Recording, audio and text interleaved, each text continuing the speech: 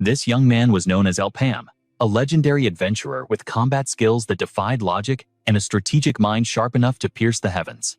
But one moment of arrogance cost him everything. He led his team into a suicide mission against the nightmare three-headed dragon. Because of his foolishness, every single one of his precious comrades was slaughtered. Consumed by despair, he tried to burn his own life force to take the beast down with him. But fate is cruel. Before he could unleash his final technique, the dragon turned him into ash. Yet the heavens weren't done with him. By a stroke of divine luck, he was sent back in time. He returned as humanity's last survivor. This time he vowed to bathe in the blood of his enemies and save the world from destruction. He rewrite destiny. Let's find out in this epic leveling manhwa recap. Let's dive into the abyss, a volcanic wasteland where the sky swarmed with chaos. From a distant cliff, the last remnants of humanity watched their doom approach. Here they come, a horde of nightmares with faces twisted by madness. And above them, a colossal shadow that blotted out the sun. The despair took form. The three-headed dragon horntail. A female voice cut through the roar. The centaur's nest has fallen. She turned to the man standing at the edge. We have nothing left. The Cygnus Knight Alliance, the Resistance, the Cross Hunters. Even the 6 heroes, our last rays of hope. Alexis whispered the final verdict. They are all dead. Elpam stared into the distance, the weight of being the sole survivor crushing his soul. She looked at him with hollow eyes. The last adventurer, Elpam. We should go. But suddenly, a scream tore through the air. A massive shadow engulfed them. A maw gaping like a portal to hell, ready to swallow these tiny humans whole. This was truly their final adventure. Moments later, the world was a sea of flames.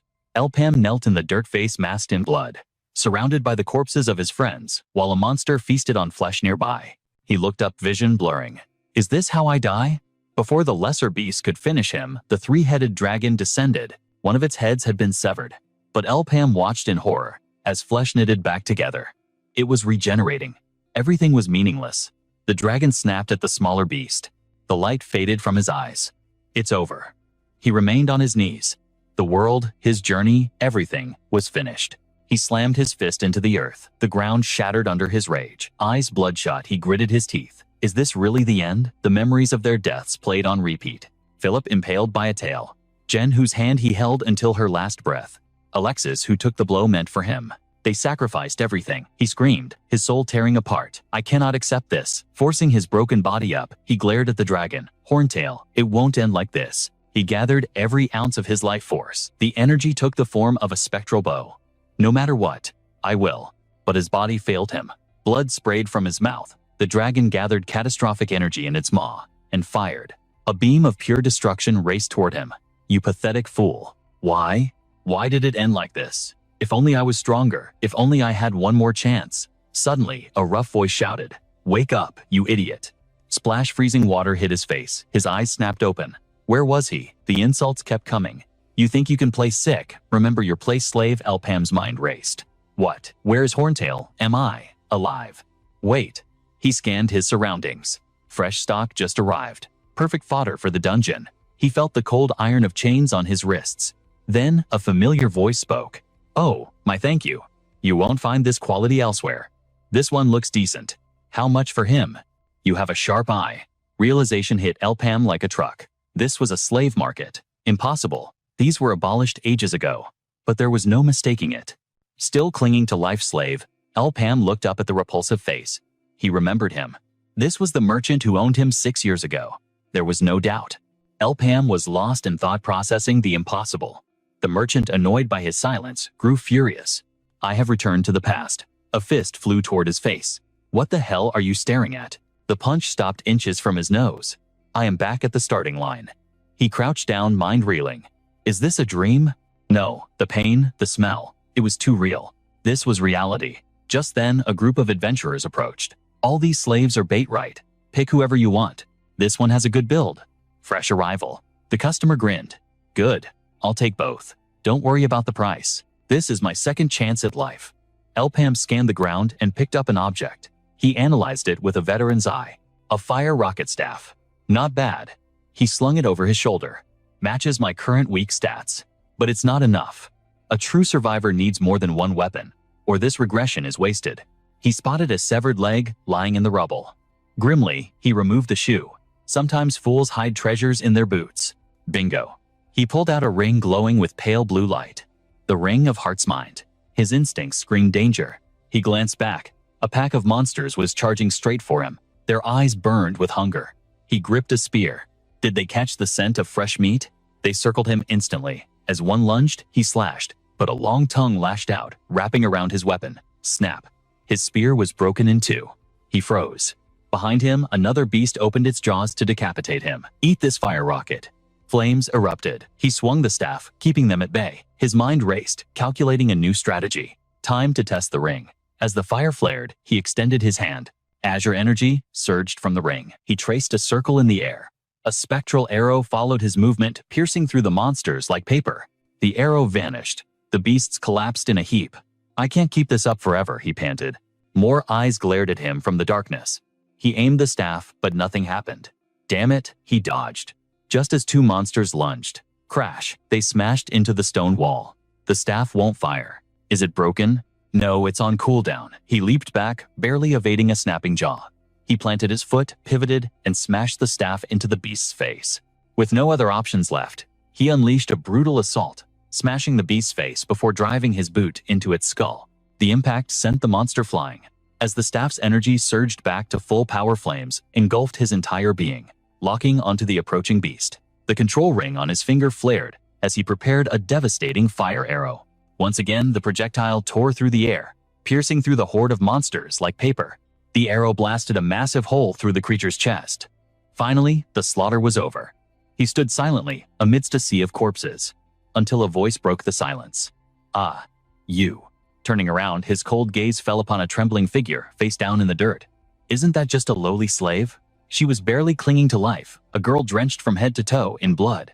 Gritting her teeth through the pain, she interrogated him. That spear technique? And magic too. Who the hell are you? He looked down at her with pity. She might think she was lucky to survive. But in reality, her luck had just run out. Infuriated by his silence, she snapped. How do you possess that staff? And what is that artifact on your wrist? You're nothing but a slave. How could you possibly awaken such power? They were alone now, surrounded only by the cold dead. Wait a second. Was this your plan all along? He glared down at her eyes, burning with terrifying killing intent. The forest fell deathly silent, save for the howling of the frigid wind. Then his icy voice cut through the air. Are you finished talking? Terror gripped her heart. What? He replied with chilling calmness. My apologies, but you have misunderstood one thing. Even if I had set this trap, the outcome would remain unchanged, because I intend to slaughter every single one of you. Panic surged in her chest as she realized her fate. What did you just say? She tried to look fierce, but her eyes betrayed her trembling fear. His cold, ruthless words filled her with absolute disgust. He raised the staff, unleashing a wave of raw energy. Scum like you, who use slaves as bait, deserve no mercy. Meanwhile, back in the city. What is that? The crowd began to murmur in confusion. Look over there. Is this a joke? Someone was emerging from the shadows. Impossible. It was El Pam. Ignoring the stunned whispers, he walked forward without looking back. A sacrificial slave had returned from the jaws of death. Deep in thought, his resolve hardened. The dice has been cast. I must move quickly. I will not let history repeat itself. Standing before the towering guild building, he made a vow. First things first, I need my freedom. Words spread like wildfire about the survivor. High above in a luxurious office, a man sat at his desk, listening intently to a report. It is true, Lord De Beer. The subordinate reported with a stoic face. The subject, El Pam, returned without a single scratch. De Beer dismissed it with a wave. So what? It's not the first time Bait has crawled back alive. But all the accompanying adventurers were wiped out. De Beer flicked the ash from his cigarette, then paused. Something didn't add up. What did you say? He came back alone. A creeping suspicion settled over him. That is strange. But more importantly, he didn't run. He returned here voluntarily. Debt slaves are condemned to be bait for eternity, even if they survive. Yet this one acts differently. He realizes that escaping our grasp is impossible. He knows the price of running is death. De Beer clasped his hands, his voice dropping to a low growl. That is the iron law of the Gaffa Merchant Guild. So why are you wasting my time with this trivial report? The subordinate swallowed hard before answering. There is one more critical detail. The slave. They has unlocked the first circle. De Beer jolted in his seat. Would a mere slave achieve such a feat? He frowned, calculating the risk. If he harbors hatred toward the Merchant Guild, he could be a dangerous variable. He also stated he wishes to renegotiate his contract. De Beer blinked in confusion. Renegotiate, he wants to register as an adventurer. For the second time that day, the slave had left the executive speechless. The audacity of a slave. He has forgotten his place. The subordinate placed a hand on his chest. Lord Rakon has personally ordered you to handle this matter. De Beer kicked his desk in shock, standing abruptly. Lord Rakon, cold sweat trickled down his back. Why would a high executive of the Gaffa Guild care about a lowly slave? No, it can't be. Is it because of that incident the door clicked shut, leaving the cigarette to burn out in the silence? Staring out the window, De Beer pondered. Bate wants to become a hunter. Under the reign of Queen Cygnus, a slave is less than dirt. The sight of humans kneeling before money is terrifying indeed. He thought it was just a saying, but reality proved otherwise.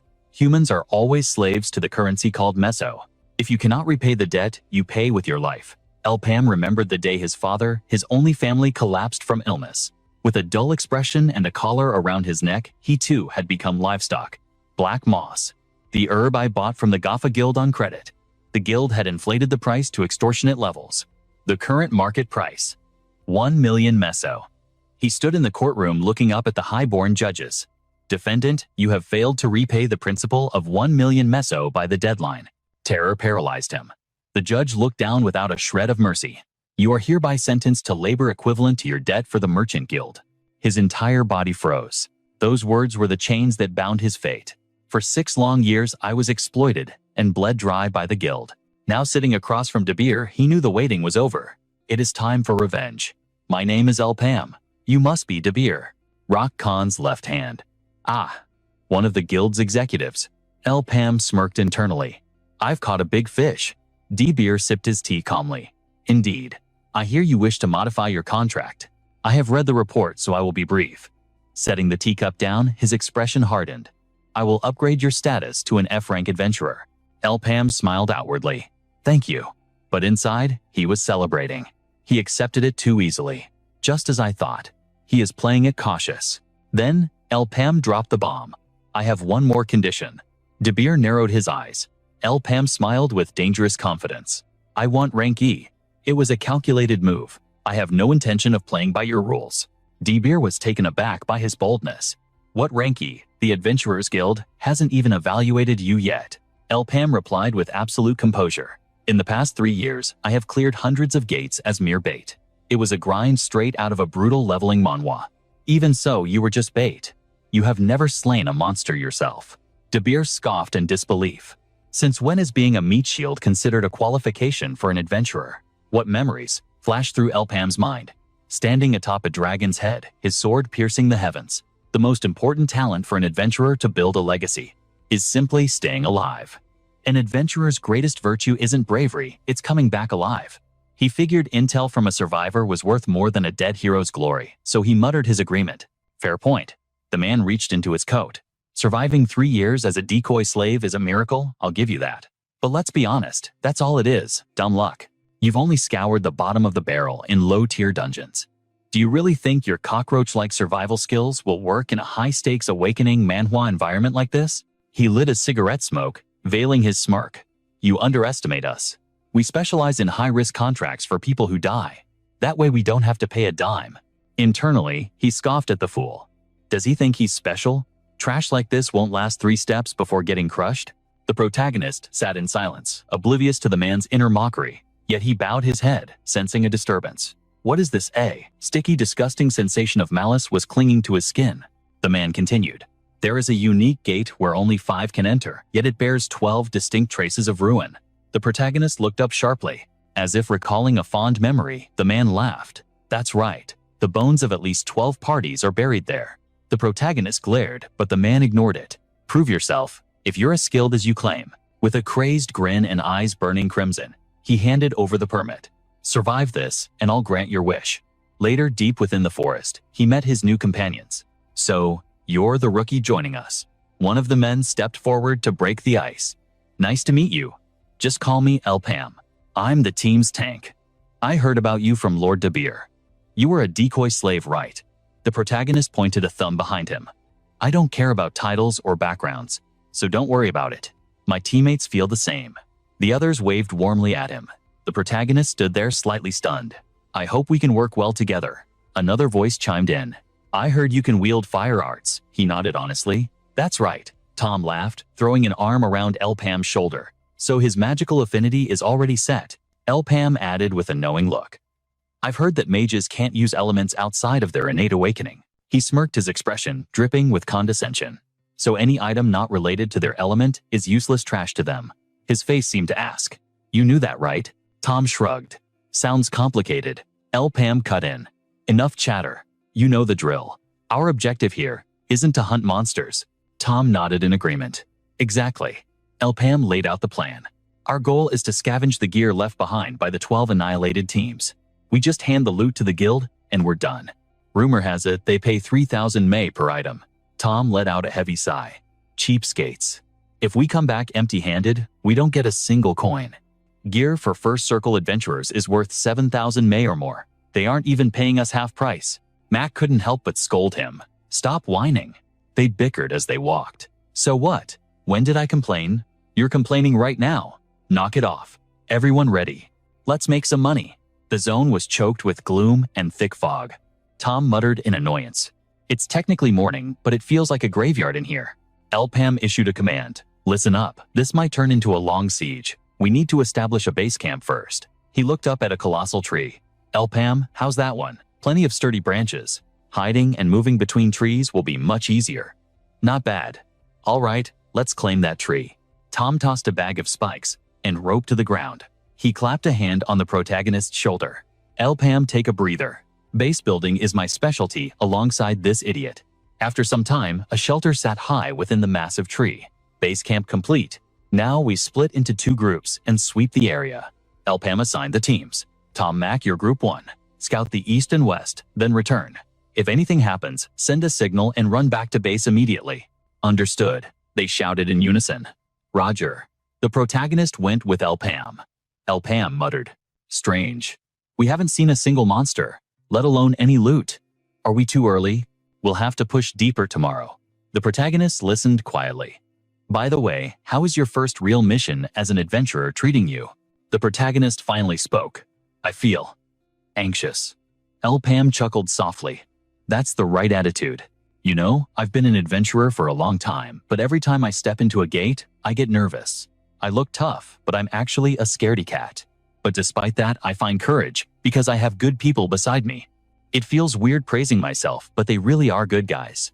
His broad back seemed to radiate warmth and reliability. I felt terrible hearing your story. Just imagining the life of a decoy slave, it must have been hell. On that note, Elpam. He turned with a beaming smile. If this works out, join our party for real. Elpam saw him standing frozen and acted surprised. He scratched his head, feigning embarrassment. Just kidding, don't look so serious. Night fell. The team gathered at their base, sharing food around a fire. So, your side came up empty too, huh?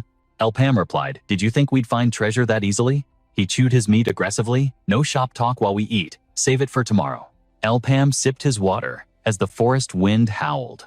Later, near the sleeping quarters, a figure approached with a torch. Elpam, and the others loomed over the sleeping spot. Is he asleep? Receiving no answer, someone whispered, Captain, what's the play? Just this morning, they were smiling friends. Now, they looked like demons, their faces twisted in hideous greed. This guy is lost in dreamland. God, why were we so careful with him? Did you forget the sedative we spiked his food with? He swallowed enough to kill an elephant? It's a miracle he's breathing. By the way, that fire staff of his is worth at least 10,000 Mei. Tom raised his blade, one hand pinning the sleeping figure. Time to get to work. But as the blade pierced the sleeping bag, he froze. The sensation was wrong. Seeing his hesitation, someone asked, what's wrong? He ripped the blanket back. No body. Only a wooden log lay in his place. The target was gone. Shock paralyzed them. What, impossible? Elpam roared in fury. Find him. He can't have gone far. Suddenly, a massive explosion rocked the tree. Elpam barely dove out of the way. The base was engulfed in flames. Fire. It's a fire. From the shadows, the protagonist watched the chaos with cold eyes. What's happening? Why is there a fire? Hurry. Save the food and the loot. Elpam cursed. Damn it. Did that rat Elpam do this? Mac pointed into the darkness, trembling. Ah. Elpam. Elpam whipped around, screaming. What now? A slime-covered nightmare with gigantic eyes was staring right at them. Terror seized their very souls. Could it be a predatory eater? Its maw was gaping and vile. Did he use us as bait? The group fled instantly. The beast obliterated the tree in a single strike. Perched high above, he watched the chaos with cold, judging eyes. Pathetic. If they planned to betray him, they should have dropped the act sooner. 12 veteran squads were wiped out in this red gate, yet they welcomed a rookie like him. It was obvious from the start this was a trap.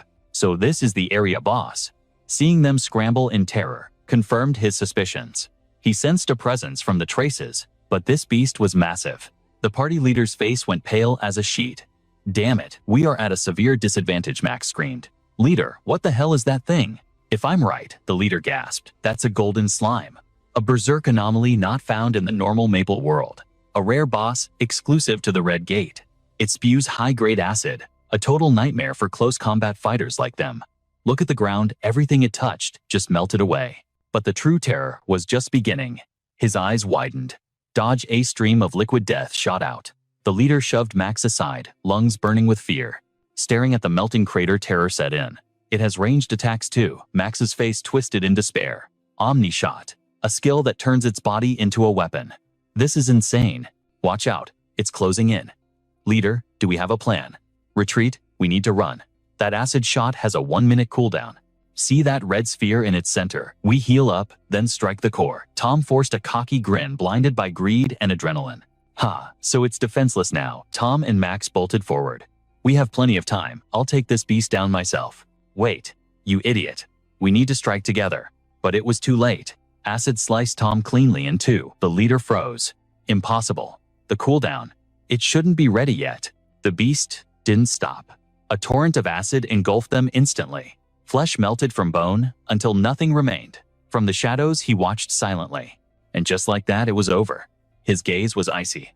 The leader's info wasn't wrong, but he forgot one thing. Golden slimes evolve by devouring items.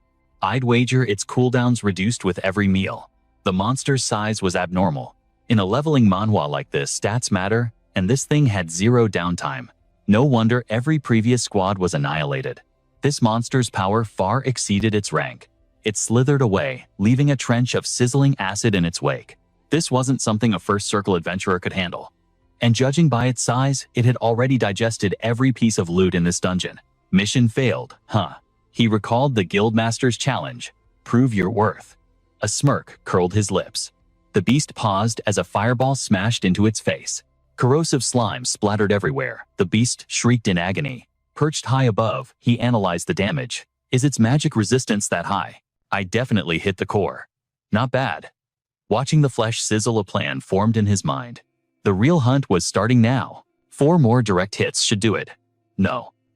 Better make it 5. He drew his dagger. Fine then. I'll show you exactly what I'm made of. The monster retaliated with a volley of acid. He vanished from his spot, just as the liquid death struck. Dodge. Counter. Keep moving. He gritted his teeth. His ring pulsed with azure mana coating his dagger. With a flick of his wrist, he drove the tethered blade deep into the earth. Precision is key. Don't miss by a single inch. A move no ordinary mage would dare attempt. Acid rained down, but he was already gone. But I am no average mage. In his past life, he held a legendary title, the first telekinetic master. Pure skill flowed through his veins. Boom! A magic missile slammed into the beast's face. It roared and lunged. 4 left. He swung on the rope, vaulted up a tree, and danced out of range. Fire arrow mana surged. Another hit.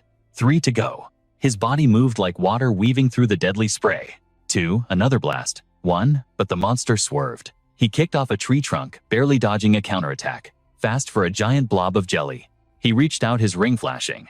You think you dodged? Telekinesis took hold. The mist arrow hooked back, smashing directly into its face. The slime's face erupted. The core was exposed. He dove from the canopy, aiming for the kill. But the beast wasn't dead yet. A massive limb snatched at him. The giant hand closed in. Time seemed to slow. His eyes locked onto his ring, resonating his mana with the dagger. He yanked the tether, launching himself sideways. The giant hand grabbed empty air as he swung to safety. Skidding to a halt, he channeled every ounce of power. Fire arrow. The beast guarded its face. Gotcha. He grinned, curving the shot straight into its exposed belly. Direct hit. The red core shattered instantly. The monster bloated like a balloon, eyes bulging before exploding in a catastrophic shower of slime. He leaped back, evading the corrosive flood. Staff in one hand, tethered dagger in the other. Perfect form. He zipped up to a high branch as the acid washed over the forest floor like a river of death. Looking down, a satisfied smirk crossed his face. Everything below was dissolved. Once it cleared, he dropped down into the devastation. His eyes locked onto the prize. He reached out his ring, humming. The red core floated up, wrapped in a telekinetic embrace of blue mana, landing gently in his palm. The gem pulsed with a warm crimson glow. Back in the guildmaster's office, he sat opposite Debir. "I have returned." Debir studied him in silence. "You're a man of few words. Back alone and empty-handed. Where are the quest items?" "The team you assigned me were amateurs," he replied coolly. "Worse, they tried to rob me blind. I stayed back, but their greed triggered a boss trap. They're dead." Debir frowned. "A boss, a golden slime." Debir nearly choked. "A what? If they fought that thing?" "Correct. Everything dissolved." Debir chewed his cigarette, his face darkening. The guild's rental gear was toast. A total loss. But as he looked at the survivor, he realized the rules had changed. This wasn't just a manhwa recap of a failed mission. A new power had arrived. First, the system enforces a strict participant cap.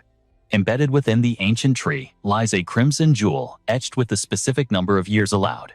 Only those marked by the Great Pillar may cross the threshold. Once activated, the massive gate seals shut, becoming a tomb until every soul inside is extinguished. The shimmering hues of these portals, they dictate the level of hell awaiting within. Second, the laws of the dungeon are absolute. Entry is restricted by the gate's difficulty and the user's circle rank. From the blazing red gates to the abyssal death gates, those possessing power exceeding the gate's limit are barred from entry. Third, you get exactly one shot at the raid, a single chance to defy death. This is the ultimate barrier. If a survivor manages to claw their way back to reality, the gate shatters, vanishing forever. Therefore, failing to clear it means death, but surviving means the dungeon is gone for good. There are no second tries in this game. The guildmaster scoffed internally. The mission was a suicide run from the start. Let's be real. A golden slime is an impossible nightmare for a mere first circle user. He finally broke the silence. "I see. So you're the sole survivor of that massacre. You claim the loot melted away. I don't know why you couldn't retrieve it, but excuses don't matter. The fact remains, you failed the objective." The protagonist stood there, his expression unreadable, listening to the berating in stony silence. "Patience, kid. I'm not done lecturing you." The man paused, confused by the shift in the air. "What?" The adventurer calmly pulled a glowing strand from his gear, the remains of the golden slime. The guildmaster's eyes bulged. "No way." Two azure rings manifested on his arm, humming with power. He smirked. "I didn't lose it. I ate it." Panic seized the merchant. Second circle. You actually absorbed the mana core dropped by a golden slime. Radiating absolute confidence, he stared the man down. "I believe this suffices as proof of my capabilities. Now hand over my E rank badge as promised." The merchant blurted out rank D. The adventurer blinked, caught off guard. "Excuse me." The merchant leaned in, eyes manic with greed. "I'll give you rank D. No, scratch that. Work with me and I'll treat you like a C rank elite." Without a second thought, he signed the contract. Watching him sign, the merchant calculated rapidly. Assigning a C rank classification to someone who hasn't even reached the third circle. Under normal circumstances, this would be unimaginable favoritism. In this world, adventurer rankings are slaves to the circle system. Veterans hold A and B, juniors sit at C and D, while rookies rot in E and F. The circle is the absolute symbol of authority, the divine divide between the weak and the strong. But this kid, he is an anomaly. Just having a mana stone doesn't guarantee a circle advancement. That's not how the system works. Didn't he mention relying on pure survival instincts earlier? The merchant grinned from ear to ear. He really has it. A monstrous survival instinct. It is a terrifying talent. To ascend from the first to the second circle in such a short time, I have never witnessed growth speed like this in my entire life. Greed washed over the merchant. "I need to own this weapon." The hero didn't care what was going through that shady merchant's mind. He simply sighed internally. "I'm getting VIP treatment faster than I calculated. This guy must be desperate." Well, the stage is set. The first 100-man raid. A catastrophic Red Gate event. This is the legendary event watched by every guild and merchant alliance in Port L. He checked his notes. Perfect. No errors in the timeline. I am on a tight schedule. Since the timeline has shifted, I need to adjust my strategy. Debir, I have a request. The merchant didn't look up. Huh. What is it? Speak freely. He raised his hand without a shred of shame. Loan me some cash. The merchant's smile froze instantly. Internally, he screamed, "You cheeky bastard." Suddenly, a purple system window materialized with a grim narration. Some claim the Great Gates heralded a golden age for adventurers, but the narrator's voice trembled with a dark truth. It was all a trap set by the dark mages. Countless heroes perished, within snuffing out the future potential of the season. And inevitably, the final day of judgment will arrive. Hidden monsters flooded through the shattered gates, and humanity faced total defeat. We have exactly 3 years left. The apocalyptic fate awaiting this world is approaching fast. In a high-rise building, a man with a rugged eye patch stood by the glass. He puffed on a cigarette, his solitary eye scanning the cityscape below. The streets were teeming with busy souls oblivious to their doom. Elpham touched his satchel, calculating. Time is tight, but if I move now, I can still change the future. Laughter echoed from nearby, but the noise couldn't penetrate his fortress of concentration. His mind was locked on the mission. The 100-man raid, discovered this time, is a red-rank catastrophe. Only those capped at the second circle can enter. The image of that guild's emblem flashed in his mind, deepening his frown. Normally, the Gafor Merchant Guild only bets on high-tier elites. The fact that they are investing in a second circle scrub like me proves one thing: they are desperate to conquer that red gate. Elpham strode down the street, scoffing at his own predicament. I made a fortune, yet I am too broke to gear up. Spending it all on equipment now would be a rookie mistake. Gear matching my current level costs an astronomical amount. He slowed his pace, approaching his true destination. If I'm going to spend this cash, I am buying a living weapon. High above hung a yellow sign. This was Elpham's primary objective for the day: the lit slave market. A sign so notorious, it didn't even need letters to be recognized. He stood there analyzing the sign for a moment. Suddenly, a slaver appeared, oozing customer service charm. "Welcome, I am honored you chose our humble establishment. You radiate the aura of a seasoned adventurer. Please allow me to give you the grand tour."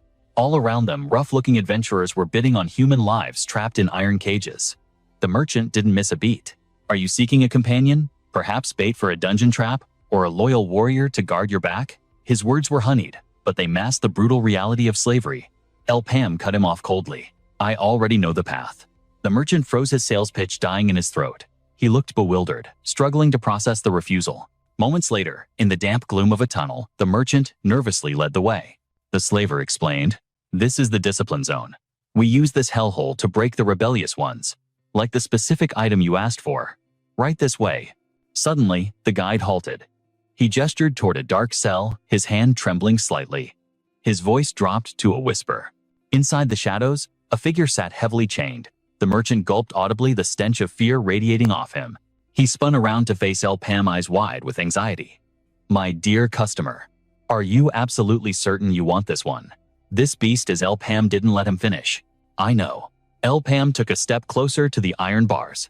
He stared into the darkness at the chained prisoner with unwavering resolve. "He is exactly who I need." The moment Elpham spoke, Debo's eyes snapped open, glaring with the intensity of a wild beast. But hold on, let's pause this leveling manhwa recap for a second and rewind to where it all began. Before my regression, a single tragedy hastened the end of the Great Maple War: the fall of the legendary polearm master Aren, a figure with flowing white hair shouldering a colossal weapon. The most critical turning point was that this invincible warrior was slaughtered. Back in this harsh reality, Dio struggled against his iron chains like a trapped beast. I watched him closely, knowing the truth. He was the first and final disciple of Aren, the man who triggered the beginning of the end. Inside that cage, covered in filth and blood, he looked pathetic. But my gaze remained steady, burning with certainty. The pack assassin Dio. Sensing my presence, he snarled with a mix of wariness and suspicion. "You looking for me?" His eyes were daggers of ice as he spat.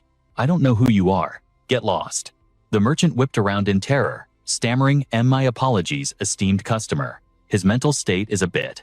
Dio ground his teeth, radiating the dangerous aura of a wild wolf. His behavior might be different from the timeline before my return, but right now, he is nothing more than a slave. Treating potential masters this way, he had zero manners. Even the merchant trembled as he whispered, "There aren't many mad dogs as crazy as this one." While the merchant clutched his aching head, a smirk played on my lips. It wasn't just his savage nature that made him special. It was his skills. Memories of the past resurfaced. We were two sides of the same coin. He was one of the few who stood tall after the final day. People constantly compared us. We hailed from the same region, awakened our powers simultaneously, and wielded similar abilities. The torchlight flickered and flared, casting dancing shadows that made my thoughts drift into the mystical quiet. But the biggest similarity, as soon as Dio was dragged out, I cut to the chase. "How much is he worth?" he sneered, keeping that arrogant attitude. "You look like a rich little young master. Carson, you even afford my price." He let out a scoff, his expression full of challenge. 1,000,000 mesos. How about that? "Young master, is that all right?" the merchant asked nervously. I remained calm despite Dio's provocation. The truth was, both he and I were desperate for money. The image of Dinev sinking into the abyss flashed in my mind, amplifying Dio's tragedy. That man had a younger sister suffering from the incurable black blood disease. Seeing my silence, Dio gritted his teeth in irritation. "If you don't have the cash, get lost. Don't stand there acting superior." I didn't let him finish. I reached into my coat and pulled out a thick stack of bills. Dio's eyes went wide shock, replacing his anger. Staring at the fortune in my hand, he shrieked in absolute terror. 1,000,000 mesos. Disbelief washed over him as he yelled, "Is that actual money? It's not counterfeit, is it?" The merchant shared his horror, his voice cracking. Are you serious about this?" After the initial shock faded, Dio fell into deep thought. Seeing his hesitation, I stepped in. "Hold on. Listen to my terms first. The contract lasts 1 year. Profit split is 70-30. And I get priority pick on all items dropped from the Great Gate." The merchant's jaw dropped as he processed my conditions. He wants to sign a party member contract instead of a slave deed. I produced the document. "Here is the..." Before I could finish, Dio snatched the paper. "Don't you dare regret this." He bit his finger until blood welled up and slammed his print onto the page. Watching his decisiveness, I realized the weight on his shoulders. He accepted without a second of hesitation. His sister's life depended entirely on this. Whatever his reasons, I couldn't help but smile. The first step of my plan was complete. I approached Dio and spoke plainly. "Since the contract is signed, we're heading straight for the Great Gate." He clutched the paper tightly, buzzing with adrenaline. "Just leave it to me." My eyes narrowed, turning cold and sharp. "You need to prove your worth, Dio." He grinned with manic excitement. "I'll work harder than anyone you've ever seen." Time flew by, and soon we stood in a dense verdant forest, a classic setting for a leveling manhwa. I walked ahead while Dio trailed behind, struggling with a massive polearm. He hesitated. Elpam." He looked confused as he explained, "I'm grateful you bought me a new weapon, but I'm a swordsman. We should go back and swap this for a longsword." I glanced back over my shoulder, my voice brokering no argument. "From now on, you use a spear when you work for me. If you don't like it, we can tear up the contract right now." Dio clicked his tongue in annoyance but quickly shifted topics. "Is this the Great Gate you're planning to use for my test?"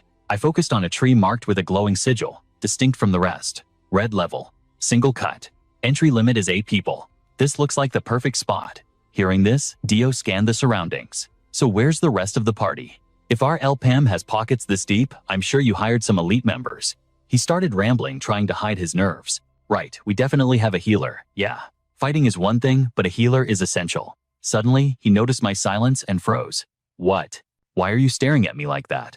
A sudden, terrifying realization hit him, and his voice began to tremble. "See, could it be Elpam?" While Dio spiraled into panic, I answered calmly. "No need to worry about party members. We have enough people." He let out a massive sigh of relief, wiping sweat from his brow. "Oh, thank God. Just as I thought. You almost gave me a heart attack." At that moment, I slowly raised my arm. My long finger pointed directly at Dio's chest. "It's you." A heavy silence hung in the air before Dio exploded. "What, no, wait a damn minute?" I didn't care for his protests. I planted my foot in his back and kicked him forward. "Stop wasting time. Get in there." His screams faded as he tumbled into the abyss. Moments later, in a strange, desolate wasteland, a red object plummeted from the sky. It was Dio, crashing face first into the dirt with zero grace.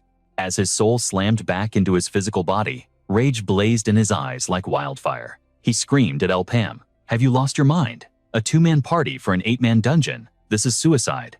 You are completely insane. Is this some kind of sick joke?" Diobo felt like vomiting blood from sheer anger as he unleashed a torrent of curses upon Elpam.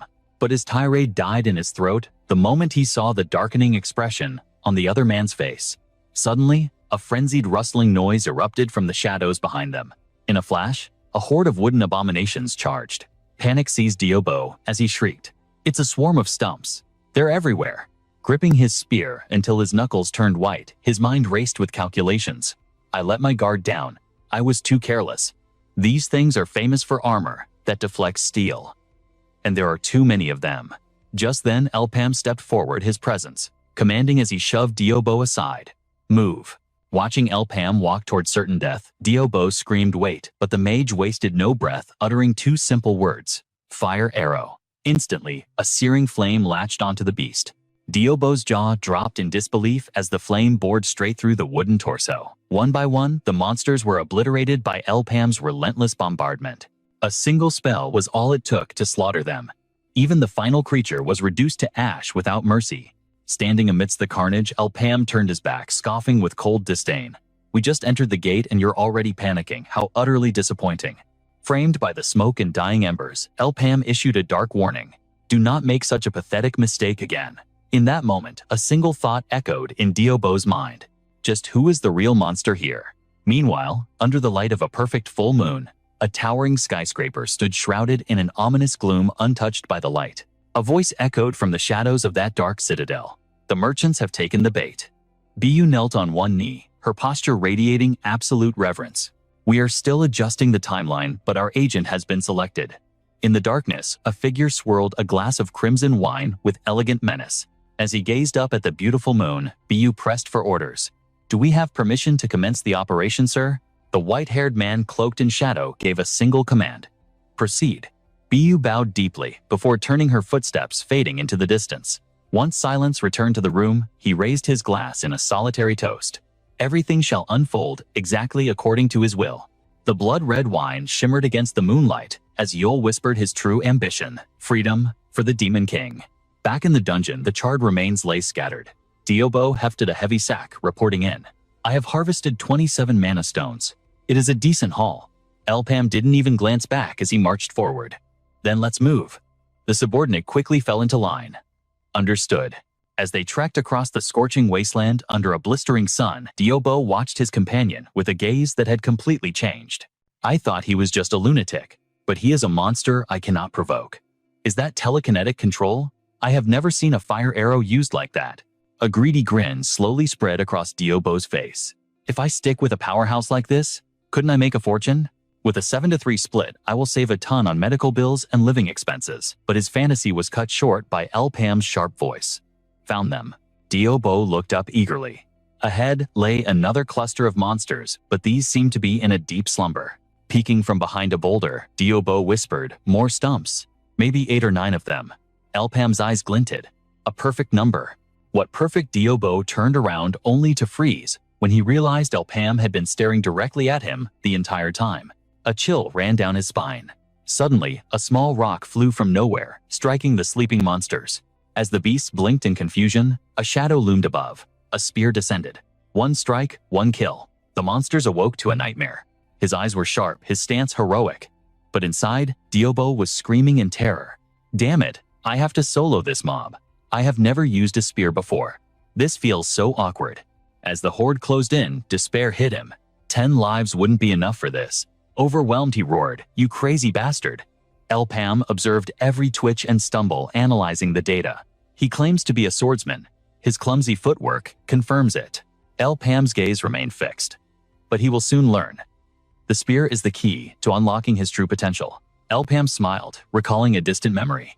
He had no doubts. He is the only one chosen by the spear hero Iran. He is her legacy.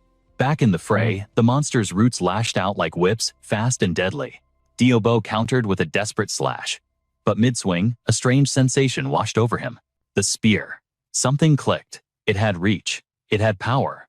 And strangely, it felt more natural than a sword ever did. The tension is gone. It feels weightless in my hands. If I just flow with it. He raised the weapon high. It looked like a heavy blow, but the strike was as light as a feather. The monster was severed in two before it even knew it was dead. He danced through the battlefield, slaughtering them all. Elpam nodded. He adapts quickly. No mana circles yet, but his talent is undeniable, like a protagonist in a leveling manhwa. Just as the adrenaline peaked, the ground began to tremble violently. Diobo staggered. An earthquake. A massive boulder shattered into 1,000 pieces, debris rained down on Diobo like a meteor shower. Frozen in fear, he could only watch as a massive object slammed into the earth, knocking him off his feet. He looked up, trembling at the shadow looming over him. What is that thing? A colossal wooden titan rose before him, the dungeon's lord. Dio Bo screamed. In pure horror, it's a giant stump. The beast unleashed a barrage of attacks without mercy, but Elpam flashed in, dragging him from the jaws of death. Without a second thought, he tossed Debo aside like a ragdoll. Flames roared to life around his staff, hungry for destruction. Elpam stared down the titan with cold, dead eyes. Size means nothing, he muttered. True danger isn't measured in height. Chanting a quick incantation, he unleashed a blazing arrow straight at the core. The bigger they are, he scoffed, the easier they are to burn. Debo scrambled in the dirt, adrenaline pumping through his veins. Yes, the magic is working, but then, the atmosphere shifted, and a chill ran down his spine. The colossus whipped its massive branches forward, intercepting the flame. Elpam's eyes narrowed in genuine surprise. It blocked it. He analyzed every twitch, readying another volley. Its reflexes are insane for its size. Let's see how you handle this. He fired again, but this time, telekinetic car control activated. The fire arrow danced through the air, curving toward a blind spot. Just one hit, that's all he needed. But reality is cruel. With a casual swipe, the beast shattered the spell into sparks. Elpam's eyes widened. It stopped that too. Meanwhile, Debo was losing his mind, screaming in pure panic as he retreated. Your magic is useless. Why are you just standing there? Run, or we die. But Elpam stood his ground, his eyes dissecting the monster's defense like a surgeon. No, the damage is real. It's only surviving because it blocks. Realization flashed in his mind. The problem is those accursed branches. The monster lunged, they dodged by a hair's breadth. Those branches were evolving, becoming faster, more lethal. This is getting intense for a simple manhwa recap. Terror twisted Debo's face as he looked back. But Elpam simply raised a finger. Azure energy gathered at the tip, blasting forward like a cannon. Boom! The impact shattered the incoming branch. Elpam levitated a boulder, surfing through the air to escape the encirclement. Watching this god-tier movement, Debo could only scream in awe. You're a legend, Elpam, coughing up dust, he gasped. I saw the Grim Reaper for a second there. Thanks. Elpam cut him off sharply. Debo, look alive. A horde of smaller monsters emerged from the shadows. You handle the trash mobs. I'll slaughter the king. Debo looked up pale with horror. Since when were they here? Before he could blink, Elpam was already charging the giant alone. Hey, wait up. Why are you so fast? Elpam ignored him, his expression deadly serious, his staff blazing with infernal light. Another flame arrow ripped through the air. Debo watched trembling. This is madness. We can't win without a strategy. We need to retreat. But in the heart of the inferno, Elpam grinned. His theory was correct. Gotcha. The giant froze, confused by the feint. A golden beam of pure mana pierced straight through its defense. Debo's jaw dropped. He punched a hole right through it. Elpam's eyes burned with unwavering resolve. His staff glowed brighter as he prepared the next volley, his mind racing like a supercomputer. Those vines are accelerating beyond my calculations. Another explosion rocked the battlefield. The beast roared in pain. It was finally taking damage. Elpam adjusted his tactics instantly. I can't maintain defensive telekinesis and offensive magic simultaneously through those gaps. He weaved through the vine cage. A fire arrow threaded the needle, flying straight for the monster's heart. But now that I've reached the second circle, I can double cast. Two spells merged into one, slamming into the beast. This is the broken power of a leveling manhwa protagonist. Even while fending off the swarm, Debo couldn't take his eyes off the main battle. I don't believe it. I see it now. He hit a second missile in the shadow of the first. No matter how fast that thing is, it can't block a phantom strike. Watching the duel between man and monster, a realization struck Debo. That thing is helpless against him. The real monster here is Elpam. Suddenly, his face drained of color. A warning screamed in his mind.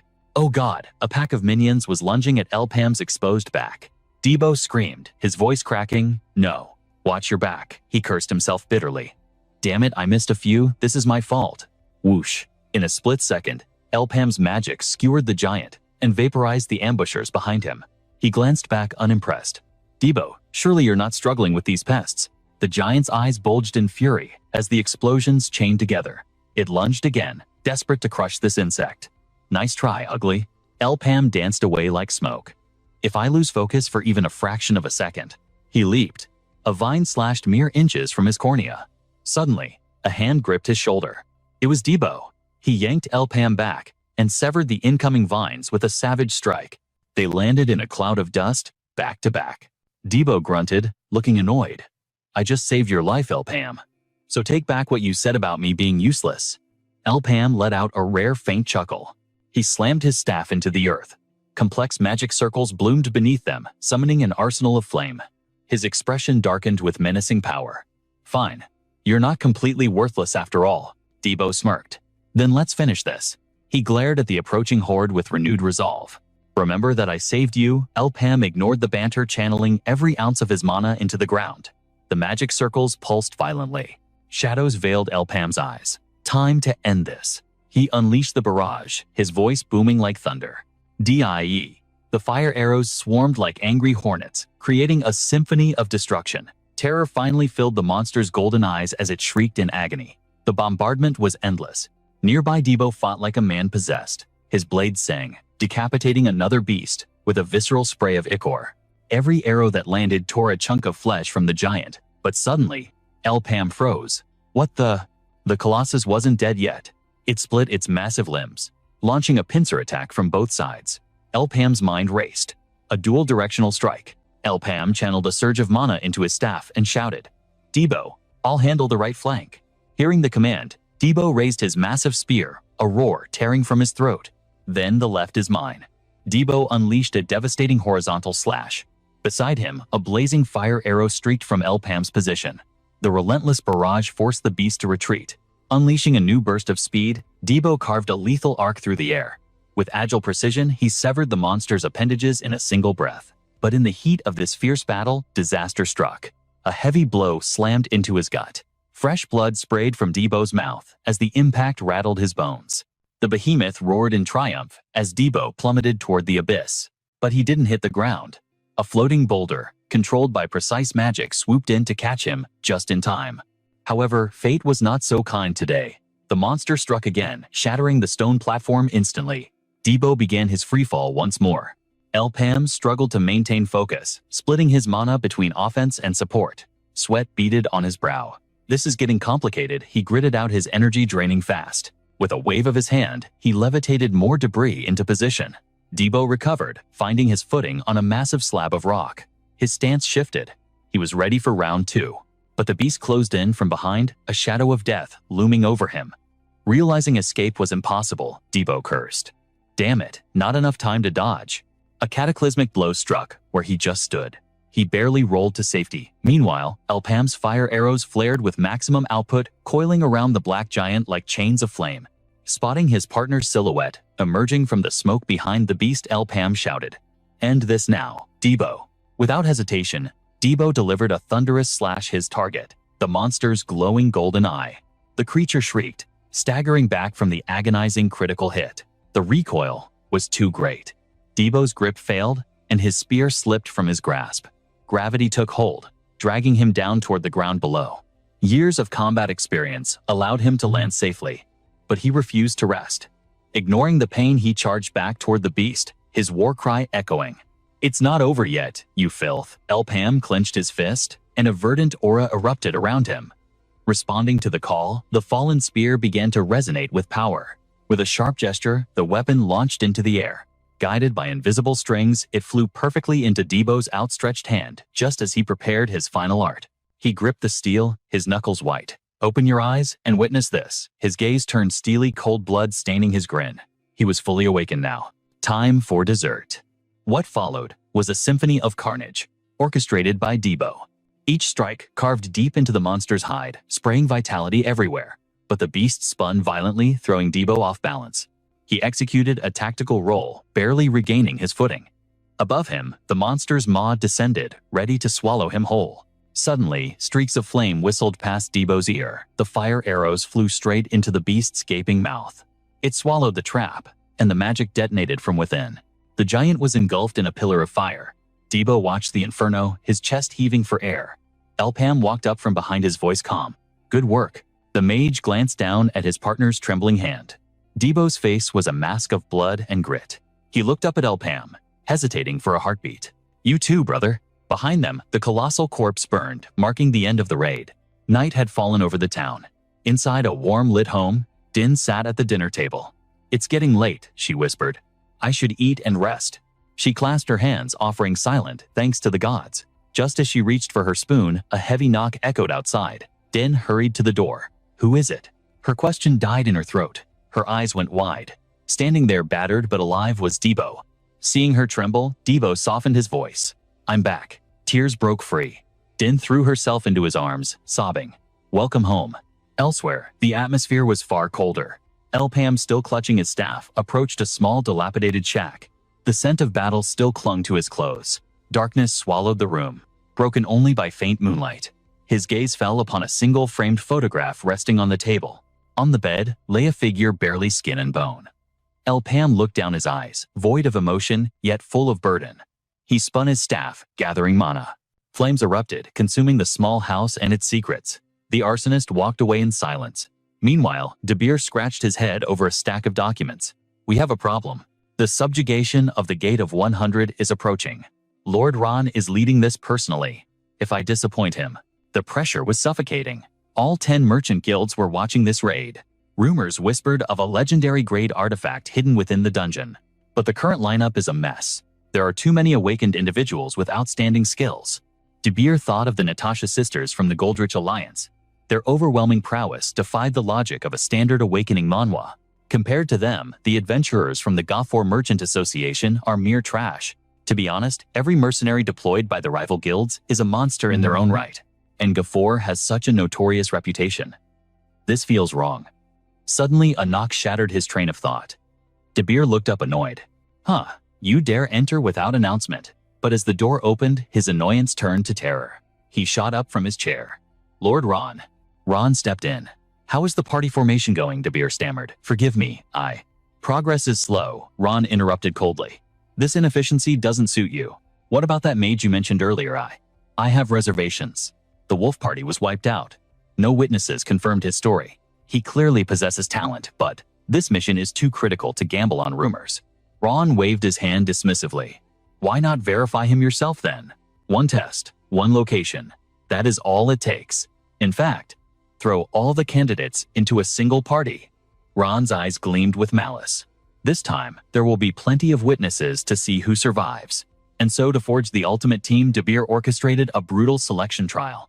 For Elpam, this wasn't just a test. It was the perfect stage to shatter doubts and force the world to acknowledge his strength. Days later, the air crackled with tension at the rendezvous point. Debo grinned like a kid in a candy store, scanning the crowd. Whoa, look at this turnout. Now this is what I call a party right. Mockery drifted their way almost immediately. Team 5. That's Iburu's crew. A voice dripped with disdain. You mean the Suicide Squad dragging 2 former slaves along? Elpam didn't even blink, his eyes sweeping the perimeter. Let them sneer. In this world, the arrogant were usually the first to die, while veterans knew better than to underestimate the quiet ones. Bao Mi's eyes dissected the competition like a hawk. Most have 1 or 2 mana circles, he calculated. Unlike Trap's group, these are apex predators. No bait required for these beasts. A hush fell over the crowd as Debir materialized his presence, commanding absolute silence. Is everyone present? The fact that the master himself had descended shocked them all. He wasted no time. I'll keep this brief. The trial begins now, Debir declared, his voice echoing with authority. I am offering a chance for you worthless lots to grasp destiny with your own hands. Iburu frowned. A chance. Precisely, Debir continued, his eyes glinting. The privilege to raid a 100-man gate. A collective gasp tore through the crowd. 100-man gate, that was madness. Bao Mi narrowed his eyes, realizing the trap. So that's his game. A classic awakening manhwa survival test. The timer hit 40 seconds. Survive if you can. Space warped, tearing open a portal to another dimension. Without hesitation, the horde surged into the abyss. A dense, suffocating jungle awaited them. Iburu barked orders immediately. Stick to the plan. We split up and only regroup when the boss is located. Agreed. Dulan signaled his squad from the rear, eyes sharp. Spread out. Return only when the signal flares light up the sky. The formation shattered as teams scattered into the brush. Only Debo and Bao Mi held back. Meanwhile, Dulan pushed his squad with a feverish intensity, sensing the clock ticking. Time is money. Kill anything that moves, Dulan roared. Yes, Lord Dulan. Suddenly, the underbrush rustled. A single one-eyed mushroom creature emerged from the gloom. Just one, Dulan scoffed, unleashing a bolt of lightning. What a waste of mana. He reached out to collect the magic stone, expecting a pile of ash. Boring. Let's loot and move. But the smoke cleared, and reality hit him hard. The creature stood there, completely unscathed. Not even a scratch on its rubbery hide. What? Du Lan's eyes bulged in disbelief. Impossible. Is its shell harder than my lightning magic? Or is my power failing me? Fall back, he screamed, sensing the shift in the air. Something's wrong, but it was too late. The jungle came alive around them. Watch your six, we're not alone. An army of fungi horrors erupted from the shadows, encircling them instantly. Damn it, it's an ambush. Panic took over his spells, and Steel flew in a desperate struggle for survival against the horde. The skirmish ended as quickly as it began, leaving the squad gasping for air, their mana reserves dangerously low and bodies trembling from exertion. It's over. A subordinate trembled terror in his eyes. Lord Du Lan, these trash mobs. They're abnormally strong. What do we do? Du Lan's mind raced, searching for a solution. Numbers mean nothing here. If we stay, we'll be whittled down to nothing. He made a reckless decision. Screw the plan. It's risky, but we're ditching the others and soloing the boss ourselves. It was exactly the kind of arrogant play the majority would make. Baomi's prediction was spot on. Back at the river, Debo panted. You know, that actually sounds like a solid plan. Forget that for a second. Why are you just watching me do all the work? Baomi shrugged coldly. It was only 3 enemies. If you can't handle that, you don't belong here. Debo scoffed, catching his breath. Whatever. You said no time to waste, right? Let's move. We need to hunt the boss and wipe out the pests. Their paths diverged philosophically. Debo paused, confused. Huh, you said we'd hit the boss, but your eyes are set on a bigger prize. Baomi smirked. That's what amateurs think. We are going to exterminate every small monster in this forest. Killing the boss isn't the only metric. The system rewards technique and mob farming too. Besides, the boss room will be a slaughterhouse of competition. It's too dangerous. You have no idea what desperate awakened ones will do to secure the kill. Maybe they'll fail. Who knows? Baomi's logic was ironclad. Debo opened his mouth to argue, then shut it. He hated it when the guy was right. Baomi frowned. I smelled death near the main gate. Meanwhile, Du Lan's squad pointed ahead excitedly. Lord Du Lan. Look, the exit. A massive gate. Du Lan smirked, relieved. Sooner than expected. Mark the path. We're getting out of this hellhole. Suddenly, a chilling sound pierced the air. Ha ha ha. A teammate doubled over in hysterics. Evan, shut up. Du Lan snapped. But the laughter only grew louder and more manic. Did you hear me? Du Lan raged. You'll draw every monster in the sector. The man turned, revealing a face twisted into a grotesque, unnatural grin that defied anatomy. It was a look of pure madness. Others began to twitch and giggle uncontrollably. Du Lan froze, realization dawning on him. He slammed a hand over his mouth and nose. Poison gas. Fear spiked in his chest. I have to get out of here. Abandoning his men to their insanity, he sprinted toward the gate, desperation fueling his legs. Freedom was inches away. But the dungeon had other plans. A colossal mushroom titan blocked his path, releasing a concentrated burst of toxic spores directly into his face. Damn it. Du Lan wheezed, his vision blurring. Move. But his muscles betrayed him. His mouth tore open into a permanent ear-to-ear grin as his mind shattered. Miles away, peace reigned on the river. Debo rode, grumbling. This guy hasn't lifted a finger all day. Since when did I become the designated oarsman? Something flashed in the sky. El Pam, look. A flare. Debo's eyes lit up. Someone found the target. The hunt is on. I know the protocol, Baomi muttered, scanning the gathering crowd with a cold gaze. But something's off. He counted heads. Du Lan's squad is missing. Ibru arrived, his face pale and sweat-drenched. Since we're all here, listen up. Jeber interrupted, looking around. Wait, where is the mage Du Lan? Iburu waved his hand dismissively, his voice trembling. Forget him. He's gone. We found the boss. He had seen the horror, the giant mushroom that devoured Du Lan. We watched from the shadows. Du Lan's entire team are erased, wiped out in seconds by the guardian of this floor, the mad poison mushroom. The name dropped like a bomb. Jeber recoiled in horror. What? That S-rank nightmare. The crowd erupted into chaos. We're doomed. A party of our level can't scratch that thing. If the mad poison mushroom is real, the mission is over. We need to find an exit before we all end up like Du Lan. Panic spread like wildfire. Yet the oblivious Debo turned to his leader. El Pam, is this mushroom guy really that big of a deal? Baomi didn't answer. His mind was already calculating the impossible odds. The pressure was suffocating. It was the dungeon El Pam.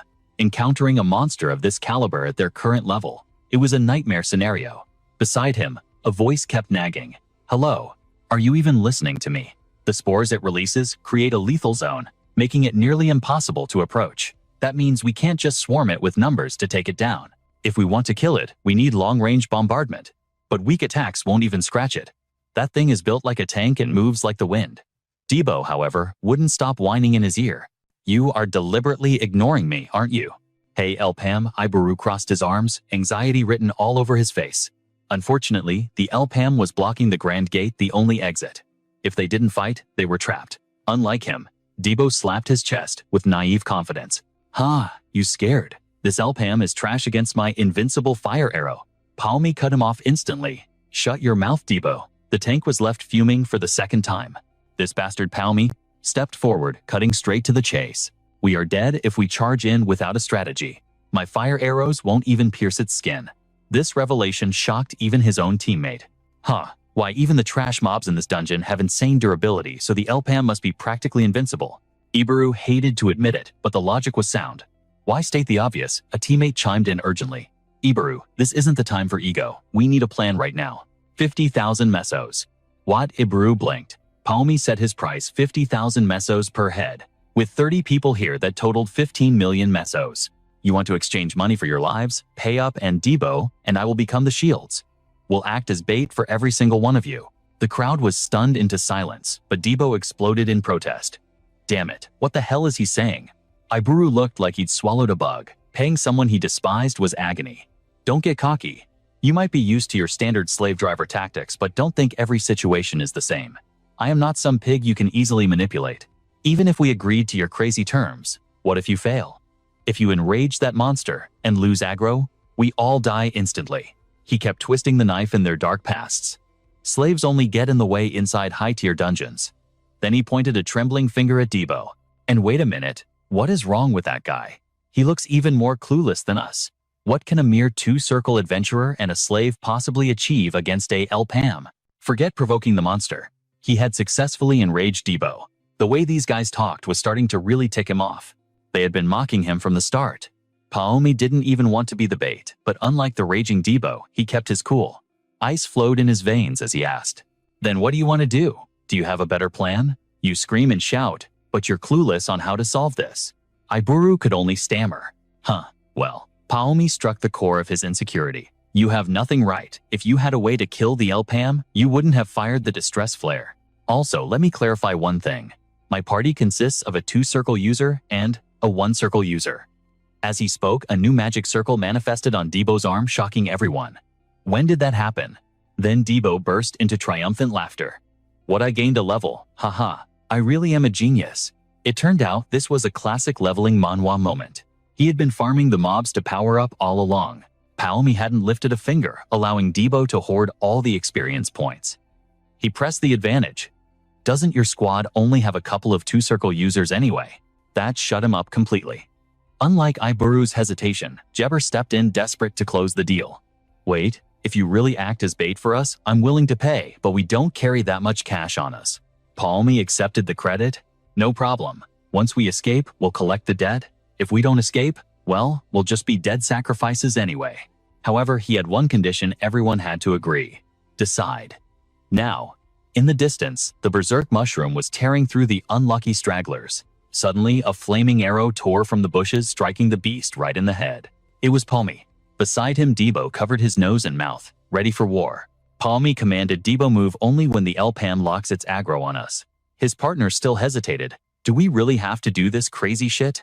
Before he could finish, the monster spotted them. It charged with terrifying speed. It's coming. They sprinted instantly. But the monster matched their pace, striking fear even into Debo. How is it so fast? They managed to lure the Titan far away from the dimensional gate. Seizing the chance, the survivors scrambled toward the exit. Jebber shouted, "Everyone activate the gates before the bait gets slaughtered. Move." The portals hummed to life in record time. Everyone fled for their lives. Hurry. Meanwhile, the monster remained relentless, hot on the heels of the bait. Worse yet, minions were swarming them. Debo roared, "Damn it, you think I'm easy prey?" He raised his flaming axe high. Die. One swing incinerated the small fry, but the giant Elpam loomed right behind him, jaws gaping wide to swallow him whole. A mana-infused arrow slammed into the beast, knocking it back. Palmy unleashed a barrage to cover him. But the Elpam wasn't just a meat shield. It dodged the storm of arrows with unnatural agility. It was closing the distance. Ah, it's catching up. It's right on us. They sprinted toward a fissure in the forest floor and leaped into the void. As the monster swiped at them, Debo screamed, "Hey, you ugly piece of trash, eat this." Palmy was right behind him, waiting for this exact second to aim a critical shot at the beast. Kaboom! A massive explosion rocked the chasm. They plunged into the river below, just in time, the water shielding them from the monster's poisonous gas. Debo surfaced, coughing and cursing. "That damn poison mushroom, I almost died." He collapsed on the riverbank, covered in disgusting slime. Debo gasped in disbelief. Why was it so strong? Palmy wiped the grime from his face. "Didn't you listen? That's the dungeon Elpam. If you want to kill it, you need to be prepared." Those words made Debo freeze. He blurted out, "You're talking like we're actually going to hunt that thing. Tell me I'm hearing things." Palmy remained as calm as a still lake. "You heard correctly." Debo couldn't hold it back anymore and screamed, "Are you kidding me? What is wrong with you? From the start, didn't we come here specifically to raid the Elpam?" Debo raged. "That's because I didn't know the Elpam was a psychotic poison mushroom. Don't you know about tactical retreats? Once a gate is used to escape, it closes forever. There is no second way out." Elpam replied with ice-cold indifference. "I know that toxic monstrosity still haunts your nightmares, Debo. But running away just because we finished the bait phase? That's weak. Even our strongest missiles couldn't put a dent in it. We're walking into a death trap," Debo argued, sweat beading on his brow. Yet Elpam remained unmoved. "The variables have shifted," Elpam declared. "With the competition gone, this boss is basically a free buffet of XP and loot. Plus the bonus payout. Doesn't that tempt you? Or are you planning to breach the contract?" The question silenced Debo instantly. He stammered, I didn't say that, but you better double my cut for this insanity." "Done," Elpam agreed without a second thought. Debo sighed, shifting to battle mode. "Fine, Elpam. But tell me, if melee is suicide and ranged attacks bounce off, how do we kill this thing? I have no intention of throwing my life away on an impossible quest," Elpam stated, his eyes gleaming with calculation. As Debo wrestled with his doubts, the scene shifts outside. The Crimson Gate flared violently, spitting out a ragged group of survivors. Their terror was palpable. "You're out already," Debir sneered, scanning the head count. 40 survivors. A bit fast for a full clear. He turned to a panting subordinate. "Jebber, report. What happened inside?" We failed," Sir Jebber gasped, barely standing. Dulan's squad was wiped out instantly. Elpam and his man. They're still trapped in there. We only escaped because they acted as bait. That dungeon boss. It's a monster beyond our league. We were helpless." Debir let out a sharp laugh of disbelief. His voice dripped with disdain. "So, apart from tucking your tails and running like cowards, you accomplished nothing." "It's the crazy poison mushroom, sir. A legendary terror," Jebber cried. Unimpressed, Debir turned his back. "Useless. Pack it up, we're leaving." Jebber froze. "Wait, Lord, Debir, Elpam hasn't emerged yet. The gate is still stable, they might be alive." Dead men walking, Debir cut him off coldly. "It's only a matter of time. You said it yourself, it's the crazy poison mushroom. No one survives that. Stay if you want to rot here. I have better things to do." Internally, Debir scoffed. Trash. Bad luck, or not a mere two-circle user taking down that beast. Impossible. Average adventurers are a waste of space. I need a true anomaly. Someone who can bend reality and turn the impossible into the possible. Back inside the dungeon, the real manhwa recap action was just beginning. Elpam smirked. "Let the hunt begin." High atop the cliff, he drew his massive mechanical bow. Energy crackled. With a thunderous boom, the arrow tore through the silence like a meteor. Elpam analyzed the data instantly. "This boss is faster and tougher than the record stated. And that poison mist. It makes close combat a nightmare. The only winning move is to maintain distance. I need to crush it with overwhelming long-range firepower. Standard missiles won't scratch it. But if I use psychokinesis to induce hyper-rotation, I can amplify the penetration power exponentially. This is a technique unique to me in this world. A method inspired by the rifling of a revolver bullet, my secret weapon. A skill to defy the laws of physics." The arrow screamed toward the mushroom's skull, but the beast sensed the killing intent. It roared, shifting at the last second. The projectile missed the kill shot. Instead of piercing the brain, it grazed the monster's massive torso, carving a deep furrow in its flesh. The crazy poison mushroom shrieked as the shockwave hammered it.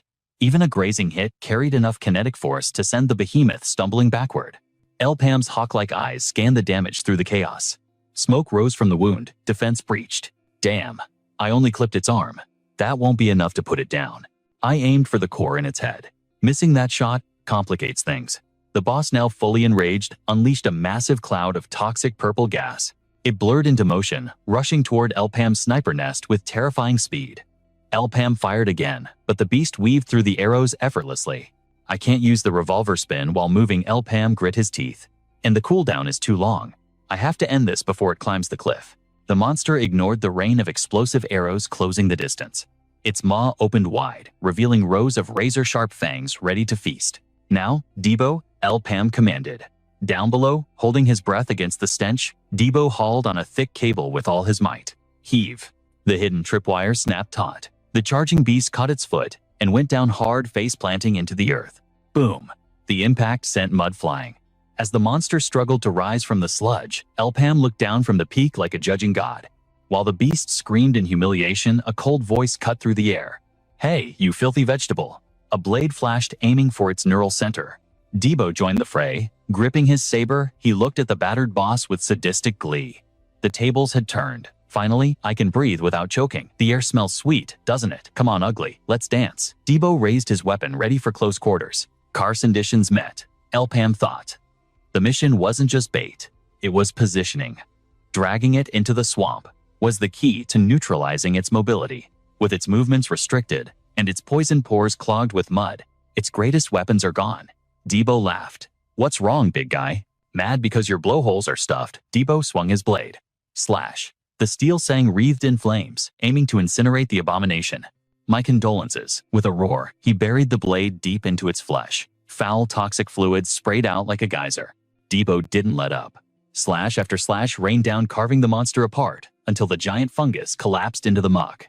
The swamp does more than block its poison. For a speed-type monster, this sticky terrain is the ultimate death trap. A classic tactic in any leveling manhwa. Now, Elpam unleashed the revolver spin shot. The arrow became a drilling streak of lightning, piercing the boss's hard shell and burrowing deep into its core. K-boom! A massive explosion erupted from within the beast, blasting mud and debris everywhere. Debo squinted through the thick smoke, unsure of the result. Is it finally dead? But as the smoke cleared, a grim realization hit him. "Damn it, this beast's hide is impenetrable," Elpam shouted urgently. "Aim for the core, it is right near the head." Without hesitation, Dio unleashed his chain blade. "I'm on it." Steel sliced through the air, aiming to strike the boss with deadly precision. But in a split second of terror, the monster's massive arm surged upward, catching the blade mid-flight. Dio froze in horror at the scene unfolding. With a terrifying yank, the creature dragged him toward the abyss. However, Elpam was already moving. Channeling his aura, he controlled a massive timber to intercept the boss. Dio seized the momentum. Using the log as a fulcrum, he defied gravity to turn the tides. The behemoth was forced back, its balance crumbling at the critical moment. Dio did not waste a millisecond. He twisted his body for a devastating kick. His heel crashed into the monster's skull. The impact was enough to shake the very earth, leaving the giant teetering on the brink of collapse. Seizing the opening, he recalled his weapon. He landed gracefully on the timber, eyes locked on the prey like a predator. The entire swamp trembled beneath their combined might. Yet the nightmare marched forward once more. Elpam unleashed another wave of power from the heavens. Pressure crushed down on the beast. While it reeled in confusion, Dio raised his blade. Time to send this thing back to hell. But this boss was no low-level mob. It sensed the killing intent. Razor-sharp claws slashed out in a desperate bid for survival. Dio severed the limb in a spray of gore. His eyes burned with the resolve of a leveling manhwa protagonist. Suddenly, an arrow pierced the wind. The monster's head was blasted clean off. A final wretched wail echoed through the swamp. The headless corpse crashed into the mire, motionless at last. Dio exhaled, flashing a thumbs up to his partner. Elpam lowered his guard, satisfied with the kill. But then his eyes widened in sheer terror. The headless mushroom was still moving. It prepared a blind attack right behind Dio. Before he could react, a massive fist sent his teammate flying. Dio vanished beneath the suffocating mud. The beast stood tall, mocking their futile efforts. Elpam raised his spear again, mind racing. Impossible. I definitely destroyed its head. The spinning lance fired once more. Smoke erupted from the impact zone. Yet the monster stood unshaken, countering with a wave of deadly venom. While dodging, the truth began to dawn on him. The headless form leaped with terrifying agility. Like a mad demon, the crazy mushroom scurried up the cliff face. It was closing the distance fast. Elpam gritted his teeth. I only have one explosive shot left. I cannot waste it on a missed guess. Witnessing its vitality, Dio cursed. Motherfucker, he burst from the swamp, eyes blazing with fury. Now you have really pissed me off. His blade flew like a seeking viper. Just as the madness reached the summit, steel pinned it against the cliff. Its limbs were severed, sending it tumbling back to the abyss. Got you now, Dio roared in triumph. Take that, but his victory cry died in his throat. Even with half a body, the monster continued to crawl forward. What the hell? His scream echoed through the mountains. This boss is insane. Elpam fired his final rocket, but the beast evaded the blast. And then the nightmare revealed its true face from the severed neck. Crimson eyes glowed with malice. Elpam leveled his gun, voice cold as ice. So that is where you were hiding your real head. Dio watched in awe from below. A signal shot. Was the previous attack just a feint? Elpam did not hesitate. The spinning lance struck true, aiming for the monster's real weak point. The impact blasted the beast back into the swamp. The lance drilled into the skull, tearing through flesh and bone. A critical hit pierced the boss straight through. Elpam stood like a god of war atop the cliff. Below, the crazy mushroom finally exploded into dust. Dio stared at the magnificent destruction. Finally, it is over. Elpam dragged his exhausted teammate to safety. Dio collapsed, gasping. I really thought I was a goner back there. They gazed down at the battlefield. A sea of purple toxic mist began to rise from the swamp. Dio asked, voice trembling, "Is it truly finished?" Elpam nodded. "Yes, you did well today. We will collect the mana stones once the poison clears." But his instincts screamed danger. This was a classic system manhwa twist. Its upper torso launched into the air. A crimson light pulsed from its tattered remains, spewing toxic smoke. The purple fog swallowed Dio whole. From within the mist, a maniacal, unsettling laughter echoed. Meanwhile, back at the guild office, Ran laughed heartily. "You ran away. Your temper has not changed a bit." De Beer bowed his head. "I apologize. We should have deployed the Exnas Knights instead." A knock interrupted them. De Beer scowled, his patience thin. "I said no disturbances. Get lost." The visitor ignored the command. "I am coming in." De Beer raged. "What? Who dares?" But the figure in the doorway made his blood run cold. Elpam announced calmly, "I have returned." Rand's eyes lit up with amusement. "How interesting." He glanced at the stunned guildmaster. "Hey De Beer, what is wrong? Looks like you have seen a ghost." Rand stepped forward. "Pleasure to meet you. I am Ran. And you must be Elpam. Your survival skills are truly legendary. You are exactly the man we need for Gotho." Elpam bowed slightly. "You flatter me." Rand beamed. "Excellent. I appreciate a man who knows his place. I have but one question. Carson, you replicate that miracle in 100-man gate." Elpam fell silent, weighing the impossible request. He replied coolly, "That will be difficult." The casual refusal offended Ran. De Beer exploded. "Watch your tone with the Lord. Elpam, do not forget, you are an adventurer, drowning in debt. You do not get to choose your missions." Ran raised a hand. "But you did not say it was impossible, did you? I dislike beating around the bush. I will ask you directly. What is your price?" Later at the local tavern, Dio sprayed his beer across the table in shock. He screamed in disbelief. "What? 5 million mio per person? That is 10 million total. That is insane." Seeing Elpam's dark expression, Dio shrank back. "Sorry, but isn't that too greedy? There is no way they will accept those terms. This is our first major mission in ages." Elpam took a sip of his drink, indifferent. "That is not my problem. They will be the ones to decide." Dio sighed, anxious about the fallout. "How can you be so calm after causing such a scene? If this deal falls through, De Beer will blacklist us forever." A figure emerged from the shadows, calm as a still lake, contrasting our near-death panic. Debo slammed his fist down in a rage. "Say what? Is this how you repay your saviors?" he roared. "Forget the ranks. Let's settle this with steel, right here and now." But then the unthinkable happened. The group bowed low, their pride shattered. "We apologize," Iburu confessed, "for doubting your skills as adventurers. The shame consumes me." He pressed a heavy sack into Debo's hands. "The promised reward for 30 heads. 15 million as agreed." Debo stammered, completely floored. Thanks," but Elpam cut in, his voice like ice. "We agreed on 1 million meso. I only take what my contract demands. Keep your gratitude." His cold detachment left Iburu and Jeber frozen in place. Debo mumbled, checking the bag. "T, Shay, False alarm. Guess I'll just count my coin. Elpam turned his sharp gaze to the pirate. You. Iburu, was it? And you. Are you actually capable? Meanwhile, in Rand's office, De Beer shouted, impossible 10 million mezzo. That's the rate for a third or fourth circle adventurer. He may be the strongest awakening manhwa candidate we have, but yielding to these demands sets a dangerous precedent, sir. He's likely bluffing to test the waters. Recall him immediately for renegotiation. Rand's eyes narrowed dangerously. Is that what you truly believe? Honestly, even double that price would be a bargain. De Beer gasped in disbelief. What? Rand slid a document across the mahogany desk. Read. De Beer took the paper, his hands trembling. It stated that for the Gofro Merchant Guild, only Elpam's party would be deployed. Only 2 men. Madness. But as he read on, the impossible truth sank in. Is this authentic? Rand leaned back unfazed. If it were fake, I'd be dead. That intel cost a fortune. De Beer felt a chill run down his spine. The Demon King. If this is true, Rand set his pen down with finality. Make no mistake, De Beer. The war has already begun. Outside, the sky remained mockingly blue, indifferent to the chaos. At the gate, adventurers gathered around fires, whispering like shadows. I can't believe they actually accepted those insane terms. Debo grinned at the chatter, but Elpam checked him. Stay sharp. Debo scoffed.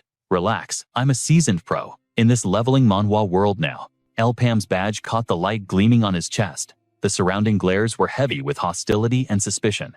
The air is thick today, Debo noted nervously. Well, fresh meat, a voice called out. A stranger approached with a practiced smile. You're from Gaffaro, I'm student E-rank from the Genus Guild. Elpam replied coolly, Pame.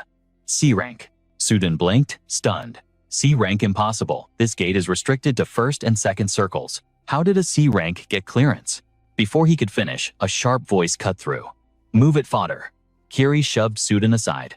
I have business with him. Sudin clicked his tongue. They're with her. Elpam analyzed the threat instantly. Flashback to the office where he had asked, why take this job? Don't ask questions, the handler had said. Our guild is partnering with the legendary Cygnus Knights for this grand gate. They serve Empress Cygnus, the strongest order in the realm.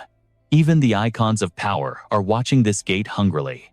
De Beer explained. The entry slots were monopolized by other major guilds, leaving us with no room. So we allied with them. They're just trainees, but their pedigree boosts our success rate, even if they have hidden agendas for entering. The terms were lucrative, so we shake hands. Elpam sighed. Understood. Simple cooperation is easy enough. Don't get cocky, De Beer warned him. Something about them. My gut screams danger. Back in the present, the girl sneered. I am Kiri, leader of the Cygnus Cadets. Don't mistake this alliance for equality just because we spoke. I hate baggage. Just obey orders and stay quiet. Debo bristled with irritation. What is her problem? Who does she think she is? She eyed them with disdain. Just 2 from Gaffro, pathetic. Elpam met her gaze calmly. It seems so. Kiri sighed dramatically. Did Gaforo give up? Heavy footsteps approached. First, the Dick Merchant Guild, led by the hulking knockers. Next, the Mia Guild's elite team, led by Kios. Debo swallowed hard. The pressure from these elites was suffocating.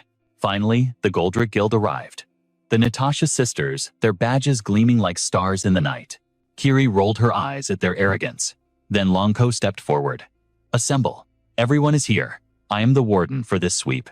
We provide support while you raid. Listen closely to the loot distribution protocols even if your guilds already briefed you. Legendary artifacts are not yours.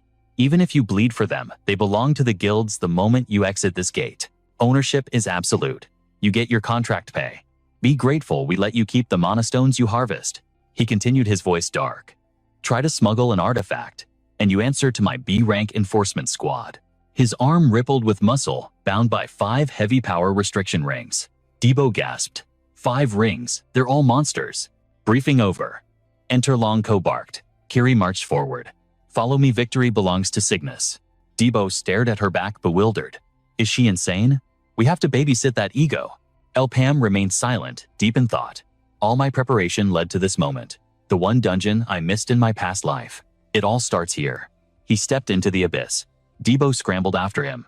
Hey, don't expect me to save you if you start crying. The Crimson Gate flared with blinding intensity, swallowing them whole and spitting them out into a new dimension. Twilight draped over an endless sea of reeds. The guide's voice cut through the air. Everyone stay close to me. Debo stared at the towering grass dwarfing him completely. Whoa, is this grass on steroids? Or what? Kiri shot him a sharp look. Do you think we're here for a picnic? Focus. Fall behind and you're dead weight. Her attitude grated on his nerves. Pam, are we seriously gonna let them disrespect us like this? Those bastards? Suddenly, Ipa dropped to one knee, pressing his ear to the earth. Debo blinked, confused. What are you doing down there? But then, a terrifying rumble echoed from the ground beneath them. Debo's eyes narrowed at the rising dust cloud on the horizon. I hear something. A stampede of beasts charged with murderous intent ice boars. Are you kidding me? Someone's voice cracked in panic. There must be over 1,000 of them. Kiri roared orders over the chaos. What are you standing there for? Scatter now. We still have teammates entering the gate. Do not lead the monsters to the entrance. That is the iron law. But fear had already taken hold, scattering the formation like leaves in a storm. El Nido Merchant Guild. Move this way. No, we're heading this side. The group fractured in two just as the ice spores slammed into their position. The beasts locked onto them, eyes burning with hunger for fresh meat. Kiri commanded her squad. Excellent. Lure them into the rough terrain. We'll slaughter them once they're slowed down. But a grim report interrupted her. My lady, we have a problem. The Gafor Merchant Guild. They've vanished. Kiri's face went pale. What did you say? Yet miles away from her panic, Debo was casually enjoying the breeze. Man, this breeze feels amazing. I think we can finally chill out. He turned to Ipa. But seriously, how did you predict those ice boars would charge like that? Ipa replied calmly. Experience. Plains like this are highways for beast herds. The ice boar, a beast averaging 2 meters in length. Violent by nature. They hunt in packs of hundreds, sometimes thousands. Their hide is tough, making them a pain to kill, but not impossible to hunt. The other merchant guilds know this. They fled to avoid a pointless skirmish. No one wants to drain their stamina this early inside a major gate. Because, in this place, no one knows what nightmare awaits us next. It won't end with just a few pigs. Before my regression, the raid on the sleeping forest ended in total massacre. Every single adventurer was wiped out. It was a tragedy worthy of a dark leveling manhwa. Debo noticed Ipa's intense focus. Bro, why so serious? What's on your mind? Before he could finish, his foot snagged on a hidden tripwire. His eyes went wide. In a split second, Ipa yanked him back. Whoosh! A massive spiked log swung down, missing Debo's face by an inch. Holy, what was that? Staring at the deadly mechanism, Ipa spoke one word. A trap. Debo couldn't believe it. Who the hell sets traps inside a dungeon? Nearby, another trap triggered. A massive wooden spike launched at an adventurer. But with a flash of cold steel, the man drew his blade. Slash. The trap was cleaved cleanly in two. The man scoffed coldly. Child's play. His subordinate reported area secured, sir. That seems to be the last of them. Crocus, leader of the Mechanic Guild, narrowed his eyes. Do not lower your guard. He scanned the forest with a predator's gaze. Simple as they seem, those traps were designed to kill. They mimic human hunting tactics. Just looking at the craftsmanship, these are no ordinary mindless beasts. Intelligence means one thing: goblins, and they are a headache to deal with. Their threat level rivals a red gate boss. This confirms it. The difficulty of this major gate is S rank. Without an elite adventurer of my caliber, you lot would be marching to your graves in ignorance. Crocus smirked, his arrogance overflowing. We will turn this to our advantage. Follow me, he barked orders at the group. And keep your eyes open, don't miss a thing. But the moment he turned his back, thud. Before his sentence even finished, his severed head hit the dirt. Behind him, a storm of hidden projectiles shredded his squad like paper. Crocus's consciousness faded, his lips moving one last time. What? Then darkness took him. His headless body collapsed heavily, blood pooling in the soil. A shadow stepped forward. All that yapping. You really thought you were someone special, huh? Meanwhile, the true scheme of this dungeon was revealed. The ice boars were just a distraction for the invaders. I don't know whose plan this was, but it works for us. Time for me to clock in, I guess. Hiding in the brush was William, looking utterly bored. He sighed, scratching his head. What a drag. But I suppose it's unavoidable. We are running on a tight schedule. Let's get this over with. Suddenly the adventurers froze. Their limbs refused to obey, locked in invisible chains. William smirked. Don't bother struggling. That's paralysis magic. You're stuck like that for at least 30 minutes. A woman gritted her teeth, forcing out words. Why? Are you doing this? Oh, impressive. William raised an eyebrow. You can still speak through the bind. You must be from the NASA Guild. Cluck. Without hesitation, He drove a blade through her stomach, sending her to the afterlife. You seemed like a variable, so I had to delete you first. The remaining members of the Three Sisters Guild could only tremble in silent terror. William looked at the corpse, pondering. Why do I do this? That's a philosophical question. His eyes glowed with malice. Dark magic swirled around his spear as he aimed at the remaining two. Let me put it in a language you'll understand. A chilling grin stretched across his face. Everything is for the Dark Wizard. Boom, red light engulfed their vision. The two living women were instantly reduced to a mist of blood and bone. The air grew heavy with the metallic scent of death. William sighed, wiping blood from his cheek. So messy. I really just wanted to nap. His mind drifted back to the past, to the moment his master Yok summoned him. William. He knelt instantly. I am here, master. Yok's voice echoed through the dark palace like a curse. We have waited in the shadows for an eternity, hiding our true strength, biding our time. The time has finally come to harvest the fruit of our patience. William bowed his head. I will not fail you, my lord. Yok handed him a feather emanating dark energy. Take this. It is a gift from him. Failure is not an option. With this artifact, I can't exactly slack off. Back in the present, William moved out to hunt his next prey. Guess I have to get serious for once. Night fell over the dungeon. Deep within the gate, the monster encampment came alive. Sentries patrolled the perimeter, guarding their stronghold against intruders. Ipaw and Debo crouched in the shadows, their eyes fixed on the scene. Debo's jaw dropped, terror gripping him. What the hell are those things? Debo's voice trembled as he turned to him. Are those things all boss-level monsters? Elpam replied with a calm that sent shivers down his spine. I already told you, only one of them holds the title of boss. But numbers were the least of their worries. Every single one of these mobs possessed the vitality and strength of an elite ranker. Just look at how they scavenge gear from fallen adventurers. Engaging them is a death wish. Some of them can even utilize artifacts to trigger high-level skills. Hearing this, the color drained from Debo's face as terror took hold. Are you kidding me? That is a full raid party of monsters. You expect the two of us to clear them out? Elpam answered with a casual shrug. Exactly. At least you are quick on the uptake. Debo could not stop his knees from shaking. What kind of insanity are you spouting? Two people cannot take an army. We need to turn back right now and regroup with that Kiri woman's squad. Elpam shot back a cold question. Were you not the one begging to split from them earlier? Regret washed over Debo like a tidal wave as he realized his fatal mistake. I did not know we were walking into a nest of monsters back then. I am telling you, if it is just us, I am sitting this fight out. Nearby patrols forced them into sudden silence. A beast scanned the area with predatory instincts. Suddenly, it sensed killing intent from behind and whipped its head around. Debo swung his blade in a desperate arc, but the creature dodged with terrifying speed. Panic exploded in his voice. Is he seriously making me do this? I am not cut out for solo leveling. A massive fist hammered toward him. Debo barely evaded the death blow, slamming his hilt into the earth to vault backward in a display of unexpected agility. He stuck the landing, gripping his weapon tight. What followed was a pathetic dance of cat and mouse. But fate is cruel, and a heavy fist finally connected with Debo's jaw. Rage flared in his eyes as he swung back. Shut your mouth, you ugly bastard. But the monster's counterattack came, instantly punishing his arrogance. The beast dominated the rhythm of this bloody duel. Debo roared, channeling every ounce of his aura into his blade for one final strike. He leaped high, bringing the steel down for a spine-shattering blow, but he only cleaved empty air. The monster sidestepped and prepared to punish the sneak attack. The impact sent Debo flying like a ragdoll. He gritted his teeth against the pain. Seriously, why won't this thing just die? The beast bared its fangs, ready for round two. Debo scrambled aside at the last second, shifting his footwork. But his escape route led him straight into the jaws of hell. A massive hand crushed his skull. The monster slammed Debo's body into the ground with bone-breaking force, then hoisted him up by the head, like a trophy.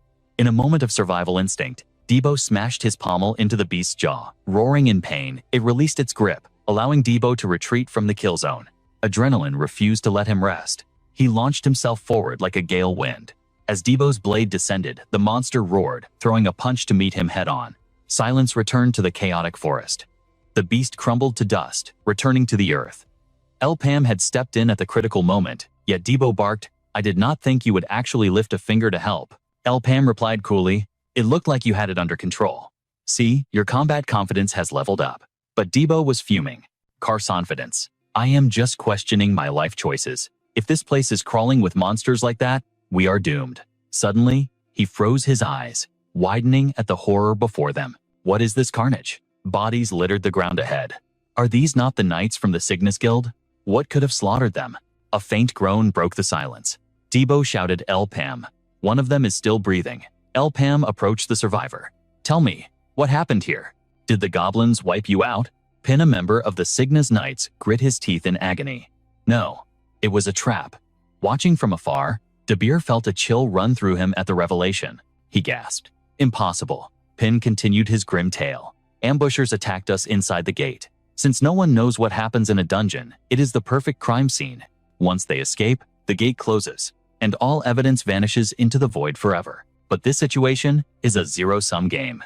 The survivors are forced to clear a high-difficulty dungeon with depleted numbers and exhausted stamina.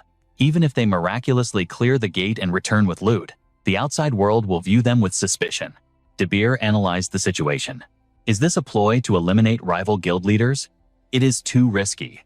If caught, it would trigger an all-out war between the merchant factions. No merchant group would take such a reckless gamble. There must be a mastermind pulling the strings from the shadows. Inside the gate, Dibbo was in disbelief. No way, El Pam. El Pam scanned the area. I do not see that woman anywhere. Where is Kiri? Pin slammed his fist into the ground in frustration. Damn it. This is my fault. How could I let a viper hide in our ranks? Why would Lady Kiri betray us? El Pam narrowed his eyes. It makes no sense. Was she not a sworn member of the Cygnus Knights? Pin looked vacant, lost in the horror. I refuse to believe it, but her orders at the entrance make sense now. Lady Kiri. She is a disciple of the Black Mage. Debo reeled back as if struck. The Black Mage. That name belongs to one of the Transcendents.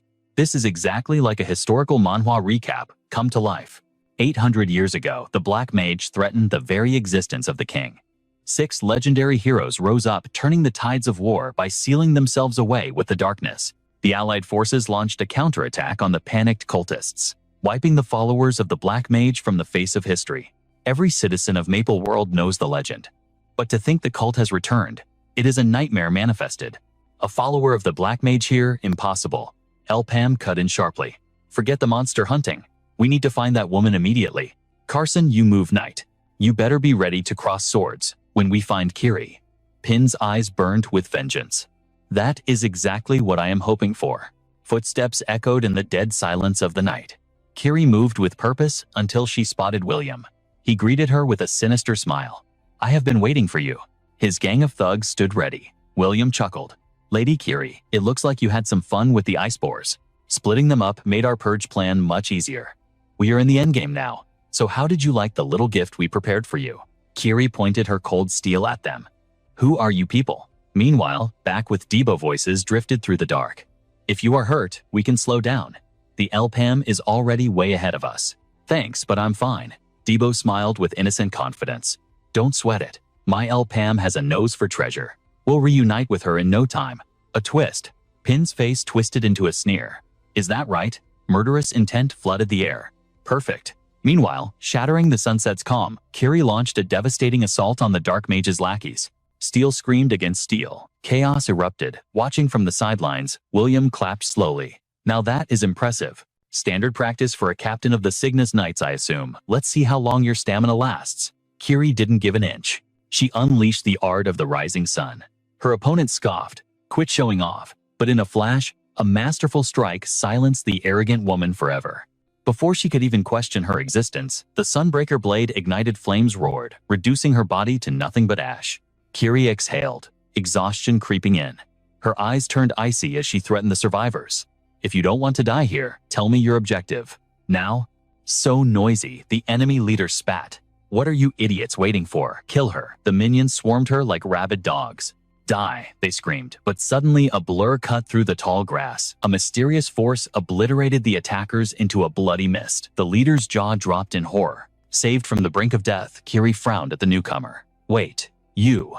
Debo stood there, radiating heroic energy. But let's rewind to that moment with Pin. My El Pam is great at finding things, Debo had said. We'll see her soon. The moment Pin said, that's good, he struck. He choked Debo, grinning like a maniac. Send her my regards when you see her in hell. But a rookie can't beat a veteran. Debo slammed him to the ground effortlessly. Elpam watched coldly as the traitor screamed in agony. My hand, it's broken. Debo was clueless. Elpam, what's going on? Elpam glared down. You disappoint me. I gave you a chance, and this is how you repay me. Terror filled Pin's eyes. Before ending him, Elpam whispered one final truth. I never trusted you trash to begin with. Back in reality, William stepped forward, his aura menacing. How strange. An uninvited guest has arrived. A lackey reported, Sir William, that's a member of the Goffor merchant group. If he's alive, that means William cut him off. I know. Pin was too cowardly to even kill himself. Useless, he sighed. I gave him a chance to redeem himself for losing Lady Carrie, yet he failed. What a drag. Since these two look strong, send in the elites. Wipe them out. Debo readied his weapon. Watch out for these scumbags, Carrie warned. I know. Debo smirked with overflowing confidence. They're just a bunch of perverts, right? Carrie sighed. What are you waiting for? William barked. End this. Debo glanced at Carrie. You handle one. I'll take care of the rest of this system manhwa trash. Don't get cocky, she yelled. A massive wind slash forced the enemies back, but Carrie collapsed, her stamina drained. Strong, huh? That's one down, Debo gloated. Suddenly, a piercing attack. He barely sidestepped, a blazing arrow aimed at his heart. The female assassin clicked her tongue in annoyance. But while he was distracted, a coward launched a sneak attack from the shadows. Debo froze. Pain flared across his back as a blade sliced flesh.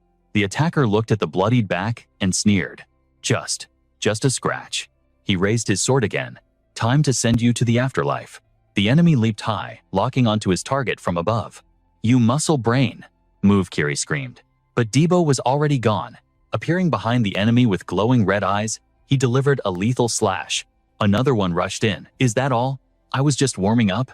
Debo weaved through the sharp blades like water. He swung his blade, sending the next goon flying. He stomped the ground, causing the earth to tremble. What the hell is this brute strength? The enemy gasped as his ally's body slammed into him.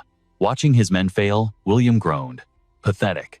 Carrie was tearing through them too. She glared at William. You call these weaklings your elite warriors? Jero stood there humiliated and silent. William's eyes went cold. I can't watch this circus anymore. That's enough. You've wasted enough of my precious time. He raised a spear that looked just like Elpam's. Debo gasped. A flame missile. It came roaring towards him faster than even the Elpam's attacks. Boom. A massive explosion swallowed the area. William smirked arrogantly. You froze because you recognized the technique. But my mastery is on a completely different dimension. Even if you knew it, you couldn't dodge it. Game over. Now, let's proceed to the Great Gate. But suddenly, his words died in his throat. As the smoke cleared, an imposing godlike figure stood amidst the flames. Debo stood there completely unharmed. Elpam's eyes glowed with terrifying sharpness. Trembling, William stammered. Who are you? Elpam pointed casually into the distance. I hate to inform you, he said smoothly, but you have more guests. Suddenly, massive ice bears burst from the reeds. Their jaws hit the floor. It wasn't just one. An entire stampede of monsters was charging right at them. An ice bear with razor-sharp fangs lunged, but William cut the beast down instantly. He glared at Elpam. You lured a monster horde to us and ran, you bastard. He barked orders at Jero.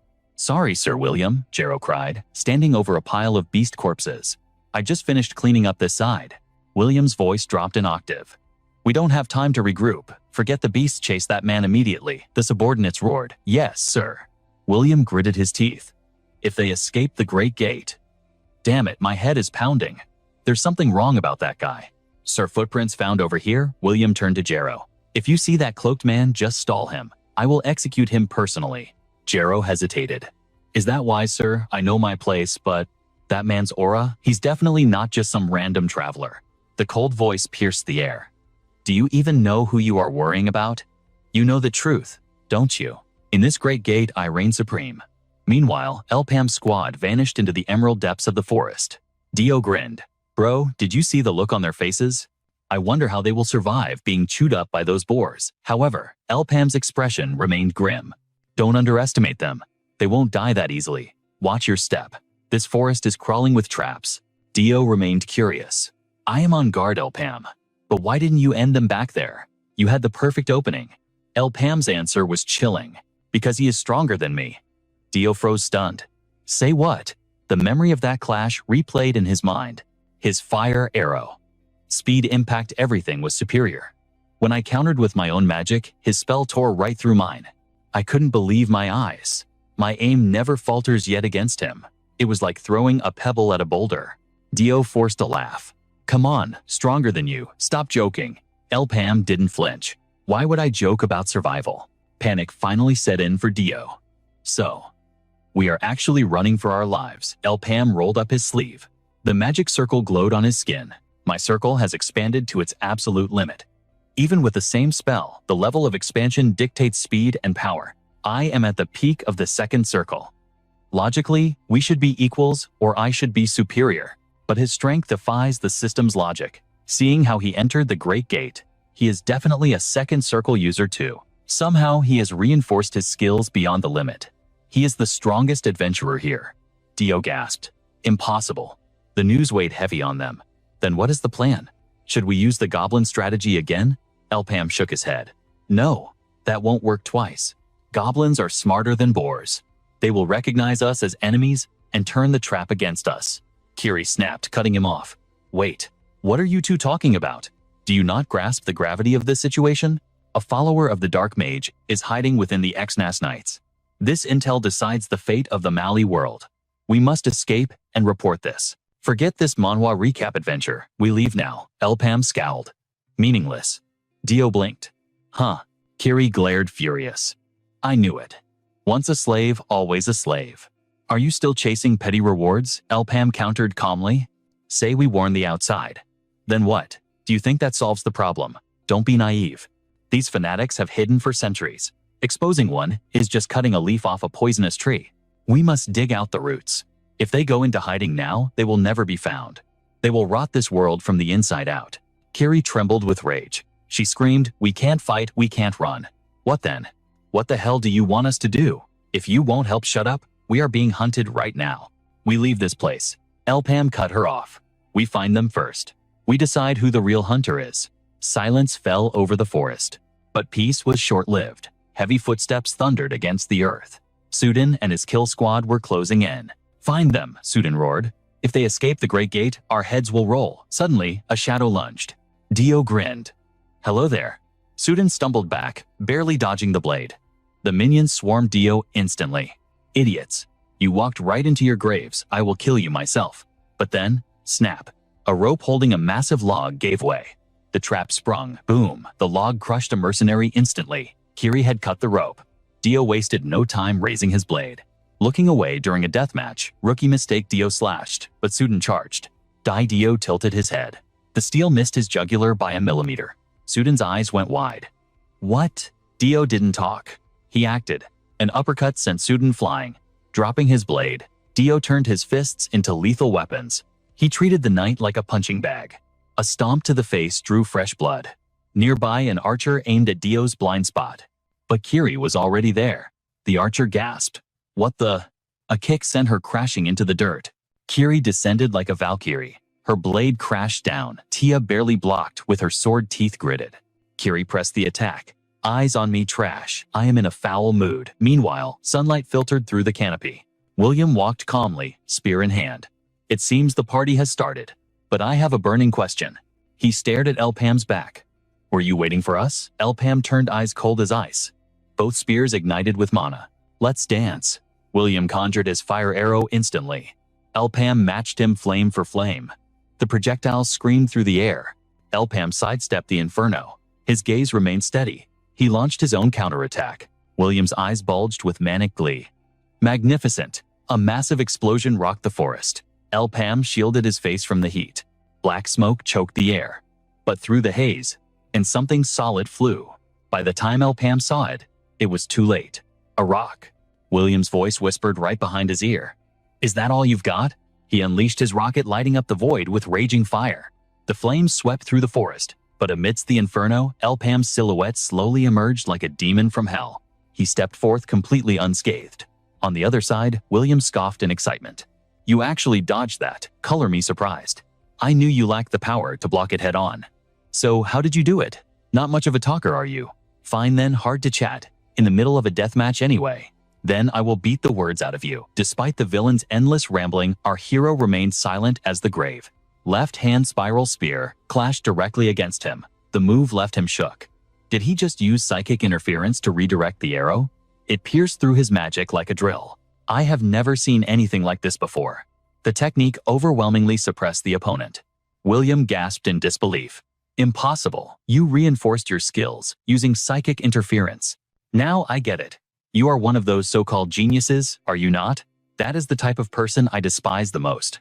Shall we spice things up then? Show me the extent of your power. To grant his death wish, a fist filled with devastating energy swung his way. He gathered earth and stone to block the enemy rocket, but the projectile pierced right through. The villain gloated.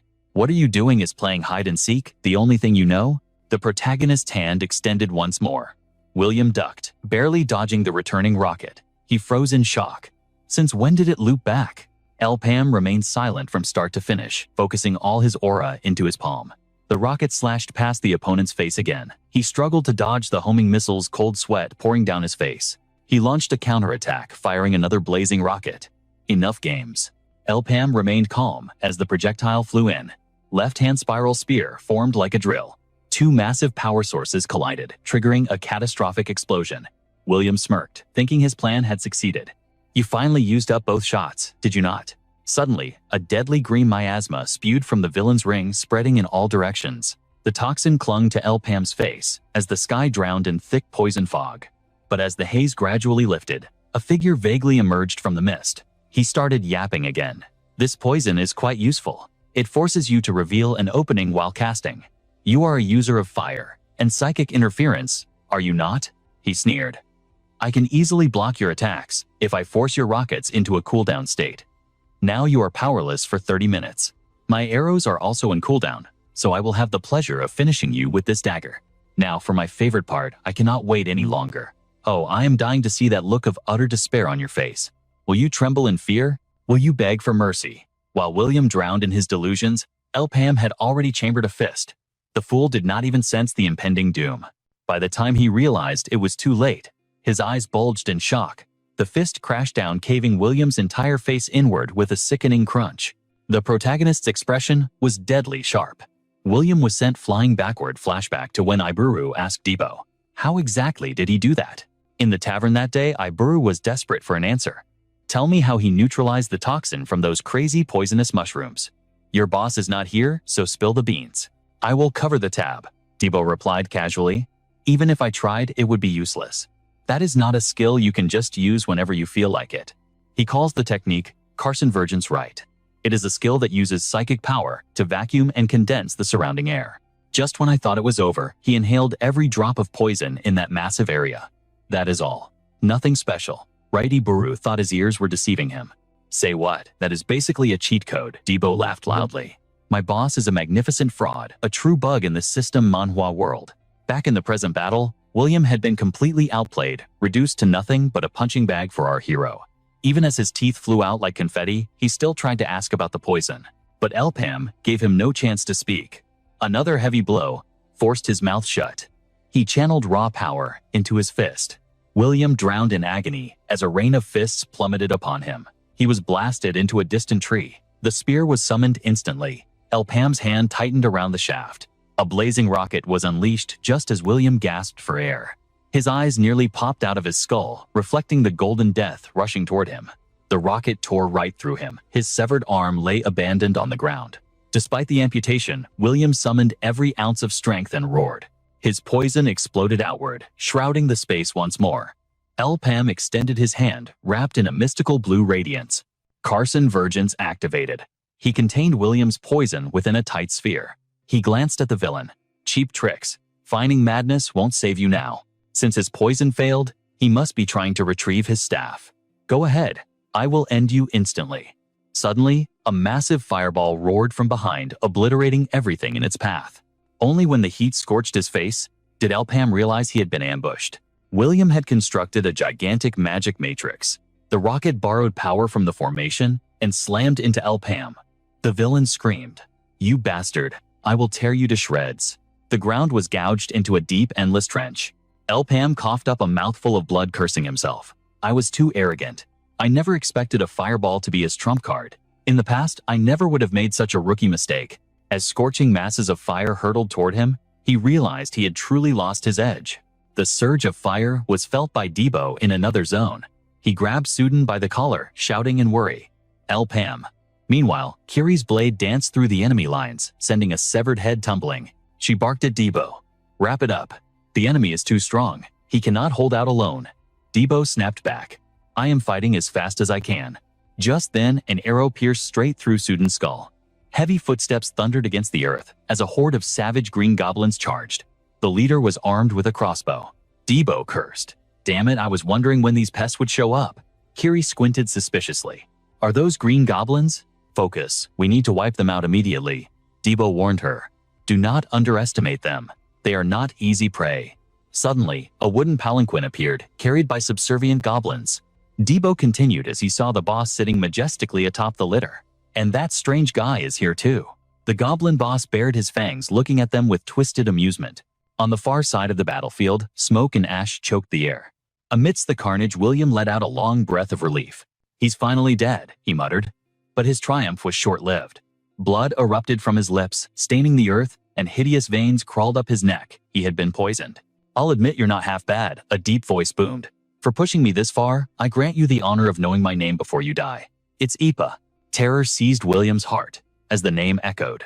"Impossible." Stepping through the roaring flames like a demon, Epa glared. "Etch that name into your soul. It's the last thing you'll ever hear." William refused to accept defeat and cackled maniacally. "You filthy insect. Your bluffing won't save you now. You speak of my ability?" Epa cut him off coldly. "True, 2 circles wouldn't be enough to end you." Suddenly, a radiant orange stone materialized in his grasp. William's eyes widened in disbelief. "A mana stone. You've lost your mind. Do you really think absorbing that will force an awakening? Raw mana alone cannot raise your rank?" "You're right. What I needed was enlightenment forged in the fires of combat."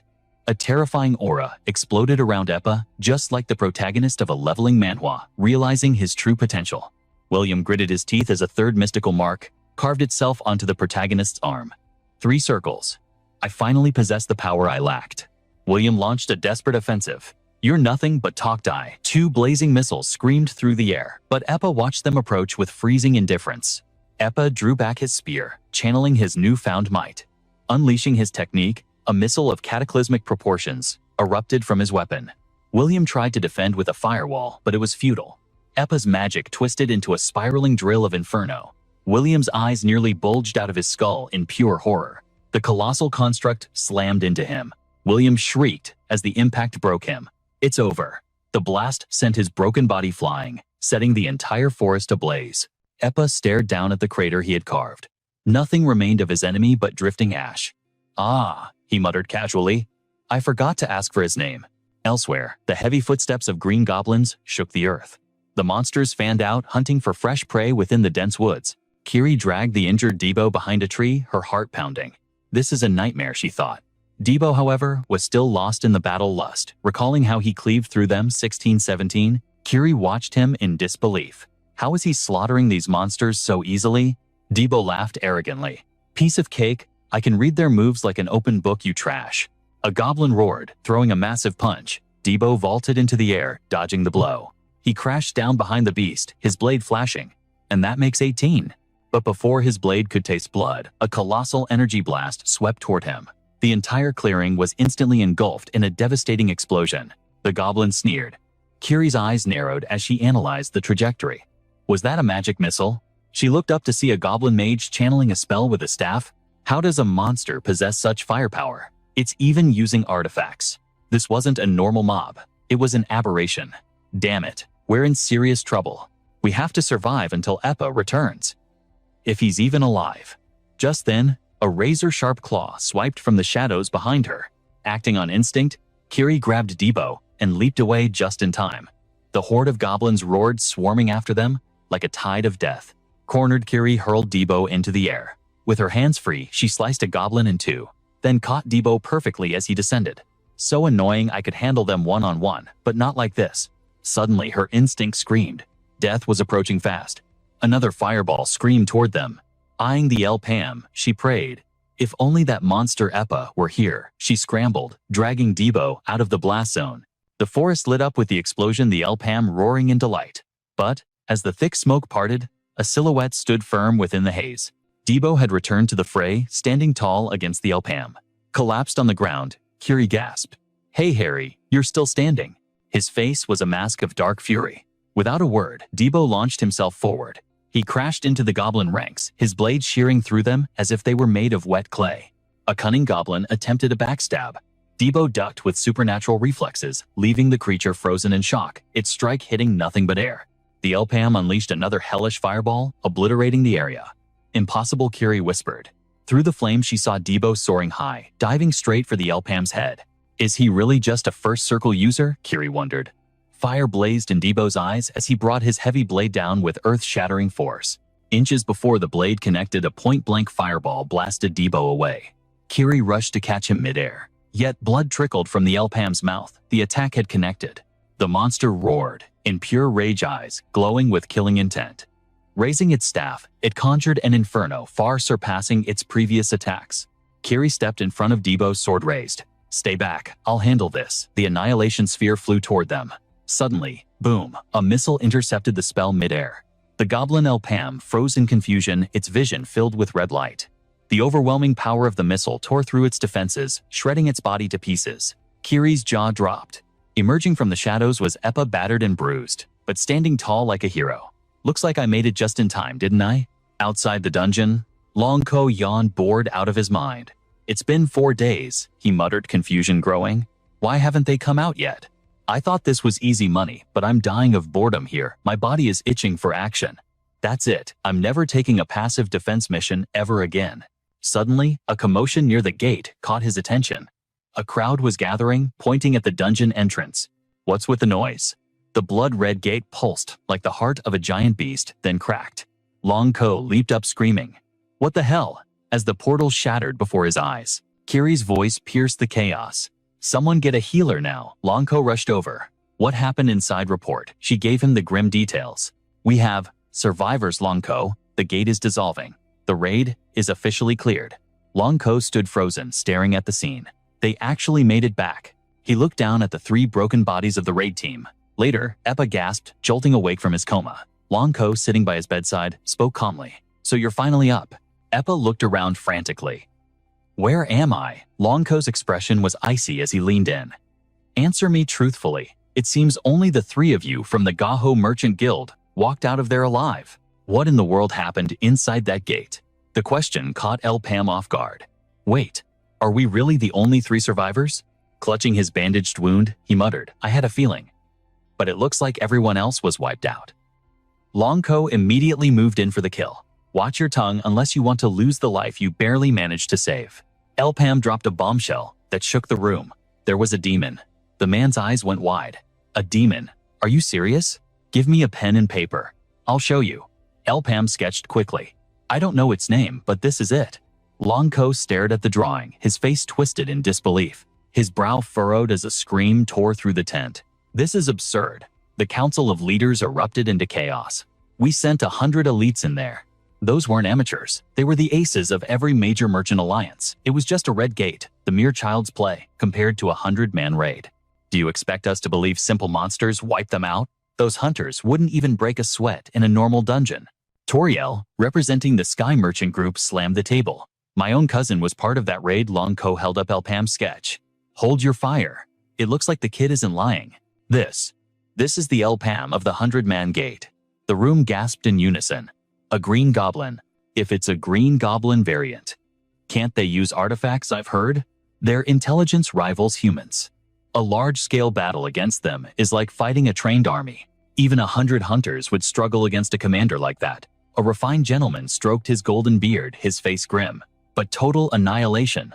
Unacceptable." Franco from the Gondric Alliance sneered. "I don't know about your trash, but there is no way in hell our Natasha would fall to a beast like that." Longko glared at him. "What are you implying?" Franco's eyes narrowed. "I think you know. It was a trap. Someone stabbed them in the back. That's the only explanation. We can't see inside the gate, but someone clearly took advantage of the chaos. Whether planned or not, isn't it suspicious that the only 3 survivors belong to the same guild?" Debeer stepped forward, sensing the hostility. "I'm done listening to this garbage. Are you seriously accusing the Gafor Alliance of betrayal? It's simple. Our side just happened to have someone reach the third circle. That's why we lived. Carson, any of you claim the same? Franco scoffed. Are you saying our adventurers are inferior to your lot? De Beer shrugged, his voice calm. I'm just stating facts. Franco let out a mocking laugh. Hilarious. If Gafor actually had talent, you wouldn't be dead last among the 5 great merchant alliances. De Beer laughed even harder. We're just the new kids on the block. We'll be climbing those rankings soon enough. So keep that seat warm for us. Long Ko rubbed his temples, watching them bicker. Are you two finished? Franco turned back to the survivors. You talk a big game, but where's your proof? Proof. De Beer spread his hands. We didn't bring a single artifact out of that gate. We have no motive and no loot. Do you understand now? The argument died down, and Longko escorted Elpam's group out. Elpam bowed slightly. I'll be taking my leave then. Thanks for the hospitality. Just watch your back. As they walked away, a subordinate whispered, Sir, are we really letting them go? Longko's eyes were cold. The council has reached its verdict. It's done. Outside, the lush green forest seemed deceptively peaceful. Elpam's sharp eyes caught movement, a snail watching from a distance. Kiri whispered, Look, it actually followed us. The harmless-looking snail, a flower blooming on its shell, inched closer. Flashback to the raid, the green goblin lay dead. Kiri had looked at Elpam in confusion. Why are you hesitating? We took out the dark mage's pursuers, crushed the green goblin, and wiped out his minions. Now, we just ditch the loot and fake a struggle before leaving, right? Elpam gave her a look. Tucked in his belt was the legendary phoenix feather he'd snatched from William. This plays out just like a classic leveling manhwa twist. Usually, we'd kill the boss and dump the cargo. But this phoenix feather, just holding it, boosts fire magic power by 30%. Unlike garbage gear, this item's effects can stack. Now I see why those adventurers were slaughtered here. Someone wanted this bad. It's an unexpected jackpot. I'm taking this out of the dungeon no matter the cost. Kiri's face paled. If we smuggle out unregistered artifacts, they'll brand us as traitors. You're the one who warned us about the scanners. Elpam, don't get greedy. Stick to the plan. Just as they found the exit portal, a strange creature appeared. They both froze. Is that a snail? This was no ordinary monster. It was a snail pet, 0 attack power, but possessed a unique ability to sniff out and store high-tier items. The more it ate, the larger its shell grew. A rare life form discovered only after the gates fully opened in his past life. Elpam gently placed it on his shoulder. As its shell clicked open, from within the shell, he pulled out a shimmering golden feather. Success. He now possessed 2 phoenix feathers. Kiri stared in awe. You smuggled it right past the detectors. How did you even know what that snail could do? Elpam smirked. Better to try and fail than leave empty-handed. So what now? Kiri asked. I followed your lead. What's the play? Elpam narrowed his eyes. Patience. The enemy has already infiltrated the Cygnus Knights. We need to gather intel carefully, or they'll burrow even deeper into the shadows. Kiri tilted her head. And then Elpam stared into the distance. They should have reported back by now. We wait. Meanwhile, in a dark chamber, names were being crossed off a list. Genis Media, Dick Gondrick, El Nido Sky, all confirmed dead. Yoka crushed the report in his fist, his aura flaring. This raid was a complete catastrophe. Biju bowed nervously. Sir, reports say the dungeon Elpam wiped them out. The raid failed. Only 3 survivors from the Gafor Guild made it out alive. The council suspected a traitor naturally, but with no evidence, the accusations against the survivors fell flat. Biju continued sweating. The mission failed, but our cover is intact. I'll prepare the next phase. The palace air grew heavy with Yoka's killing intent. Wait, you said they weren't caught. Correct, sir. Yoka's mind raced, piecing together the puzzle. Our plan was absolute: eliminate every witness and secure the Elpam ourselves. That means at least one of those survivors must have seen our agent William. Yet Elpam's report mentions nothing of him. A dark grin spread across his face. So, he's playing dumb, is he? Even so, our shadows stretch across every merchant guild.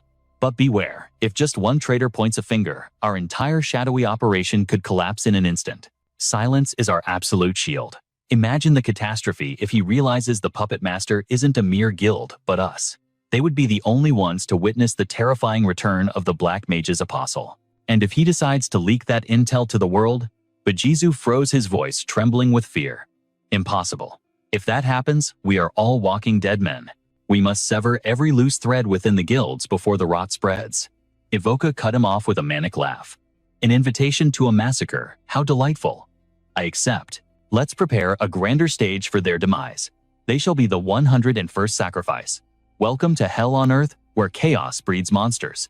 Debo's face darkened as the memories hit him. In the slums, a normal life was a fantasy. He could only watch helpless as the Black Blood Plague consumed his sister, unable to even hold her hand when she took her final breath. Truly, this world was nothing but a living hell. He stared blankly at the tattered ribbon in the dust. Suddenly, Arin's scornful laughter pierced the air. Still, a survivor left in this dump. She crouched down, eyes gleaming with twisted excitement. You look pathetic. Want a hand? He glared at Arin, his voice like cold steel. Get lost. That was our fated encounter. She wasn't human. She was a red-eyed monster bearing her fangs. Back in the present, Debo roared with triumph. All right, I took the top spot. A teammate smirked, popping his bubble. Don't get cocky. You were faster by barely 30 seconds. Haha, Miria shrugged calmly. Looks like we found our new dishwasher for the week. Honestly, Debo, your moves are way too flashy. He grunted in agreement. Yeah. RN beamed her presence radiant. Looks like the trash is taken care of. Good work, everyone. Move out. From below, Debo gazed up at her standing tall and fearless. She was the very image of a legendary hero. 1 year. That is all it took to shatter my old worldview. She was an enigma cold as ice, yet burning with a protective warmth, the perfect protagonist for a leveling manhwa. Fighting at her side opened my eyes to a new reality. My destiny shifted. My sole purpose became clearing the path for her greatness. The squad mate cackled. Haha, you are scrubbing plates from the death mine all the way to the Cave of Trials. Epic fail. Debo snapped, veins popping. Shut it, I wasn't even using my full power back then. The teaser pushed further.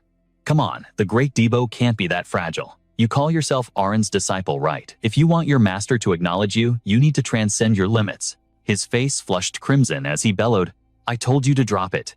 But Arin marched ahead, indifferent to the chaos, her focus absolute. She glanced back at the lovely girl, trailing them. Son, are we on the right path? The girl nodded nervously. Based on the monomarkers my brother left, this is definitely it. The atmosphere suddenly grew heavy. Who knew such a sinister realm existed beneath Mount Anath? Flashback to a wooden cabin where a desperate voice had cried out, I beg of you. San had bowed, low, tears in her eyes. The depths of the death mine are a suicide mission. No one will escort me. I need your legendary strength to find my brother. Arin's refusal was cold and logical. You have come to the wrong person. I don't accept personal charity cases. Besides, babysitting a civilian in a high-tier zone is a liability. You call yourself a guide, but your Class 3 skills are trash down there. There is zero guarantee your brother is even alive. Go hire a generic adventurer. San couldn't hold back the sobbing. But from the back, Debo stepped forward, unable to watch the cruelty any longer. Arin, forgive the insubordination. But look at the facts, we are her last hope. No sane adventurer has dared to enter the Cave of Trials since the incident. His eyes burned with resolve. I want to save her. I will take full responsibility for her life. Please reconsider.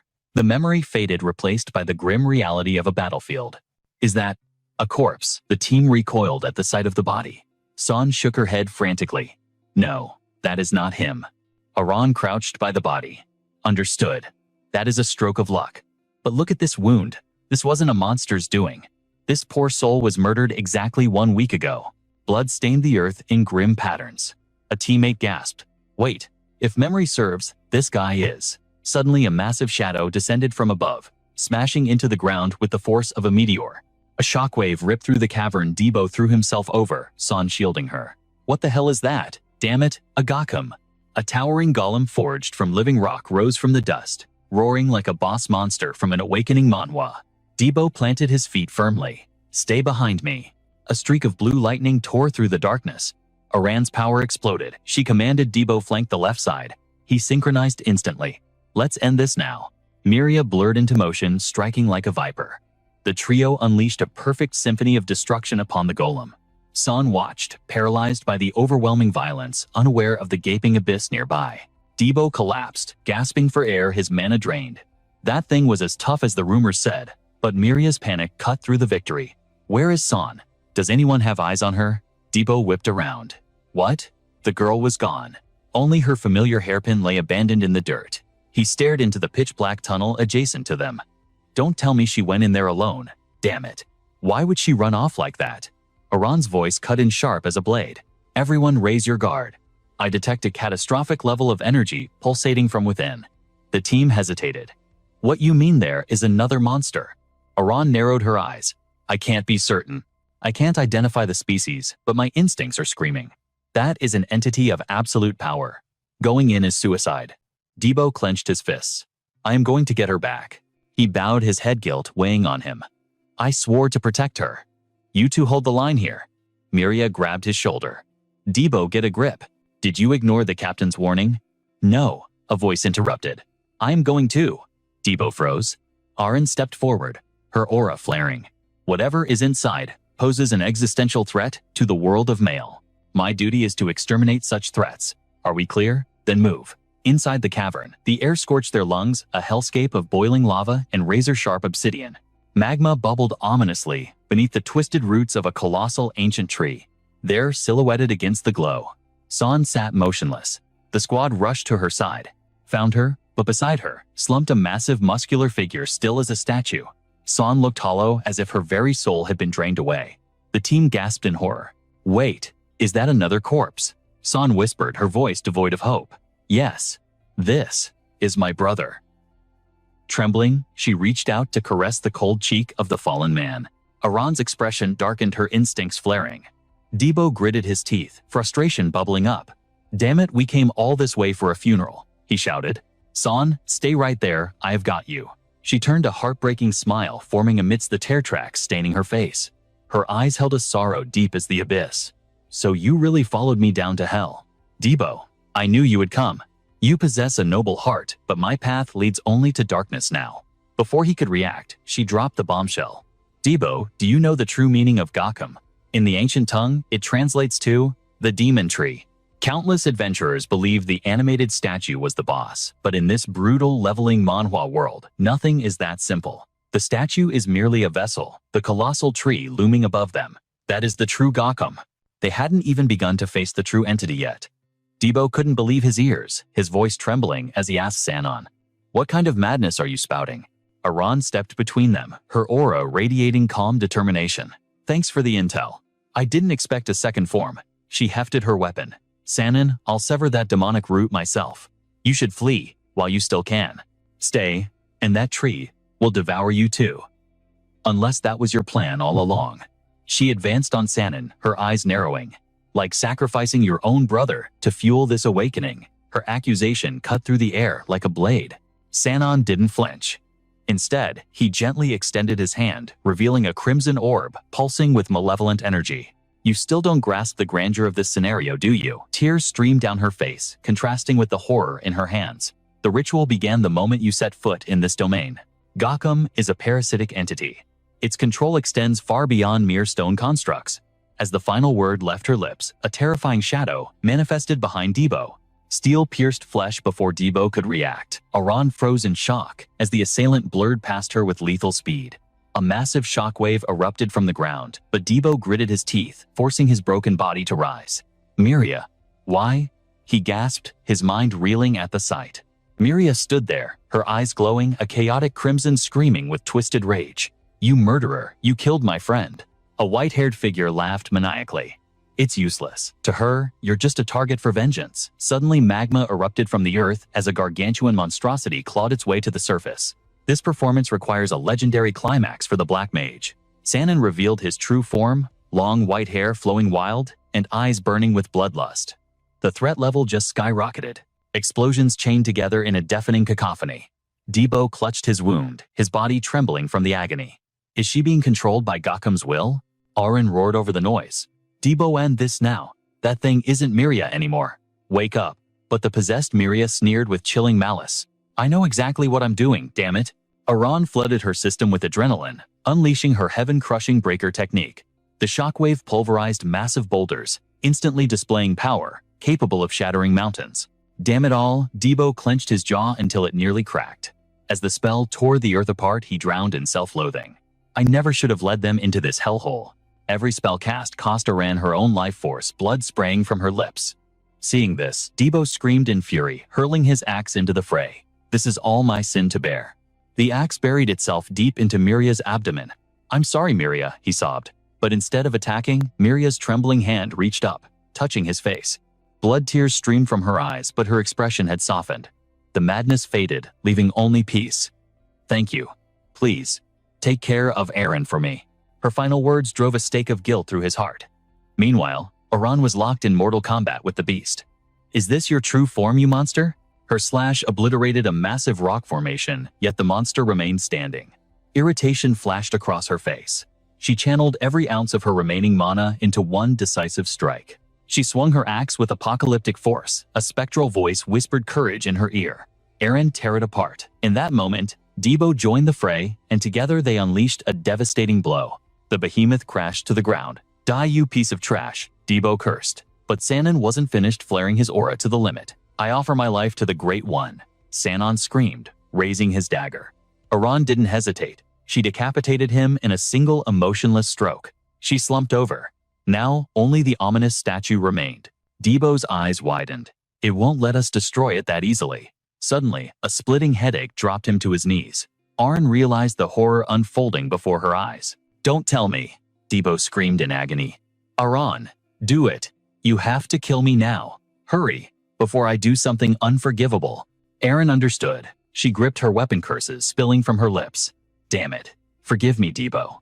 Debo smiled through the pain.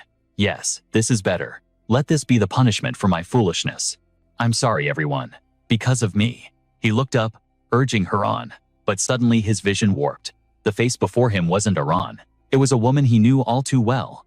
He froze. "Little sister, why are you here? Who dragged you into this hell?" The image of Aran blurred into an enemy. "Did you do this? You dare?" Aran tried to reach him. "Don't worry, I'll end it quickly." But Debo was gone, consumed by rage. "You dragged my sister into this. I'll never forgive you." A cataclysmic aura exploded from Debo. He had transformed, completely lunging at Aran with the same feral movements as the possessed Miria. Aran couldn't process the sudden shift. A fist flew straight for her face. Aran barely managed to block. His senses are inhumanly sharp. Sparks flew as they clashed. Her counterattack was so ferocious, it sliced the nearby monster as collateral damage. In a blink, she vanished and reappeared directly behind Debo. He barely turned his head before Aran's strike connected, sending his axe flying. Lightning crackled across the battlefield as she leaped high for a follow-up. "This ends now. Final execution." Before the blade could fall, Debo vaulted off the monster's head, rocketing toward her like a missile. Eren cursed internally. "Debo, you idiot. This is my only chance. I can't stop now." Stealing her heart, she unleashed the attack. "Forgive me, Debo." The impact was apocalyptic, obliterating the monster into hundreds of pieces. Silence fell. Debo returned to his senses, clutching his throbbing head. What just happened? Gakkum is still. But Aran smiled weakly. "Finally, you're back." She collapsed to the cold earth. "Good. I thought I'd have to leave without saying goodbye." Debo scrambled to her side, his voice cracking with panic. "Eren." His hands shook uncontrollably. No, Eren, I told you to kill me. Why didn't you do it?" She whispered softly. "Debo. I couldn't. We already failed once, 800 years ago. I'm no longer the hero who can stop the Black Mage. But you have a gift. At your age, I wasn't even half the warrior you are." Debo choked back sobs. "No, Eren, I can't be strong like you no matter how much time I have." Eren beamed a dazzling smile. "Debo, I entrust the world of MLE to you. I know you can do it. Because you are my one and only disciple." Debo screamed to the heavens. "Eren, wake up." But her eyes remained closed. And just like that, the legendary Eren was gone. I have to tell her friends. Debo walked away, a solitary figure with a heavy sword and a heavier heart. That was the day the old me died. Because without Aran, I am nothing. That place was a living hell. I failed to protect the one light I had found, and I failed to atone for my sins. I couldn't even grant the final wish of the person I cherished most. Debo slammed the axe into the ground as the world behind him vanished in a fiery explosion. Debo's eyes fluttered open, his body heavy as lead, sinking into the mattress after an eternity of sleep. Diane rushed over, her arms overflowing with supplies, and her face etched with worry. "You are finally awake. You had no external wounds, yet you would not wake up." I was terrified. "You were muttering in your sleep. Was it a nightmare?" Debo sat up, rubbing his throbbing temples. "A dream. My mind is a blank slate." A sudden knock shattered the silence. Diane scrambled to the door. "Huh? Who is it coming?" She turned back, urgency in her voice. You need to go outside. Someone is looking for you. Debo blinked. Looking for me. His massive frame stepped into the light to meet the visitor. The black-haired young man did not waste a second. Debo, the timeline has shifted. Our plan starts now. Gear up. Debo frowned. Do we not get a single day of rest? The leader replied coldly. You have slept enough. Why should I care about your fatigue? Now I need a loan. 200,000 mesos will suffice. Debo handed it over without a shred of hesitation. Meanwhile, De Beer narrowed his eyes. 97 people were slaughtered in that dungeon, yet you survived after upgrading your circle? It defies the logic of this system manhwa world. The young man sat across from him and simply nodded. True. De Beer felt a bead of sweat trickle down his neck. This bastard. What scheme is he cooking up? The young man looked up. Is there anything else? You only receive the reward for the Great Gate if you provide me with sufficient intelligence. You must be desperate for cash, are you not? The young man replied calmly. It seems I made a miscalculation. Then Bam El Pomo slammed a massive stack of bills onto the table. Let me clear my debt first. 2 million mesos. Carson Cider, the debt settled. De Beer began to sweat profusely. His mind raced. How in the world did this guy gather such a colossal amount of mesos? The guild's payments were nowhere near that sum. Had he been secretly farming gold like a grinder in a leveling manhwa? And now, is he planning to sell the very information he gathered? The boss sighed and clapped his hands. Carson, congratulations. You are now a free adventurer. Naturally, we must sign a new contract. Name your signing bonus. I will try to accommodate you. El Pomo looked him dead in the eye. 50 million mesos. De Beer shrieked in disbelief. What? 50 million? That is absolutely insane. You are merely a C-rank adventurer. No soul in this city would pay that price. El Pomo placed his hand gently on the table. Then, it appears we have nothing left to discuss. He turned to leave with icy resolve. The boss froze, unable to stop him. Outside, Debo frowned. How did it go? El Pomo shrugged. He refused after hearing my price. Debo blinked. Huh. What did you ask for? El Pomo replied casually. 50 million mesos. What 50 million? Are you out of your mind? El Pomo sighed. Debo grumbled. You never talk these things over with me first. But why have we come to this place? It was a filthy slum. El Pomo asked. Do you know this area? Debo scoffed. How could I possibly forget? He began to reminisce. As a child, I did everything to escape this hellhole. My current life is not exactly luxurious, but compared to this, it is practically paradise. I heard this district was once the vibrant heart of Liss. But that is ancient history. Now it is nothing but a festering nest for thieves and scum. It might be the worst spot on Victoria Island. Suddenly, a figure plummeted from the sky. A man crashed into the ground right before their feet. Debo jumped back. Ha! Before they could react, thugs wielding knives surrounded them. The fallen man hissed under his breath. Damn it.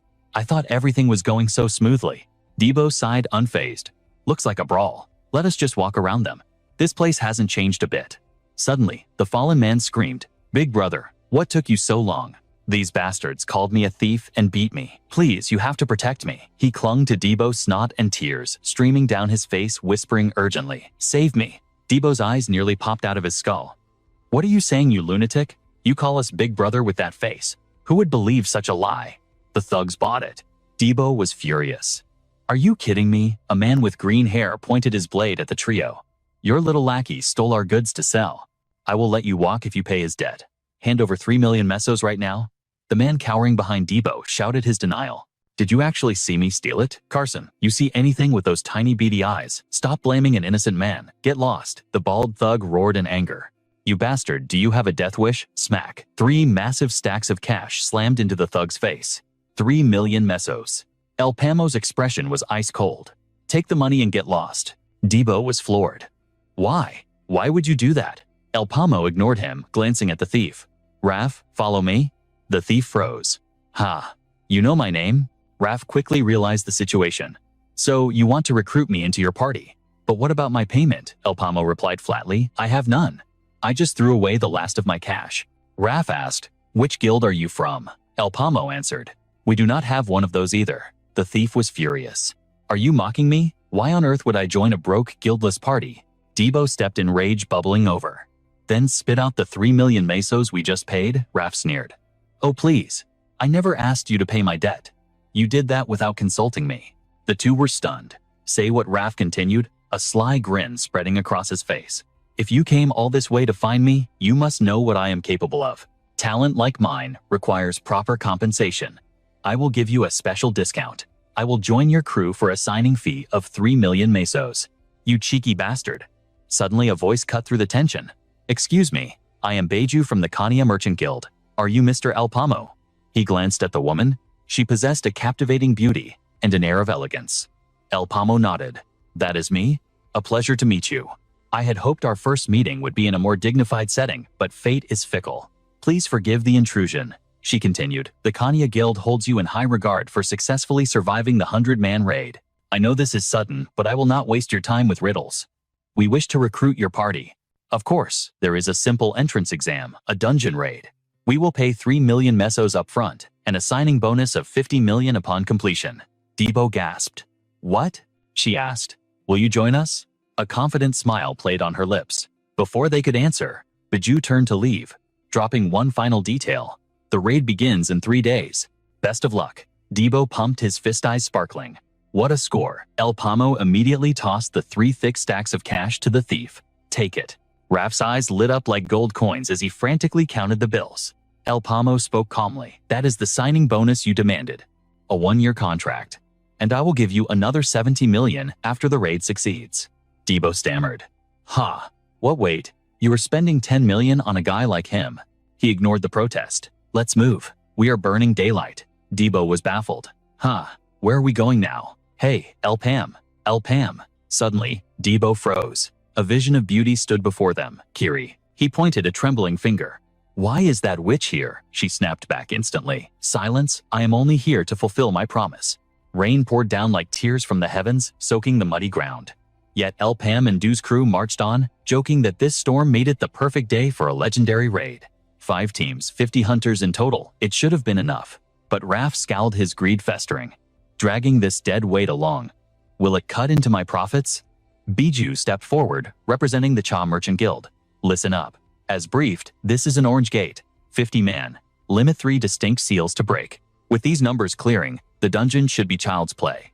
El Pam noted silently, his confidence unshaken. I expected the Kania Guild to contact me directly, yet here I am. It seems they've already laid claim to this territory. Although the timeline had shifted from his past life, the logic of this awakening manhwa remained consistent. He had cleared this gate before. Then the system chimed. Warning. All groups must fire a signal flare immediately upon locating the second gate. Du blinked in confusion. Second gate. What the hell is that? Kiri sighed, stepping in to educate the rookie. Gates are ranked by color. A second gate means there's a hidden dungeon nested inside the first one. Since this is an orange gate, it's a double-layer structure. We have to raid the inner sanctum too, where the terrain and monsters are completely different. Memorize that, you moron. Du bristled. Excuse me, Raf. Shook his head, disgusted by such amateurish behavior. Shut your mouth, Du snapped. Raf ignored him, turning his cold gaze to El Pam. So you're El Pam. Just because you signed a contract doesn't make you the boss. Leadership belongs to the strong, right, El Pam? Sense the greed radiating from him. Fine. We'll let our contribution scores decide who runs this squad. Raf smirked internally. Hook, line, and sinker. Once I take command, things will get interesting. Good luck to you all, Kiri added nervously. The raid finally commenced. Du pumped his fist. If we survive this, that's 50 million mesos. Let's roll. El Pam. Raf sneered. You think we're on a field trip? I doubt I'll be seeing this one-circle weakling for much longer. Du snapped, losing his temper. That's it. Draw your weapon, you bastard. Du flipped him off, trembling with rage. Raf casually picked his ear, unfazed. The winner is obvious. Why waste the energy fighting trash? I don't do stupid things. Du screamed at the sky. Why him? Why did the El Pam recruit this guy? He's poison for the entire team. But as he turned, his blood ran cold. A nightmare unfolded before him, a swarm of monsters tearing into the formation. Help me, screams echoed everywhere. Hold the line, split up and you die. It's the demon eyes. Suddenly a beast lunged from the shadows, pinning Du to the ground. Get off me, Du shrieked in pain. Claws raised to shred his face, but a blur of motion intervened. Raf sent the beast flying with a crushing kick. Chill out, would you? Stay calm, Kiri paled. This is impossible. The gate entrance is right in the center of the swarm. As the horde rushed them, a crimson sphere manifested. El Pam unleashed his magic, blasting the demons back, but his mind raced. No. In my past run, there were no demon eyes here. Their attack patterns have evolved. He leapt for a killing blow, but the creature twisted midair. Kiri gasped. It dodged him, again. How are they moving like that? I can't read them. Kiri panicked. Distracted, she didn't see the blow coming. A heavy fist slammed into her gut. The pack closed in on her, sensing weakness. Meanwhile, a blur of speed tore through the air, heading straight for where Du was struggling against the horde. Smash Raph landed like a meteor, delivering a flurry of bone-breaking strikes. Du watched, calculating. The rookies are out of the picture. That leaves just one rival. The mercenary dusted his hands. Don't look at me like that. Just keep fighting so I can take center stage and be the hero. Kiri watched in awe, clutching her side. So that's his true power. I hate to admit it, but a third circle mage is in a league of his own. Another beast lunged. Raph obliterated it with a single explosive punch. His style ignored all conventions, yet it was devastatingly effective. The rookies are finished. The only real competition left is El Pam, with his fire arrow and telepathy skills. The Kanya Guild scouted him for a reason. He's clearing the mobs faster than I am. Suddenly, a shadow loomed behind Raph.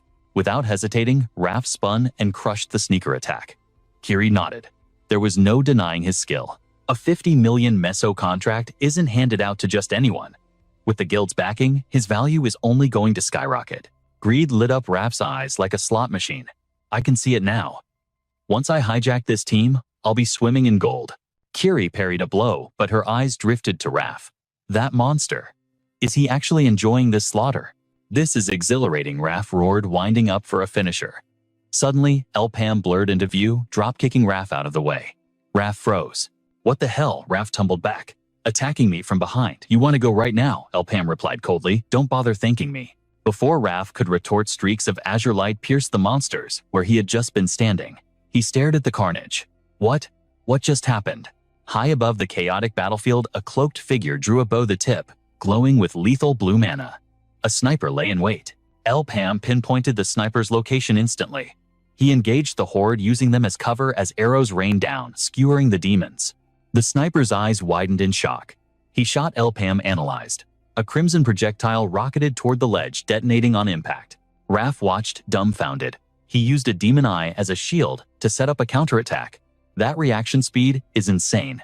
Suddenly, Du screamed, El Pam, watch out. El Pam glanced back too late. A barrage of thousands of arrows blotted out the sky. An explosion rocked the ground behind him, slicing his arm. What? Did my counter miss? And now attacks from the rear. Kiri's voice pierced the smoke. El Pam, we can't stay here. It's too dangerous. We have to retreat. Raph looked up, his face losing all color. Retreat, where the sky was no longer visible, only a descending curtain of death. Panic erupted as the survivors scattered. Run, damn it, move. One fell to a piercing arrow, then two, then three dropped like flies. Kiri unleashed a light burst, shattering the volley to save a girl. She roared in frustration. Don't just stand there, you idiot. Get into the forest if you want to live. But despair washed over the group. It's impossible. Look at that horde blocking the path. Red eyes glowed from the abyss of the dark forest. Suddenly, boom, a massive explosion cleared the way. Epa commanded, the path is open, go. Raph dashed to the front. I'll take point, Kiri screamed. Faster, don't look back. Death rained from the sky with every step. Debo trembled in terror. El Pam, we're done for. Epa parried the azure arrows with lethal precision. Listen closely, Debo. Epa's mind raced. He tracked me instantly. Lord Wyvolk never prepares for nothing. The predator was closing in fast. Nia drew his bow, locking onto the fleeing prey. Sorry, Epa. Your leveling manhwa journey ends here. The arrows weaved through the trees like seeking vipers. Nia clicked his tongue. Shh. How is a mage this fast? He scanned the group. Wait a minute. The count is off. One is missing. The spear user. Suddenly, red mana flared behind him. He whipped around just as the air exploded. Epa stood amidst the flames, target acquired. Debo watched from afar, grinning. The close swap strat worked. All hail the great Debo. But blood sprayed before he could finish his gloating. A blade pierced him from behind. Kiri screamed Debo E. Pa froze in horror. Death approached from the left. A barrage descended, impossible to dodge. Screams echoed as the arrows found their marks one by one. Kiri grabbed Debo, barely dodging. Run, you fools. An arrow shattered Kiri's leg defense. They crashed to the dirt, but the merciless assault didn't stop. Kiri braced for the end, but Raph swooped in, grabbing them both. I'm not even married yet, and I'm babysitting 2 kids. Give me a break. Nia pursued like a grim reaper. Struggle all you want. There is no escape from my sights. He fired without breaking stride. His eagle eyes caught a flicker of movement. Over there.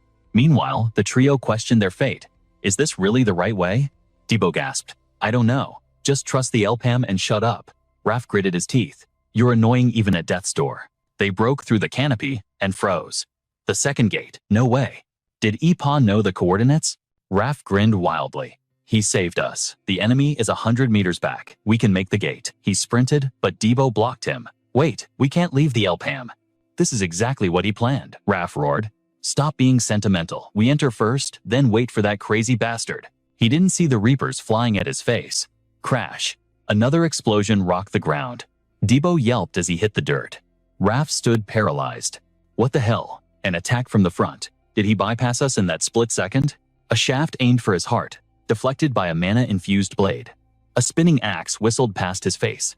Raph knew that weapon immediately. That's the LPAM spear, Raph realized. I knew it, he yelled into the chaos. Debris filled the air as wooden logs defied gravity. A glint of light shifted in the distance. Nia frowned. Lunatic. A shadow moved with wind-like speed beneath the trees. Nia's arrow pierced the creature instantly. Screech, it went flying. Just a devil's eye summon. Why isn't it moving? Is he stalling for time? Nia took cover behind a massive oak. Foolish. I'll play your little game. Let's see how long you can dance, Ipa. Memories of the bloodbath surfaced. Year 13. Lord Wyvok's selection. 300 assassins entered the arena. Only 5 walked out. Rain washed over the blood. Nia stood atop a corpse knife in hand clutching the hair of his victim. 7 days of slaughter. I became invisible. I became the ghost. His blue eyes snapped open in the present. Thwack. An arrow from above pinned the devil's eye, wounding it further but not killing it. Nia scowled. Missed the vital point. Suddenly, a golden arrow tore through the trunk next to him. It hunted him down as he scrambled to evade. Nice try. Nia backflipped onto a branch, drawing his bow.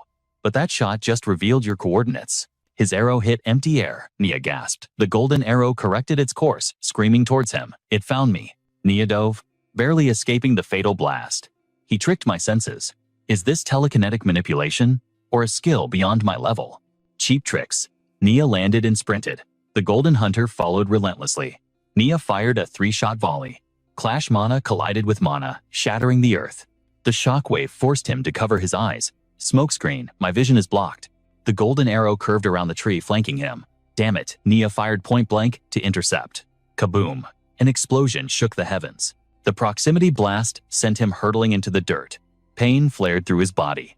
Ipa, you wretched rat. He pushed himself up, trembling with rage. Impressive. His eyes rolled back in fury. The forest fell deathly silent after the chaotic duel. Elsewhere, Ipa analyzed the silence. Too quiet. He peeked from cover eyes scanning. Where did he vanish to? Troublesome. Ipa frowned. To hide his presence this perfectly. In my past life, no one in this gate had such skill. An assassin from Doanya. Did my survival change the timeline? Suddenly, a voice cut through the air, chilling his blood. Show yourself, Ipa. Ipa tensed. The voice mocked him from the shadows. You know it's over. Stop hiding like a vermin and face your death. Elpa realized the truth instantly. It was Nia. The assassin's manic laughter echoed as he roared. I heard you like to fight head-on, so why are you scurrying around in the shadows like a frightened rat? Elpa locked onto the voice and surged forward with gale force speed. But confusion struck him. How did he move there? I didn't sense a single fluctuation in his aura. Could it be instant transmission? He took cover behind a tree, calculating Nia's position. Or maybe the blink skill, but there was no time to think. Nia had already found him. I see you, little rat. A barrage of emerald arrows rained down from Nia's position. They came too fast, pinned down in the cover. Elpa couldn't even find a breath to react. Meanwhile, deep within the blizzard-swept peaks, a golden light tore through reality. A dimensional gate opened, spitting out 3 screaming figures onto the snow. Debo grit, his teeth fury burning in his eyes. Damn it all, we actually left the LPAM behind. Raph sneered, his voice dripping with sarcasm. Nobody forced you to leave. Why are you throwing a tantrum now? Debo's hands trembled as he pushed himself up.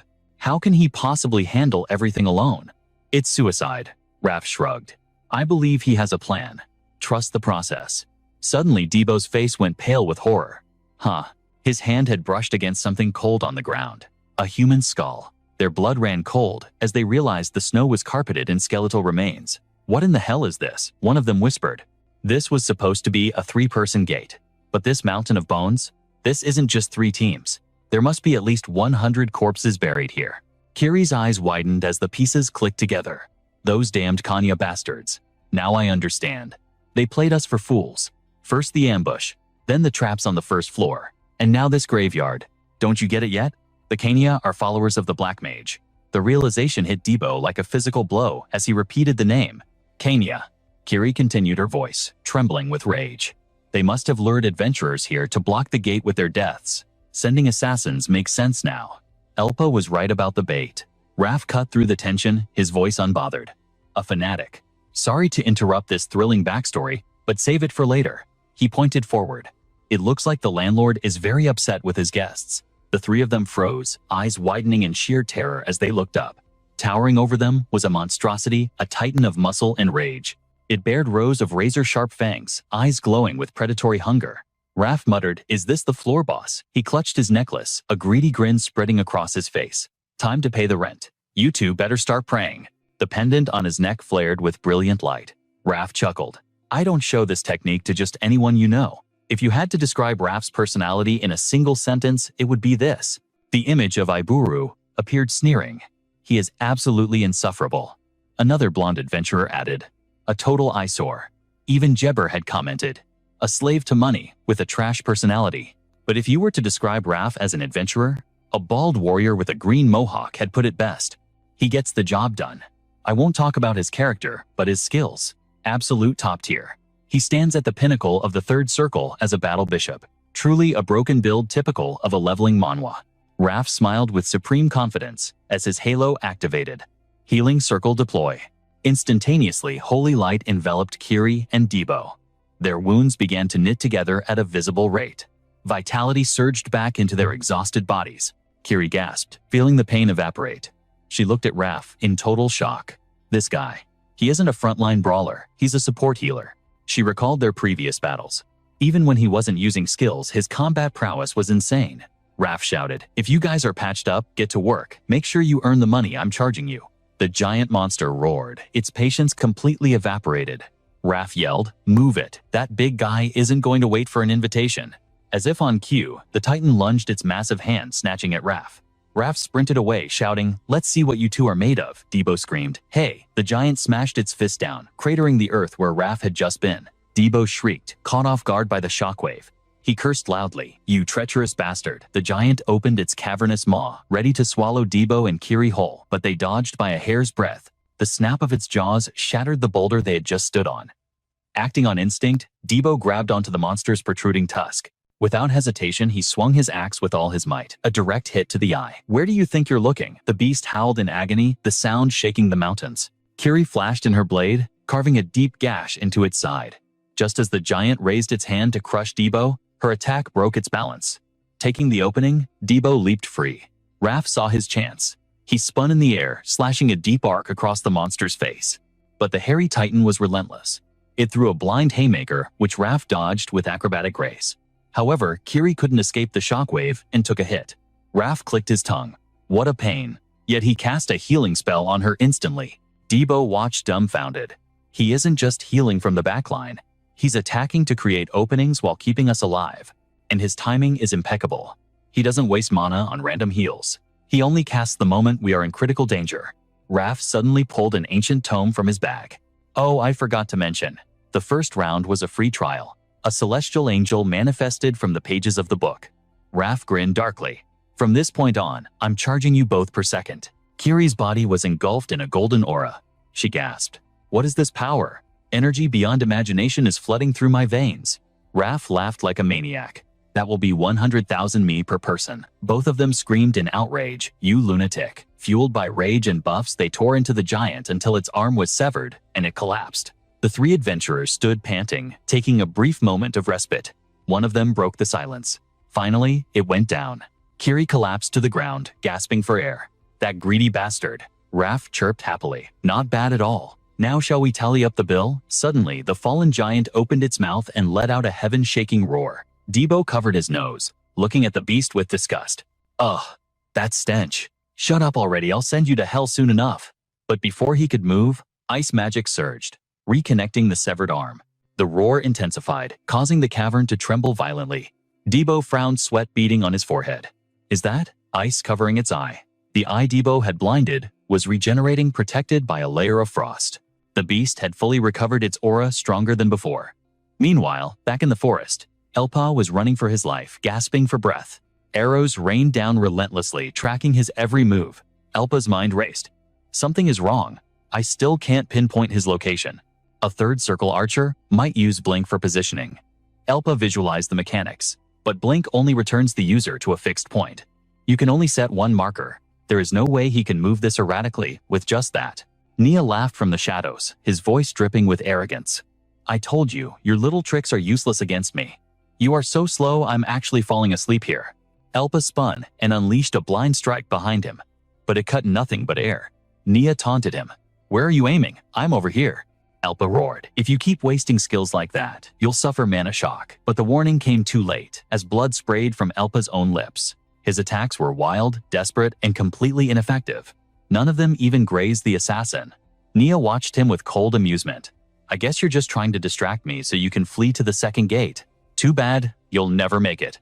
He scoffed at the hopelessness of the situation, convinced Elpa had no chance. The mage's mana was draining rapidly, anxiety spiking with every second. Damn it, if I can't pinpoint his location right now, I'm a dead man. Before he could even formulate a plan, a heavy blow slammed Elpa into the dirt. With trembling hands, he desperately snatched a blue potion from his inventory. There was no time to think. Arrows rained down like a death sentence. As Nia unleashed a barrage, Elpa downed the elixir in one gulp. This was his final gamble. Roaring flames erupted, incinerating the arrow barrage midair. Nia scoffed. How foolish. But the mage had already vanished, landing silently on a nearby branch to scan the battlefield. Nia's eyes widened in sheer disbelief at the scene unfolding before him. The mana potion had kicked in. Elpa's fireballs weren't just restored. They were titanic, multiplying in the air like a nightmare. Panic seized the archer as he scrambled to escape. 6 simultaneous casts. Despite his bloodied state, Elpa unleashed a bombardment that defied all logic in this leveling manhwa. Is he insane? Casting third circle ultimates, while undergoing mana deviation, Elpa was burning his very life force to stay in the fight. Nia's bracelet hummed with ominous light. If he figured out my stealth mechanic, I'll drag him to hell with me. Elpa didn't aim. He simply saturated the area with destruction, uncaring of the cost. Cold sweat ran down Nia's back. He's landing hits through sheer volume. The guy's a lunatic. Suddenly a massive sphere of inferno coalesced above them. Moving like a phantom, Nia weaved through the trees to evade the blast. He gritted his teeth, realizing this wasn't just a skirmish, it was a fight for survival. I'm not finished yet. 3 cataclysmic explosions rocked the forest foundation. Blood sprayed from Elpa's lips, but his will was iron. Stand firm. Hold on. Nia glanced back while retreating, sneering at the desperate display. Idiot. Did you really think a blind AoE attack would catch an assassin? Your fate is sealed by mana feedback. Your body will crumble into dust. He relished the thought of Elpa's agonizing demise as his body tore itself apart. Elpa reached his breaking point, vomiting a pool of crimson. The entire forest was bathed in the glow of his flames. With trembling hands, he prepared one final life or death gambit. The destructive energy was palpable.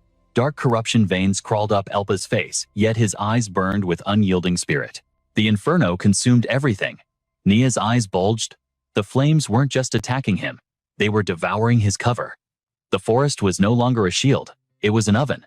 What the hell? Nia shielded his face from the searing heat, fury rising. He set the whole zone ablaze just to strip my stealth, that bastard. If I stay here, I'll roast. Suddenly a gap in the flames appeared, a clearing. There, my only way out. He prepared to dash, but instinct screamed at him. Wait. A perfect escape route right in front of me. It's too convenient.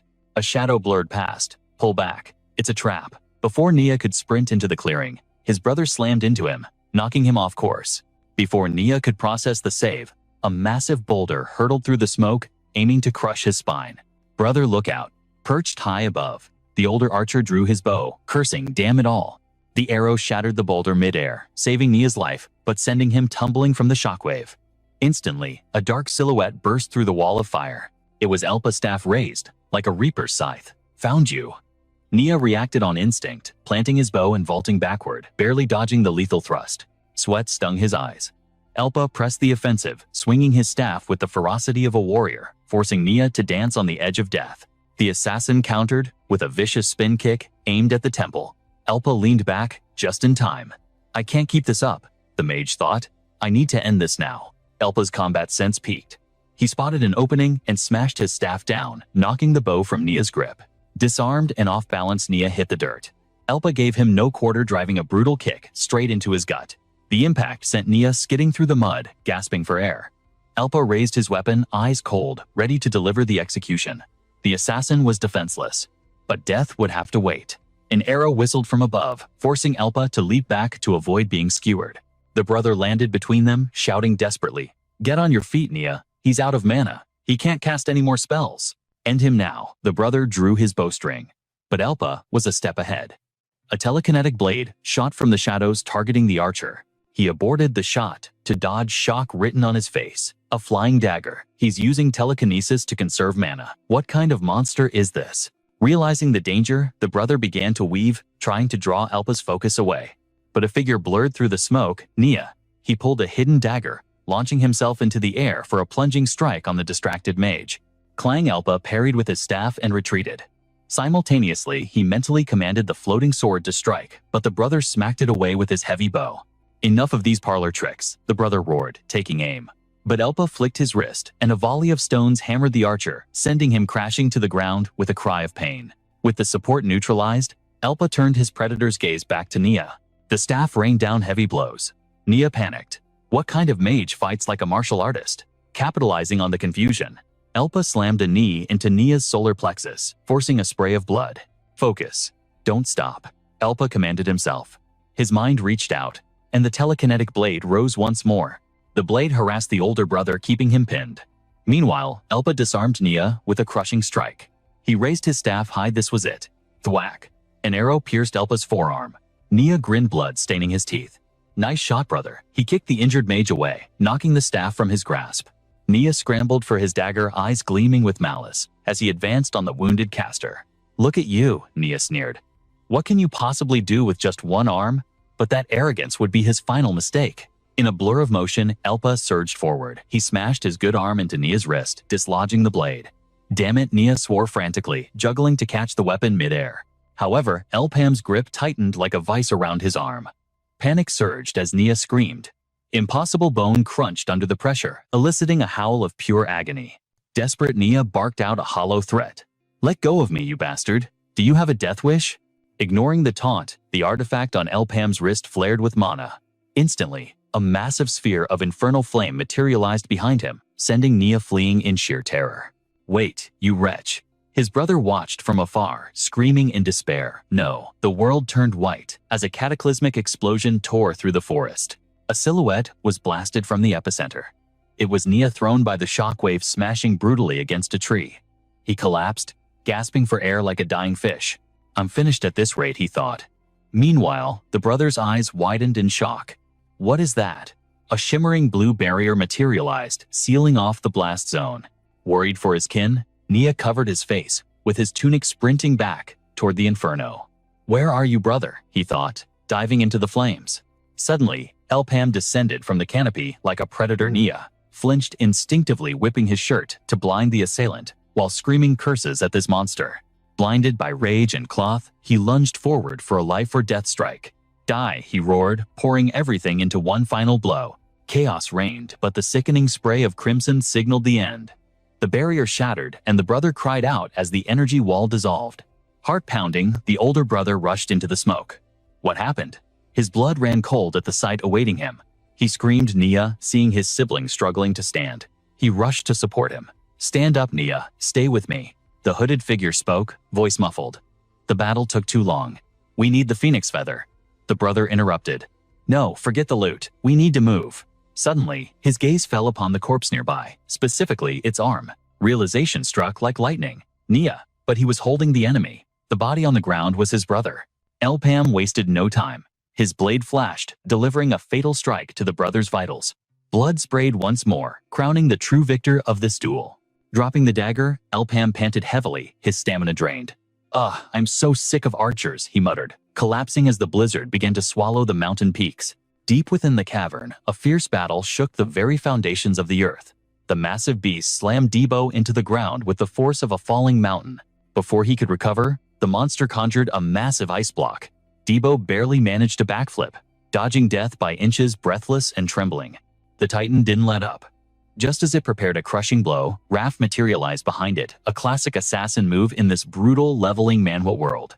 Instinctively, the giant swung backward, but Raph moved like a phantom, evading the heavy fist with supernatural agility. Mocking the beast's sluggishness, Raph aimed a precision strike at its eye, but the monster's reflexes were insane. It instantly froze its own eyelid for defense. "Why is this thing so tough?" Raph shouted in frustration. The beast swatted at him like a fly, and a pained cry echoed through the cave. Raph cursed, hanging by a thread. Damn it. Just as death seemed certain, Kiri flashed in her blade of light, severing the beast's hand in a display of pure skill. "Consider my debt paid," she yelled, signaling Raph to grab on. Together, they barely escaped the immediate kill zone. But this boss monster's regeneration was absurd. Its hand reformed instantly, and it slammed a fist down right where they had been standing. The giant went berserk.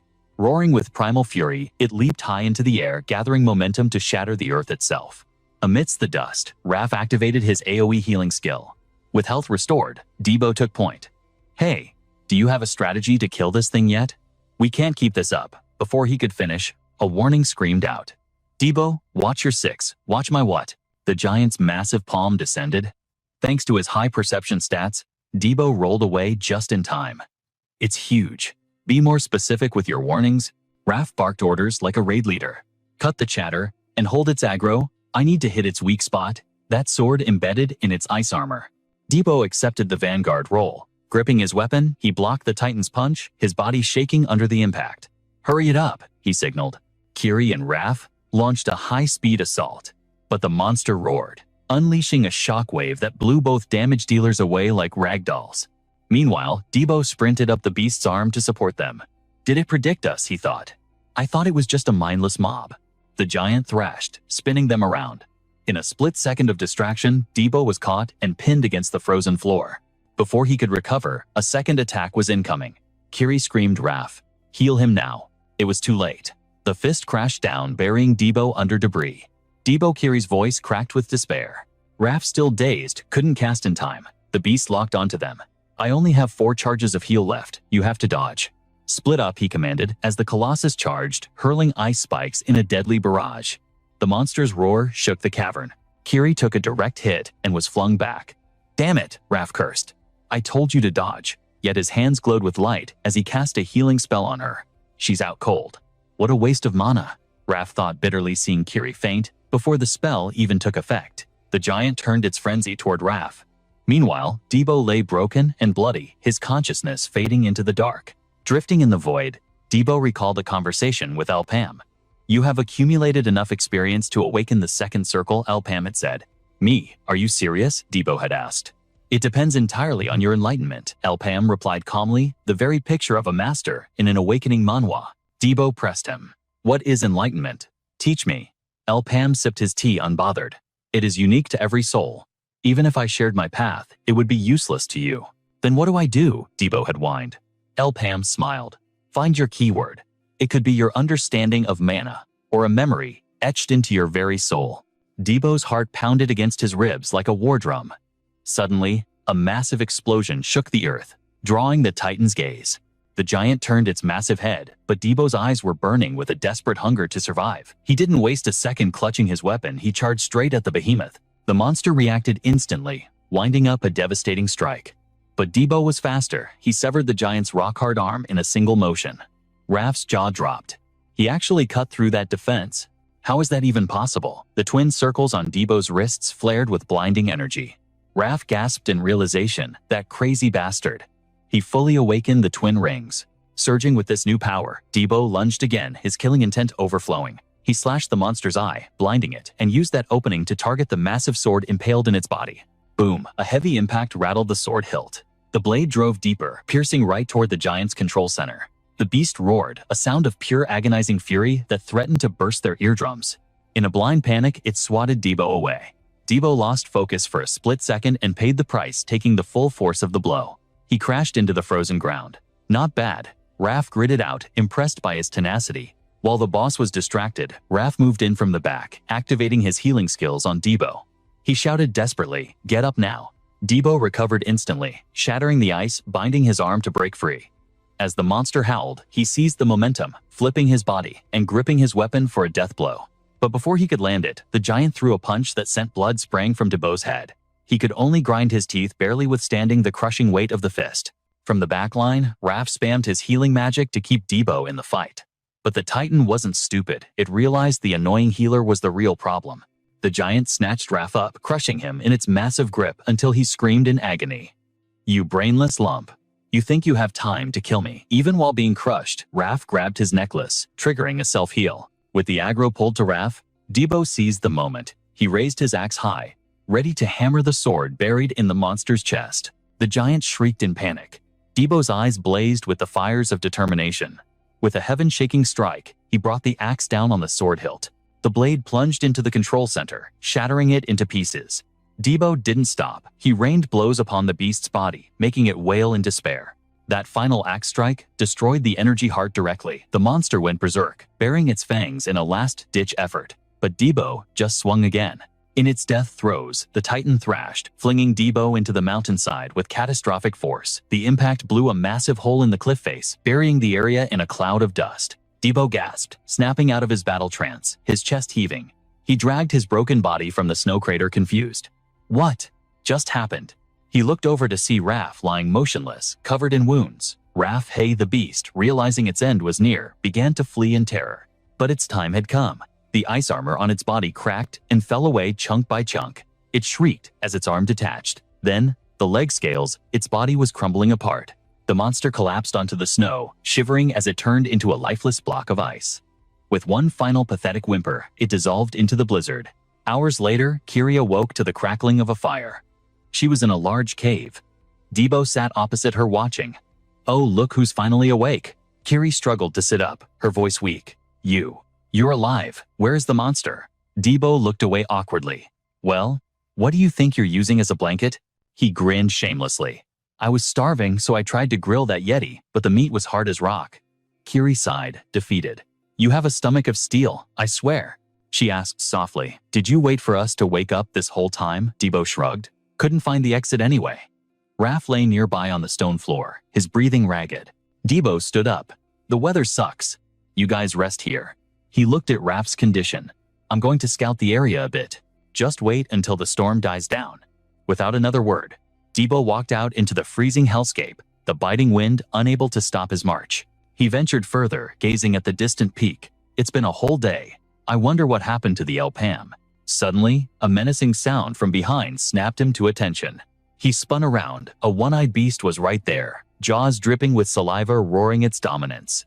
Debo cursed. "Damn it, why do I always get jumped?" But it wasn't alone.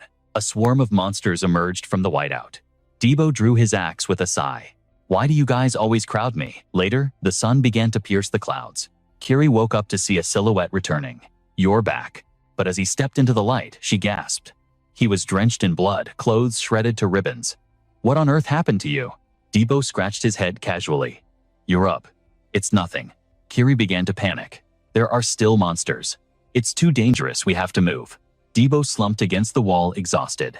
He mumbled, "Someone has to protect the old man while he's down." "We're a team now, right?" Kiri straightened up, her eyes firm. "Then next time I go, there's no reason for you to suffer alone." Debo lay down, cutting her off. "Nah, better if one person goes. We don't need to scout the same spot. Don't waste your energy. Just sleep." Kiri looked at his back, her heart aching. "You idiot.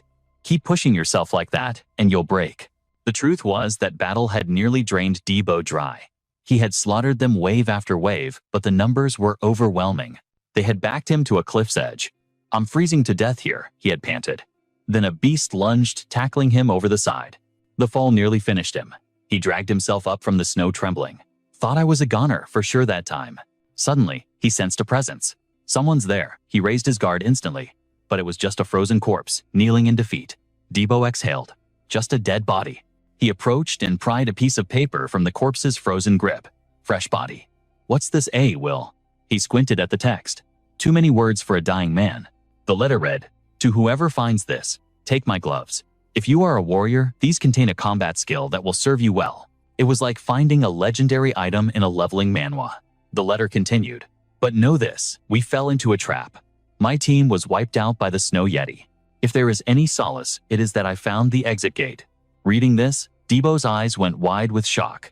The gate? But it is a cruel joke. The gate only activates when the boss is slain. I have drawn the map on the back. Fate, it seemed, was finally on their side. I pray you have the strength to see this through. Please deliver this letter in my stead. Debo folded the parchment, sealing away the heavy words within his pocket. He dug a shallow grave, planting the fallen warrior's weapon as a silent tombstone. Stepping over the corpses of slain beasts, Debo slammed his hand against the massive exit. Kiri stood guard by the dimensional barrier, waiting for Debo to support the wounded Raph as they emerged. As they stepped through the portal back into reality, Debo turned to Kiri. What is our next move? Kiri's answer was sharp and immediate.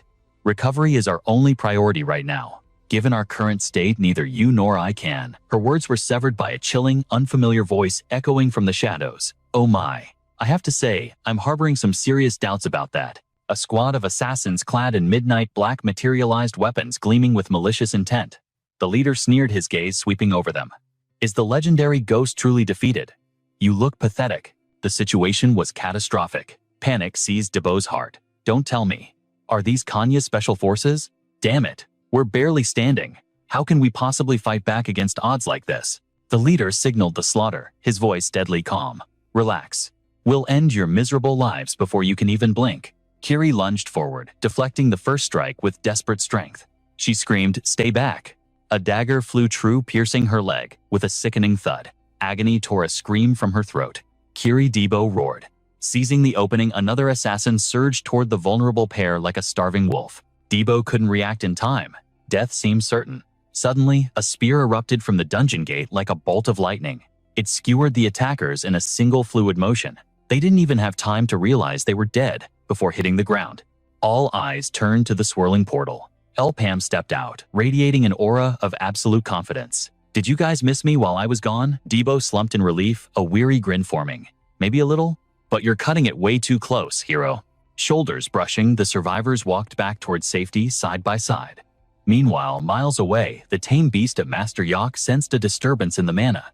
It bared its fangs, a low growl rumbling in its throat. Sensing his pet's unease, he stroked its head, his mind racing. A warrior with that level of skill doesn't just appear out of thin air. Yet the puppet master remains hidden, his brow furrowed in annoyance. The public is going to be in an uproar over this awakening manhwa-style twist. A figure named Boo materialized from a swirl of dark smoke, kneeling in submission. Master Elpam has returned alive. What are your orders regarding the contract?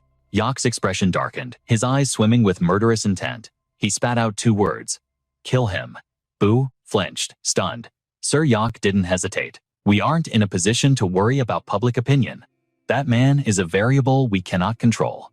Do you really think one man can stop us? We'll fabricate a cover story later. Boo kept her head low, her voice steady. But sir, he didn't return alone. Yak paused, irritation twitching in his jaw. What? Boo continued. He has allies. Meanwhile, in the corridor, Elpam and his battered party were approaching their sanctuary. Raph, looking like a mummy with all his bandages, shoveled a spoonful of stew into his mouth and sighed. This tastes so bland. Debo slammed his fist on the table, veins popping. Don't you dare insult my sister's cooking. Shut up and swallow it before I force feed you. Raph chewed, methodically ignoring the threat. Just saying a pinch of salt would elevate this. Din arrived with another steaming pot, her smile radiant. If you big strong hunters finish this, just let me know. Kiri watched the scene, a rare softness in her eyes. Thank you, Din, Kiri said warmly. Debo ground his teeth. This is exactly why I didn't want to bring you bunch of freeloaders here. Kiri's expression hardened. Jokes aside, we have to assume the Kanya Guild has already received the news. Splitting up now would be suicide. Besides, this safe house is the best protection your sister has. Debo sighed, knowing she was right. True. No matter where we hide, their hounds will eventually sniff us out. Suddenly, the door creaked. Debo shot a glare full of suspicion at the entrance. Elpam strolled in casual as ever. So how is everyone holding up? Where did you sneak off to? Raph called out between bites. Just handled some minor business, Elpam replied with a shrug. Raph wiped his mouth, his face suddenly serious. Perfect timing. We need to talk about dividing the loot from this raid. Let's put aside the debate on who's the party leader for a second. Since our contributions were equal, when exactly do you plan on coughing up my 7 million mesos? Debo exploded, screaming in disbelief. Are you out of your mind? You actually want to march into Kenya and demand payment in our current situation?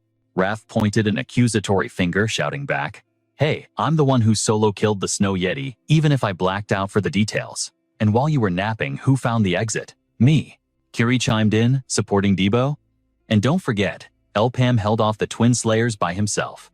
Raph looked around shamelessly. "Pixor, it didn't happen. Any witnesses? You shameless bastard," Debo roared. Kiri turned her gaze to Elpam. "What is our next move?" He remained perfectly calm. Kanya isn't going to take this lying down. Before he could finish, a massive hand slammed against the wall, shaking the dust from the ceiling.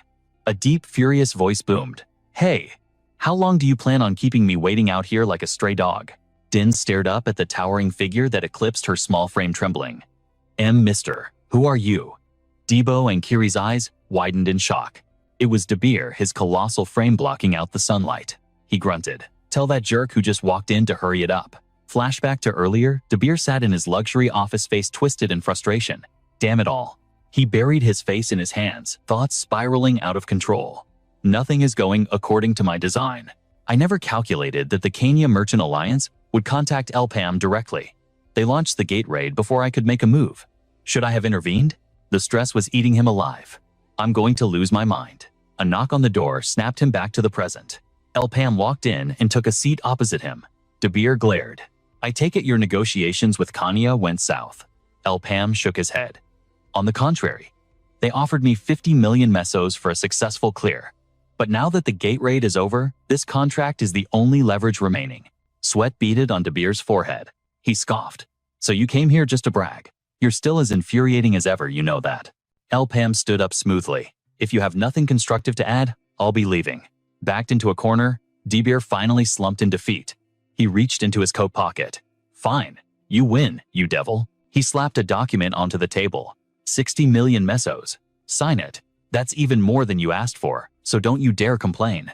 Getting exactly what he wanted, Elpam smirked and scribbled his signature on the paper. Dabir leaned forward. "With that signature, we are officially partners. Now start talking. Share your intel." Elpam's voice dropped to a serious tone. "The Kanya Guild is the mastermind behind everything." Dabir shouted. "What? Are you serious?" Elpam continued unfazed. "That gate. It was a death trap from the start. They lied to us. They claimed it was a low-level dungeon with only 3 danger marks, but the skeletons of at least 100 adventurers were inside. And they didn't just leave us to die. They sent assassins to finish the job." Dabir's eyes bulged in disbelief. "Son of a..." He realized the implication. "Then they contacted you afterwards to wipe out the evidence." He began to laugh like a maniac, fury bubbling beneath. "I will never forgive those snakes." Elpam watched the outburst silently before asking, "Are you satisfied with that explanation?" Dabir blinked, confused. "What do you mean?" Elpam closed his eyes. "My testimony is the only proof that exists. They can easily deny it." Dabir sighed, composing himself. "That's true. But in this system, Manhwa world truth is secondary to perception. I can manipulate public opinion. The other merchant alliances are desperate for a scapegoat to blame for the gate raid failure. If Kenya is weakened by scandal, the sharks will circle." Elpam cut through his scheming with a cold, hard declaration. "No, we aren't just going to damage their reputation. We are going to erase Kenya from the face of the Maple world entirely." Dabir's aura flared with sudden fury as he roared, "Do you take me for a fool? I thought we had an understanding." His voice dropped to a chilling calm. "Save your breath about traps. A full-force strike sends a much clearer message." "Understood." Dabir nodded, shifting gears instantly. Beside him, Palmi's expression hardened into cold steel. The fanatical followers of the Black Mage had finally made their move. Inside the opulent reception room of the Karsanha Guild, Beidou sat across from them, masking her unease with a plastic smile. "Long time no see, Lord Dabir." "To what do I owe this pleasure?" Dabir leaned forward. "I'm here to offer an apology." Her brow furrowed in confusion. Dabir continued smoothly. "A sincere apology. There was a slight misunderstanding between Palmi and my merchant alliance. I assumed he came here, seeking revenge against me. I regret that deeply," he stated with unwavering confidence. "To be clear, Palmi is now an official business partner of the Go Alliance. It seems I've snatched him right out from under your nose."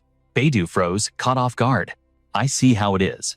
Since I can't pay the breach of contract fee, would this alternative satisfy you?" Palmi didn't hesitate for a split second. "Deal." Dabir rubbed his chin thoughtfully. "This is personal, but this incident taught me the true weight of human life. I've decided to treat people exactly according to their worth from now on. Beida's smile faltered. What are you implying? He smirked, his eyes glinting dangerously. I'll have elite bodyguards stationed around the clock, just to ensure no unfortunate accidents occur. Naturally, this protection extends to every single member of El Pamumi's party. An image flashed in her mind, shadowy assassins and guards lurking in every corner of Debo's home. Beidou stiffened, a cold sweat breaking out as De Beer's tone dropped an octave heavy with menace. I've realized just how valuable his team truly is. He laughed, a booming sound that offered no warmth, challenging her directly. If anyone dares to harm Palmi or his crew, they won't just answer to him. They'll face the full wrath of the Go Merchant Alliance. Beidou sat in stunned silence, completely checkmated. Meanwhile, in a safe house, Debo's jaw dropped as he hollered in disbelief. 60 million. Good lord, did you conjure gold out of thin air? Kiri eyed the grim-faced guard outside the door with suspicion. They even sent security. Is this really the work of the Go Alliance? Raph popped up out of nowhere, clapping enthusiastically. Bravo Palmi, you're a natural-born tycoon. Palmi remained stone-faced. You're exaggerating. This team is just more interesting than I anticipated. Now all that's left is to trim the deadweight. Raph preened with arrogance, slipping in a jagged insult. Debo gritted his teeth, veins popping on his forehead. You bastard. Raph pointed at himself, beaming with narcissistic pride. I guarantee you won't find another bishop of my caliber in all of Kalem. Nay, in the entire world. Debo couldn't stomach Raph's attitude, shooting him a look of pure disgust.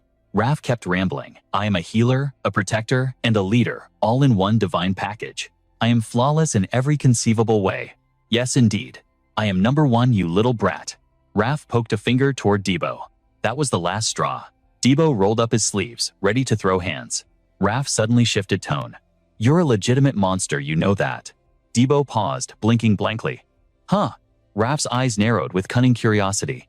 I thought you were out cold, yet you woke up and soloed the boss. There's something about you that logic can't explain. Kiri nodded in agreement. Now that I think about it, when he fought those Hobbs, he was fighting on pure instinct while unconscious. Debo furrowed his brow, trying to grasp the fragmented shards of his memory. It's no use. No matter how hard I try, it's all a blur. The only thing that lingers is a dream. A strange woman appeared in it. We were bickering yet. There was a profound sense of intimacy, like we were close. But the moment I wake up, her face vanishes from my mind. The only detail I can recall is her weapon, a long-handled polearm. Palmi's face went pale, shock rippling through him as the pieces clicked. What? A polearm, a dream. Everyone knew that in the original timeline, Debo and Iran were soulmates. If that woman was truly, Iran did a fragment of his power return from before the regression. Just what kind of glitch was happening in this world? Perhaps something went wrong when I altered the past through regression. Palmi fell deep into thought. Raph sighed, shaking his head theatrically. Ah, the problem is the big guy is a bit thick-headed. Debo snapped back. You think you're some genius? Raph ignored him, pivoting to the leader. And you, Palmi, your growth rate is unnatural. For a rookie, your judgment and skills are terrifyingly advanced. It's like watching a leveling manhwa protagonist in real time. No wonder Go wants you. Raph spoke with a smirk that danced between mockery and insight. Then his gaze slid to Kiri, who stiffened, annoyed at being dragged into his critique. Raph didn't let up. And you? You have solid fundamentals and a decent head on your shoulders, typical of a Cygnus training captain. Not bad for a second circle user. But there's nothing that separates you from the herd. His voice dripped with disdain, enjoying the psychological warfare. The Go Alliance aren't idiots. We were used as bait, and they paid the price. But our next job, we have to walk straight into Kanya's trap, to hunt down those shadows. Raph's eyes turned cold. I'll do anything for coin, but I refuse to split my cut with dead weight. If you can return to Cygnus, do it now. You're out of your depth. Kiri trembled with suppressed rage, her teeth grinding together, but she couldn't form a rebuttal. His insults echoed the humiliation she endured back at the Cygnus Nights, where sneers were more common than praise. I heard you've been taking on grunt work lately. Kiri remained silent. The voice from her memory cut deep. I thought you perished inside that gate, she stammered in the flashback, Sir Sim. He interrupted. You were on your way to see the master. Yes. Kiri wanted to flee, but the man kept twisting the knife. I heard you joined some ragtag adventurer party. You're degrading yourself, but perhaps that's where you belong. Quitting is the greatest service you could do for the Order and the Master. Go on, he's in his office. He walked away, leaving Kiri standing there, head bowed in shame. Even in the master's office, she couldn't lift her gaze. So, you wish to give up? Is something wrong? Kiri couldn't meet his eyes, choked by helplessness. I'm sorry, master. I can't explain it yet. But one day, the master stopped his quill, clearly displeased. I will list your participation in this adventurer group as an undercover assignment. You will report back to me every 3 weeks. Kiri's eyes widened at his mercy, but she stayed silent. Do not forget, Kiri. You are my disciple, and you will always be a knight of Cygnus. Snapping back to reality, Kiri faced the group, her voice trembling but firm. I know I'm asking a lot, but as long as one of those traitors remains in the order, I cannot return to my master. She shouted, burning with determination. I don't care about the gold, I just need to get stronger. Please just give me time. Seeing her fire, a faint smile tugged at Bao Mi's lips. Raph maintained his arrogant sneer. Ah, how adorable. Is it really that hard to understand? We want you to leave. Bao Mi's voice cut through the silence like a blade. Are you absolutely certain? The question stunned the room, drawing every eye to him while Raph's face twisted in visible irritation. Hey, what kind of nonsense are you spouting? Bao Mi's gaze turned icy as he countered. If she hunts that minion alone with her current temper, it's a suicide mission that benefits no one. And Raph, you claim she lacks skill. Let me enlighten you. You seem arrogant about your own abilities, but you aren't the only one disappointed by this team's performance. I sent you to the second floor, believing it would be a walk in the park. But let's be real, without Diobo, you would have been wiped out. Raph's face flushed with a mix of rage and shame. That wasn't a normal beast. You have no right to judge. Do you think a snow yeti is some common trash mob? Bao Mi replied, his voice terrifyingly calm.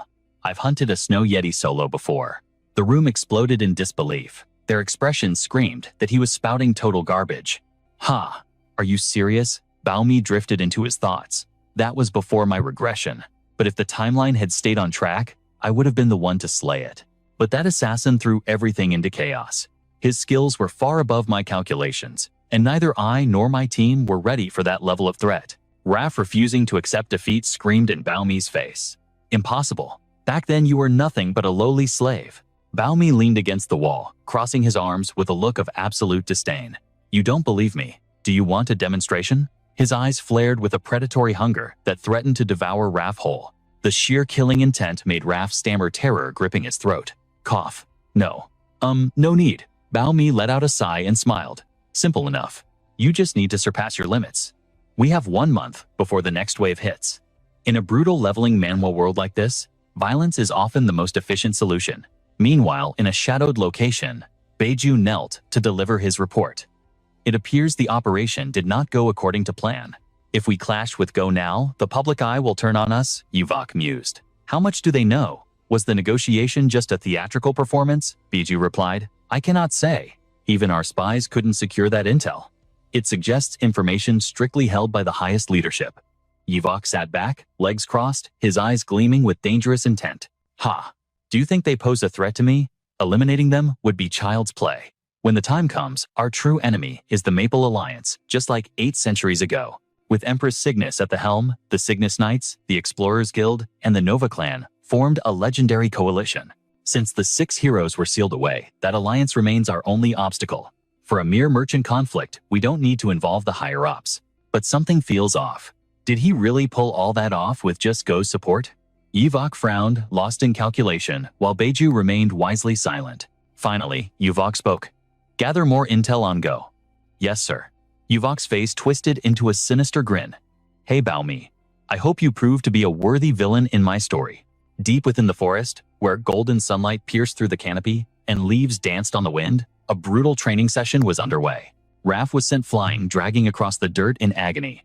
Damn it. What the hell? What kind of mage fights like a martial artist? Kiri wasn't faring better, pushed back into a cloud of dust. Is that it? Bao Mi walked forward, weapon in hand, radiating dominance. You haven't landed a single hit. He dashed toward them.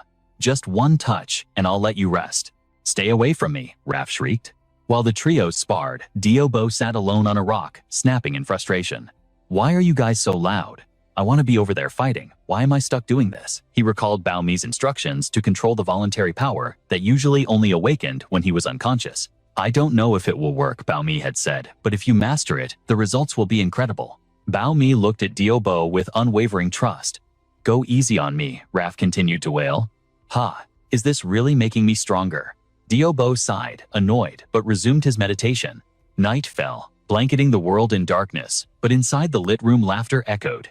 Hey, Raph. Struggling to speak with a face beaten into a swollen mess, only one eye functional Raph questioned. Was that actually sparring? Diobo couldn't hold it back, and burst into laughter. Baomi replied coldly, I fought exactly the number of rounds you asked for. Raph whimpered, I don't believe you. Diobo kept cackling. With that face, no girl will ever look at you. Diobo enjoyed Raph's misery for a moment, before turning serious. Is it okay to leave that girl alone? Baomi answered. There are guards watching her. She'll be fine. Diobo suddenly remembered something. There's something I need to tell you. Baomi glanced over. What? Diobo handed him a letter with a ring attached. I found this at the Great Gate last time. It's the reason we managed to escape, but I didn't want to keep it without knowing its owner. He asked, Do you know what this is?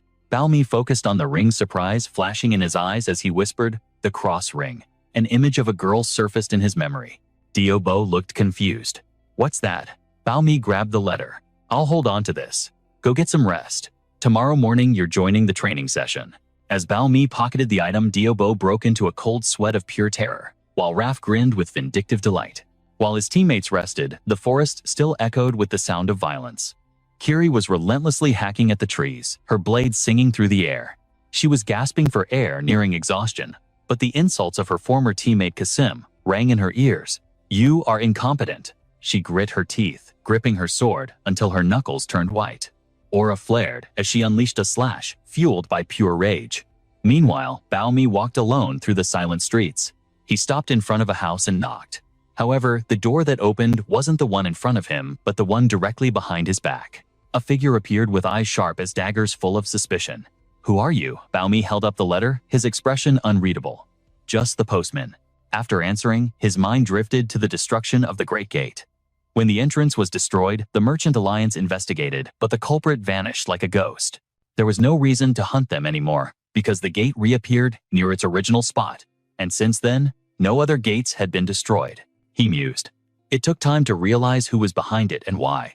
Suddenly, the door in front of him opened, snapping him back to reality. The man standing there radiated menace. How did you find this place? Explain yourself. You have 5 seconds. Baomi stepped inside, facing a room full of dangerous individuals. This was the legendary Cross Hunter Guild. The secret organization finally realized the Great Gate was nothing but a treacherous snare laid by the fanatics. They were the ones who destroyed the gate, yet their noble sacrifice would go unsung in the shadows. But this time, the mood shifted. Seeing Baomi stand there in silence, they raised their weapons with killing intent. Unfazed, he simply used a skill to slide a letter toward them. His voice was calm as a still lake. I came to return what you lost. Don't you want it back? They didn't respond, only starting a cold countdown. 5. I want to show you a shortcut. 4. You running east and west like headless chickens gives me no benefit. 3. I can't explain why I know this location. But if you kill me? The 2 basement floors of the Edelstein Guild. The moment he dropped that name, their composure cracked. Baomi seized the opening. And your guild master's hideout will be exposed to the world. Sensing the truth in his words, a golden-haired woman stepped forward, eyeing him with suspicion. Who are you? Baomi flashed a friendly smile. A pleasure to meet you.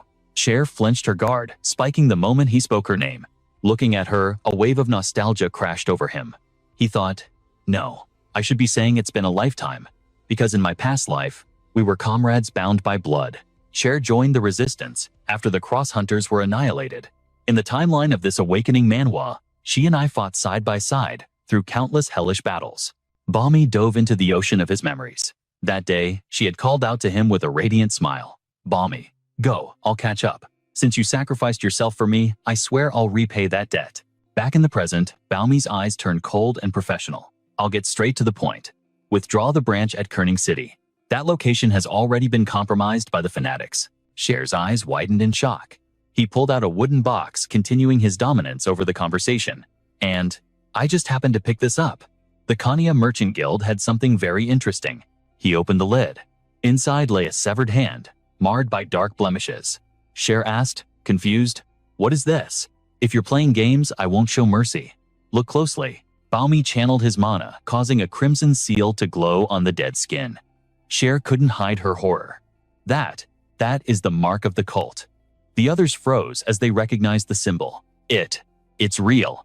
From Kenya. Is it true? Cher's jaw dropped, her mind racing to process the impossible. That tattoo undeniably belongs to the fanatics. It's nearly impossible to detect because it remains invisible unless infused with mana. Right now, few people even know these fanatics exist. Cher raised her voice, anger mixing with fear. What do you want? Speak nonsense, and I'll blow your head off, he replied. What I want. He paused, his gaze steady as a mountain. Is information.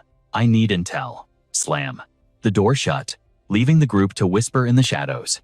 Cher, do you trust him? Of course not. He's suspicious as hell. She analyzed the situation, especially since he appeared exactly at this critical moment. It's definitely a trap. Then we'll pretend to play along. Balmy walked away, his inner thoughts churning. I never expected to get both the item and the intel this easily. The ring attached to the letter is safely hidden. Kenya. They are moving too fast. Did my return alter the future, causing them to change their plans? In that case, she will. It's decided. The next destination is Nautilus. High above in the azure sky, seagulls soared with their iconic cries, signaling the call of the ocean. Dio stood with his massive red axe, watching the passengers board. Oh, the full squad, Balmy, Kiri, Raph, and Dio, looked toward the horizon with burning confidence. Dio smirked. Feels like it's been a month, hasn't it? My body is itching for a fight. Balmy flashed back to the moment he sat across from De Beer. The man had said, choose. 2 papers lay on the table. De Beer spoke with arrogance. The 60-man gate at the intersection or the 77-man gate in Alinea. I chose the portals. Kanya might be watching. Why not start? It's been a month. Balmy looked down, his expression icy and calculating. He said, I wonder. De Beer cut him off, furious. Hey, you bastard, don't tell me you're getting cold feet now. Balmy closed his eyes, arms crossed his face, a mask of indifference. I've already chosen where we're going. Whose grave? Hearing that, De Beer panicked. What? Do you have any idea what kind of place that is? The scene shifted to the image of a legendary pirate with flowing golden hair standing beside the whale-shaped battleship. The ship's bow featured a massive skull. That was Kirin, captain of the Nautilus, commander of the pirate armada. An image of a blood-soaked gun lying on the ground flashed by. She had a first disciple named Eagle Eye, and the Eagle Eye Gate is where that disciple met his end.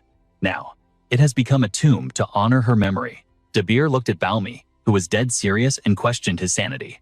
You mean the place with the 990,000 meso bounty? Countless adventurers failed there. It's deemed impossible to clear. Don't tell me the Kanya Merchant Guild is targeting that hellhole. First of all, where did you even get that intel? Suddenly, the door creaked open. Ran walked in, beaming with a bright expression. What's this interesting conversation? De Beer gasped in shock. Lord Ran, he asked. What brings you here, sir? Ran approached them and spoke. I was thinking of giving you a gift. De Beer was confused. A gift? Ran smiled, holding up 2 feathers glowing with orange flame. Balmy's eyes widened in recognition. These are special items prepared by the Captain Phoenix feathers. And 2 of them, no less. He smiled with a hidden meaning. I have high expectations for you. Remembering that moment, Balmy pondered deeply. That means I have to deliver results equal to the value of these gifts. With this, I now have 4 phoenix feathers. A truly unexpected harvest. Dio's voice snapped him back to reality. But why isn't the Elpam going inside? Balmy looked toward a footstep approaching the dock. There's still someone coming. Dio asked who. Then his eyes went wide as he recognized the figure. Oh, the drunkard Iburu arrived, clutching a massive tightly bound package. Long time no see. Dio grinned. Oh, Iburu, what's that in your hands? Kiri and Raph looked on in surprise as Iburu answered. The goods your Elpam ordered. Seriously. Making me do delivery duty too. Try putting them on. They quickly equipped the gear. Dio let out a happy shout. Oh, Raph beamed. Is this free? Awesome. Kiri was equally impressed. It's way lighter than I thought. It feels like I'm wearing nothing at all. They asked, what is this made of? Iburu replied, Snow Yeti leather. Your Elpam threw the materials at me and told me to craft it, remember? Dio recalled the scene where Balmy grabbed a piece of snow-white fur. I'm taking this. He hadn't even given Dio a chance to stop him, leaving him depressed at the time. Ah, Iburu asked. You guys have been eating well lately, right? Well, obviously, you have the skills to clear a 100-man gate. Hearing that, Dio panicked. Hey, keep your voice down. Wait, how do you know about that? Iburu held a piece of fur, explaining casually. How could I not know I received materials this rare and difficult to obtain? Only I know about it, so don't worry. Oh, and there's some more equipment. This is… Balmy cut him off. That is yours. Iburu blinked. Huh, mine, why? Thanks, but I don't think it'll be useful for me. Baomi interrupted again. I said it's yours. Iburu was thunderstruck. Huh, you mean? Before he could finish, Baomi commanded. We don't have much time. Hurry up. Iburu stood there completely stunned. Huh, what elsewhere? A pirate yawned deeply and complained, I'm so bored. Beneath a canopy of lush green, a pirate ship lay anchored at the island's edge. A lone female silhouette approached the vessel and the lookout's voice rang out across the deck. She's finally here, her signature red hair flowing like a flag. Minner emerged with her battle-worn crew, greeted by waves of gratitude. Miss Minner, thank you, you saved us. Minner grinned, soaking in the praise. Ah, the sea breeze is magnificent. Cheers erupted like a volcano. Minner actually did it. The ship buzzed with the electric roar of the crew. She soloed the 200-man Orange Gate. Minner is back. It was a power-up moment perfect for a leveling manhwa. This changes the entire momentum of the raid. But a cold voice cut through the celebration. No. Minner stared at the woman in the captain's quarters, her voice trembling with accusation. Captain, why I even cleared the 200-man gate? I'm infinitely stronger than the old eagle-eye version of me. There is no logic in stopping me. Kirin turned her gaze sharp. Oh ho, are you talking back to your captain? Are you planning mutiny? Minner clenched her fists, her body shaking with suppressed grief. Then, how am I supposed to avenge Big Sister R? You know how desperately I've trained for this. Kirin's eyes turned to ice, her tone absolute. I am ordering you one more time, as your captain stand down. Sometime later, the tavern air was heavy. Minner slumped over her beer, letting out a soul-crushing sigh. She muttered to her teammates, he's never going to let me go. Should I just ignore him and snatch the bounty? Gio chuckled, trying to lighten the mood. That's just Kirin's way of spoiling you. Minner groaned. It's overprotective, not spoiling. Suddenly, footsteps thundered in. A man kicked the door open, eyes wild with panic. Minner, we have a major problem. Get out here now. Someone just swiped the bounty for the Eagle Eye raid. Minner shot up like a compressed spring, her eyes wide with shock. What did you just say? Kevin's jaw dropped. Who are they? Land rats? Another female crewmate slammed her fist down, raging. Some punks stole our prey. On the other side, Pao Mi's squad walked into the hornet's nest. Du scanned the hostile crowd. What the hell? What is with this suffocating pressure? It's creeping me out. Kiri kept his eyes closed, whispering a warning. This is their turf. Shut it. We broke their unwritten laws, so don't be surprised if a bullet finds your skull right now. The law of Nautilus is simple. The one holding the bounty poster holds the priority rights to the dungeon gate. Possession is permission, that's the rule. But there is a shadow law. You never touch a bounty that another crew has already marked as their own. And the bounty we just grabbed, it belonged to them. Before he could finish, a figure stormed over, shouting, Hey, who do you think you are? The group paused. Minner stepped forward, fury blazing in her eyes. You have a death wish. Hand that over. That prey belongs to me. Got it.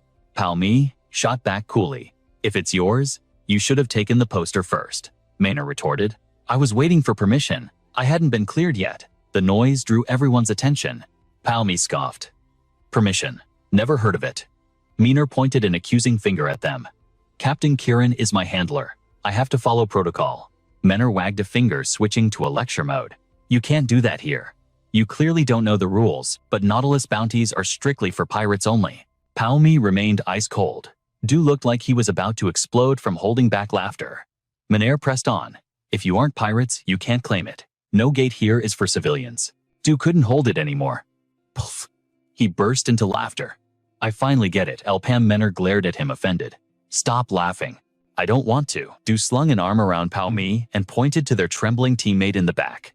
Allow me to introduce. We are the Iburu pirates. Hearing that Iburu clutched the scroll like a lifeline, sweating buckets as he tried to act the part. Minner looked insulted, like she was being mocked. You can't just call yourselves pirates and make it true. Not just anyone can be a pirate. There is a sacred process to do. Cut her off mid-sentence. Huh. Are you calling us fakes? That breaks my heart. We are the real deal. He spun a tall tale. Haven't you heard of Captain Iburu, of the Iburu fleet? Iburu stood frozen, only managing a terrifyingly awkward laugh. Du watched Minner's confusion with a smirk, clearly enjoying the chaos. Iburu right here is a legendary sea rover. Honestly, you should have sensed his aura the moment we walked in, right? So if the leader is a pirate, the whole group is a pirate crew. A deep voice boomed. That logic seems a bit forced. Pao Mi turned to see a hulking man approaching. That implies the rest of you are landlubbers. Du fumed, steam rising from his head. Who asked you? Menner's face lit up. Lord Murat, you're here. It was Murat. He asked, what is all this racket? Palmi analyzed him instantly. Murat. Never heard of him. But technically, we haven't broken any rules. Murat replied, I know Kirin wrote the laws here, so we will let her be the judge of this situation. Where is the rest of your crew? I assume there are more. Palmi answered flatly, it's just the 5 of us. Murat blinked, stunned. Huh. Are you insane? You realize this is a 74-man gate, right? At the same time, Du's eyes widened in shock. Wait, can this guy actually see us? The crowd whispered, sensing the absurdity. Murat frowned. That is highly suspicious. What is your name, kid? He answered. El Pamo Mi. The name hit Kevin like a truck. El Pamo Milam, the female pirate, turned to him. What? You know him? Kevin stared at Palmi. I've heard the stories. He is the survivor of the Red Rank 100-man gate. The whispers spread like wildfire. That legendary gate, I thought everyone who entered was slaughtered. Another voice chimed in. Then they aren't human. Hearing the awe, Du rubbed his chin, puffing his chest out. That's right. Bask in our glory. But the mood shifted instantly. So what? Lamb scoffed, venting her anger on Kevin. That just means they failed the raid and barely scurried out with their lives. They're just cowards who got lucky. Kevin threw his hands up. Hey, why are you screaming at me? The crowd remained skeptical. Captain Menner cleared an orange rank. She's the real deal. Menner blushed a deep crimson. Guys, you're making a huge deal out of it.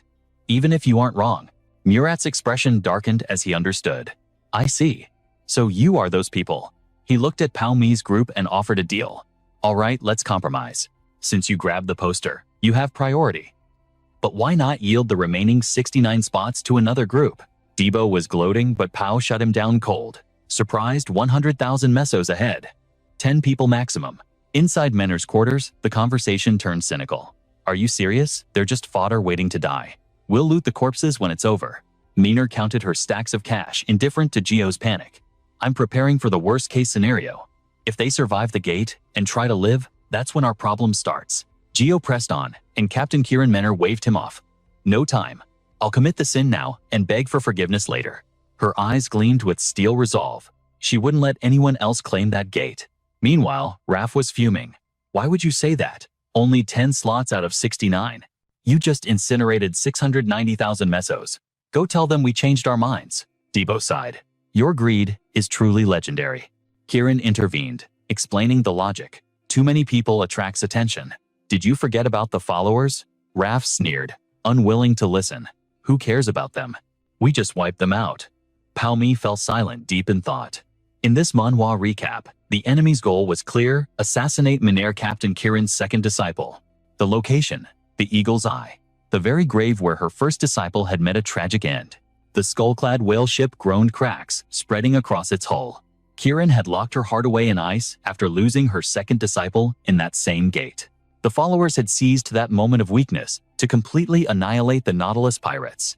A catastrophe meant for 2 years later was unfolding right now. Palmi analyzed the situation. News that Kanya moved funds to Nautilus. It means the timeline has accelerated. He had to stay one step ahead of this leveling manhwa plot. Limiting the raid party is the only way to ensure her safety. I must conserve my energy. I cannot repeat the mistakes of the past. The tension in the room was suffocating. Someone roared, "Shut up, I'm sure he has a master plan." Another lamented, "Oh God, all that money." Ibaru felt a wave of powerlessness. Why am I even here? Outside, the pirate ship sliced through the moonlit waves. A knock at the door shattered Pao's focus. He channeled blue aura into his fist, ready to strike. Who is it? He opened the door, and his eyes widened in shock. Well, this is unexpected. Come in. Standing there were the ship's titans, Captain Kirin and Murat. Under the dim amber light, Pao asked, "What brings you here this late?" A voice cut through the air. "I need to verify something. You better not lie to me." Kirin's icy gaze pierced through him. "Hey Pao, are you a follower of the Dark Mage?" Panic spiked in his chest. How does she know about the followers? Did the future shift again? Or did she know all along? Why is this happening before the regression point? Murat stepped forward, his tone heavy. "You look rattled. Are you involved with them?" Pao cursed internally. "Damn it. No, I'm not. I was just shocked to hear that name from your lips." Kirin's expression remained grave. "So you don't deny that the followers exist?" "That makes no sense. How can I believe you aren't one of them? Do you have proof?" Pao closed his eyes, regaining his cool. Well, I don't. But I think you came here because you already know the truth. You know who the followers are and my relationship to them. Otherwise, you would have shot me long ago. Shadows stretched across the floor. Is it the Cross Hunters? I wasn't aware you had connections with them. Kirin closed her eyes, admitting it.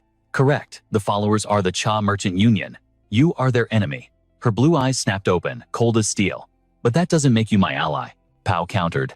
I can be your ally. I assume that's why you're here. He looked at her seriously. What do you want? Kirin hesitated. The situation is critical. I know the Dark Mage's followers are behind Leah's death, but they've infiltrated the Nautilus too deeply. I can't trust anyone except Marat and a select few. Pao guessed the rest. Shit, is it that bad already? The events were spiraling faster than he predicted. Kirin thought of Miner.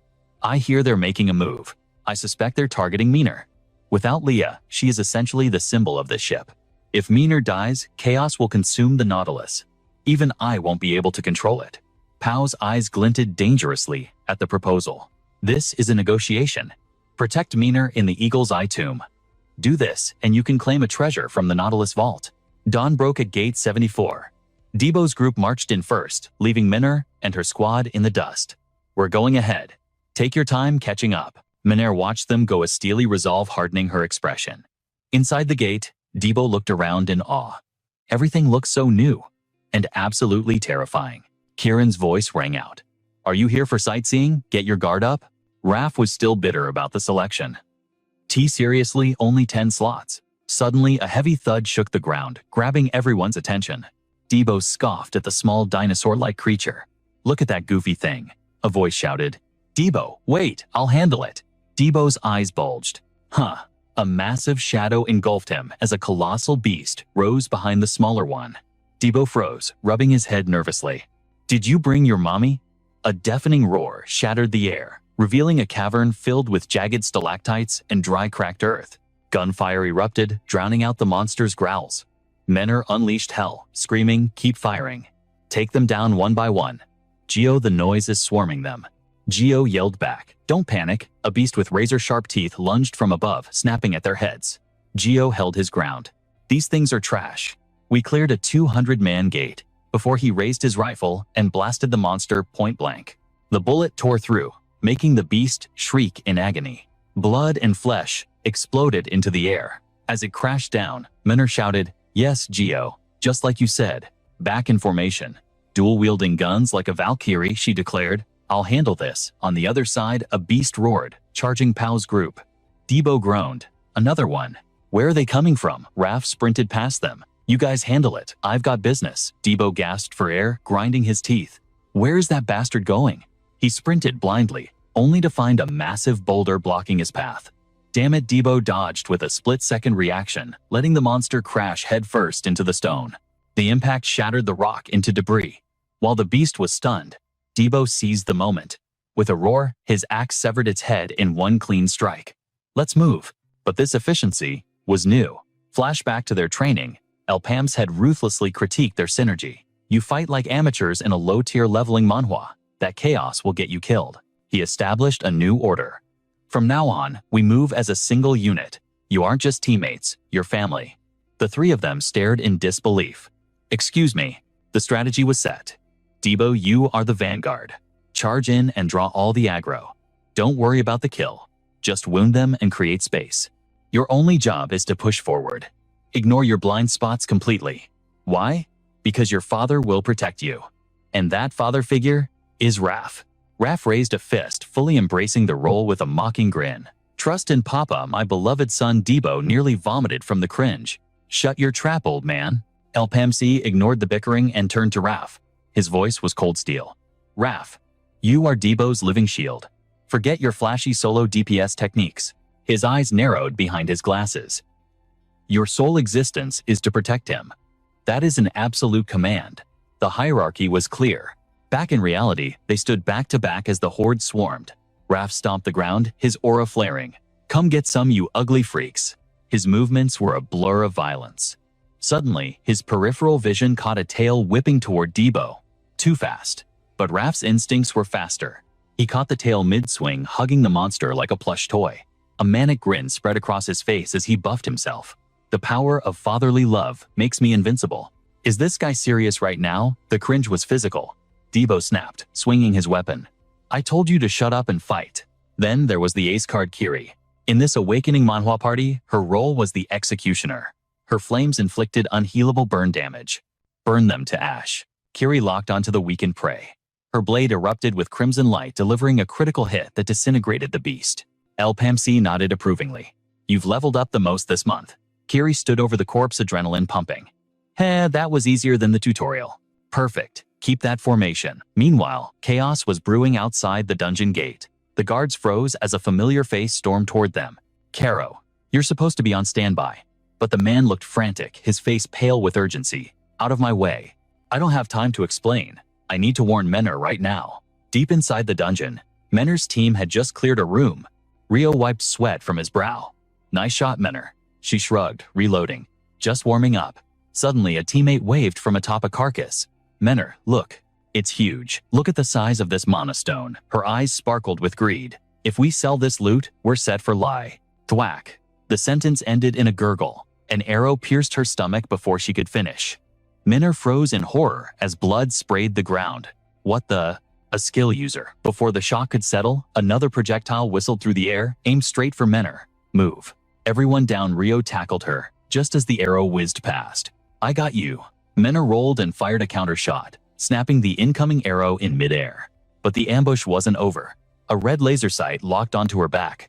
Her danger sense screamed. She spun around just in time. Boom. A barrage of explosive rounds tore up the earth. Dust and debris filled the air. Through the smoke, an artifact glowed menacingly. Menor's blood boiled. Show yourself, coward. The smoke cleared to reveal a familiar silhouette. Pamk adjusted his glasses, calm as ice. Just doing some spring cleaning. A vortex of flames swirled around him. He unleashed a storm of arrows, his voice echoing with terrifying indifference. Stand still. I'll make it quick. Elsewhere, Iburu was spiraling into despair. They forgot me. He clutched his head, sanity slipping. Those bastards actually forgot me. The memory of the retreat haunted him. Damn you, Debo. You told me to trust you, then ran away. Why bring me to this hell if you were just going to discard me? If it wasn't for this ant tunnel, I'd be Monster Chow. Paranoia set in. I can't hide forever. If they clear the boss and leave, I'm stuck here. He slapped his cheeks. Think, Iburu. You're a second circle adventurer. He had to find an exit strategy. Outside, the tunnel monsters still prowled. He gritted his teeth. I refuse to die in a place like this. After a stealthy struggle, he found a secondary gate. What now? While he hesitated, a strange sound echoed near his ear. Squish! He screamed, falling back in terror. Heart pounding, he looked down to see. A snail. It looked ridiculous, chirping a cute noise. Iburu blinked. Wait, isn't this Pamc's summon? He sighed relief, washing over him. But he failed to notice his hand had triggered the gate's mechanism. You nearly gave me a heart attack, little guy. A buzzing sound filled the air. The gate cracked open, revealing a blinding light. The snail zipped toward the portal. But Iburu? He was already gone. The snail let out a disappointed sigh, then engaged turbo mode. It shot into the portal with speed that defied physics. Back on the battlefield, Pam. Hundreds of arrows hovered in the air, aimed at Menor's surviving crew. Game over. Menor aimed her rifle, screaming in defiance. Explain yourself. Are you deaf? Bang. She fired, but Pam dodged effortlessly. The bullet struck the ground, exploding with enough force to shake the cavern. What the hell was that? Firepower steps echoed from the shadows. It was Karo holding a smoking heavy cannon. Looks like I made it just in time for the party. Menor gasped. Karo, Pams didn't stick around to chat. He turned and fled. Karo barked orders instantly. He's alive. Chase him down. His expression was grim. This fits the pattern of the 100-man gate tragedy. Karo scowled. Kieran sent us the moment we confirmed his identity. Menor stammered, still processing the betrayal. Kieran knew Pam running backwards, fired a parting gift. 3 pursuers dropped instantly, arrows in their shoulders. The redhead roared, "You useless idiots." He spammed his fire skills, creating a wall of flames to block them. Pam's voice drifted back, mocking them. It doesn't matter how many of you there are. The barrage was relentless. He thought, fair enough. But the firepower rebounded unexpectedly. Terror struck the trio. Screams echoed as the explosion sent stone shrapnel flying in every direction. Ipa retreated, his mind racing. 3 enemies had become 4. Had his cover been blown? Suddenly, his heart stopped. A figure blocked his path, weapon raised high. Two crimson bullets screamed through the air. He barely dodged by a hair's breadth. Miner's gun glowed with searing heat as she roared. You really think you can escape me that easily? She unleashed a lead storm, but he danced through the fire, closing in on the gate. At that exact moment, Crow pulled a pin and screamed. Everyone hit the dirt. Geo froze in panic. What the hell, buddy? Paw, with his enchanted monocle, saw the trajectory instantly. He activated the ring on his finger. A massive earth barrier erupted from the ground, separating him from Miner's squad. The bomb slammed directly into the stone wall. A cataclysmic boom shook the cavern. Debris rained down, sealing the path. The team was split. Miner was now trapped alone, with Ipa behind a mountain of rubble. Regroup. Hurry up, damn it. The shouts were muffled. Inside the dust cloud, Miner coughed, disoriented by the chaos. What is going on? Before she could recover, a blinding light flared from his staff. Recognizing that signature mana, she instinctively leveled her gun at his heart. Trapped in the claustrophobic dark, they locked eyes. She snarled like a wounded beast. You scumbag. What is your master plan here? Speak. Cold steel pressed against his forehead. He whispered, Are you prepared to face the consequences? Her finger trembled on the trigger. Outside, Geo shook Crow violently. We have to act. Miner is trapped in there. The boy hesitated. Suddenly, another blast rocked the stone pile. Geo stared into the smoke with terror, screaming, Miner, answer me. Are you still alive? A mana projectile shot out from the gloom. They barely scrambled away. Then a familiar muzzle emerged from the smoke. Crow's face went pale with absolute horror. The shooter unleashed a merciless volley, shredding through Crow. His body slumped darkness, claiming him instantly. Why was he the target? The figure stepping from the shadows was none other than Miner herself. Geo's mind broke at the sight. He bellowed, Miner, have you lost your mind? Ipa stepped out behind her, calm as a frozen lake. So, what is the verdict? He sighed. I wasted precious mana because of your stubbornness. Just as I thought, amateurs fresh out of a leveling manhwa tutorial. Miner's expression was grim death.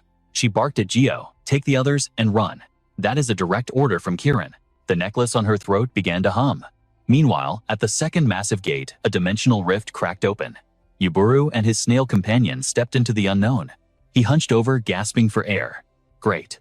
I stumbled in by mistake. Now I have to wait for the rest of the raid party. The silence was heavy. The floor was littered with bleached bones. Is the second gate just a cavern? Then a silhouette caught his eye.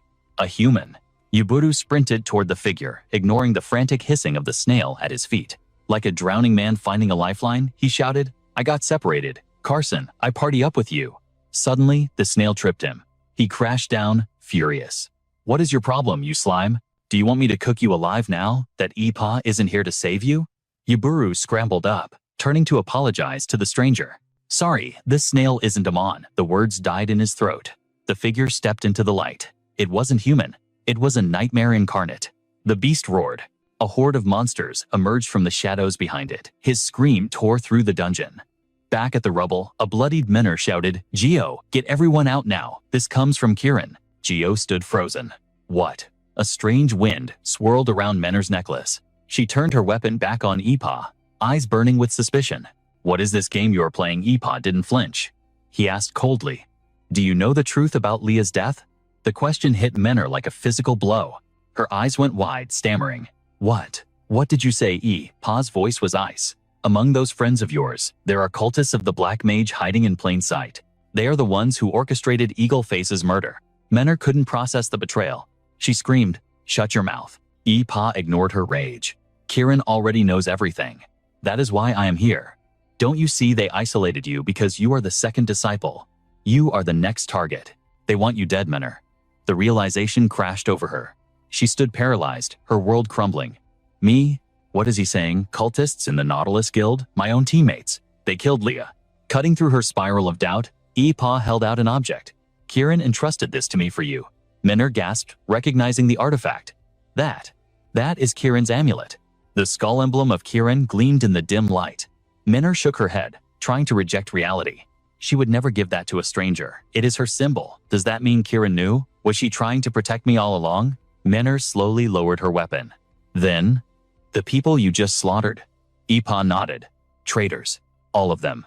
Miner was still trembling. But how? How could you possibly tell them apart? Flashback. In a dim chamber, a man argued with Chero. Chero, this feels wrong. They know our numbers and our inventory. It makes no sense. We cannot trust this outsider. Chero ignored his whining. Her mind focused on the artifact, the Glasses of Insight.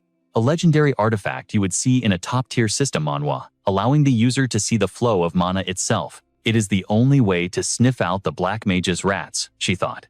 But the mana cost is lethal. Since Chorus died, no one has been able to wield it. And doesn't he know? It only resonates with a specific elemental affinity. The image of Ipa, with his piercing gaze, flashed in her mind. Chero spoke aloud. I don't know how a mage class like him can use it. I don't trust him either. But I know one thing, we share the same enemy. The man cut her off, anxious. It could be a trap. We have no idea who is pulling the strings here. Chero remained icy calm. What choice do we have? I lent it to him. Trust me. Her eyes narrowed. If his mana is insufficient, the glasses will drain him dry before he takes a single step. Let's just wait and see what answer he brings back from the dead. Back in the present, the crowd swarmed around Minner's position. Ipa stepped from the shadows behind Min, his voice cold. Aside from the front trio, every single one of them is a disciple of the Black Mage. Min's brow furrowed the silence, speaking volumes. Pedro roared in indignation, veins popping.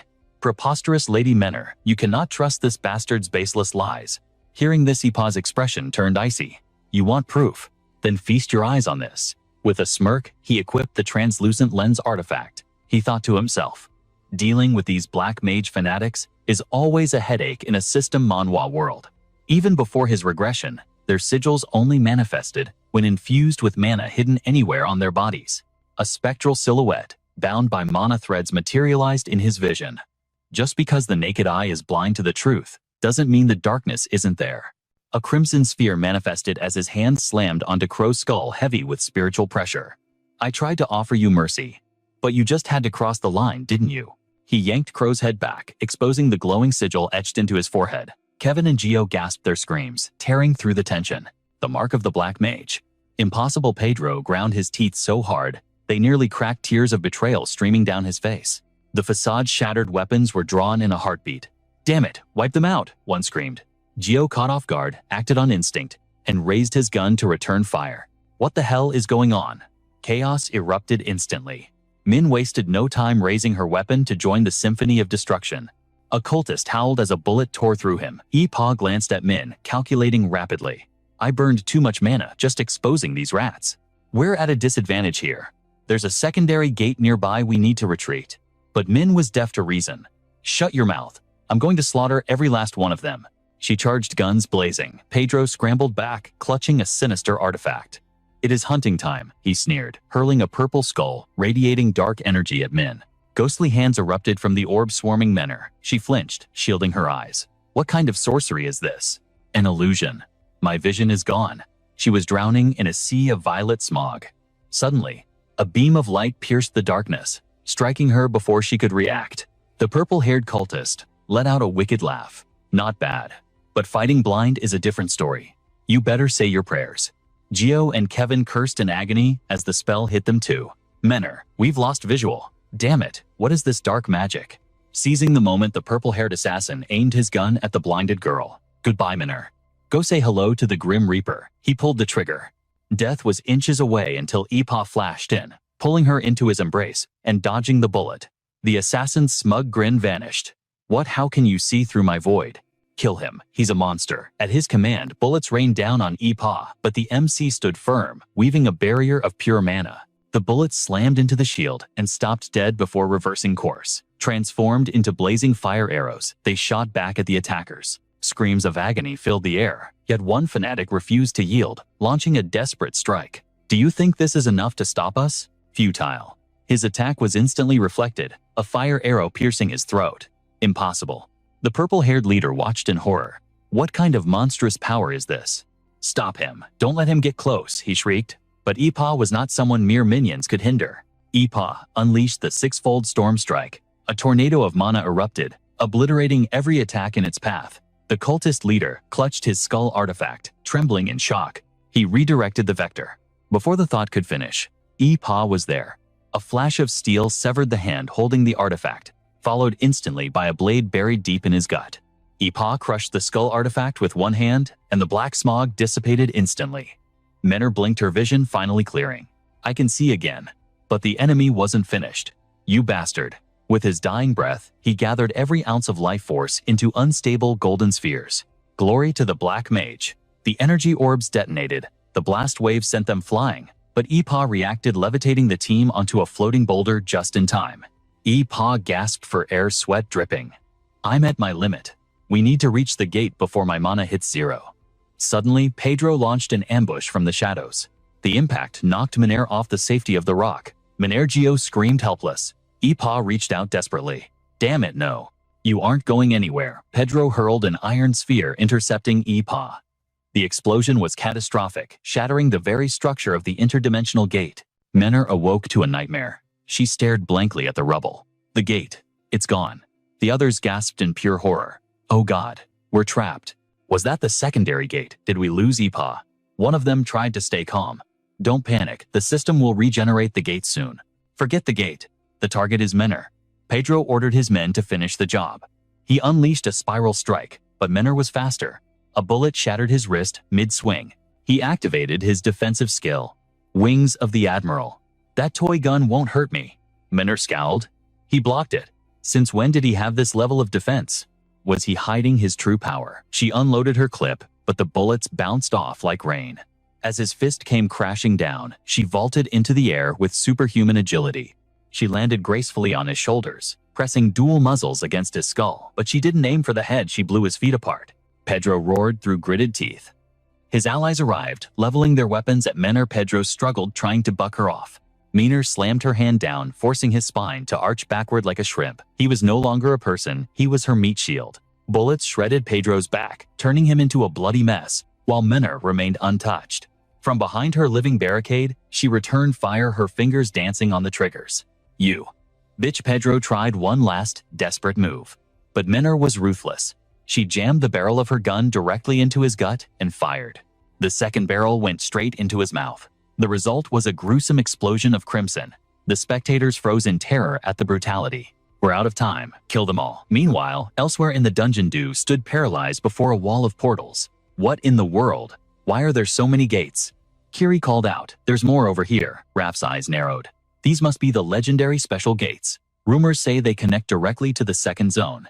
Once the participant quota is filled, the corresponding gate seals shut by the system's will, leaving them no choice but to gamble on a different entrance. Dio voiced the party's collective fear.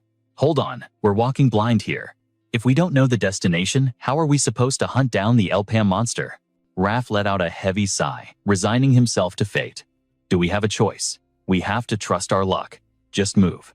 It seems a party of 3 triggers the entry condition. Keep your heads on a swivel. Elpam took a different route, so our top priority is linking up with him before this dungeon swallows us whole. Du squinted into the gloomy distance. What the hell is that? Something is charging right at us. Is it the Elpam? But no, it was Iburu, running with tears streaming down his face. Save me. You guys have to save me. Seeing the horde of monsters trailing him, Du pretended not to know him. What are you babbling about? Don't bring that trouble over here. We're the Iburu pirates, brothers in arms, Du shouted back, ruthless in his denial. Hell no, keep your distance, Iburu wailed in despair. Elpam, where on earth are you hiding? Elpam activated his analysis lens, cutting through the darkness. His heart sank. Impossible. The beast before him roared a sound that threatened to devour the world itself. The stench of death was overwhelming. Raph screamed in horror. These aren't ordinary mobs. Look at their gear. They're wearing our pirate uniforms. Were they human? Damn it, focus on survival, not philosophy. These things are immortal. I blew its head off and it's still attacking, and I'm running dry on ammo. Elpam's mind raced with cold calculation. Shit. This wasn't in the records. Do these monsters lack a core? Are they reanimated corpses turned into undying zombies? They have no vital points. Why won't they stay down? This twisted scenario is far more brutal than the leveling manhwa logic of my past life. I need to find the source at any cost. He paused, his senses sharpening. Wait. Mana threads, they're being puppeted. Just how far does this connection reach? The controller is definitely behind that wall. Did the others already clear the second gate? He clutched his head in agony.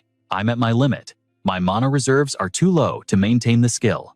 Geo, holding the front line, shouted back. Elpam, snap out of it. The gate pulsed with blinding light, masking whatever horror approached from the rear. What the Menor descended from above, like a Valkyrie. Geo's eyes lit up. Menor, she unleashed a storm of bullets, sending the undead horde back to hell. Gio let out a breath he'd been holding. Thank God you're unhurt. But Menor ignored the sentiment, her voice cold as steel. Kevin, fall back unless you have a death wish, he gasped, as a monstrosity loomed behind him. Menor didn't hesitate, firing past him. Meanwhile, Pam was running on fumes. Smoke obscured the battlefield. Kevin panted, that was too close. But the swarm hadn't thinned. Why are there still so many? How do we handle this? We're out of rounds. Menor stood tall, energy crackling around her. I have one shot left. I'll dump my entire mana pool into it. Suddenly, Pam cut in. Hold your fire, she glared at him, suspicious. Why? Pam's eyes were intense. Wait, we're going to need that ultimate skill for the finale. She looked at him like he was crazy. You look like a walking corpse yourself. Are you blind to the enemy numbers? We don't have the luxury of time. Debo is a kilometer away. If I delay, we die. Pam calculated rapidly. 5 minutes. No, buy me 3. Menor scowled. 3 minutes. What can you possibly do? He tossed a mana stone into his mouth, crunching down. I'm going to purge this gate. Elsewhere, Debo was fighting for his life against the undead tide. Damn it all, Debo screamed. What kind of sorcery is this? These bastards might be human corpses, but decapitation isn't stopping them.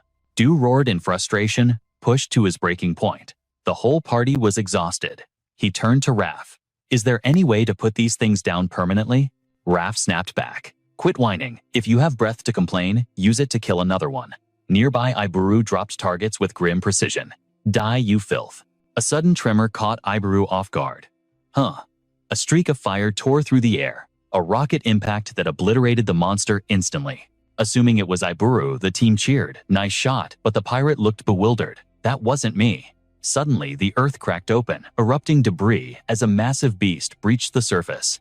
Du cursed violently. You idiot, did you just awaken the Pam? Iburu's face fell. Hey, you were the ones praising my shooting a second ago? The massive monstrosity roared, demanding blood. The squad fought desperately, with Menor and Gio unleashing a torrent of lead. Meanwhile, Pam gritted his teeth, his body screaming in protest. It feels like my heart is about to detonate inside my chest. I didn't want to resort to this forbidden technique, but there's no choice. His vision swam. It's too soon to ascend the circle. My body isn't ready for that power. There's only one path left. Pam's mind flashed back to a legendary raid from his previous timeline. Even before my regression, the monsters evolved faster than we could cope. My mana capacity was always the bottleneck. The 6th circle was my absolute limit. I needed a breakthrough. Watching the mana stone crack in his hand, he realized this was his final gamble. The stone's transformation gave me a theory. Mana stones aren't just fuel. They are the condensed life force of the monsters. If I directly consume the core, I can convert raw essence into mana. Back in the present, power surged through him. Theoretically, this should instantly replenish my reserves. Now for the backlash, a mana explosion. He forced the energy to sync with his heartbeat. Circulate it through the veins. If my vessel doesn't shatter first. Menor leaped toward the beast, her eyes wide with adrenaline and fear. But then a voice cut through the chaos from a distance. Magnificent work, Menor. At that exact moment, she unleashed her devastating payload, bathing the beast in a sea of purgatorial fire. The vortex of energy locked the monster in place, its screams piercing the air. Reaching out, Menor gasped Pam. His command followed. Release the payload now. Menor froze. What the Pam, standing before her, had undergone a terrifying transformation. What the hell happened to you? On the other flank, Kiri clashed with 2 mid-tier beasts. A massive tentacle swept a teammate aside, but amidst the chaos, Raph spotted the anomaly. What is that, a mushroom? He didn't hesitate, driving his weapon down. Damn it, is this the parasite controlling the dead? A zombie fungus. Raph crushed the spore host with a decisive stomp. His recovery skill triggered instantly. Raph screamed a warning to his squad. Watch out, those tentacles are lethal. One touch, and you'll mutate into a grotesque fungal zombie. Raph gritted his teeth, fury boiling over in this system manhwa nightmare. Was this abomination the source of it all? Kiri's stamina was hitting rock bottom. She realized the terrifying truth. The whole party was slowing down, movements heavy as lead. Raph's heart raced with panic. At this rate, we're all going to be wiped out. Desperation drove him forward. He roared a command over his shoulder. I'll draw its aggro. Everyone else fall back now. His teammates froze in shock. What is he doing? He charged while calculating the odds. If I don't act, we're finished. Raph stood alone against the beast, dancing through a storm of tentacles, barely evading the creature's deadly grasp. But the monster was too fast. A tentacle snared him tight. Smash! He was flung like a ragdoll, blood spraying from his lips. The beast's lash struck again, sending Raph flying through the air. Just as death seemed certain, a shadow intercepted the blow. It was Kiri putting her life on the line. But the price was high. A brutal wound tore across her abdomen. Meanwhile, deep in the swamp zone, the rest of the squad scrambled for a strategy. Menor took command. Channel your mana, and keep your skills active. I'll handle the precision targeting. The chamber was a slaughterhouse of gore and corpses. Her gaze hardened. That barrier must be destroyed. They stared at the monstrosity with grim determination. We only get one shot at this. Menor and Elpam fell into formation, their energy resonance spiking. Elpam signaled the attack. Engage. The first strike shattered the earth beneath them. Armor-piercing rounds drilled forward as a massive explosion primed itself. Menor's heavy cannon unleashed hell, the destructive force climbing off the charts. Resonating with Elpam's aura, the damage output became absolute. Nothing could survive this. He pushed his limits, screaming internally. Faster, I need more speed. The six-fold rapid-fire barrage slammed home. Was it enough to end this manhwa recap battle? No, it's not enough. Elpam roared, urging Menor on. Don't stop. Pour everything you have into it. The ultimate rocket ascension skill, ignited blazing energy, pierced the air like a divine arrow surging forward with unstoppable momentum. But as the smoke cleared, the monster stood without a scratch. Damn it, I'm out of ammo. Suddenly, a desperate scream tore from behind. Get out of the way. Someone was frantically calling out to Raph. Raph fought to keep his consciousness from fading, a classic struggle in an awakening manhwa. This beast, it has no core. His tactical judgment was being clouded by the endless waves of puppets distracting him. Magic threads were manipulating them like marionettes. The true nature of these undead became clear. The dungeon master holding the core was hiding elsewhere, controlling the tentacle beast remotely. Seeing the beast still standing, Elpam finally cracked the code. He raised a fist, charged with raw power. Found you? In a split second, the monster was obliterated by a frenzy of overwhelming force. Simultaneously, a spatial rift tore open. A golden artifact emerged from the void, shedding its outer shell to reveal a mysterious flower-like object floating toward them. The male teammate froze mind, unable to process the sight. Raph was equally stunned. But the real horror lay behind them. Elpam and the girl were completely surrounded by a fresh horde of monsters. A beast seized her by the hair, dragging her to doom until a gunshot rang out. Iburu had landed the perfect shot. Tears streamed down his face as he sobbed in relief. I actually did it. The terrifying beasts were reduced to piles of gore on the floor. Menor exhaled a shaky breath as a rare smile touched Elpam's lips. Target eliminated. The area is clear. Her mind drifted back to the shadows of her childhood. Memories of parents who discarded her like trash.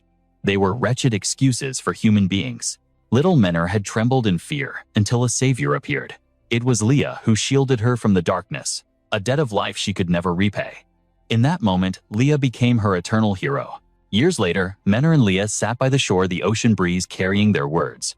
It's been 10 years since Master took us in, Menor mused. Time really flies. It feels like yesterday. Her voice dropped to a whisper. You're a genius, acknowledged by Kirin. Your life must be full of joy. Compared to you, I'm just… Leah cut her off with a knowing look. Let me guess, you got scolded again. Menor rambled on, anxiety spilling out. It just feels like everything is moving too fast. The gap between our power levels. It feels like it's widening every single minute. If Kirin just bonked Leah, wrapped her knuckles against Menor's head, before she could finish, earning a loud yelp of protest. Leah smiled gently at her little sister. Stop that. Your confidence is your greatest weapon. Menor rubbed her sore forehead, pouting. I told you to stop hitting me, Leah laughed. Come on, that's my privilege as your big sister. Back in the present, the trio regrouped. Kiri, report. Are you injured? She shook her head. I'm functional. This new artifact gear really saved my skin. Raph scoffed loudly. Hey, it was my healing arts that saved you? If my mana pool wasn't this deep, you'd be 6 feet under right now. The guy beside him just rolled his eyes. Yeah, you're the MVP, he muttered. Suddenly, Geo froze, sensing a presence. Wait, what is that? A group was approaching from the mist, shocking everyone into silence. A blonde figure emerged, battered clothes and tatters, yet her grip on her gun remained ironclad. A gut-wrenching scream pierced the air. Leah Menor was carried in unconscious. Kiri and Raph frowned, confusion washing over them. Wait, were those ropes? She had bound her own limbs before the infection turned her into a fungal puppet. A crumpled note was found in her pocket. Master, the cult of the Black Mage has returned. They have infiltrated deep into Nautilus. I wanted to return to fight by your side, but my time is up. Please, protect Minar. The teammates listened, the gravity of this leveling manhwa plot twist sinking in. Their plan was meticulous. Brina and Katarik. They've been by my side for years. But half of our own squad were sleepers for the cult all along. I can't even fathom how many more are hiding in the shadows. Trust no one, I suppose. This is where my story ends. Menor broke down, tears flooding her face as she read the final words. You broke your promise, you liar. Forgive me, my beloved sister. The sun began to rise, the heat intensifying the stench of death and decay. Elsewhere, the assassins cloaked like grim reapers muttered in frustration. We're too late. Could it be? One of them narrowed his eyes. Someone has already secured the fragment. Even if it's Menor's squad, if they possess that artifact. Bang! His sentence was cut short as a bullet blew his head off. The Reaper met the true god of death. Bullets rained down on them. Ambush, take cover. Panic erupted. One assassin spotted the shooter, his eyes widening in disbelief. You. Bud. You're supposed to be at the council. Kieran stepped forward, gun barrel smoking. How does it feel to be the prey for once, you filth? In seconds, the remaining assassins dropped dead, their bodies hitting the dirt with a thud. Target count 46 eliminated. Hold the perimeter. Murat placed a hand on Kieran's shoulder. Relax. I sent him to tail them for a reason. Everything is going according to plan. Kieran's expression darkened with guilt. If Menor doesn't make it back alive, I will never forgive myself. Murat looked at him with heavy eyes. Kieran. Suddenly, a brilliant light pierced the gloom. A silhouette emerged. It was Menor dragging her battered body forward. She carried Leah's cold corpse on her back, dragging the traitors Brina and Katarik behind her. With tear-filled eyes, she cried out. Kieran's eyes glistened with unshed tears. Murat stood frozen in shock. Menor bowed her head low, whispering, I brought my sister home. Kieran nodded, and in that moment, their shared grief became a bridge. The lost souls had finally returned. A solitary torch ignited the darkness. A fleet of ships struggled to dock against the night tide. Kieran observed the gathering crowd. So many have come. It seems the entire Nautilus family is here. The sacred cremation ritual for Eagle Eye began turning sorrow into smoke. Menor gazed into the distance, her voice cutting through the silence. Where is the captain? As the fleet raced against the rising sun, a man sat alone, drowning his thoughts in flagon after flagon of wine. He replayed the memory, questioning himself. Was that truly a proposal? It was a clandestine trade, born of necessity. A steep price perhaps, but in this world, power is the only currency that matters. Kieran's gaze sharpened like a blade. Do you have any idea how precious these mana potions are? Now that the formula is lost to history, he replied, without hesitation. I know. That is precisely why I came to you. This should be child's play for the Nautilus. Elpam pressed on. Our contract ended. Why extend your hand to me now? Our paths are not yet separate, she countered. I am grateful you protected Menor, but do not mistake gratitude for trust. Carson cider this a new covenant. Instead of one treasure from the vault, grant me two. She laid down her terms. In exchange, I will root out every dark mage cultist hiding within the Nautilus. Elpam grit his teeth, the weight of the world pressing on him. Damn it. Living a second life in this leveling manhwa world is harder than I thought. Menor sat in deep contemplation. Geo broke her trance. Why the long face? She brushed him off cold. It's nothing. Leave me be. Suddenly, he dropped a bombshell. You should join Elpam's crew. Menor recoiled. Huh, Geo quickly added, I didn't mean to eavesdrop, but I know Elpam extended an invitation. Menor panicked, trying to clarify. No, that was just Geo's persuasion. He's the reason this mess was resolved at all. The monsters who murdered Leah are still out there breathing the same air. I know your heart burns for vengeance. If you walk with Elpam, you will face them head on. He offered his honest read on the situation. That guy. He has the aura of someone who can change fate. Go with him. Geo smiled reassuringly. I will guard our home. You know I'm reliable, right? Menor's eyes went wide. She offered a soft smile at his kindness, but couldn't resist a jab. I can't trust you. You're too weak. He flared up. Hey, don't ruin the moment. We'll be fine. Kieran is here after all. Geo sighed in defeat. Seriously.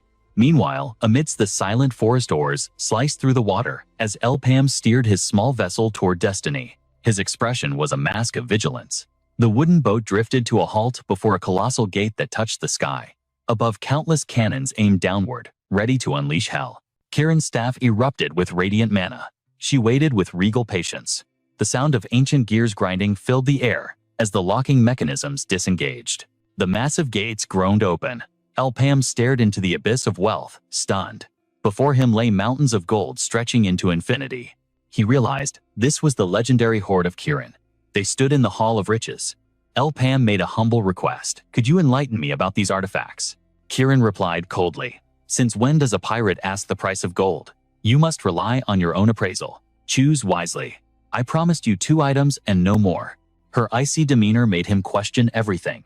Is she acting this way because of the offer I made regarding Menor? The collection exceeded his wildest expectations. The onyx dragon scepter. The ruler's necklace. Elpam's mind raced as he spotted a ring. Is that the angel ring guardian of the dawn? I have 2 choices. I must secure the absolute strongest artifacts for this awakening manhwa scenario. Suddenly, a different aura caught his attention. Seeing Elpam veer off course, Kirin watched with curiosity. Has he made his choice? His hand hovered over an object. I'm certain of it. This was the weapon wielded by the traitor known as the Killer, the monster who would slaughter his teammates on the front lines during the final day. That traitor had climbed to the pinnacle of the guild only to stab humanity in the back at the most critical moment. This artifact was the very symbol of that future terror. I lost so many comrades to that bastard. A realization hit him. Did he originally acquire this weapon from this very vault? He equipped the artifact, his eyes burning with resolve. I will take this as my first choice. Even Kirin had to admit he has the eyes of a true appraiser. But why that one?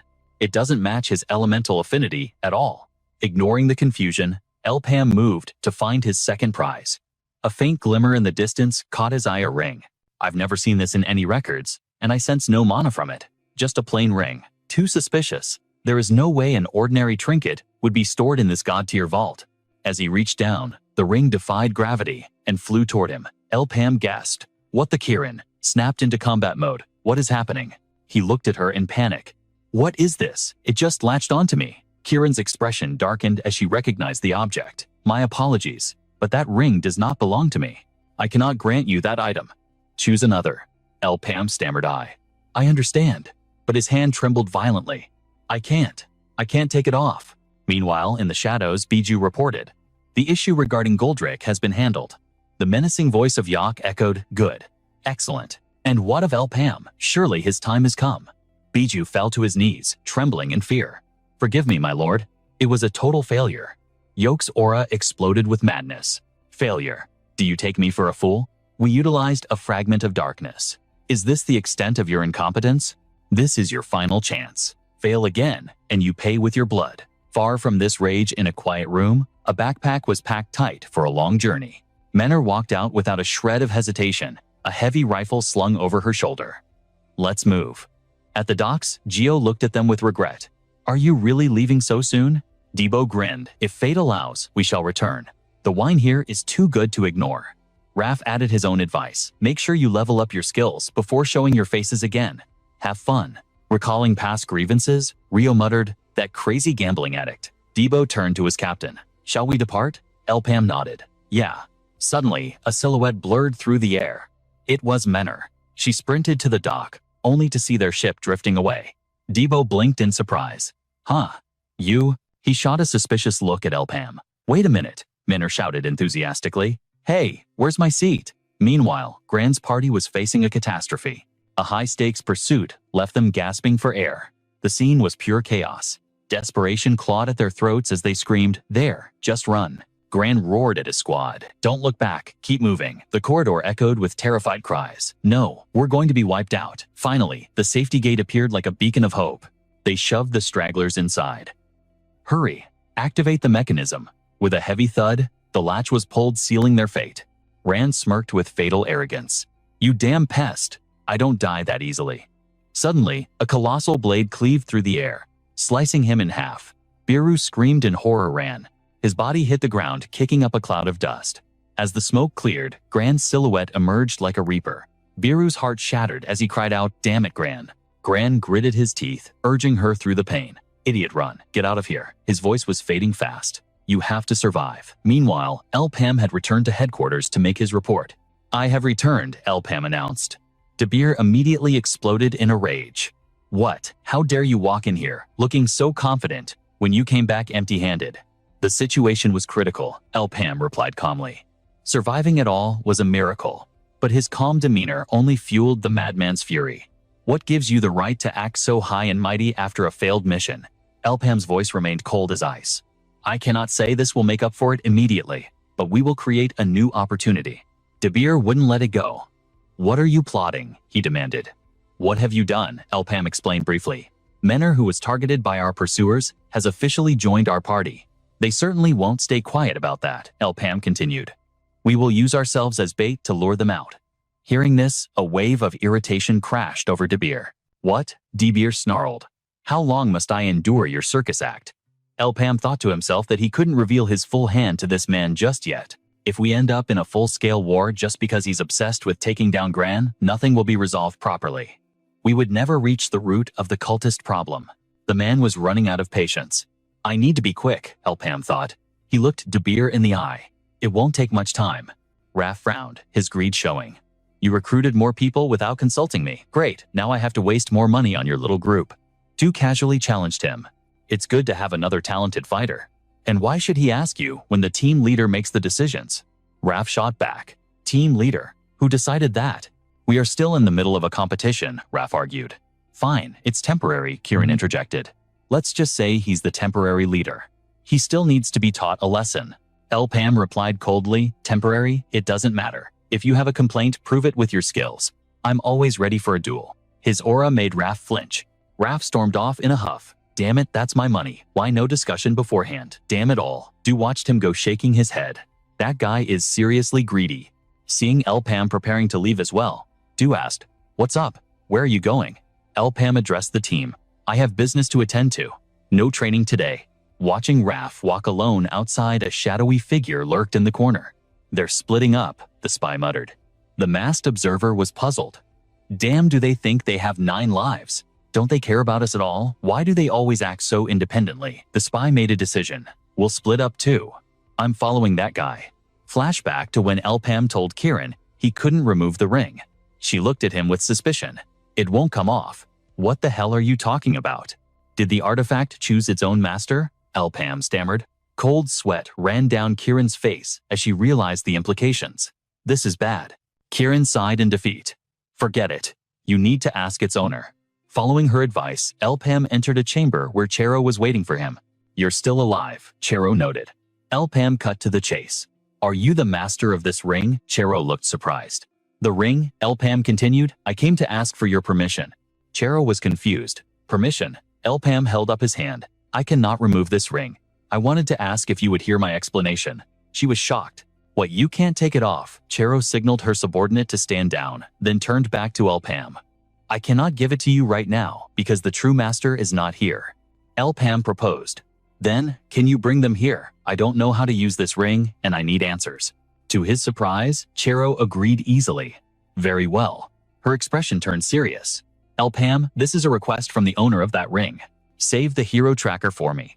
It was the final day when humanity was backed into a corner. A legendary group appeared. The successor of Freed Evan, the Defier of Destiny Luminous, the Phantom Thief, the Elf King Mercedes, along with the Weapon Master Aaron and Yunwal. It was the return of the 6 heroes. They combined their powers, and monsters fell by the thousands. It was a scene straight out of a legendary, leveling manhwa. Their power was overwhelming, a true miracle. We regained hope, believing they would save the world once more. However, we were oblivious to one thing. The power of the 6 awakened heroes was unstable. 800 years ago, during the battle with the Black Mage, their equipment was lost in the rifts of time.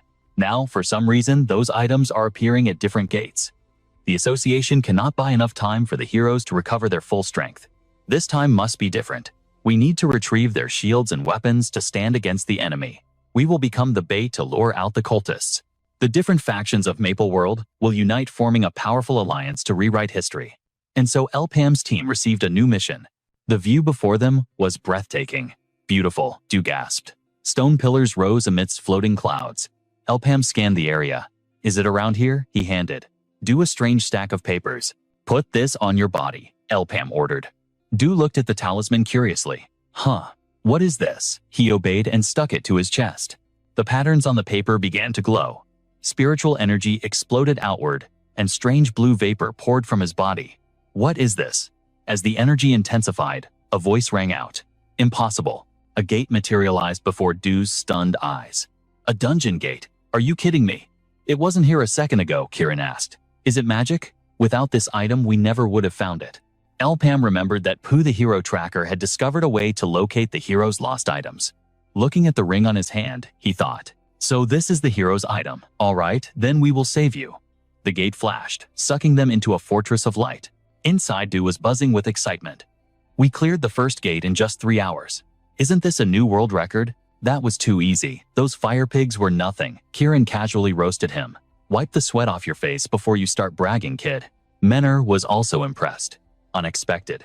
Didn't you just reach the first circle recently? Du frowned. Well, I am a genius after all. A genius second only to the Elpam. At this speed, I'll probably hit the 3rd or 4th circle soon. His words annoyed Raph. You're awfully energetic. Du smirked triumphantly. Why are you scared I'll surpass you? Elpam stepped up to educate them, his voice calm but firm. Hold your horses. It is not as simple as you think. When they asked why, he dropped some wisdom. Power leveling isn't always the answer. In this system, Manhwa world, raising your circle too fast forces your stats to spike uncontrollably. If that happens without rest, your body will crumble under the pressure. You need to balance your cultivation with your physical limits. Ascending too quickly will only cripple your potential in the long run. Dio started to sweat nervously, realizing he had just jumped 2 circles recently. That was a reckless speed, Elpam admitted. Back then, I had no choice. Ideally, you should take 2 months to stabilize your foundation between each ascension. Menor scoffed internally. He talks like leveling up is as easy as breathing. But Elpam knew the bitter truth. Before his regression to this timeline, he had hit a hard wall at the 7th circle. Dangerous scenarios had forced him to power up instantly, but ironically, that rush was exactly what prevented him from reaching the apex of strength. Now that I know the future, I won't stall at the 6th circle again. I will time my breakthroughs perfectly to reach the glorious 8th circle. Kiri, however, voiced her concern. But aren't we moving too fast through this dungeon? Our goal is to find a person, not to clear the greater gates. What if we missed the first gate entirely? Elpam reassured the team. Relax, we haven't missed a soul. I've been scanning the area. He slid a strange artifact over his eye, sparking Dio's curiosity. That weird eye patch again? You keep taking it on and off. Carson, you really track people with that thing. Elpam smirked. As long as they still have a pulse. Suddenly, the artifact flared with magical energy. His expression shifted from calm to shock. Panic crept into his voice. Hundreds. No, thousands. We have company. A massive wave is crashing toward us from the distance. Dio waited for an explanation, but instinct kicked in. He spun around to see a nightmare unfolding, countless monstrosities charging at them. What in the hell is that? Identify the threat. The party spiraled into chaos. There's too many. Menor realized what they were facing. Skeletons? Bullets won't do a damn thing against bone. Damn it. Kiri grit her teeth in frustration. First zombies, now an undead legion? Is this entire dungeon just a parade of corpses? We have to fight. Raph was ready to accept his demise, seeing no way out. But suddenly a voice screamed, "Get down." It wasn't an enemy, it was a trap mechanism activating ahead of them. A storm of arrows unleashed from the walls, shattering the front line of skeletons. A lever was pulled and the trap reset. The undead horde kept surging forward, only for a massive blast door to slam shut, crushing them against the steel. Bones scattered across the floor as the team tumbled into the safe room. A voice from the shadows asked skeptically, "Is that the Hell Hunter's monocle?" What a relief. The speaker was Piru. She looked at them with desperate eyes. "Please hurry up and give me something to eat." As soon as the words left her mouth, she collapsed from hunger. After recovering, Piru explained, "I memorized this layout while I was trapped. I know the skeleton patrol routes and every trap mechanism here. I'm actually pretty confident in my infiltration skills. The problem is I ran out of rations 5 days ago. There are no monsters in this zone to hunt for meat." Dio looked at her, impressed by her survival. "You use this talisman? Is that magic? So cool." Piru continued her story. "I nearly starved to death." Elpam suddenly recalled something. "Ah, right. I have a favor to ask." Watching Piru wolf down the bread made him hesitate. "Never mind, finish eating first." Menor grinned, relieved. "This is great luck. She found the greater gate. We can just leave without fighting the boss." Piru struggled to swallow the dry bread, panicked. "Wait, no, I have a request." Menor's jaw dropped. Piru laid out her terms. 3 days. Just be my bodyguards for 3 days, please. There is an item I need to find. If I leave now, my friend's sacrifice will be for nothing. I want to explore further, but I have zero combat ability. Going solo is suicide. I need your strength. I guarantee we can find it within 3 days. I'll even pay you a massive reward. Pam remained skeptical. You couldn't find it in a month, but now you think you can find it in 3 days. I don't have time to waste babysitting you. Piru was desperate to convince them. This is different. I never checked the danger zones before. There is one specific place I believe it's hidden. Meanwhile, watching from the shadows, Yos thought, is it beginning? A sinister voice echoed. You won't escape this time, Pam. Are you sure? Yos spun around on high alert. Who's there? His eyes reflected a terrifying crimson silhouette standing opposite him. Win spoke, his voice dripping with malice. I am disappointed. I thought you were useful, yet you couldn't even handle a rookie adventurer. How much more will you disgrace yourself? Yos dropped to his knees in terror. Master Wind, I have no excuses. I will accept any punishment. But my plan to assassinate him is ready. Please grant me one last chance to redeem myself. Wind seemed amused by the desperation. Oh, so you're taking full responsibility. The killing intent in the room became suffocating. Wind's dark voice reverberated through the chamber. Very well. Tell me, what is this grand plan of yours? Back with Pam's group, they moved through the corridor. A skeleton froze as a beam of light sliced its head clean off. Power surged from the walls, triggering traps. The agile skeletons raised their shields to block. Using the chaos as cover, the party slipped past. The undead army scattered, chasing the noise. A lever was yanked, and the heavy door crashed down behind the humans. The entire legion was sealed inside. Dio clutched a talisman, cheering, yes, the path is blocked. This is going to be a walk in the park now. But Piru was anxious. We have no time. These devices aren't perfect. When one path closes, another opens automatically. The enemy will realize that soon. Pam stopped in his tracks. Then we just need to find your treasure before they find us again. All right. He looked ahead with interest. Let's see. The great hero's legacy you were looking for. Is this it? Dio stared at the massive statue looming before them. I don't see any loot here. Are you sure this is the right spot?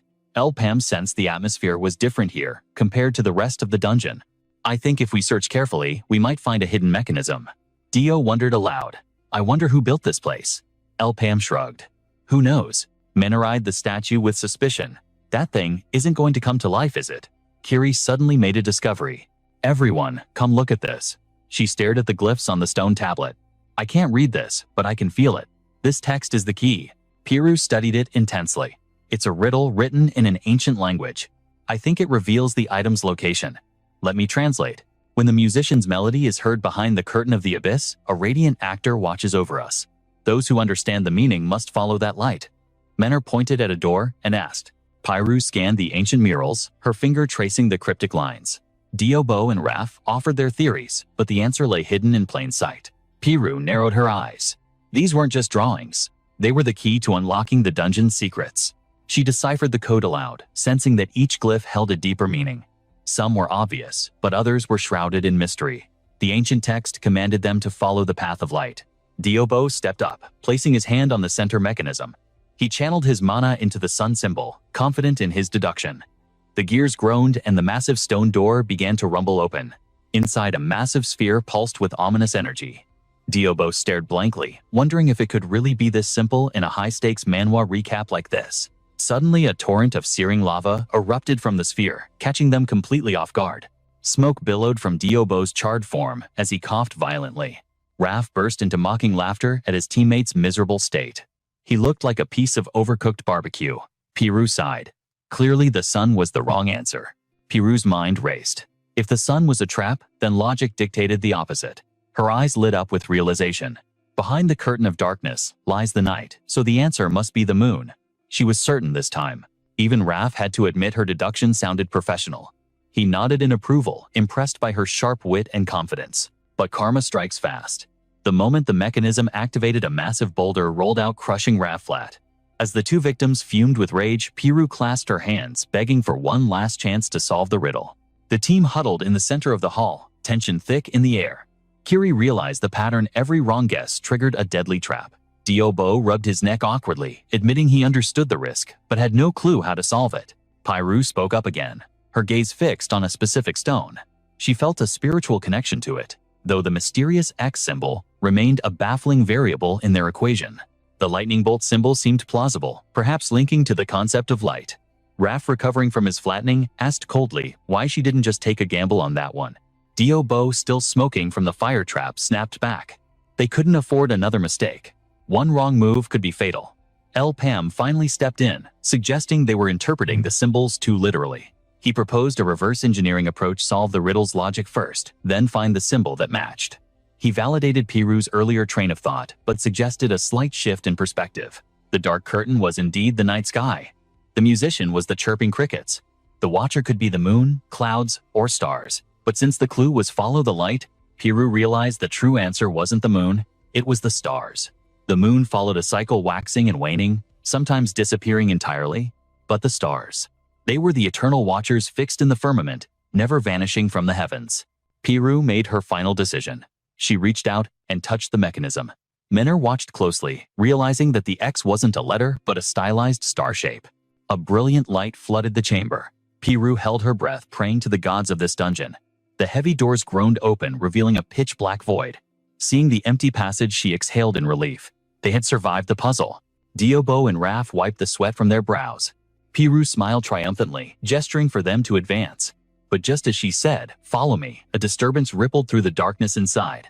A chilling voice echoed from the shadows. "Are you sure about that?" Therbu, lying in wait, launched a surprise ambush. Her blade slashed through the air, signaling the start of a chaotic battle. Her spear lunged forward with killing intent, aiming straight for the vitals.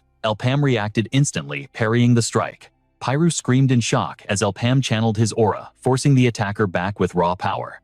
The assassin grunted under the pressure. Pam, eyes blazing with fury, unleashed a barrage of mana missiles, turning the offensive back on their ambushers. But a flash of violet light reflected in his eyes. The missiles hit nothing but air. Pam gasped as he sensed a spatial distortion behind him. Teleportation magic. The figure emerging from the void shook him to his core. Meanwhile, Beiju noticed a rumbling noise approaching from the distance. Dio-Bo cursed loudly as he realized they were facing a full-scale army intervention. Who were these interlopers? Pam's squad was instantly surrounded, dozens of gun barrels locking onto them. A cold, commanding voice cut through the noise, asking for orders. The enemy commander mused whether they should have waited longer. They were after the hero's artifact to atone for past failures. He shrugged, deciding that brute force would solve their problems either way. Piru was paralyzed with shock. This shouldn't be possible. The illusion barrier hiding the main gate should have been impenetrable to outsiders. Pam gritted his teeth. He had double-checked their tracks. No one should have been able to tail them. The enemy commander mocked his confusion, taunting him with a smirk. "Did you really think you were safe? You're so curious? Why don't you ask?" The traitor, standing right next to you. The words hit Pam like a physical blow. What? Before Pam could even turn his head, a devastating strike slammed into his blind spot. The force was catastrophic, smashing him into the ground and sending a plume of dust into the air. He coughed up a mouthful of blood, his defenses shattered. Dio-Bo shouted in confusion, "Brother, what are you doing?" He didn't realize until it was too late that Raph's fist was the weapon. Raph sneered, "I'm just making a profit." The flashback revealed the truth. Days ago, a masked figure had stalked Raph all the way to his home. The brawler had entered his sanctuary immediately, checking on his hoard of treasures. "My precious babies, I live only for you," he had crooned to his gold. But a knock at the door interrupted his greed. He unlocked it without thinking, and the door swung open ominously. He had glared at the visitors. "Who disturbs me this late? Shouldn't you guys be on night watch?" He hadn't realized the gravity of the situation yet. The masked man warned him to watch his tongue. They weren't his lackeys. Someone powerful wanted a meeting. Raph, arrogant as ever, tried to dismiss them. "I don't care who it is. Tell them to get lost." But a third figure stepped from the shadows. "I'm already here." Raph's eyes nearly popped out of his skull. It was a representative from the Kanya Merchant Alliance, the heavy hitters. That meeting sealed his fate. Back in the present, Kiri screamed at the traitor, "Raph, you absolute scumbag." This was the harsh reality of a leveling manhwa world where loyalty is often sold to the highest bidder. Raph shrugged off the insult. "Scary, scary. Don't look at me like that." Dio-Bo's aura flared with murderous intent. "You betrayed us for spare change." Raph laughed maniacally. "Spare change? You have no idea. The Kanya Alliance offered triple the salary of the Royal Guards just for switching sides." He looked down at his former leader. "Pam, do you know the bounty on your head? 100 million. How could I possibly say no to a number like that?" Menor had heard enough. She raised her guns and unleashed a hail of bullets, but Raph danced through the gunfire with terrifying ease. That's enough chatter. Time to die, Raph declared. He lunged at Kiri with a mock apology, his fist heavy with destructive energy. Kiri barely blocked, demanding answers. You think this will end well for you, she cried. Raph pressed the attack, his grin widening. Of course it will. I know you, Kiri. You trained in Cygnus, but you always over-rely on your right hand for power shots. Once I read your attack patterns, dodging becomes child's play. He weaved through her strikes, proving his point with humiliating ease. And Diobo great, in a duel, but useless against a crowd. Raph listed their weaknesses, one by one. I know every skill, every cooldown. Accept your fate, you're all dying here today. Menor gritted her teeth, shouting, Go to hell, you fanatics. She fired desperately into the crowd. Some enemies dodged, but her bullets found their marks on a few unlucky cultists. The desperate battle for survival had begun. But from behind, Menor Beiju's voice cut through the air like a blade. It was indeed Green's disciple. She moved like a phantom to flank Menor, firing a shot, but a steel chain suddenly constricted Menor's throat. The cold links dug deep into Menor's neck. Beiju sneered with icy ruthlessness. You chose the wrong opponent today. Menor couldn't hold back a scream of agony. Elpam reacted instantly, his shot severing the chain to save his teammate from the jaws of death while he shouted desperately at Raph, Wake up, damn it. But the man was consumed by madness. You think fighting him is child's play? He won't last long, though. I crushed his ribs back at the first ambush. Elpam winced, clutching his own bleeding wounds. But Piru's situation was far more dire. A cultist's blade had pierced her from behind. Debo screamed in pure terror. Piru Kiri cursed, veins popping with rage. Damn it all. But as the talisman's power flared, the cultist's eyes widened in disbelief. What his blade hadn't pierced flesh, but a mere paper charm. Did he finally realize it was a decoy? The real Piru stood by the distant gate shouting, Over here, you moron. She slammed her hand onto the ancient door and asked, Don't you want to know what this artifact is? Because I do. The gate roared to life, runes glowing with blinding light. The cultists froze as the ancient gears began to grind. Even Beiju froze, a gasp escaping her lips. She felt it too, a bone-chilling premonition. I have a very bad feeling about this. Regarding this ancient mechanism. Suddenly, a terrifying force defied gravity, sucking the cultists into the air. A violent hurricane left them floating helplessly. One cultist, too slow to react, gasped in disbelief. The suction force doubled in intensity, dragging them upward into the abyss. Kiri barked a warning to his teammate. Debo, over there. He's still dazed. Huh, what is that square? Alcoves appeared along the walls. That must be the way Kiri reached out. Menor, hold on tight. Kiri grabbed Debo's collar with a vice-like grip. He swung his blade, shouting to the group, Hold on for your lives. The blade slammed into the wall, sparks flying as steel shrieked against stone. He strained to hold the hilt gravity, trying to tear them away. He screamed, Go now! Menor's feet dangled before an alcove, but the blade was slipping from the wall. Summoning every ounce of strength, Menor dragged them into the wall's hollow to escape the vacuum. Finally, they were safe for a heartbeat, gasping for air, lungs burning. Menor glanced at Debo, who lay on the outer edge.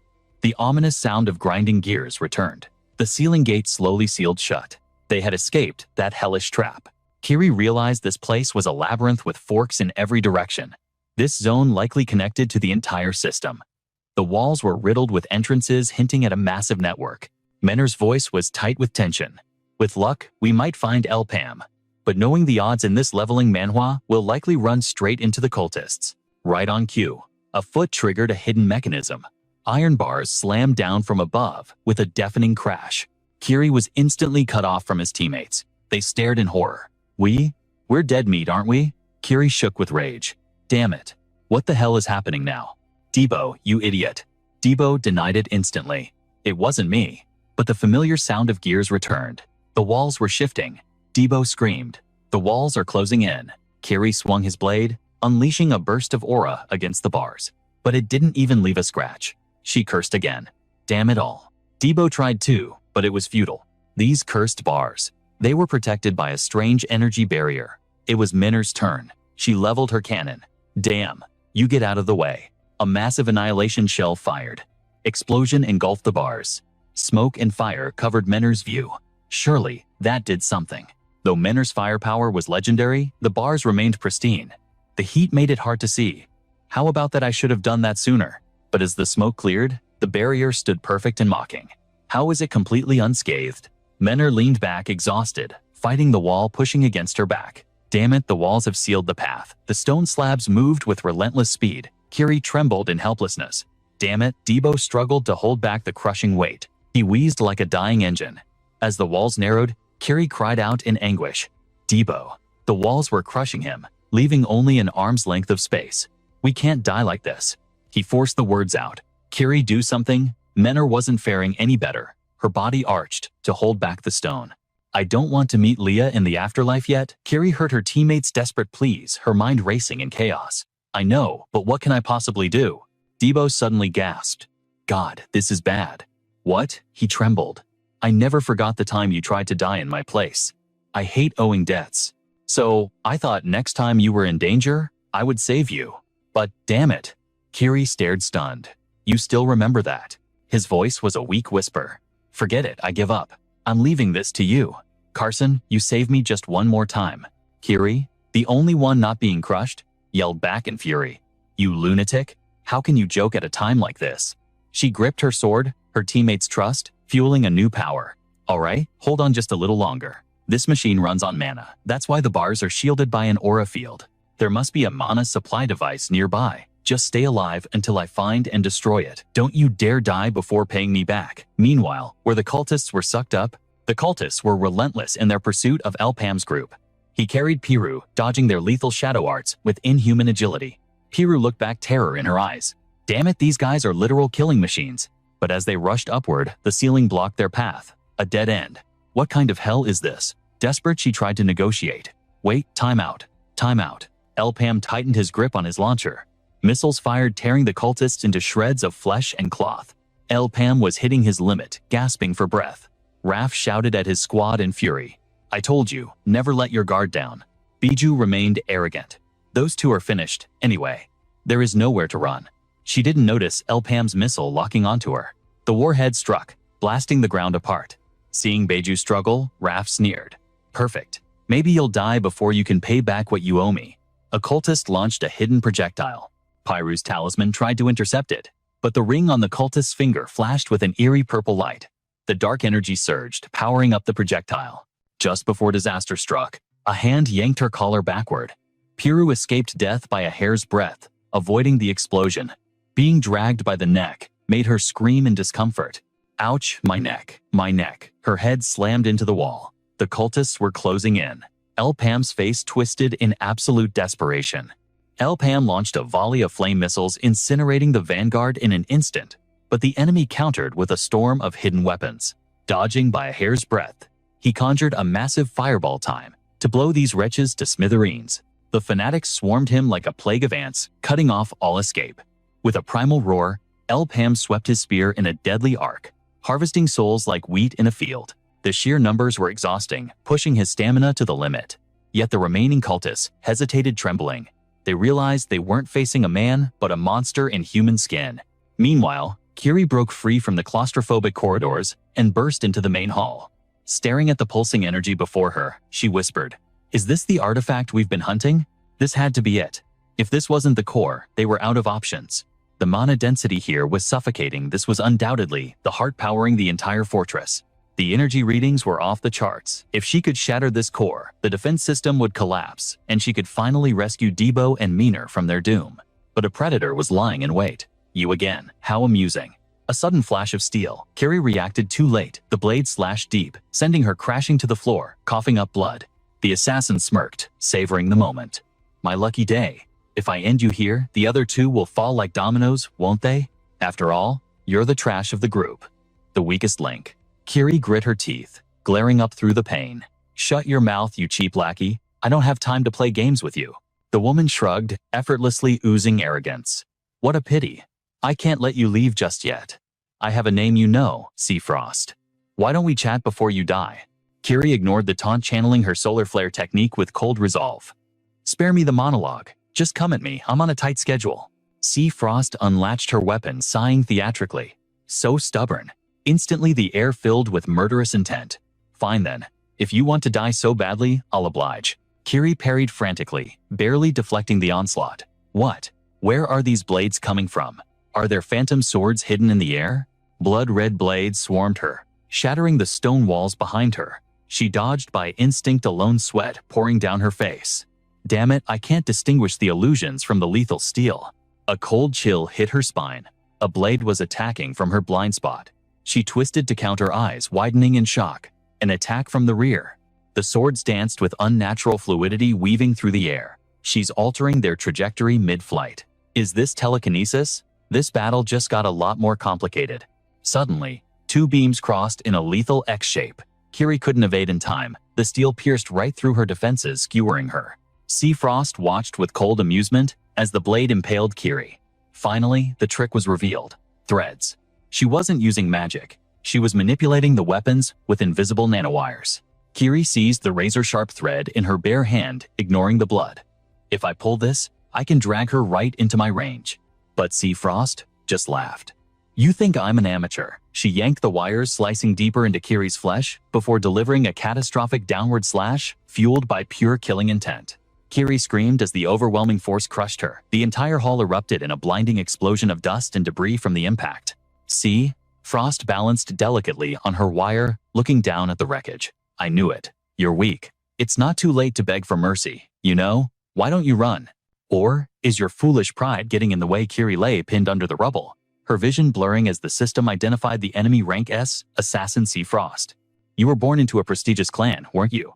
A sheltered little princess sent to die in a dungeon by her own family. How tragic. Kiri spat blood, glaring with defiance. Don't act like you know a damn thing about me, Frost giggled. Oh, don't get so emotional, princess. Frowning will ruin that pretty face. You need to learn a lesson in this world. Opportunities aren't meant for the privileged who buy their way in. It's sickening. You enjoy every advantage just because of your bloodline, yet you possess zero actual talent. It's simply unfair. The memory stung, a rival blade at her throat, mocking her existence. It felt like the harsh reality of a leveling manhwa, where the weak are crushed, and only the strong have the right to speak. Frost's voice echoed from above, dripping with disdain. Your party is full of monsters. I've been watching you all. Raf has experience. Manur is a war machine. Debo is a genius, and Elpam is an enigma. But you're just shut up. Kiri cut her off. Frost blinked. Excuse me. Kiri staggered to her feet, her aura shifting. So what? It's true. I'm weak. I can't meet my master's expectations. I'm not a prodigy like my teammates. But that doesn't mean a third-rate hack like you can defeat me. Come on.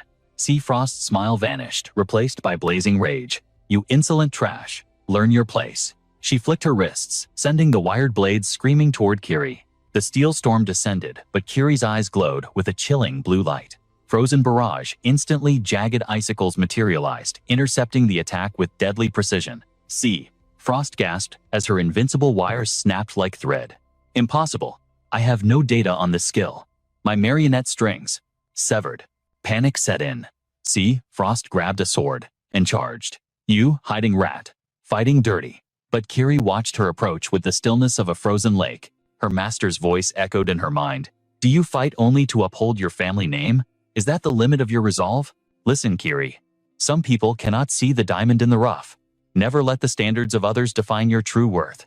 When you forge your own path and trust in your own blade, you will surpass them all.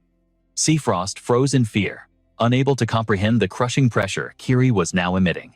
How did she get this fast? Frost struggled to parry the onslaught. Kiri's silver hair flowed like a comet's tail, radiating pure, unadulterated mana. Desperate, Frost unleashed her ultimate art, soul severing flash. How dare you look down on me? But Kiri wove through the attack like a ghost. She dodged it. The lessons finally clicked. Her power wasn't just a flame to consume, but a universe to expand. Kiri had unlocked the potential hidden deep within her bloodline. Frost stared into Kiri's eyes and saw the impossible, fire and ice dancing together. A colossal sphere of dual energy materialized, radiating apocalyptic power. Kiri focused every ounce of mana into a single point. Celestial Severance. The beam of energy engulfed Frost, vaporizing the assassin amidst a storm of glittering ice shards. As the dust settled, Kiri looked up, a faint smile on her lips. Master, I finally understand. The only one who can set my limits is me. But realization struck too late. Still, I steel my heart. I will trust in my comrades, and I will trust in myself. The hunt was relentless. The Elpam faction closed in like wolves. A leader barked, "Find those rats. Tear this place apart." The talisman on the wall barely concealed their presence. Biru grit, her teeth anxiety spiking. Damn it, how long can a cheap trick like this buy us? And El Pam, can he even stand? Voices echoed from outside, dripping with malice. They have nowhere to run. Seize them. Suddenly, El Pam's rockets roared to life, blasting the minions into oblivion. Biru struggled to deflect the storm of dark weapons. What are you doing? Fight back, the enemy sneered. He fights like a novice. Don't underestimate us. Her temper flared like a volcano. What did you say? She hurled a crimson talisman, charged with killing intent. You'll regret looking down on me. But the talisman missed its mark. Tears of frustration welled in her eyes. I said, don't underestimate me. Just as despair hit El Pam's firepower, saved her once again. He leaned heavily on his spear, gasping for every breath. Beidou emerged from the shadows, her voice dripping with sarcasm. My, you look like a walking corpse. El Pam sensed the killing intent too late. The blow connected El Pam. Biru screamed in horror, but his hand moved on instinct, summoning an invisible barrier that shocked Beidou to her core. What mana? Condensed into a volatile sphere, and boom, the corner of the room vanished in a violent explosion. Beidou scoffed, dusting herself off. Futile struggles of a dying man, but her eyes widened in disbelief. El Pam was gone. He had vanished into thin air. Raph appeared, shaking his head. You are driving me insane, she retorted. Relax, my blade tasted his flesh. El Pam collapsed, coughing up a violent spray of blood. Hey, are you okay? Biru cried. Purple mist rose from the blood pool, a lethal omen. Is that poison? Beidou laughed from the shadows. Tick-tock, 40 minutes max. His time is running out. It was a legendary toxin potent enough to liquefy organs, with a single scratch delivering death in agonizing waves. He can't run far. Split up and hunt him down. El Pam's condition was critical, and guilt crushed Biru's heart like a vice. Damn it, I never wanted this. I shouldn't have dragged you into this mess, she sobbed, her voice breaking. I'm so sorry. Save your tears, El Pam rasped, his eyes burning with determination. If I don't master this awakening, I'm dead anyway. The teleportation is real, this time not a trick. I'll handle the witch. You do your job. Biru blinked, confused by his command. My job. She looked up. Above them loomed the sealing mechanism. Before them, an ancient stone tablet. That controls the roof. Solve the puzzle, channel the mana, and open the sky. Hold on. I'll solve it in a heartbeat. Biru's fingers flew across the runes. El Pam slumped against the wall, but his focus remained razor sharp. Take your time, he lied, removing his lens. I have work to do. His vision expanded, revealing the enemy positions like a map in a strategy game. Raph barked orders. If you find him, don't touch him. He is mine to kill. A minion sneered. Since when do we take orders from you? Raph didn't even look at him. Take it up with management. Suddenly, a blinding light incinerated the darkness, searing Raph's face. What the hell? Rockets rained down from every angle. Raph's eyes bulged. Impossible. I didn't sense any mana signature. What kind of power is this? Raph's mind raced. Is he sniping us through the walls like an overpowered character in a system manhwa? It's over. Raph braced for impact, but the rockets dissolved into mist, just inches from his face. From the other room, Biru screamed, I did it. Mana surged through the tablet, the runes glowing with arcane power. The circuit is complete. Just a few seconds, and the mana will flood the pipes. Silence answered her. El Pam panic set in. He lay slumped and motionless. Biru froze in terror. What? The mana flow shattered into sparks. She looked at the conduit in horror. The connection. It's been severed. A hand reached out from the gloom.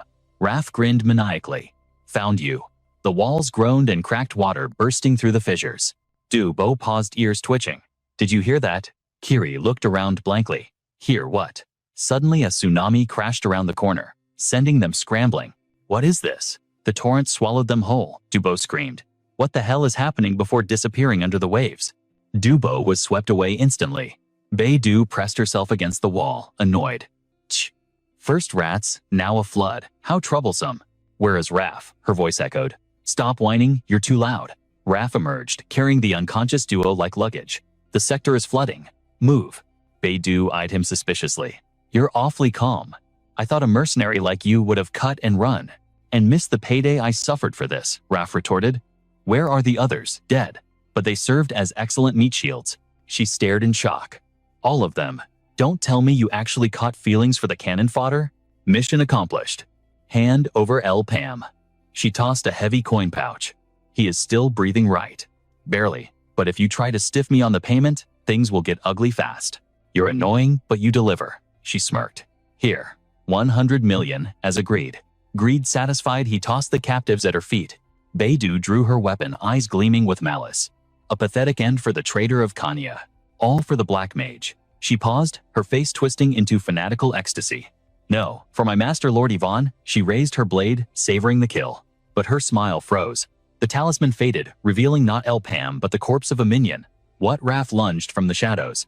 Surprise, sweetheart, Raph grinned. You bastard, I knew I couldn't trust you. Before she could react, El Pam's rockets roared from behind. She scrambled away, fury burning in her veins. They were working together all along. How dare they make a mockery of the Kanya clan? The toxin had already ravaged his system. Now, she just needed to confirm the kill. Seeing the projectile appear, she immediately traced its trajectory back to the source. Look who crawled out. Thanks for saving me the trouble, you half-dead rat. As the rune's light faded, Bijou realized she had been played like a fiddle. El Pam materialized right behind her like a ghost. His spear was coiled with tension, eyes burning with resolve. Beidou froze in shock. How was he still standing? The missile screamed from his hand, slamming into her position. The impact decimated the area, dust choking the air as Raph shielded his face. Good lord, El Pam's ruthlessness knew no bounds. Beidou emerged from the smoke, voice dripping with ice. You stubborn fool. Why, I thought you were a mercenary who would do anything for cash. Raph just shrugged. Exactly. Money. If you zealots win, the world ends. Then my hard-earned fortune becomes toilet paper. Why would I help you destroy my retirement plan? Joining you was the gambit from the start. El Pam knew a rat like Carson would hire an assassin when cornered. Simple as that. The moment you laid eyes on me, the game was rigged. Beidou grit her teeth. So wounding El Pam earlier, that was just a performance. He scoffed. Injury. Do you know who I am? I am the greatest recovery mage in World M. That scratch was child's play for someone of my caliber. Trust me, if I attacked with killing intent, even El Pam wouldn't be standing right now. Class dismissed. Thanks to you, I bagged 100 million and you are all alone. Beidou's aura darkened murder in her eyes. Damn you. I will make you regret being born. Meanwhile, Kiri drifted in the abyss, saltwater stinging her wounds. The pain jolted her awake. She breached the surface, gasping. Dio looked at her stunned. You are actually alive. Minner popped up next. What the hell just happened? Dio's face was grim. Whatever it is, we are in deep trouble. Water is pouring in from everywhere. This place will be a grave in 30 minutes. Kiri went pale. 30 minutes, Dio nodded. And since I smashed the power source, the ceiling won't open. We are trapped. Minner gaped as the giant statue shifted. A massive stone sword slammed down inches from his face. Dio rubbed his eyes. Am I hallucinating? What is going on? His eyes bulged as reality set in. The statue. Its arm is moving. Wait. A crimson light flared in the statue's eye. It is alive. Meanwhile, Beidou panted heavily amidst a roaring inferno. Beneath her blood-soaked blade lay a mangled corpse. The flames consuming the wooden structures mirrored her rage. Beidou spat. Go to hell. A voice cut through the smoke as a man approached. No, hell is too good for scum like him. This is simply the price of his sins. Beidou glared back at the figure. Those with blood on their hands do not get happy endings. Ruins surrounded them, burning homes and scattered bodies. Your vendetta is complete. A towering figure with long white hair stepped out just as promised. Beidou turned to face the giant behind her. He loomed over her, voice commanding. Now, your life belongs to me. Back in the fight, two shadows blurred past. Raph and El Pam panicked. The attack was instant. Raph's body parts went flying. Beidou cursed. Damn it. She lashed out with her chain blade, tearing through Raph's copies. Clone techniques again, always with these dirty parlor tricks. She swung the chain, shattering mere illusions made of talismans. But suddenly, El Pam's blade crashed down. Beidou barely blocked in time. Reality blurred with mirages. As Beidou clashed with El Pam, Piru's squad lost their patience and charged into the fray. Damn it, in this, I cannot hold out forever. El Pam brought his weapon down with titanic force, but Beidou danced away just in time. He spun around, red data flashing across his lenses. Crimson arrows locked onto Beidou. A massive explosion rocked the chamber, sending debris flying. Piru shielded her eyes from the blast. But as she fought the shockwave, a shadow loomed behind her. She panicked, raising her sword in defense. Damn, we are. Suddenly Piru spun and unleashed a counterattack. El Pam could not react in time. Piru smirked. Is that what you thought would happen? The blow made him cough blood. Piru retreated, holding a talisman. All right, let's go. How was that? You will never tell the real from the fake. Elsewhere, Raph pressed the offensive, cackling like a maniac. What is wrong? Cat got your tongue. Bijou dodged his punch and hurled a dagger in return. Raph sidestepped with a sneer of contempt. But a split second later, Bijou grabbed the chain connected to the blade. Raph's eyes widened, the chain was already coiled around him. What the? He punched at the purple aura constricting him. Like, I will go down that easy. With a roar, Bijou slammed him backward, choking the life out of him. The chain around Raph's neck pulsated with an ominous violet glow. Elpam and Bijou clashed violently. Bijou severed his chain with a single stroke. But suddenly, a shadow kicked Elpam from behind, breaking his stance. A guttural growl of rage echoed. You filth! Bijou shifted targets, charging straight at Piru. You are first! Piru screamed, tears forming. Ah, no. Elpamumi cast rapid-fire seals. Bijou spun her rope like a propeller to deflect the barrage, inching closer with every step. Piru watched from the sidelines, gasping. Damn these guys. Watching them zip around, she realized this was like a high-level leveling manhwa boss fight. They are literal monsters. In the corner, Raph unleashed a flurry of blows. Everyone was attacking at once. Pure, unadulterated chaos filled the dungeon. Raph landed a dirty hit while Elpam targeted her neck. Bijou roared, stabbing her blade into the ground. Dark purple energy exploded outward. The dark shockwave blasted everyone back. Her dagger clattered to the floor, accompanied by a splatter of fresh crimson blood. Bijou hunched over, clutching her mangled left arm. Damn you. I will kill you all. I won't leave a single one alive. Suddenly, the earth trembled. Her pupils dilated as a geyser erupted, flooding the chamber instantly. Elpam found his footing, but Piru screamed as the current swept her away. High up on a pillar, Raph anchored himself with a knife. Shit. Looks like our time is finally up. Deep beneath the surface, Bijou's consciousness returned. Her eyes snapped open, glowing with a terrifying violet aura. Like a predator, she burst from the water, launching a surprise ambush that threw Raph completely off balance. She touched down gracefully on the pillar, but her opponent wasn't so lucky. Raph's eyes rolled back. The slash was deep. Fresh blood sprayed into the air like a fountain from his torn flesh. Pure killing intent radiated from Bijou's gaze. I will slaughter every last one of you. Raph barely regained his senses and spun around, but too slow. She vanished and reappeared, driving her blade straight into his vitals. A critical hit. Raph coughed up a mouthful of blood, his body screaming in agony from the fatal wound. The force of the impact sent them both plummeting into the dark waters below. Elpamumi, barely having secured Piru, could only scream in horror. Raph, the raging tides crashed against Bijou, mixing seawater with fresh blood. Yet her assault didn't stop for a second. The clash intensified, but suddenly, Raph grabbed something dark. A trap. A sinister substance invaded his veins instantly. Panic flashed in his eyes. This is a lethal poison. He whipped around, barely intercepting her follow-up strike.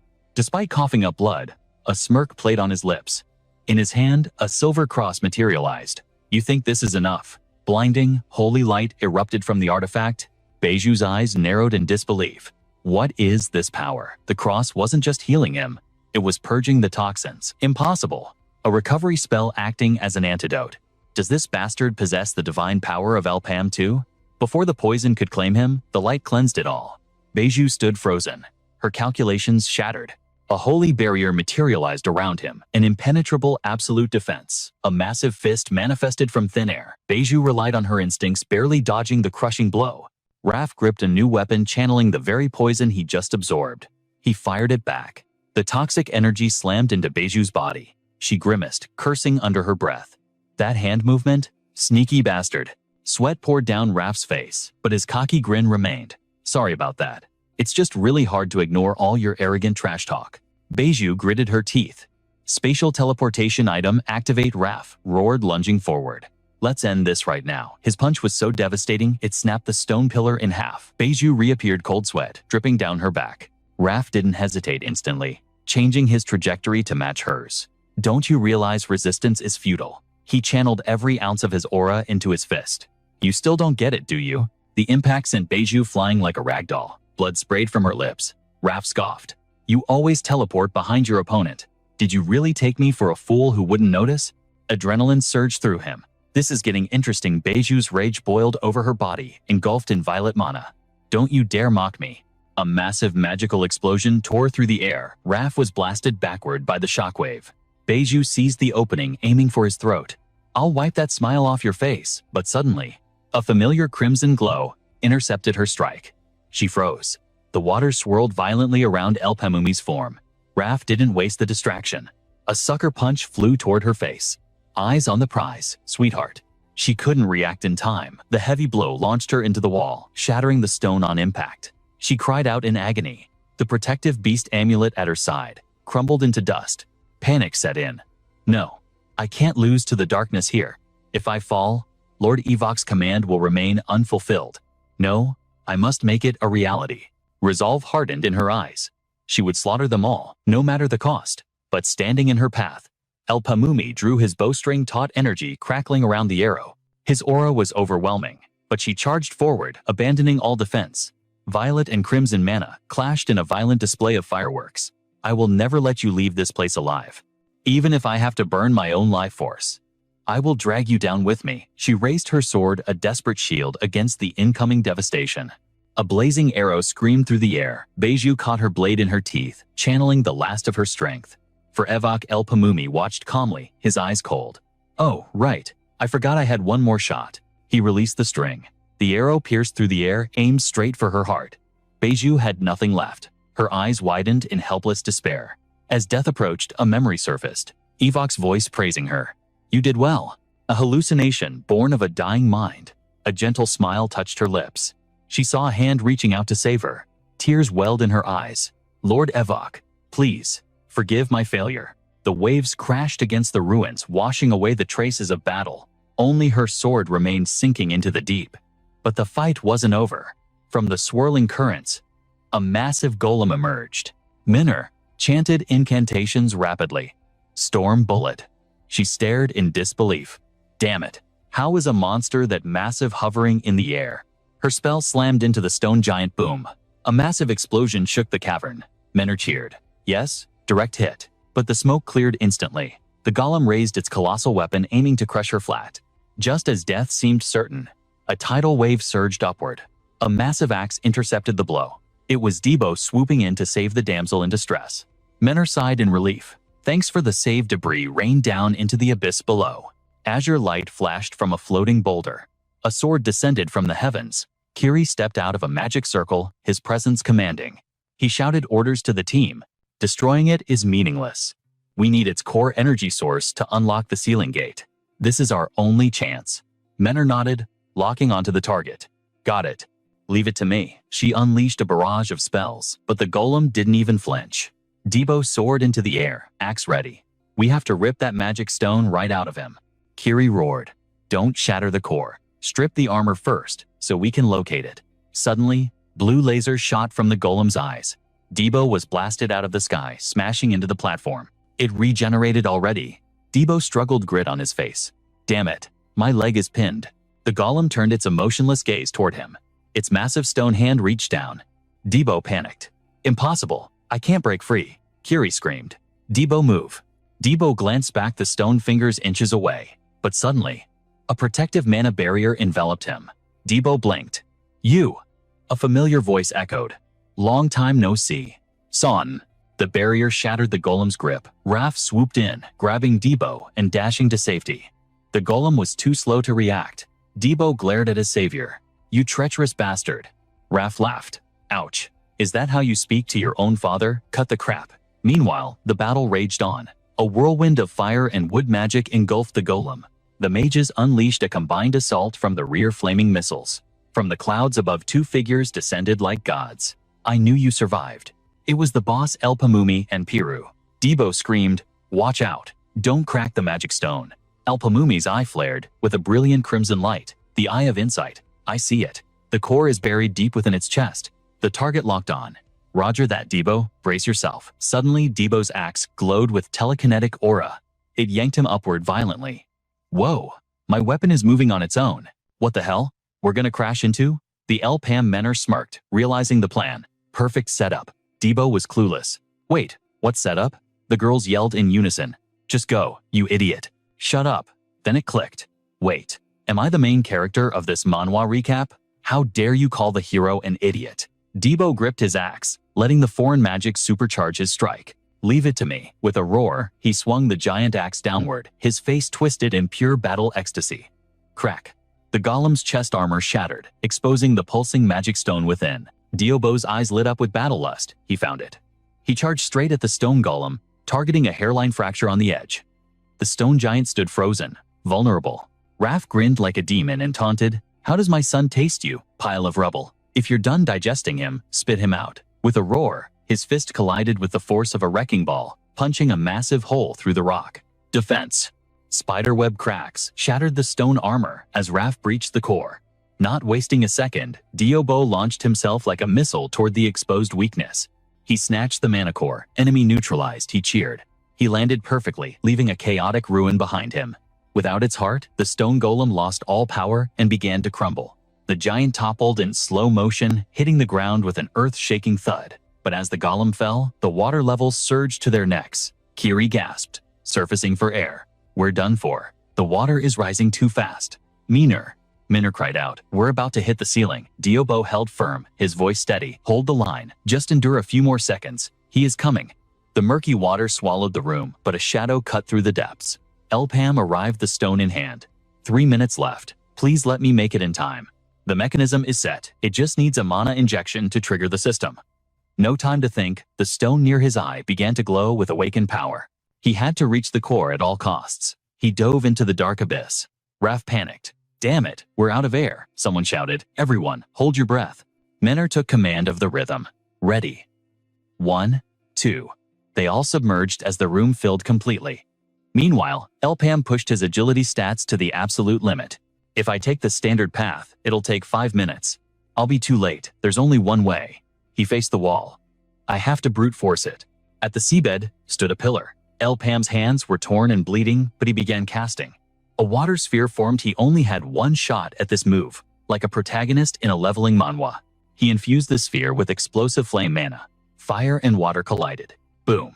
The blast shattered the obstruction, sending rocks flying and revealing a blinding light within. He locked onto the target. With perfect precision, he hurled the magic stone toward the light, aiming straight for the iron spike inside. Bullseye. The stone struck the spike and began to fracture. Blinding energy poured out. The seal was breaking. It was about to detonate. Elpam watched the reaction. The spike glowed white-hot, sending arcs of mana coursing through the walls like chain lightning. The surge hit the control panel, gears ground to life. The system was online. Above the drowning team, the ceiling finally cracked open. "Go swim for the surface." They broke the surface just as their lungs were bursting, gasping for air on the shore. Diobo groaned, "I saw the afterlife for a second there. This dungeon is a nightmare."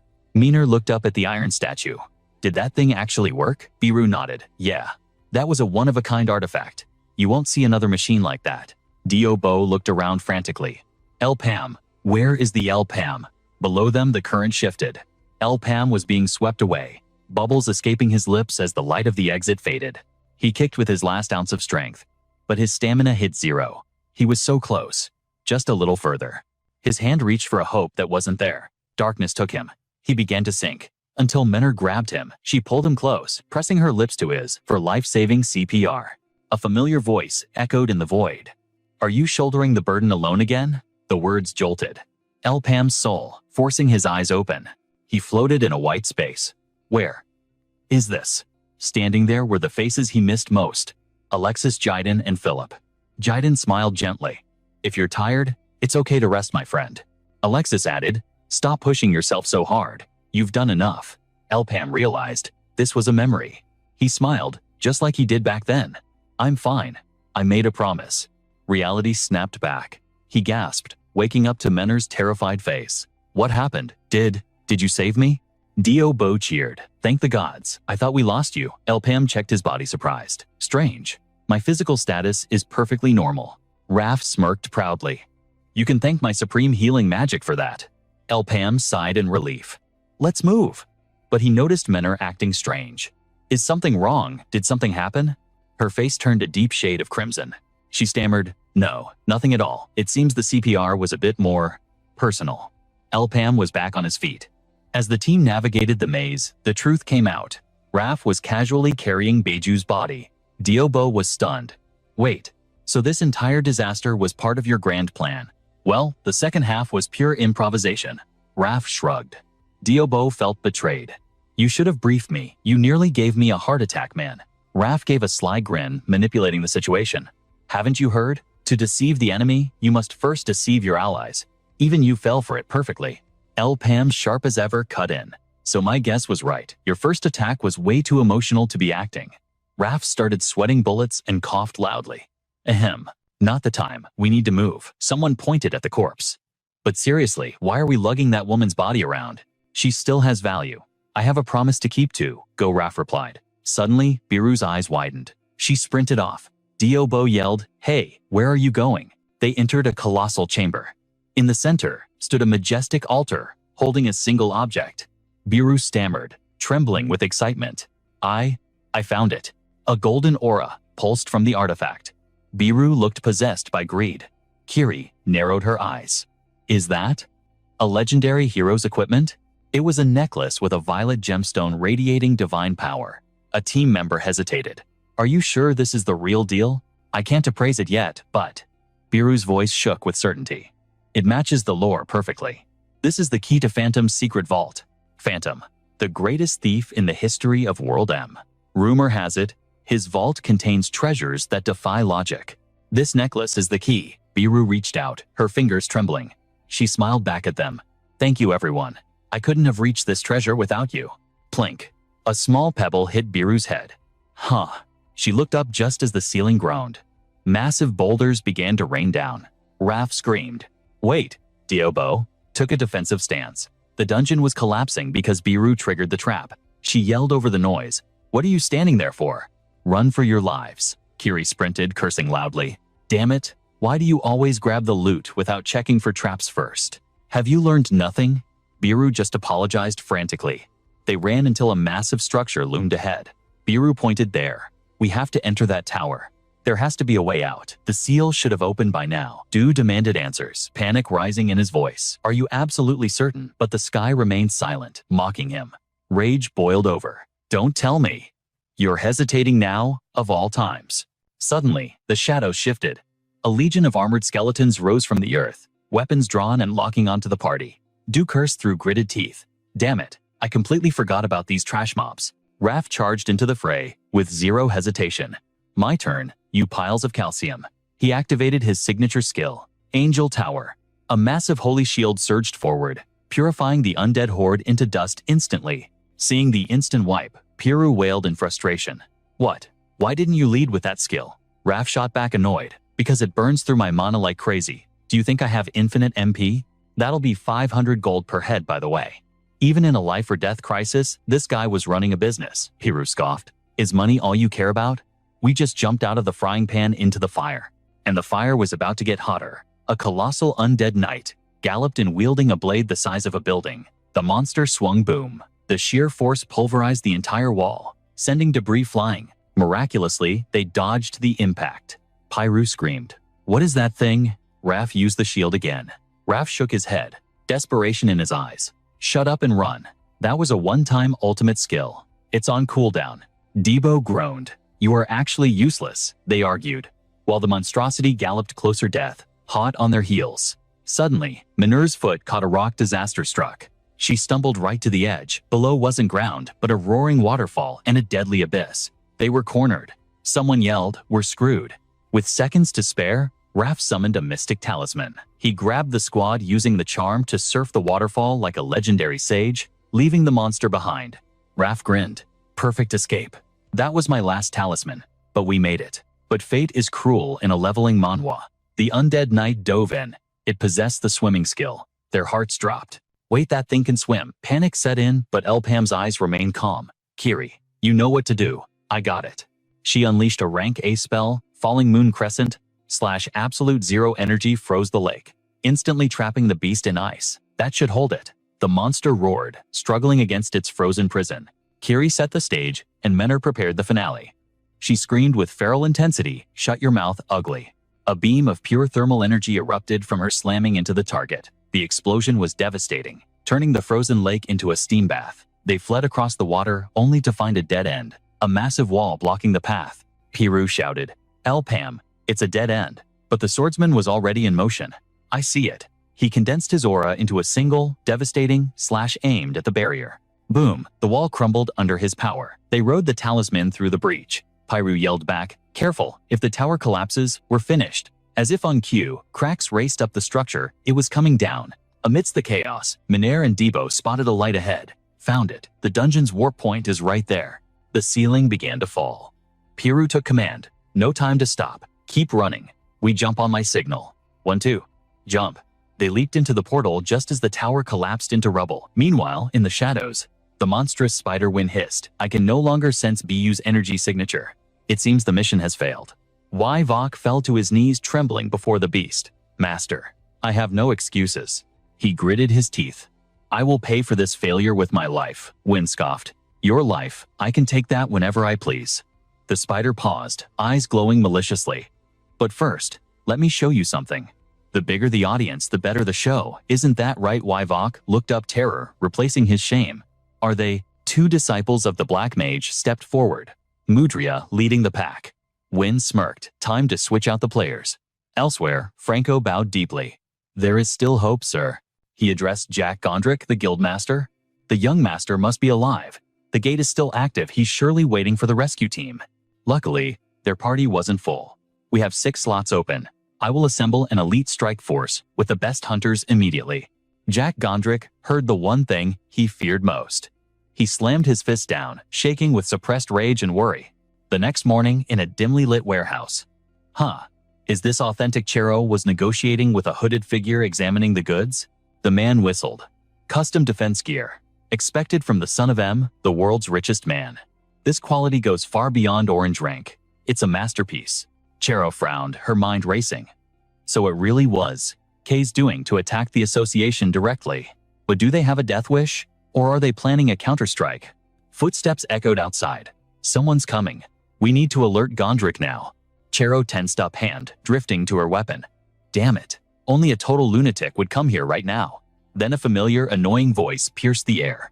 No, wait. The stranger barged in, still arguing with someone outside. You bastard. You don't even know what that item does. I can't let this slide. The voice was so loud, Chero's eyes went wide. The hooded man also paused. That tone. Isn't that? Outside, El Pam and Piru were bickering like an old married couple. Hold on, tell me why you won't give me the ring. It's mine. El Pam replied coldly, I refuse. I can't give it to you. How many times do I have to repeat myself? Hearing his voice, Chiro knew for sure. I know that voice. It's Piru. Tears of relief welled in her eyes.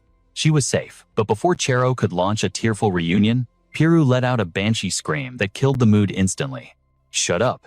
Piru grabbed El Pam by the collar, shaking him violently. Give it back, you thief. That loot is mine. Even while being strangled, El Pam remained the cool, aloof swordsman. This idiot has finally lost her mind. Just as I predicted. That was the last straw for Piru. She roared like a dragon. Who are you calling an idiot? Hand it over. Watching this farce, Chero's face went blank. Ah, well, okay then. Meanwhile, across the city, flyers rained down from the sky like snow. Extra, extra, read all about it. The headlines screamed one name, Jack Gondrick. The streets buzzed with gossip. Is it true? Is the heir really trapped inside a dungeon gate? Impossible. That was the Third Circle team, the strongest unit. Forget that. Look at the bounty. Gondrick is offering 150 million for the rescue mission. The crowd gasped. 150 million. That family is drowning in money. The entire city is going to go crazy for this quest. With that kind of cash, count me in. But a veteran hunter crushed their dreams immediately. Keep dreaming. There are only 7 spots left. They aren't going to hire a nobody like you. The gossip on the streets was blazing so hot that even Debo, casually strolling through the city, had to stop and marvel at the headlines. But while the city buzzed, Raph was busy staging a theatrical performance, clutching his chest and squeezing out crocodile tears as he wailed, "Oh, where has El Pam vanished to in our hour of need? My soul as a devoted healer is burning with worry," he declared though. Debo just rolled his eyes, having seen this fake act 1,000 times before. Right, as if you care about saving lives more than your bank account, Debo scoffed before steering the conversation back to reality. Anyway, why are we lurking around the slums? There are plenty of shops in the market district, Debo argued. Didn't the boss want something specific? Raph smirked, replying mysteriously, I have my own strategy. They halted in front of a worn-out wooden door. Raph gave him a wait-and-see look, before shoving it open, revealing a figure lounging inside, with his feet arrogantly propped on the table. The place looked less like a shop, and more like a dusty graveyard for junk. Debo coughed, waving away the filth. Are you serious? This dump? Raph ignored him, grinning at the man sleeping inside. It's been a while, Raph called out. Hey Gary, rise and shine. You've got paying customers. How long do you plan on hibernating? The man let out a long, annoyed sigh. Raph, the man grunted. Raph beamed back, long time no see, old friend. Debo watched the exchange, thinking, friends, maybe we'll actually get a discount. Gary slowly stood up, his voice dripping with sarcasm. Yeah, it's been ages. I honestly hoped you had kicked the bucket somewhere. Then came the warm welcome. In a flash, Gary lunged, pressing a cold dagger right against Raph's jugular, his face twisted in a murderous rage. This is the first time I've seen your face since you scammed me. Raph broke into a cold sweat, realizing he was in the danger zone. Did I really do that? Raph played innocent, but that only pulled the pin on Gary's temper. The shopkeeper roared. Are you serious right now? You bastard, give me one reason not to chop you up and feed you to the pigs, Gary screamed. Raph stammered. Whoa, chill out. Debo watched in confusion, wondering just how badly Raph had screwed this guy over. Raph quickly reached into his pocket, not for a weapon, but for a negotiation tool. I had my reasons back then, but today is strictly business. He slammed a massive bag of cash onto the table, sweating bullets but trying to maintain his salesman smile. Look at this, I brought you a fortune, Raph pleaded. Debo instantly recognized the bag and thought, wait, that's the boss's money. But the bribe didn't immediately work. Gary was still fuming, gripping the dagger tight. You piece of trash, it was a prime example of how quickly human emotions can flip. 1 second, Gary was ready to commit murder, but the moment his eyes locked onto the cash, he hugged Raph like a long-lost brother. I missed you so much, my best friend Raph blinked. Yeah, me too. Debo watched the instant transformation with disgust. These two scumbags deserve each other. With the beef squashed, Gary turned on his merchant mode. So what are you buying? Just say the word. I have everything except what I don't have. Raph didn't hesitate. Enhancement scrolls. And don't tell me you're out of stock. Gary flashed a confident grin. Got him right here. He whipped a white cloth off a nearby crate, revealing a pile of scrolls. Debo leaned in underwhelmed. Huh, what is this junk? They look like standard scrolls, Debo muttered. Gary scowled. Is this kid blind? Raph laughed. That's exactly why I brought him, which only annoyed Debo further. I've never used these in my life, so how would I know the difference? Debo defended himself. Gary picked up a scroll, ready to educate the rookie. Listen up. Simply put, these items upgrade your gear with a specific success rate. In the dangerous dungeons we dive into, you need insurance. These babies have a 100% success rate, Gary boasted. But Raph instantly cut him off. Trash. Absolute garbage. He slapped Gary on the shoulder, his expression darkening. Are you trying to hustle us now? Move aside and show me the real goods hidden in the back. Gary gritted his teeth, realizing his old friend wasn't an easy mark. Meanwhile, Debo was still lost. Wait, hold on. What's wrong with 100% success? Debo asked. Raph sighed, explaining the rules of a leveling manhwa world. You don't get it. High success rates are for weaklings. The lower the success rate, the massive the power boost. Unless you want to be mediocre forever, you need the scrolls with the lowest probability to trigger the maximum stat evolution. The realization hit Debo.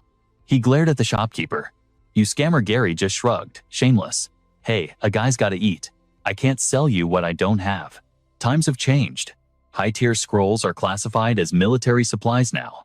They're banned from the black market. Hearing that, Raph put on his best disappointed face and turned to leave. What a shame. I guess this trip was a total waste. Damn, I really needed those upgrades.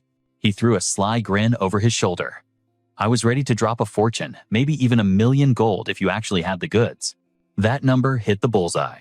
Gary scrambled to grab Raph's shoulder, mirroring his sly grin.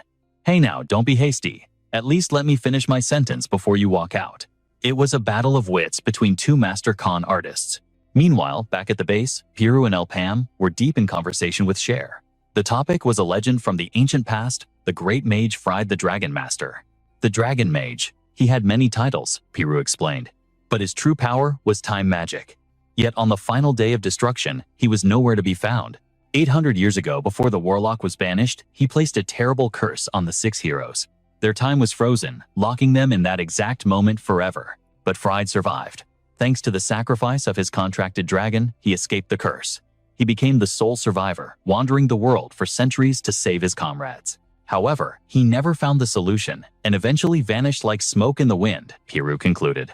That is the extent of my knowledge. She hesitated before adding, but ancient texts suggest he left something behind. The ring of the hero Fried. El Pam's eyes widened as he looked down at the ring on his left hand. A heavy silence filled the room. Piru's words sent shockwaves through his mind. It can't be. Is this the answer I've been searching for? He thought back to his regression, the mystery of his second chance. Did he do this? If he could manipulate time, maybe he's the reason I returned. But if he's still alive, why didn't he fight beside us in the previous timeline? The silence was shattered by Cher's voice. I don't doubt you since you were chosen by Freed's relic, she said sharply. But I need to know one thing. Why are you hunting the cultists? Her question made him clench his fist until his veins popped. He couldn't tell her the full truth about the future. I have my reasons for keeping my motives hidden, he said, before looking her dead in the eye. But simply put, I want to save them. At any cost.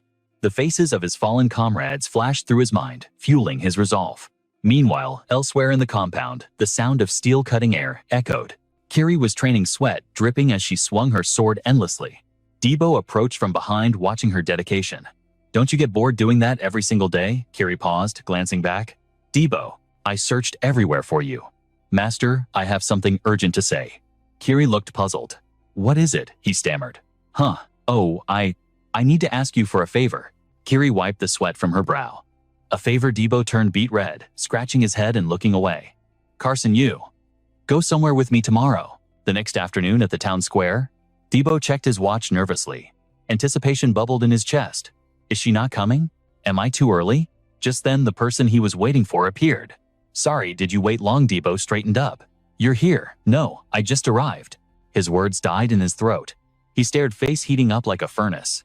Kiri fidgeted, explaining Menor kept me late, so I lost track of time. I told her I hate this style, but she insisted. Her hair flowed freely, and the dress was elegant, a stark contrast to her usual armor. She looked unnatural, yet stunning. Why are you looking at me like that? Does it look bad? Debo blurted out. No, it's beautiful. Seriously. The compliment caught her off guard. Oh, good. Let's go then. But lurking in the shadows, a gaze locked onto them. A voice whispered, target is moving. Engage. A heavy sigh followed. This is so annoying. It was the classic trio Elpa, Raf, and Menor. Raf grumbled. Why do I care about that kid's dating life? Menor hissed. Shut it. Maintaining the team's mental health is vital.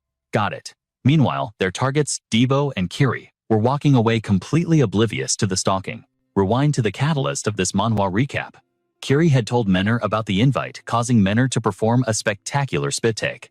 Debo did what Kiri dodged the spray. Yeah, it's his sister's birthday this week. He's broke, so he's never bought a proper gift before. He wants my help choosing one. Menor's eyes lit up with mischief. That's just a flimsy excuse. Oh, this is getting interesting, Kiri continued. I'm bad at gifts too. It would be great if you came along. Menor shouted. What? Are you serious? Why would I become a third wheel? Kiri blinked, completely innocent. Didn't you hear me? We need help selecting a present. Menor went silent, thinking, this girl is hopelessly dense. Menor sighed, defeated. You are truly hopeless. Kiri looked around. What? Where? Shut up. Back in the present, Debo held up a spiked gauntlet. How about this? He grinned brightly. Looks useful. I think Dinev could crush some skulls with this. Kiri's sweat dropped. Maybe that sword over there. It looks more suitable for a beginner. They wandered from shop to shop, discussing options. This one. Not bad. That's pretty. Should I just buy them all? Kiri smiled softly. My heart is racing. I've never done this, but it's smoother than I thought. Debo asked. Really? She nodded. I trained as a knight since I was a child. No breaks, no time for strolling through the streets like this. Debo listened in silence, then shifted gears. Want to check the explosives aisle? Sure. Meanwhile, the stalking squad was still hot on their tails. Menor grit her teeth. Damn it, these idiots, she whispered furiously. What the hell are they doing? Zero romance. So clumsy, think of the audience. A voice whispered back, but they don't even know we're watching them. Menor continued her rant. The chemistry is there, but zero progress. One is totally oblivious. They'll die single at this rate. Right. Suddenly, Debo's sister Dinev popped up next to them. That's why everyone calls him a fool. I worry about him. The trio jumped out of their skins. Raf sweated profusely. How did you find us? I didn't sense her presence at all, Dinev smirked. I'm the one who complained about the gift situation. But forget the present. I just hope he doesn't come home tonight. She beamed with a mischievous grin. Menor thought, whoa, moving a bit fast there, kid. Looking at the couple ahead, Menor admitted they actually look pretty good together. Raf nodded. Yeah, they fit. He closed his eyes, imagining a fantasy where he held a girl close.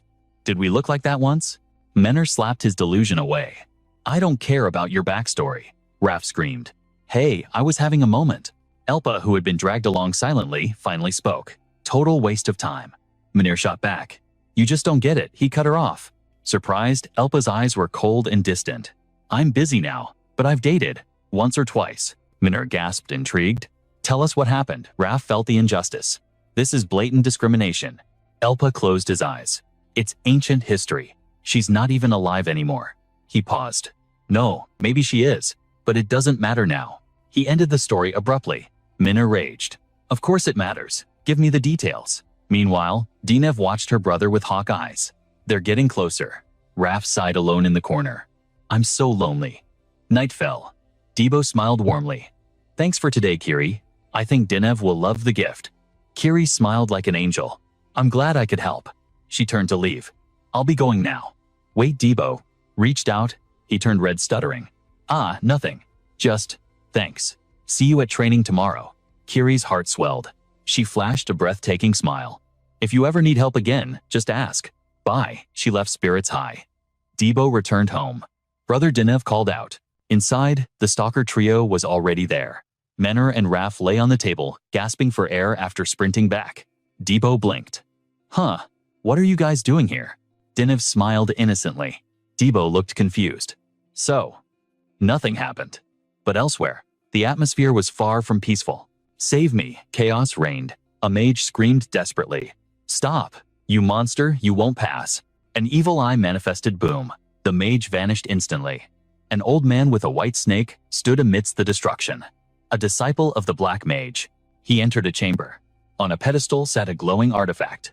Finally, the sealing stone of the hero freed. Controlling time itself. It is mine. The stone floated toward him, signaling a catastrophe worthy of an awakening manhwa. The black mage's plan was in motion. Suddenly, his senses spiked. The artifact resting in his hand felt like a common stone, shattering the elder's composure. Why? Why can I sense absolutely no energy pulsing from it? It wasn't understanding that struck him, but pure, unadulterated rage. He roared, Who dared to orchestrate this? His power spiraled out of control, obliterating the room in a shockwave of destruction. He realized the terrifying truth. Someone had triggered the time reversal before he could. I must find him. Murderous intent twisted his face as his hand crushed the stone into meaningless dust. At Gondrick, the Merchant Alliance was buzzing like a scene from a classic awakening manhwa. An official stepped forward to address the sea of hunters registered for the selection. The official bellowed, All candidates get into position. Results will be announced in 30 minutes. Nearby, a crimson-haired woman with a scar smirked, casting a mocking glance at her neighbor. Why don't you just give up? The power gap between us is like the difference between heaven and earth, isn't it? Yet the scar-faced man didn't even bother to glance her way. What kind of nonsense are you spouting? If you are so confident, let's decide who is stronger right here and now. Oh, fine by me. That is exactly what I wanted. Sparks flew as the two prepared to clash, threatening to tear each other apart. Watching from the sidelines, Mako stroked his beard in deep thought. So this is the level of those from the third floor. The corners of his mustache twitched with anticipation. I have only one chance. I must choose my pawns with extreme care. Suddenly, the heavy scraping of metal against stone echoed from the main road. The entire crowd turned their gaze toward a man, dragging a massive object into the plaza. What in the world? What is he hauling? It was Elpam, and behind him trailed an ominous giant coffin. Elsewhere, a portly man with a mustache stretching to his ears sat in luxury. Draped in opulent robes that screamed wealth, he was the master of the Gondrick Alliance. Gondrick. Rumors claimed he was the wealthiest existence in the world of Maul. His financial power was said to rival that of entire nations. Urgent footsteps echoed down the Alliance corridors. Pushing past two elite guards, a man threw the doors open to reveal Gondrick standing before a grand indoor pool. Gondrick turned slowly. Are you that adventurer from Gafo seeking an audience? Do you take us for a joke? His eyes narrowed at Elpam, who strode in with confidence. It is an honor to meet you. I am Elpam. The protagonist bowed slightly. The reason I am here, Gondrick cut him off sharply. It's obvious what you want. You're aiming for the rescue team slot, aren't you? Listen well while I still have patience. This is not a stage for someone from Gafo to step onto. Apologies, but I am not standing here today as a representative of Gafo. He tried to explain patiently, but the Merchant King turned a deaf ear. Then I have nothing to discuss with you. A mere third-floor adventurer has no business here. Boom! Pam let the heavy coffin crash to the floor, silencing the old man. Gondrik's face twisted in annoyance. Have you lost your mind? Get out, I am not in the mood for your antics. Unfazed, Pam crouched beside the wooden box. Forgive my rudeness if this offends you. He gripped the lid of the coffin. But before you throw me out, feast your eyes on this. The sight of the figure within made Gondrik recoil in shock. The face inside was deathly pale, the body ravaged by grievous wounds. Gondrik screamed. That is one of the high executives of Ka. Do you have any idea what you've done? Pam's voice was ice cold. I am fully aware. Gondrik gasped. Are you trying to start a war? Pam nodded. Perhaps. However, he locked eyes with the merchant. The Gondrik Alliance will also be a participant in this storm. Cold sweat poured down Gondrik's face. What kind of madness are you spouting? Suddenly, a voice drifted in from the doorway. Allow me to explain. This situation concerns you as well. You, Gondrik, stared at the newcomer in disbelief. The scene shifted, rewinding to the time before they arrived at the Alliance. I find it hard to believe. A man clad in golden armor crossed his arms, questioning Pam. Are you claiming those wretched beings are still clinging to existence? Pam clarified. They aren't just clinging on. They have dug their roots deep into the world of Mabel. The armored man spoke slowly. Carson, you take full responsibility for those words. He pondered silently. But if every word you say is the truth, then every anomaly I've witnessed until now finally makes perfect sense. He voiced his conclusion. It is not that I trust you. I simply have faith in Kiri's judgment. That is the sole reason I asked Kiri to accompany us. Then, the Golden Knight asked, what is your ultimate goal? Pam didn't hesitate to reveal his ambition. I intend to completely erase Ka from the face of this world. An image of a flag bearing a horned skull engulfed in flames flashed through his mind. In 3 days, Michael explained, this will surpass a mere guild dispute. This will be a crusade against the fanatics, known as the Believers. Back in the present, the intruder was revealed to be Captain Michael of Cygnus. Pam extended his hand, his palm glowing with an ethereal blue energy. He pressed his fingers against Bayu's forehead, revealing a crimson sigil hidden beneath the skin. What is that? A tattoo, Pam explained calmly. This is the mark of the Believer. Every member is branded with a symbol representing their deity. Gondrik's eyes widened. Bayu was a cultist, he stammered in horror. Then that means Kanya is actually. I am making you an offer you simply cannot refuse. Later, the scene shifted to a lively tavern. Cheers, drink up. The alcohol flowed as freely as the laughter. Menor looked worried. Are you sure about this? Is partying wise when the operation is tomorrow? Pam grinned. Relax, a single day of rest won't kill anyone. We have prepared everything humanly possible. Our gear is reinforced, our training is complete. Rest is just part of the strategy now. One of Gondrik's elite guards slid into the seat next to them, beer in hand. Ha ha ha, what are you two whispering about over there? Raph threw his arm around Pam's shoulder. Don't tell me you two are dating. As a love expert, I can pow. Before he could finish, a fist connected squarely with his face. He rolled on the floor in agony, but Pam remained expressionless. Keep your distance, Raph. Come on, Carson, I joke a little. I was just trying to lighten the heavy mood, he whined. Pam pinched his nose. You reek of sweat. Go take a bath. Damn it, Raph grumbled. Fine, I'll shut up. He rubbed his bruised cheek, his tone turning serious. Actually, I need to ask you something. Why join Gondrik's rescue team when you already knew it was a trap? Menor chimed in. He's right. If that's the case, wouldn't participating in Kanya's raid make more sense? Pam glanced down, his eyes dark. I have something I must find. He visualized a sealed scroll stamped with red wax. I wasn't sure if the intel was reliable, but rumors say Gondrik found a map leading to the legacy of Freen. I doubted it at first, but the fact that the Believers are targeting him proves it is real. I cannot allow that map to fall into their hands. That legacy was rumored to be an artifact of god-tier value. But he kept those thoughts buried deep. Of course, that only mattered if they could actually secure it. Now they could only pray that fate hadn't abandoned them. Elsewhere, a skull engulfed in flames began to speak.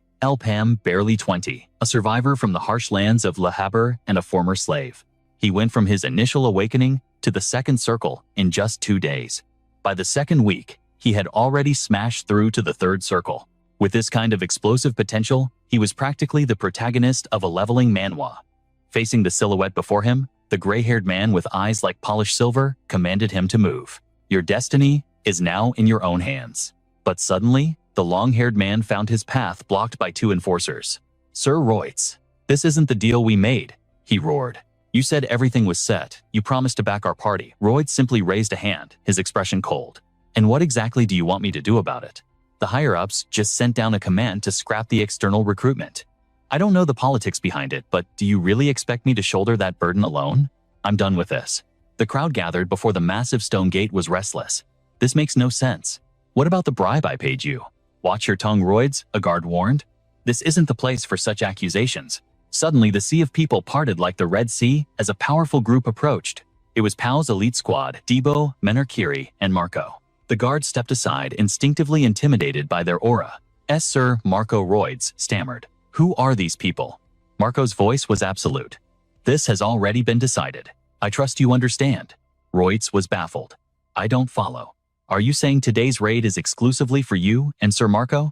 Even so, the crowd glared at the infamous hero slayer Debo. What makes them so special? Someone shouted.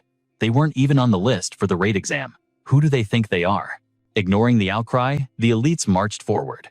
Before entering, Miner stuck out his tongue, mocking the weaklings left behind as the teleportation light swallowed them whole. Inside, the dungeon revealed a crumbling temple, with shattered pillars littering the floor. Boring Debo grumbled, staring at the gloomy ceiling. Same old scenery. Can't the system generate something new? Where's the creativity? Miner frowned, scanning the area. Wait a second. Where are Raph and Kiri? The realization hit them instantly. Damn it. Raph's voice echoed from outside. What the hell is going on? He slammed his hand against the invisible barrier blocking the gate. Did we hit the max player count? He spun around. I thought they said there were 6 slots left. Did someone sneak in before us? Impossible. We had lookouts posted everywhere to prevent gate crashers. Unless. Kiri's face went pale. Unless this is a trap. Deep inside the temple, the gray-haired man dragged a prisoner forward, the chains rattling like the bells of doom. Well, at least we made it inside. But how do we regroup? Pick up anything on the radar. Nothing yet. Mudria, the partner muttered. Stop using my real name, you moron. Fine, Mudria, he teased, changing his tone. She shot him a glare. You seem to be enjoying my misery. If the plan holds, they should be waiting for us on the 2nd floor. Their path was suddenly blocked by a massive 2-horned minotaur. Looks like we'll need a warm-up exercise before the family reunion. That beast is drooling everywhere. Think it's worth any XP? Mudria scoffed. No, I have a better idea. I'll handle this trash. The gray-haired man smirked. Don't exert yourself too much. The monster roared the sound, shaking the walls as it charged like a freight train. Coming to say hello, she casually tossed a green iron sphere into the air. Let me show you a magic trick. The monster froze confused. Mudria slammed her staff down. Surprised, the gray-haired boy watched with glee. First time seeing that skill in person. Not bad. The iron sphere rolled across the floor, leaving the massive beast twitching in its death throes. I'll save the finishing blow for later. This raid is just getting started. Miner wiped sweat from his brow. I had a bad feeling. Did the rats from Carsona infiltrate the dungeon ahead of us? Pow adjusted his eye patch. Even if they did, it's fine. I didn't expect this twist, but it makes things more interesting. Debo scratched his head. But isn't it too quiet? No ambushes. No traps triggering.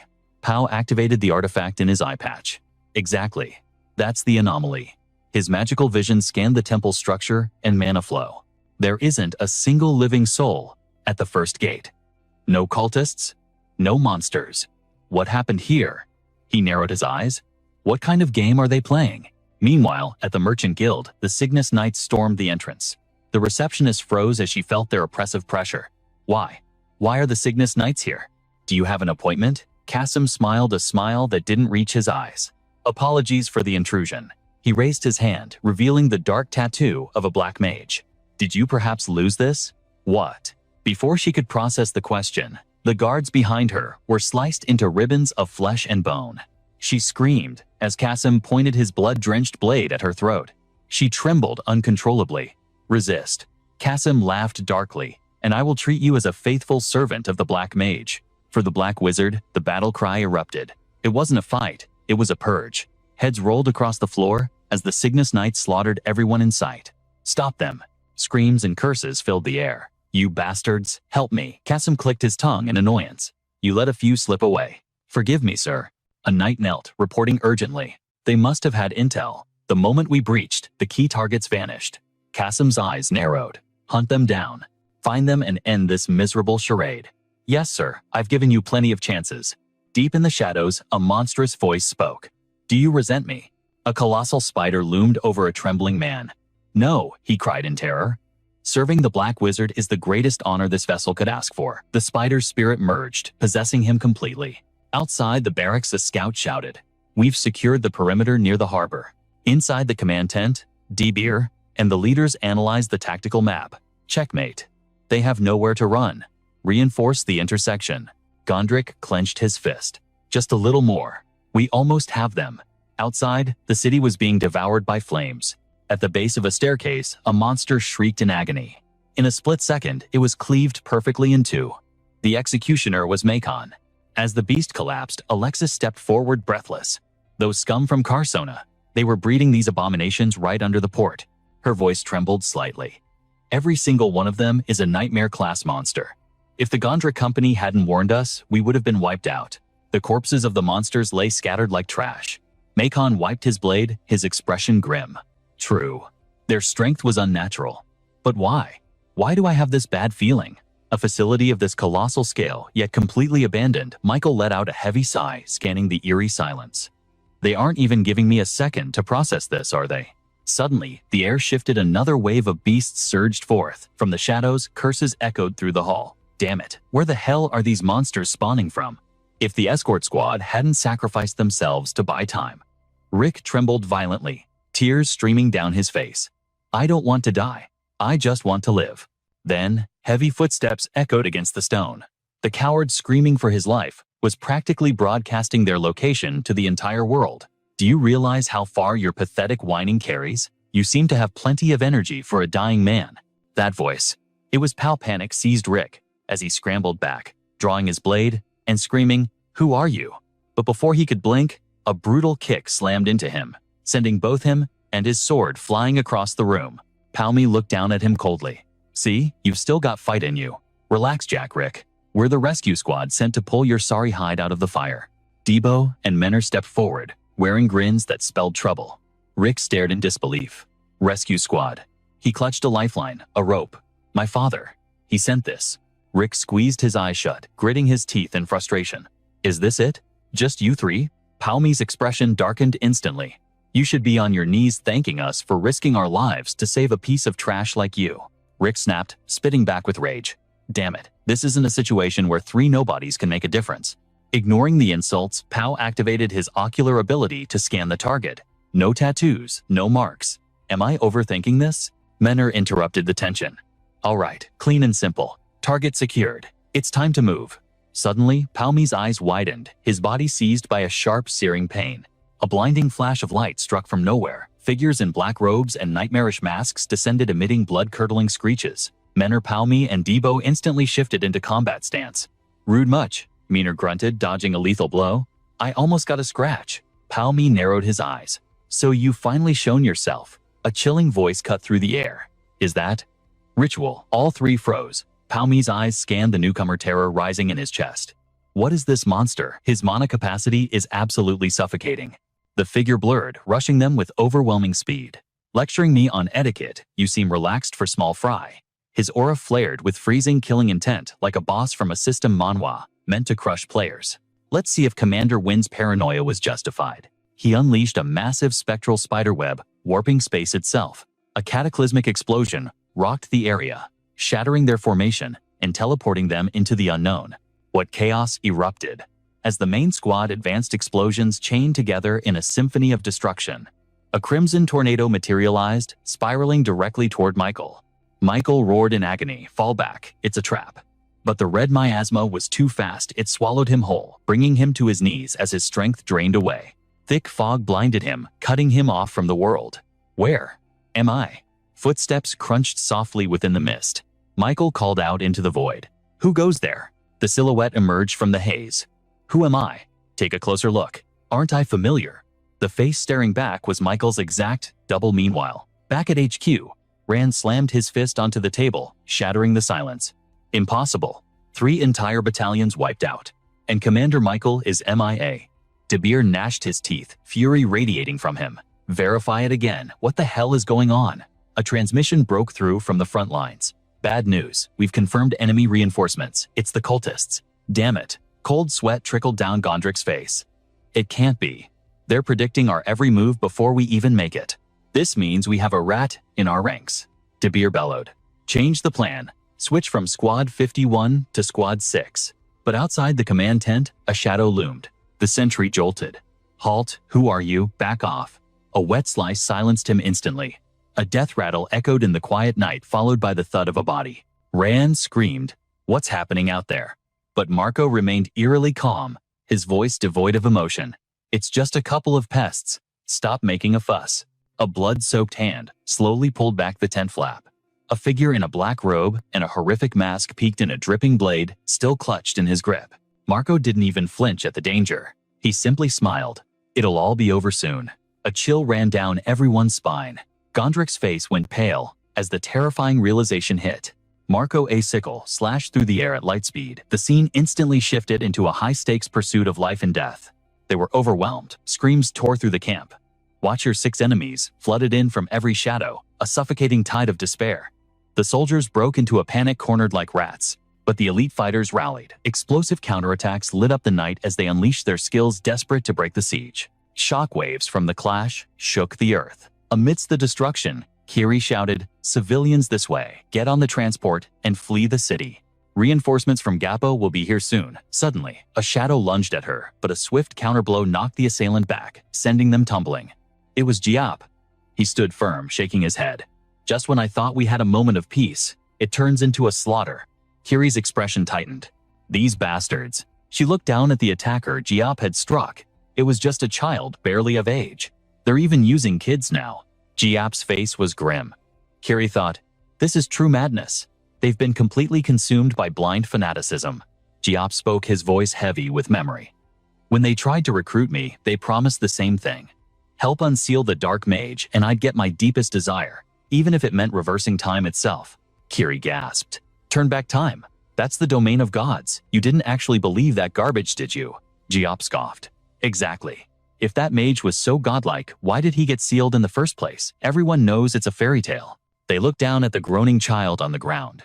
"They just prey on human weakness," Giap murmured. "After all, who in this world doesn't have a past they're desperate to rewrite?" Back in the command tent, Gondrik roared, "You traitorous bastard!" In the massive pavilion, the 3 leaders stood frozen, staring at the blood-drenched hand, holding a familiar object. "Marco." "It was really, Marco, why would you do this?" Gondrik cried out in betrayal. Marco tilted his head. "My reason." The old man's voice dripped with sorrow. "My poor daughter. Taken from this world too soon in that tragic accident. They told me they could bring her back. I would burn the world down just to see her face one more time." The mask of the loyal ally crumbled, revealing only a broken, dangerous man. "Serving you has been an honor, Lord Gondrik." He pointed his weapon at his former comrades. Dabir stepped forward, shielding his lord with his own body. "Get behind me now." Raka scrambled out of the tent in a panic. "Forgive me, Ebbis." But Jack Gondrik stood frozen like a statue. "Why are you just staring? Are you seriously going to let this happen?" The minions lunged, only to be blasted back by a violet flash. Dabir unleashed his aura. "Where do you think you're going?" The sheer force of his furious fist sent the lackeys crashing to the ground. The old man watched in shock, eyeing the 2 silhouettes vanishing into the distance. "Hey, you fanatical freaks." He calmly lit a cigarette. "It seems you're looking down on me." Exhaling smoke, he smirked. "It's been a while. Time for a little warm-up." Meanwhile, in the gloomy ancient ruins, black-robed figures circled their prey. From above, the formation looked less like a battle and more like a dark sacrificial ritual. "Talking about rituals, you seem to have time to spare." A smirk formed. "So you aren't just small fry after all." The silver-haired youth stood with eyes cold as ice. Violet energy swirled around his hand, beautiful yet deadly, signaling a massive shift in power. "Fine. Let's test if Legion Commander Wynn's concerns were valid." El Pam scoffed arrogantly. "Directly under the commander, huh? Do you think your bluffs frighten me?" Mudria whispered. "Oh my. Apologies, I wasn't clear." She leaped from the cliff to confront them. "Allow me to introduce myself properly." Looming behind her was a massive beast, shackled by 3 heavy iron spheres. "It waits only for my command to slaughter." She smiled. "I am Mudria, the martyr." He froze. One of the martyrs. He thought rapidly. The secret unit of the 100 chosen ones. Their identities are always shrouded in mystery. Why are they here? Mudria sneered with arrogance. You've been causing too much chaos lately. Now, beings far beyond your level have taken notice. Her minions had already encircled the ancient ruins. He gritted his teeth. Damn it, quit your yapping, his team roared. Enough talk, attack. The iron sphere at her feet began to rumble. Oh my, such a temper. Haven't you ever stopped to consider something? Why the dungeon gate was suspiciously empty of monsters. The iron ball sparked with blue energy. Come, let me introduce you. The world trembled violently. What the A-vortex suddenly materialized, energy swirling to form a nightmare. Blinding blue light condensed rapidly. Debo tensed up. What the hell is that thing, some kind of illusion? The light coalesced into a bodiless skeletal monstrosity. A storm raged around it. Miner's eyes widened in terror. Wait, look at that. The beast fully materialized. A demonic boar face, twin horns, and wielding a crescent moon scythe. It charged with ferocious killing intent. It's a Taramachus. Ancient pillars crumbled from the tremors. The surrounded team trembled, staring death in the face. Impossible. Why do dungeon monsters obey her commands? And these numbers, it's insane. The Taramachus charged like a brainwashed berserker. You bastards, how is this possible? They rushed forward. Damn it, the power gap is too wide. El Pam shouted Debo. Don't clash head on, Debo frowned. Huh, what do you mean? Suddenly static crackled around him. The beast's scythe unleashed a jagged bolt of lightning, striking him directly. Thunder roared as the explosion tore through the air. His endurance failed, and darkness took him. Debo, the team screamed. The monster raised its blade for the execution strike. His body was paralyzed. Is this it? Is this how I die? Damn it. What can I even do? Suddenly, a golden streak of energy slammed into the beast. It was El Pam. Everyone move. I'll wipe them out in a single strike. His aura fanned out like a magnificent peacock tail. Rivaling the lightning's power, he engulfed the monster in blinding light, disintegrating it within a golden vortex. The onlookers gasped in sheer disbelief. What the hell? Did he just control that projectile with psychokinesis? El Pam smirked. Bingo. His power surged, enveloping the entire ruin complex. Menor shouted, "Watch out, El Pam." The tornado tore through the enemy ranks, an unstoppable force of destruction. Just as the rumors said, a voice mused. How interesting. The young hero exhaled relief, washing over him as the energy receded into the ring around his neck. But suddenly, the artifact flared to life again. Destructive beams shot out wildly, shattering the surroundings. Debris rained down. Menor cried out, "Impossible, El Pam's magic is out of control." The pillars crumbled to dust. Did it not work? Even Mudria looked puzzled by the anomaly. What on earth is that reaction? Did you really think I'd just stand here and take it? Mana flared around her. It's not over. Struggle a little longer for me. Her magic seized the debris, levitating every stone. El Pam stared in shock. What is this power? It defied logic, lifting the entire ruins from the ground. Is this psychokinesis? El Pam remained silent, his mind racing, as if analyzing a boss in a system manhwa. Mudria taunted them. Now, the real battle begins. Meanwhile, flames licked the crumbling structures. Raka and Gondrik ran for their lives. The defense line has collapsed. We need a full retreat. No. We have to hold the line. Gondrik checked his watch. He had a secret strategy one not even Mao knew about. When El Pam suggested this, I thought it was overkill. The minute hand ticked to the 2. Just 30 more minutes. Suddenly, footsteps thundered. They were cut off. What the hell is going on? Raka spun around, only to see another battalion closing in from the rear. Damn it, we're surrounded. He grit his teeth in frustration. Carsant, we execute the plan right now. No, it's too soon. We can't. The monsters bared their fangs, ready to tear them apart. Shit. What good is a plan if we're all dead before it starts? A blinding streak of light descended from the heavens, obliterating the lackeys in a shower of gore. As their bodies disintegrated, a terrified voice cried out into the void. Who goes there? Talk about perfect timing, fellow merchants. It is the golden duo, Giap and Kiri, arriving just in time for a flash sale. Now, does anyone need a little assistance? A cold smile played on Giap's lips as he assessed the screaming trash. Only 2 of them wiped them from existence. Kiri unleashed her luminous blade art, while Giap's fists rained down destruction. A desperate lackey launched a barrage of daggers, but she ascended effortlessly. Are you out of your mind? Battle lust consumed her entirely. The world faded away until only the thrill of the kill remained. I recognized that crest. They belonged to the Ipa faction. Her blade danced, slicing through them with godlike speed. A critical hit that displayed terrifying velocity and raw power. Blinding white light merged with a colossal sphere of azure energy. The atmosphere screamed under the pressure as every last enemy was reduced to dust. Only now did the duo permit themselves a smirk of victory. I saw the believers gathering, so I made an appearance. The situation seemed critical. Consider this a buy now, pay later service. Giop's eyes sparkled with greed, already calculating the massive reward. Now let me unveil today's special premium pricing. Before he could finish his sales pitch, a cataclysmic explosion tore the earth asunder. Skyscrapers crumbled like sandcastles as the very foundation of the city collapsed. What, someone survived that? A silhouette emerged from the choking dust. Useless trash. The sheer pressure radiating from this stranger froze Kiri and Giop in their tracks. Minions. Such harsh words for the dead. But wait, 3 high-ranking merchants gathering in one place. This was no coincidence. This was a setup. Blood trickled down his face, fueling his seething rage. What a pity.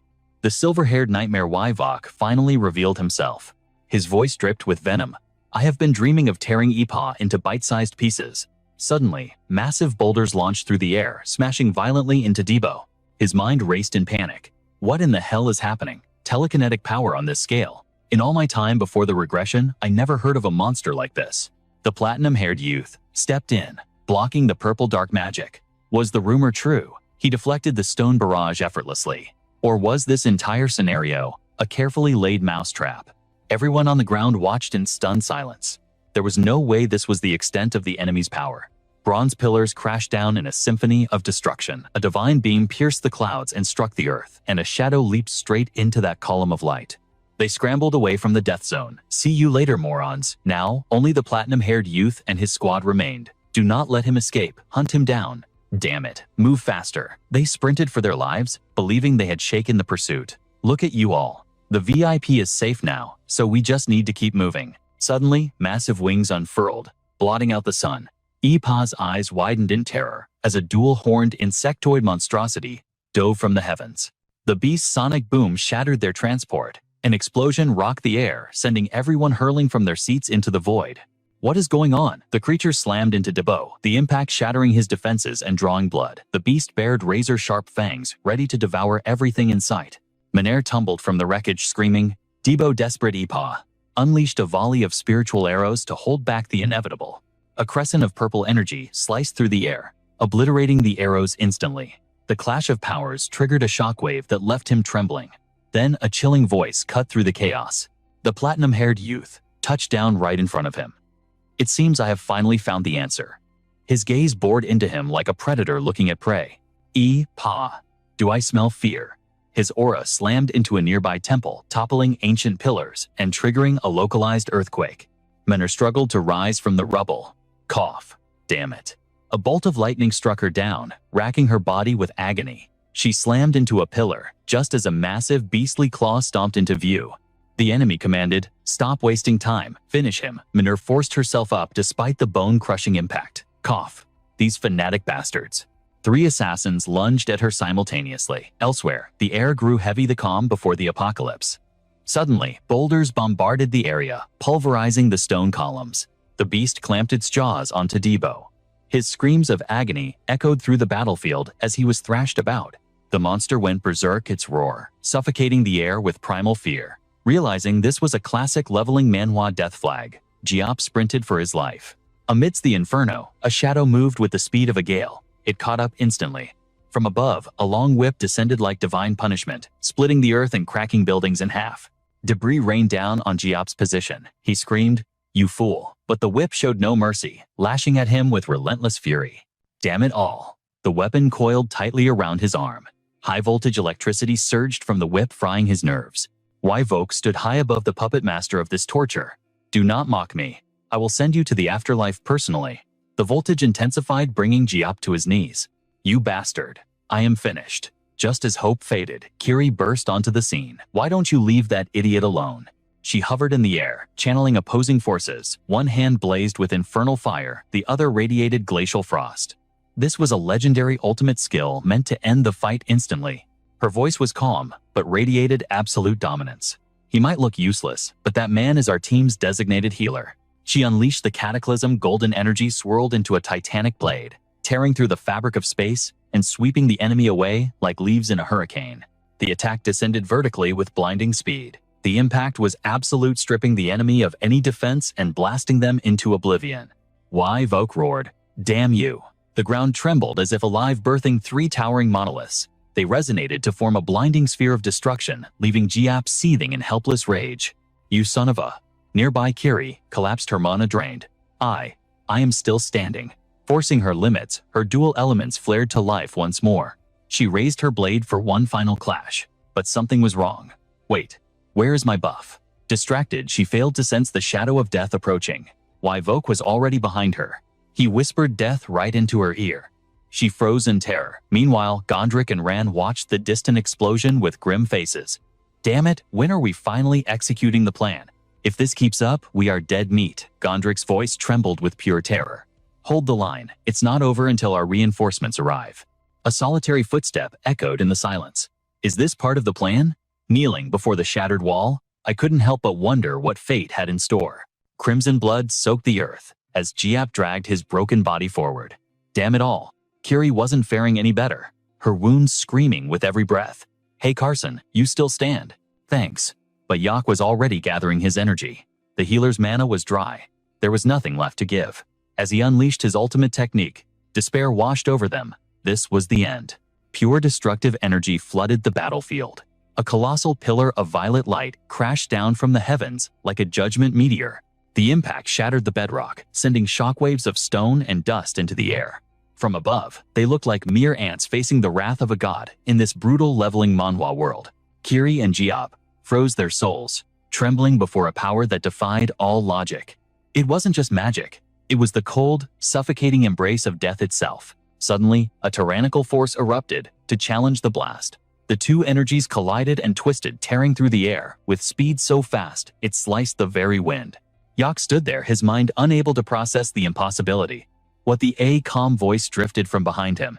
Attacking without a proper greeting, that's just bad manners. He whipped around, but it was too late. Goodbye. In an instant, the mysterious young man's aura completely crushed Yak's resistance. A sphere of blinding light erupted amidst the burning ruins. The pressure alone was enough to blow the bystanders away, like leaves in a hurricane. What on earth is happening? Kiri's eyes widened in shock. Yok's body was already half destroyed, obliterated in a single strike. The young man just smirked. I planned to send you off gently. My bad. Yak was reduced to a broken mess, blood gushing from his mouth. So you're just another loyal dog of the queen. The villain collapsed, becoming nothing more than a corpse in a pool of his own filth. The young man stepped over the body casually. Oh, look who we have here. What are you doing here? Do I have to see your face everywhere I go? Kiri gasped for air, barely conscious. Oh, my lord, you actually came. Emerging from the chaos was the young lord mounted on his steed and flanked by 2 elite guards. It was Lord Sim Gondrick, and Rakan couldn't believe their eyes. The captain of the Cygnus Knights. We almost died. Lord Sim's expression softened into a charismatic smile. I'll handle the merchant's safety. But Kiri, you look like you've been through hell. I'm coming with you. Excuse me, Kiri pushed herself up. My master ordered me to fight if trouble arose. Her eyes burned with resolve. So I am not staying behind. Sim's expression turned unreadable. A warrior like you. But a chilling voice cut through the conversation like a blade. Don't worry. All of you will be coming with me. To the grave. Terror seized Sim and Kiri as they spun around. Yak wasn't dead. How are you still standing after taking a direct hit? Hee. A sinister aura began to leak from him, black magic coalescing into a wicked blade. He was transforming, twisting into the form of a grand, dark wizard. He manipulated an hourglass as if he held the very lifespan of humanity in his grip. Go ahead and burn in the deepest pits of hell. Sim roared, lunging forward with his sword. He poured every ounce of his soul into the strike, but against the abyss of black magic, it was useless. The gap was too wide. Too late, hero. Yak stood with arrogant pride, initiating a forbidden ritual. Descend now, my master. He was prepared to pay the ultimate price. I offer this broken vessel to you. Please accept my flesh. Nightmare spiders materialized from the void, their silken threads descending to wrap Yak in a cocoon of darkness. The silk pulsed, as if carrying the master's very soul. Permission granted. Yak's eyes began to glow, with a bloodthirsty crimson light. The threads tightened, crushing him with agonizing force. He screamed as the unnatural silk bored into his flesh, rewriting his very biology. Twisted horns and grotesque wings burst from his back. The fusion was complete. Kiri and Giap could only watch in paralyzed horror. What in the world is that thing? Giap's mind snapped. Oh my god. Yak was gone, completely consumed by the entity he had summoned. He had mutated into a colossal berserk spider demon. What kind of nightmare is this? Suddenly, a violent flash of purple light blinded them all. The sheer gravity of power crushed the bedrock concrete, shattered like glass flying everywhere. Standing in the center of the crater was Paomi. The aftershock ravaged his insides, forcing him to cough up a mouthful of bright red blood. He wiped his lip, panting heavily. Damn it, I can barely breathe. He glared at the three figures flying toward him, their red eyes glowing with killing intent. Rage boiled within him. You absolute bastards. Forget the odds. He charged straight in, smashing them one by one with a flurry of skills. He summoned light arrows, locking onto their crystal cores with deadly precision. He hurled the crystals mid-attack, his voice cracking with fury. Did you really think I'd go down without a fight? Their attacks collided in a catastrophic boom, a clash of opposing forces. Dust choked the air, but Paomi dashed out of the smoke, still standing. Ha! Suddenly, a weary sigh echoed from right behind him. Ha! Seriously. A man wearing a glowing ring floated there. How long do you plan on throwing this tantrum? What the before Paomi could react? Debris rose up to imprison him. It was psychic telekinesis. Please just calm down for a second. The stranger casually manipulated the stone cage. Nobody is going to eat you. He drifted closer, his voice smooth and persuasive. I just want to have a civilized conversation. Paomi gritted his teeth, straining against the invisible bonds, but they wouldn't budge. Damn it, I was supposed to be the strongest Esper alive. As the stranger approached, Paomi's mind spiraled into madness. You think I'll lose to you? The moment the man got close enough, Paomi unleashed a desperate counter. He shattered his stone prison, launching the debris straight at his captor. Fine, let's play. The stranger didn't flinch, simply batting the rocks away with his staff. The stones were moving at bullet speed, yet he looked bored.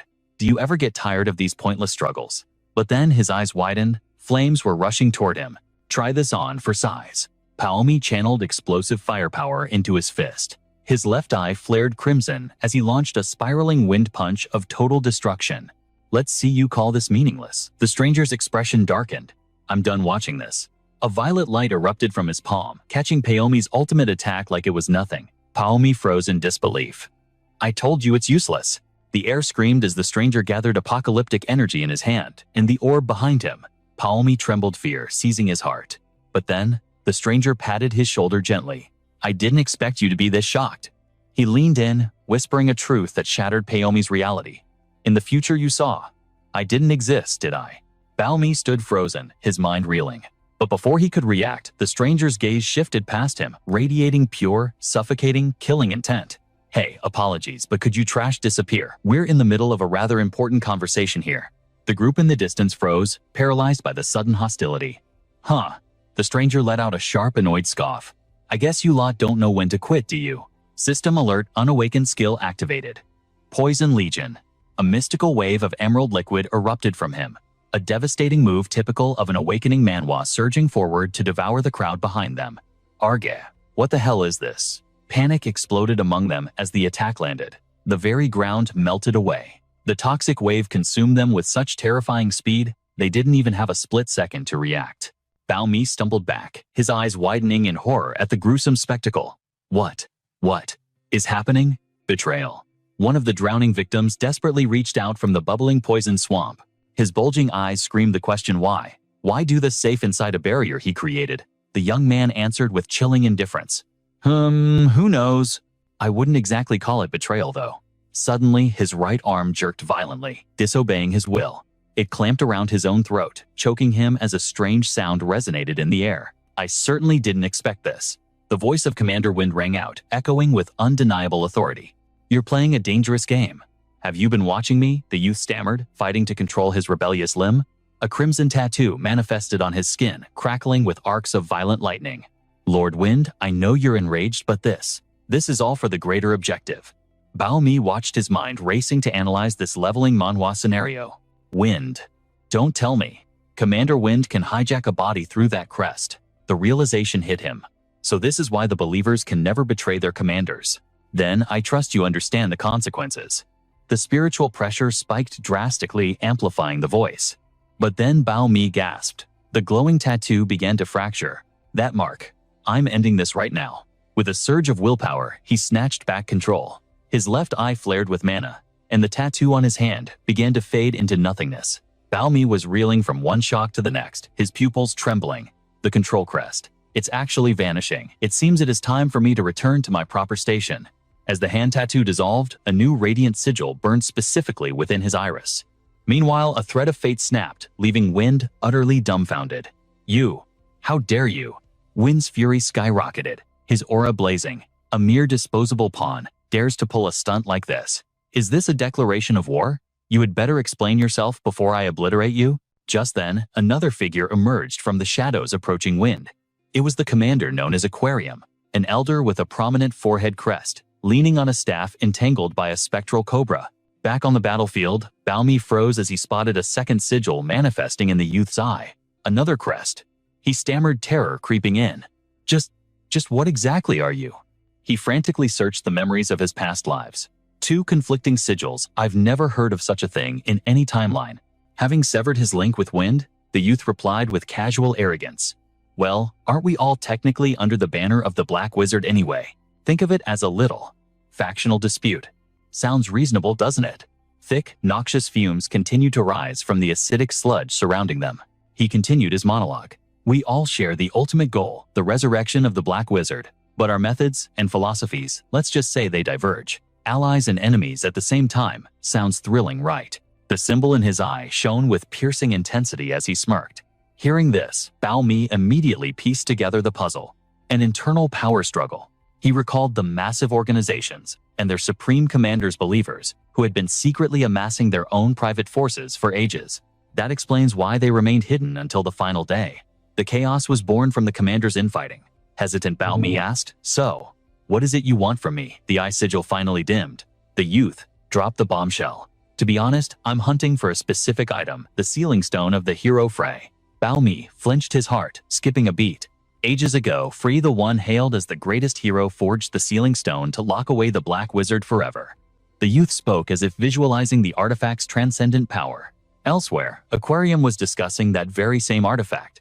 It is a stone containing the concentrated essence of an eternal timeline, a tool designed solely to seal the darkness. The elder stepped closer to Wind. But if one were to reverse the flow of time within it, it could resurrect the dead by winding back their personal chronology. A cruel irony indeed. The sealing stone is without a doubt the most certain method to bring the Black Wizard back to this world. He pondered the stone's potential and those who had wielded it. He thought of his long, weary journey across the realms. I spent countless years tracking down the sealing stone, and finally I located it. Mio raised his fist, his voice dropping an octave. But the stone I found was nothing but an empty shell. That means only one thing: someone has already drained its power. Finding the one who used the sealing stone became my top priority. And honestly, it wasn't hard. He smirked. Players like that tend to stand out. The protective barrier around them hummed, its integrity unyielding. The shield kept the toxic wave at bay as he listed the evidence. The 100-path gate, the tomb of the Hawk's Eye, even the hidden dungeon containing the hero's stash. He stared deep into Bao Mi's soul. I don't know if you're just stupid or if you lack self-control, but you rampaged through those scenarios. It was impossible not to notice you. Bao Mi's expression darkened instantly. The youth pointed an accusing finger. It was you all along. The regressor. El Bao Mi. Silence descended. I never heard of this guy before my regression. Bao Mi's knuckles turned white as he gripped his staff. My attack earlier. It wasn't a lack of firepower. He nullified it with superior control. He replayed the clash in his mind. I should be leagues stronger now than I was in my past life. But it didn't even scratch him. His firepower was devastating enough to vaporize others, yet against this monster. It was like throwing a pebble at a mountain. Bao Mi analyzed the youth's arrival. If that wasn't even his full strength, then his current power level is easily S rank or higher. Trembling, he finally stammered, Who exactly are you? The youth didn't answer directly, only sighing with a mix of pity and amusement. As expected, even a man from the future doesn't know my name. How tragic. His voice turned ice cold. I suppose that means in the near future. I'm already dead, aren't I? Bao Mi's pupils quaked, while the youth merely smiled a hollow smile. I'm not saying that to get your pity. Poisonous fumes continued to swirl around them. I have a terminal illness. Seeing the truth of my fate confirm, it doesn't make me feel any better. He suddenly gripped his baton, shifting his demeanor. But enough of this manhwa recap exposition. Let's get to the main point, shall we? Actually, the only reason I am still breathing is because of you. As Bao Mi stared in confusion, the youth clarified. What do I mean? Simple. The Lord wants to recruit you. He recalled the terrifying aura of Lord Wind's aquarium technique, a scene straight out of a high-stakes manhwa recap. Because of the chaos you've unleashed, the Overlord is mobilizing every ounce of military might to eradicate you. Since the two leaders remain in the shadows, I, as a loyal servant of Lord Wind, shall mediate this conflict. Suddenly, crimson mana threads like bloody spiderwebs began to materialize above his head. Back then, my physical form was deteriorating at an alarming rate. You may have noticed, the light has long since faded from my eyes, leaving me half blind. As if to prove his words, his iris appeared a murky, lifeless gray. He continued, his voice dripping with longing. To a dying man like me, the secret proposal from Lord Acarium tasted sweeter than honey. Flashbacks flooded his mind, reaching toward a silhouette shrouded by a red-eyed serpent. He offered me a rebirth. Bao Mi hesitated, his voice trembling. Don't tell me. He actually cured your terminal condition. A scornful laugh escaped the man's lips. Cured hardly. It was barely a patch job. He utilized high-tier chrono magic to temporarily freeze the disease's progression. The protagonist flinched. Chrono magic. Ignoring the shock, the man pressed on. Lord Acarium swore a blood oath. As long as I serve him, he will halt the clock ticking down on my lifespan. And once the Black Mage is fully resurrected, I shall be gifted a vessel, a new flawless body. Cold sweat trickled down Bao Mi's spine. So, that is the price of your betrayal. The man stood there, radiating an overwhelming pressure. A dense, suffocating, killing intent rolled off him like waves. This guy is dangerous. He uses the Black Mage's revival as a shield, but he's a snake who would bite his own master to survive. Suddenly, the man cut through his thoughts. Don't overthink it. Excuse me, Bao Mi blinked, bewildered as toxic fumes swirled around them. My mission is simple: rescue you from Lord Wind's machinations and deliver a crucial message. He extended a welcoming hand. Eppa, join our faction. What are you even fighting for? Don't tell me you're still clinging to some childish notion of justice. His gaze filled with mockery. Hypocritical, isn't it? During the 100-man trial, and countless times before you slaughtered enemies and watched bystanders die without lifting a finger, it makes sense in a twisted way. If they were destined to die in the future you foresaw, then their lives meant nothing to you, correct? Is your morality simply selective justice? Memories flashed scenes of him standing indifferently while lives were snuffed out one by one. If you're chasing a different desire, reconsider your path. He didn't care for a response pushing his agenda. The Black Mage is far greater than you can comprehend. He is an entity approaching the realm of godhood. Align with him, and you gain infinite power, eternal life, and even the ability to resurrect the dead. How do you think the guild leaders from 800 years ago are still walking this earth? The Black Mage bestowed the gift of immortality upon those who swore absolute fealty, flesh that never rots, bodies that never age. A sharp, chilling smile cut across his face. That is merely a glimpse. Whatever your heart desires, the Black Mage's resurrection is the key to unlocking it. Suddenly, he raised a single finger, startling Eppa. There is, however, one minor condition. You must slaughter every soul who knows of your existence and assist in our grand design. The words hit like a hammer. Bao Mi stumbled back, drenched in sweat. You want me to massacre my own party members? The man shrugged indifferently. Consider it your initiation ceremony. A man of your caliber knows how to freeze his heart to achieve his ambitions. In this line of work, anonymity is your greatest shield. Unable to decipher the treacherous plot brewing behind those eyes, Eppa pressed for answers. There is no way I am that essential. What is your true endgame here? The man replied with maddening apathy. Who knows, I am merely a pawn, moving at Lord Acarium's behest. But one thing is certain: with your aid, the system manhwa prophecy will be fulfilled, and the Black Mage shall rise. An image exploded in his mind, a shadowed figure, shattering the chains of fate. This was the turning point of this awakening manhwa story. So what will be your choice? Isn't the answer obvious by now? Bao Mi swallowed hard, his throat dry as sandpaper. The man extended his hand once more, demanding a verdict. Eppa, make your choice. Memories from his past lives flashed like a kaleidoscope. Comrades, lost enemies, slain, the hollow pursuit of justice and revenge. Yet, even in a ruined world, there were souls who shone like stars. He remembered his teammates, warriors, who shouldered the weight of the world, yet still spoke of hope. He saw their smiles brimming with pride and camaraderie. To me, they are worth more than this entire damnable world. But then the nightmare returned. Philip's broken body, the crimson pool of Philip's blood, the light fading from Jen's eyes. Damn it, stay with me, Jen. The memory of Alexis, shoving him to safety while being devoured by the beast tore at his soul. No, another tragic ending. Another life where he lost absolutely everything. The vision faded, leaving him standing alone in the debris. But then, fresh memories washed over him. A new party. Powerful, efficient, yet unbound by the chains of the past. People I could replace instantly. Pawns I could sacrifice to secure my rank. But why? The question struck his soul like a physical blow, shaking the very foundation of his being. Jiro's radiant smile flashed in his mind. Something deep within him snapped an awakening. His eyes ignited with a fierce light, and his stance became as immovable as a mountain. Sensing the shift in the atmosphere, the man narrowed his eyes. What is the meaning of this? Bao Mi dropped his center of gravity. Instantly arrows tore through the air, screaming toward the enemy. Did I stutter? Though sweat dripped from his brow, his voice was steel. Justice, vengeance. I don't give a damn about your grand philosophies. I simply protect what is mine. The man let out a long, weary sigh, accepting the rejection. I see. Then, negotiation has failed. There is no other way. Mana surged from the baton in his hand. The two figures clashed, signaling the end of words and the beginning of war. Meanwhile, elsewhere, a figure sprinted desperately down the road. Moving that slow, how do you expect to catch me? Debo clutched his massive battle axe, lungs burning as he fled. Dust coated his face, teeth gritted in exertion. Suddenly, colossal hairy hands smashed through the stone wall, grasping for him. The beast brought its palms together with a thunderous clap. It dove toward the earth, sending a massive plume of debris and dust into the air. The monster opened its hands slowly, but only crumpled stone fell from its grasp. Debo's expression darkened. Seizing the opening, he launched himself into the air, his axe raised high for a killing blow. Too slow. You're wide open. He aimed a devastating strike directly at the beast's skull. But suddenly, Debo's eyes widened in sheer disbelief. A golden barrier flashed clang. The axe was repelled, as if striking diamond spinning away to embed itself in the cliffside. Terror gripped Debo, as the monster wound up a punch.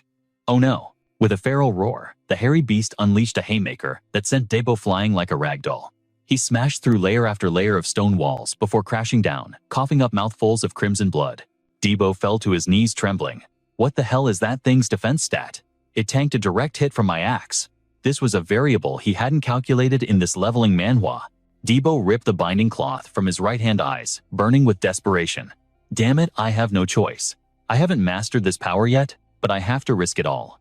He gritted his teeth, the bracelet on his wrist, flashing, but now wasn't the time to worry about jewelry. The orange gold gem blazed like fire, as the armor-clad merchant screamed in shock. 300 million mesos. The man roared in disbelief. Have you lost your mind?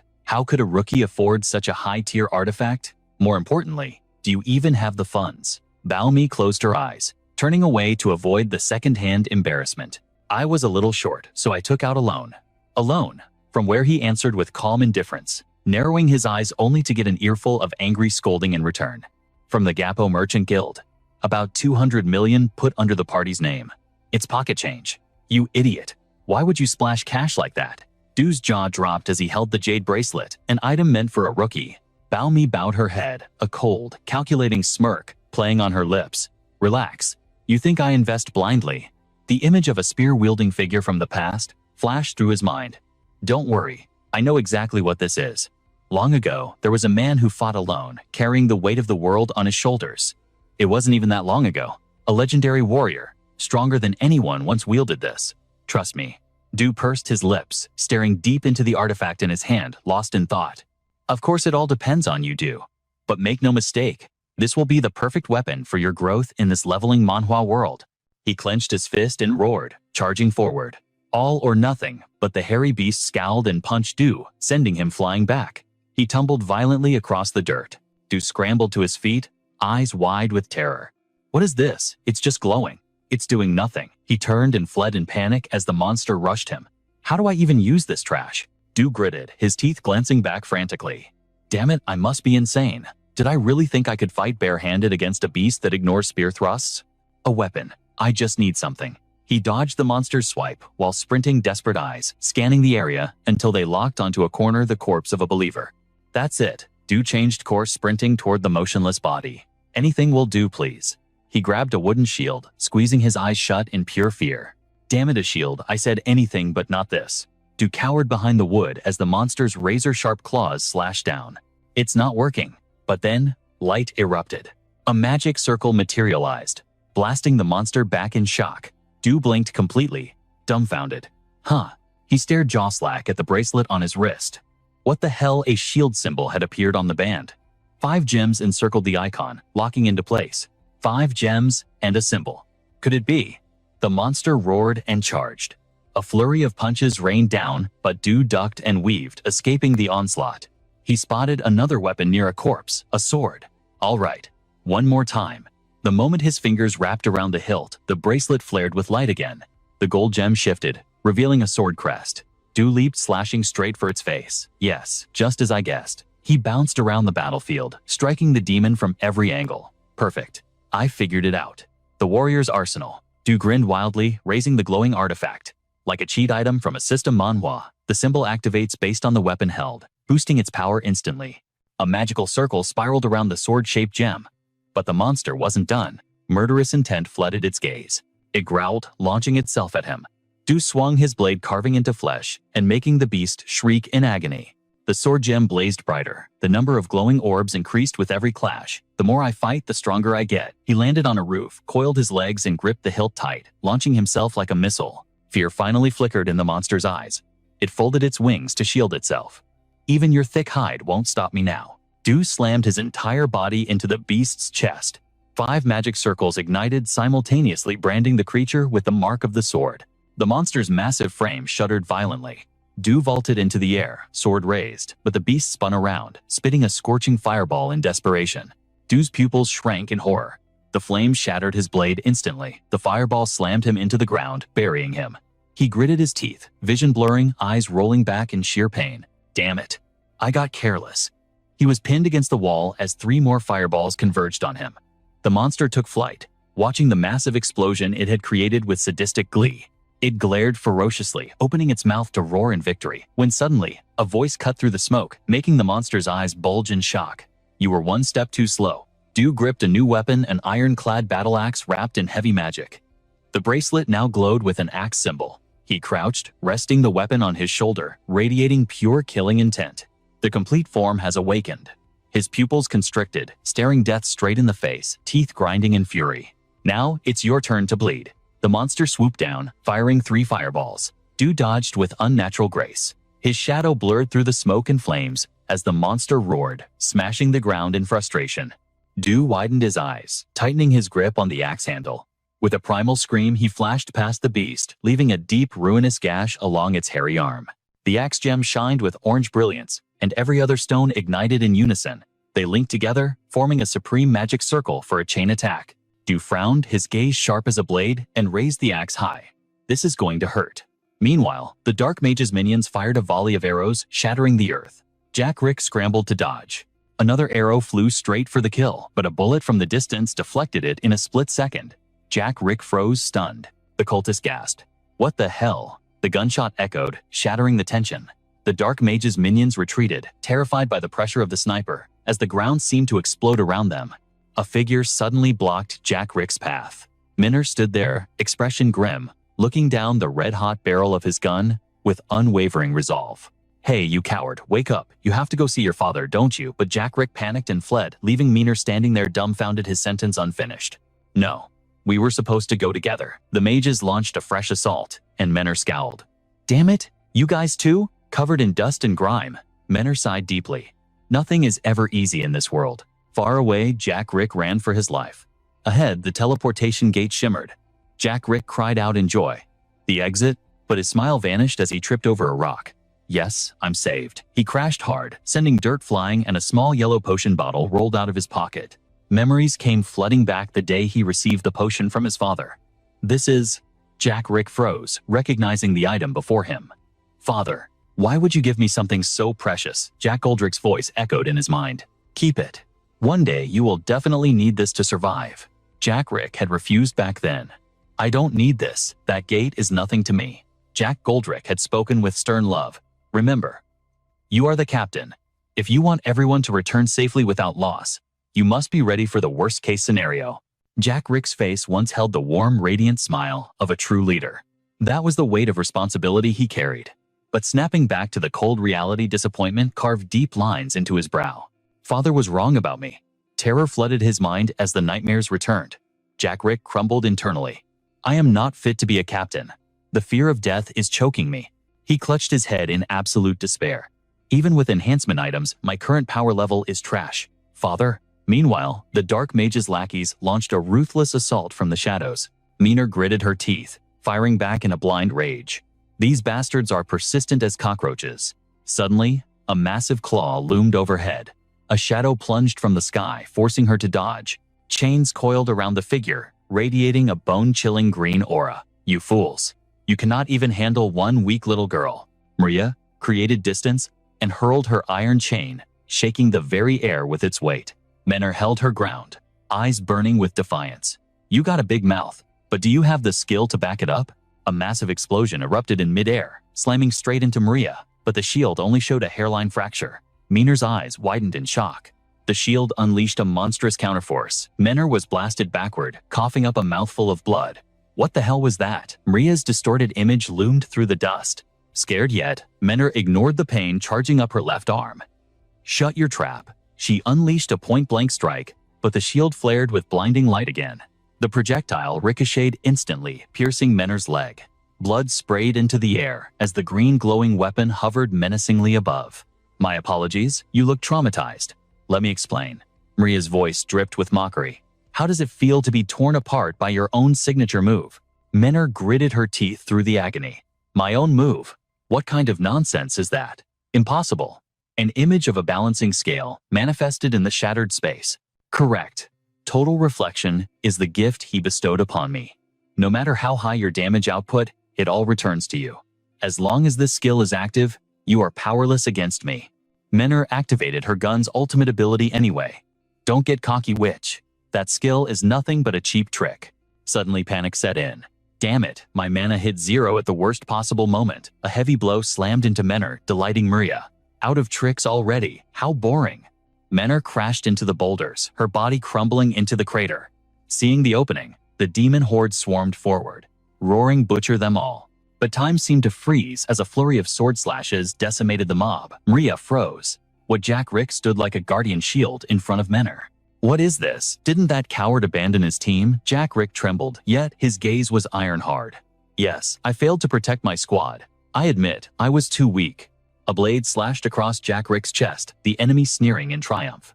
You absolute moron. You came back just to throw your life away. Jack Rick chuckled, blood dripping from his lips. Who knows why I don't even understand it myself, but I know one thing for sure. Maria narrowed her eyes. Jack's body began to glow with golden light.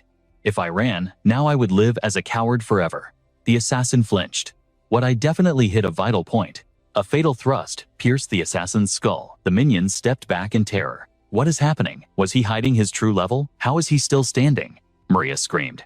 You idiots! It's the Extreme Gold Elixir, a legendary item in this leveling manhwa world that boosts health and mana for 30 minutes. Jack Rick unleashed a furious counteroffensive. Impossible. He actually possesses extreme gold. I forgot he is the heir to the boundless fortune of the Goldrick Merchant Guild. Yet Jack Rick was panting, taking heavy damage with every exchange. He swung his sword recklessly until an enemy above realized the truth.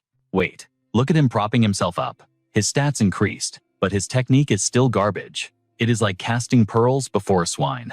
You are absolutely right, the dark mages rushed in. This divine item is wasted on trash like me. Jack Rick smiled through the pain. So I decided to give it to someone worthy. Blinding beams of energy tore through the night sky, obliterating the enemy lines. Menor emerged from the smoke, the empty vial in her hand. Now I am impressed, young master. Mana raged around Menor, like a hurricane exerting terrifying pressure. Time to turn the tables. Jack Rick collapsed, leaving it to her. I am counting on you. Make it happen. The minions scrambled in fear at Maria's warning. She was half dead a second ago. Stop her? A minion lashed out, shattering the glass vial in her hand. But it was too late. His eyes bulged as a vortex of hellfire swept the battlefield, incinerating the guards instantly. Menor leveled her glowing barrel, eyes locked on the target. Oh my, the young master's life is on the line here. You fool severely underestimated me. Her guns roared, unleashing a symphony of explosions that blew the army away. No debris rained down as the battlefield transformed into a sea of flames. Maria watched her forces crumble, seething with rage. Useless, incompetent trash. A trembling minion begged for mercy. Lord Miria, please. Maria crushed his skull under her heel. Get your filth off me. Blood splattered, marking his execution. Maria gazed coldly at Menor's squad. Amusing, but nothing has changed. Do you really think you can win? Her nightmare weapon materialized. You are still dancing in the palm of my hand. Mina ripped off her coat, binding her bleeding wounds tight. Her eyes shone with unyielding, will lock dead on Maria. Let's end this. I will give you a shock you won't forget. The ground quaked under the clash of their killing intent. The air grew heavy with suffocation, until Maria lost her patience. Cut the crap. She launched a devastating area attack. Miraculously, Jack, Rick, and Menor barely evaded the onslaught of destruction.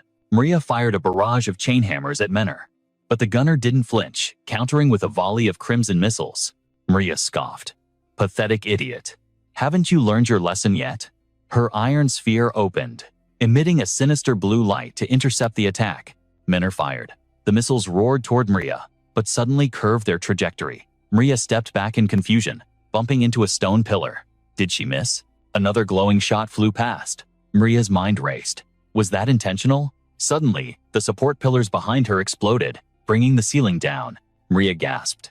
Impossible. She couldn't have calculated that. Refusing to accept it, she lunged toward Menor with killing intent. Menor smirked, a mysterious glint in her eye. She fired into the wall beside Maria, halting her in a cloud of dust. Maria coughed. Jack Rick watched in awe. Is she using the environment to bypass the shield? How is this happening? Menor unleashed a storm of bullets around the target. Jack Rick finally understood. That's it. Her reflection skill only triggers on direct hits to her body. To put it simply, her ability reflects destruction. If she wrecks the environment to inflict indirect harm, the damage becomes real in this leveling manhwa. Debris battered Maria's body, sparking flashes of agony. A barrage of bullets screamed toward her, dealing damage through indirect impact. Maria roared, her eyes burning with fury. You filthy little wretch. Menor's lips curled into a victorious smirk. I told you I'd surprise you. There is no escape from my sights. The gunner's rhythm was perfect. Every shot found its mark, forcing a scream from Maria's throat. Maria coughed, staggering back as blood, her very life force, spilled onto the cold ground. Cough dirty tricks, she spat. Damn it, all I need to distance myself from these walls. Despite the heavy damage, her spirit wasn't broken. She screamed in defiance. You are nothing. Suddenly, Menor stumbled over rubble, letting out a sharp gasp. Regaining her balance instantly, Menor unleashed another volley. This entire zone is a minefield for you now, Maria channeled her energy. The iron warhead blossomed open, revealing arcane runes. Damn you, I won't let you hit me this time. But Menor wasn't aiming at her. She fired straight up at the ceiling. Maria froze her counterattack, dying in her throat as panic set in. Boom! The ceiling shattered into a massive gaping hole. Huge slabs of concrete cracked and plummeted, crashing down with devastating force. From a distance, Jack Rick finally peeked out. Do you think that finished her? No sooner had he spoken than the pile of rubble began to tremble. Menor's instinct screamed danger. She scrambled toward him, shouting, You idiot! Move now? Jack turned, just as the debris exploded outward. Red-hot iron spheres blasted through the smoke like meteors. Maria emerged, gasping for air, coughing up another pool of crimson. She seethed with rage. I burned through so much life force just to survive that. She scanned the dust-choked room. Did they escape? Her fury spiked. Damn them, how dare they humiliate me like this? But now I've decoded her attack pattern. That trick won't work a second time in this manhwa recap scenario. Maria decided to resume the hunt. She dragged her chains across the floor, carving deep grooves and leaving a trail of blood in her wake. Elsewhere on the battlefield, Jack Rick supported Menor, his face twisted with concern. Hey, are you holding up? I'm sorry. This is my fault. A nasty burn glowed on Menor's leg. Jack panted heavily. She'll catch up in seconds. We need to find another route immediately. Menor grit her teeth, forcing a reassuring tone. Don't worry about me. She gripped her rifle tighter, eyes burning with resolve. Fighting through the pain, she whispered, I still have one card left to play. Crash! Maria smashed through the pillars, her voice booming like thunder. Where are you hiding, rats? Stop scurrying in the dark like vermin. Come out and accept your fate. I will find you. Silence answered her, followed only by the sound of crumbling architecture. Then a single bullet tore through the air. It flew on a perfect trajectory. Maria scoffed arrogantly. Struggling is useless. But the bullet phased right through her. Maya's eyes went wide. Impossible, she braced herself. What kind of game is this? I was the superior fighter. She hurled her weapon at Menor, but Menor's body shimmered with a golden aura, dodging effortlessly. Maria grit her teeth. What the hell? Her attacks missed, yet she was taking damage. Damn it. What kind of sorcery is this? Miner's voice cut through the chaos, calm and cold. You still don't get it. Her hair began to glow with golden light. Her entire silhouette radiated divine energy. Realization struck Miria like a lightning bolt. Wait, is that the legendary party summon skill? Miria's mind raced. Team Summon. A super rare ability that calls forth an ally. I thought only Eagle Eye possessed that power. How did she unlock it? Menor didn't answer. She simply raised her gun and fired. Miria analyzed the threat instantly. Dangerous. It looks exactly like a real player, but it has no life signature. I can't reflect damage back to it. A shot slammed into her open wound, eliciting a sharp cry of pain. Filthy tricks. Her attacks are too fast. I can't counterattack. Damn it. Miria internalized the combat data. Attacking the summon is pointless. She stopped abruptly, shifting tactics. I must strike the summoner directly. Her eyes darted around, hunting for her prey. Where are you? Her chains lashed out in a frenzy. Come out. Miria analyzed the situation. Maintaining a skill like that must drain massive amounts of mana. She has to be close. Definitely close. Miria took a step back, a deduction forming in her mind. Wait, I see it now. The safest spot on this battlefield is. Her gaze locked onto the clone standing guard. Right behind her own shield, a sadistic grin spread across Miria's face. She's hiding behind the clone. Miria launched herself forward, chains screaming through the air. The Menor clone watched the incoming attack with eerie calm. Miria laughed maniacally. Gotcha. Just as the chain was about to smash into Menor's face, it halted midair. Clang, a familiar voice rang out. Did you really think it would be that easy? Jack Rick had stepped in his greatsword, catching the attack. If I know the angle, even I can block a monster like you. Jack grinned, standing firm like a fortress before the summon. The gun was raised once more. The clone smiled confidently, aiming right between Miria's eyes. The real Menor spoke from the shadows. Checkmate. Miria froze. Oh, crap. The muzzle flashed. A beam of pure energy erupted, blasting toward Miria. The impact knocked the chains from her grasp and slammed her body backward into the stone wall with a sickening crunch. On the sidelines, the trio watched the villain fall. Blood sprayed as Miria's head hit the ground. In her final moments of consciousness, she looked up at Jack Rick. So it really was a party summon. Miria's fading vision drifted to the clone that had baited her. It was just a construct with no consciousness, or so she thought. The clone turned to Menor, her voice soft and gentle. I hope we meet again, little sister. Menor gazed back, a bittersweet smile gracing her lips. Thank you, sis. Meanwhile, debris crumbled in another sector. Ka-Chim blocked a lethal strike from a monstrous arachnid, his mind racing. Damn it, this thing is covered in plate armor. Fine. Then Ka-Chim swung his blade, unleashing a wave of blue phantom fire toward the beast. He roared. How about a taste of this? He expected victory, but the spider countered. It spewed a torrent of crimson webbing like a tidal wave toward Ka-Chim. The sticky threads bound his sword instantly. Ka-Chim pulled with all his might, but the weapon wouldn't budge. Suddenly, the temperature dropped. A bone-chilling aura filled the corridor. Massive spikes of glacial ice erupted from the ground, freezing the spiderwebs solid. Ka-Chim looked over in shock, still tugging at his blade. What kind of magic is this? From the shadows of the battlefield, a pair of black boots stepped forward. Kiri emerged, a confident smirk playing on his lips. Sorry I'm late. I was busy helping the merchants evacuate. That looks like a tough boss. Need a hand. But before he could finish his cool entrance, a massive fist came flying out of nowhere. If we combine our strength, Kiri's plea was cut short as she slammed violently into the wall. She looked up at Kasim, confusion written all over her face. Sir Kasim. But his eyes only burned with a terrifying warning. Stay out of this, you privileged brat. I don't need your charity. He turned his back on her to resume the duel, spitting out one final command. Just sit there and witness true power. Through the status screen, the black magician's disciple gasped. Has he lost his mind? In this brutal system manhwa world, that power gap is a death sentence. Even I couldn't control that monster. Disbelief filled the old man's eyes as he analyzed the data. Does he seriously think he can take on the Cygnus Knights alone? The wind spirit remained calm, offering a dark reassurance.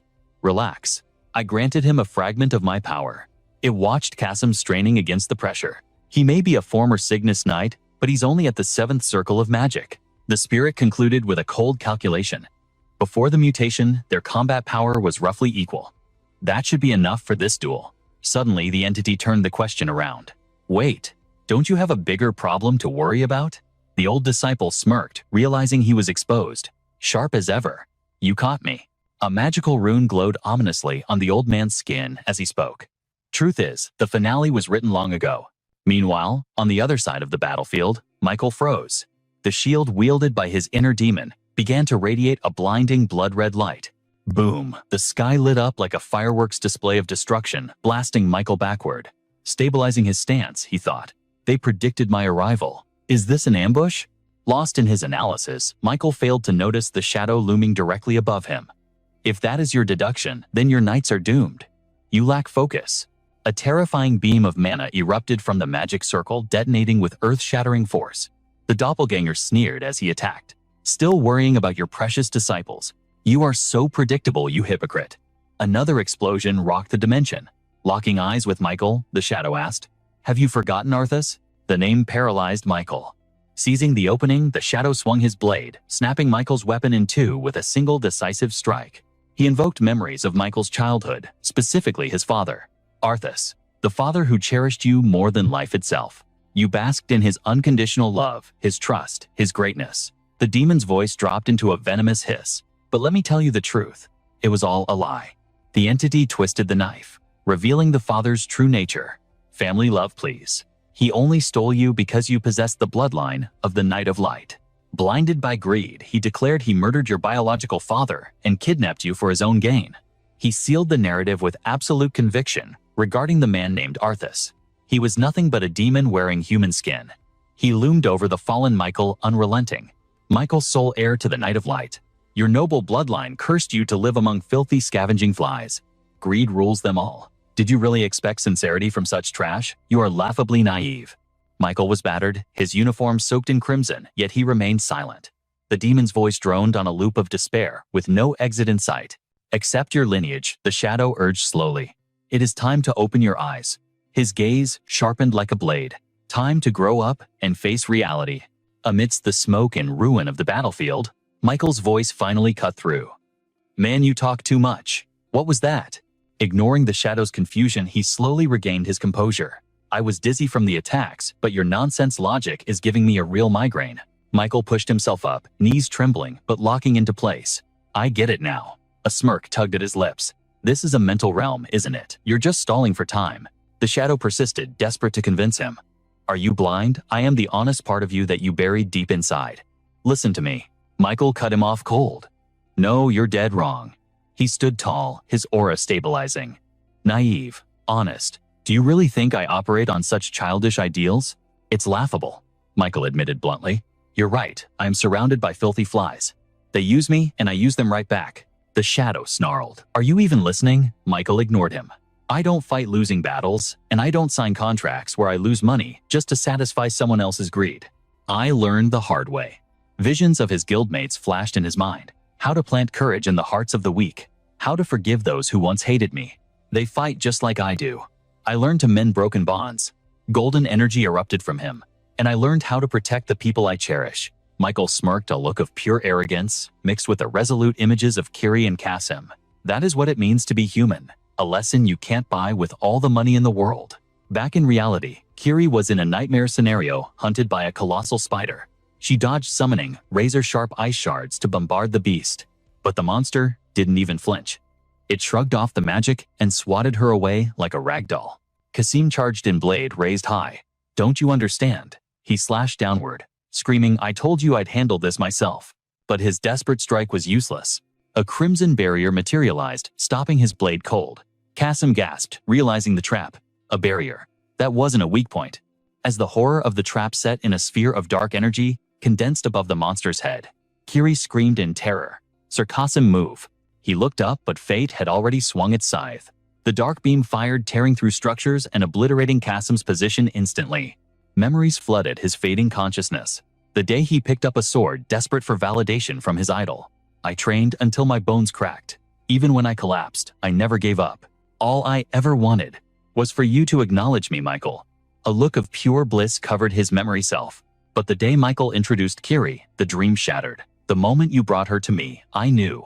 Despair filled Kasim's eyes. I was being replaced. Every swing of my sword became a way to vent my rage. I couldn't stand it. I refused to accept it. The memory shifted to him brutally defeating Kiri in a spar. Why her? A useless girl with zero talent. He watched her lying in the dirt and walked away cold. But the thing that truly made my blood boil. Rage burned in his eyes as he stared at his scarred, calloused hands.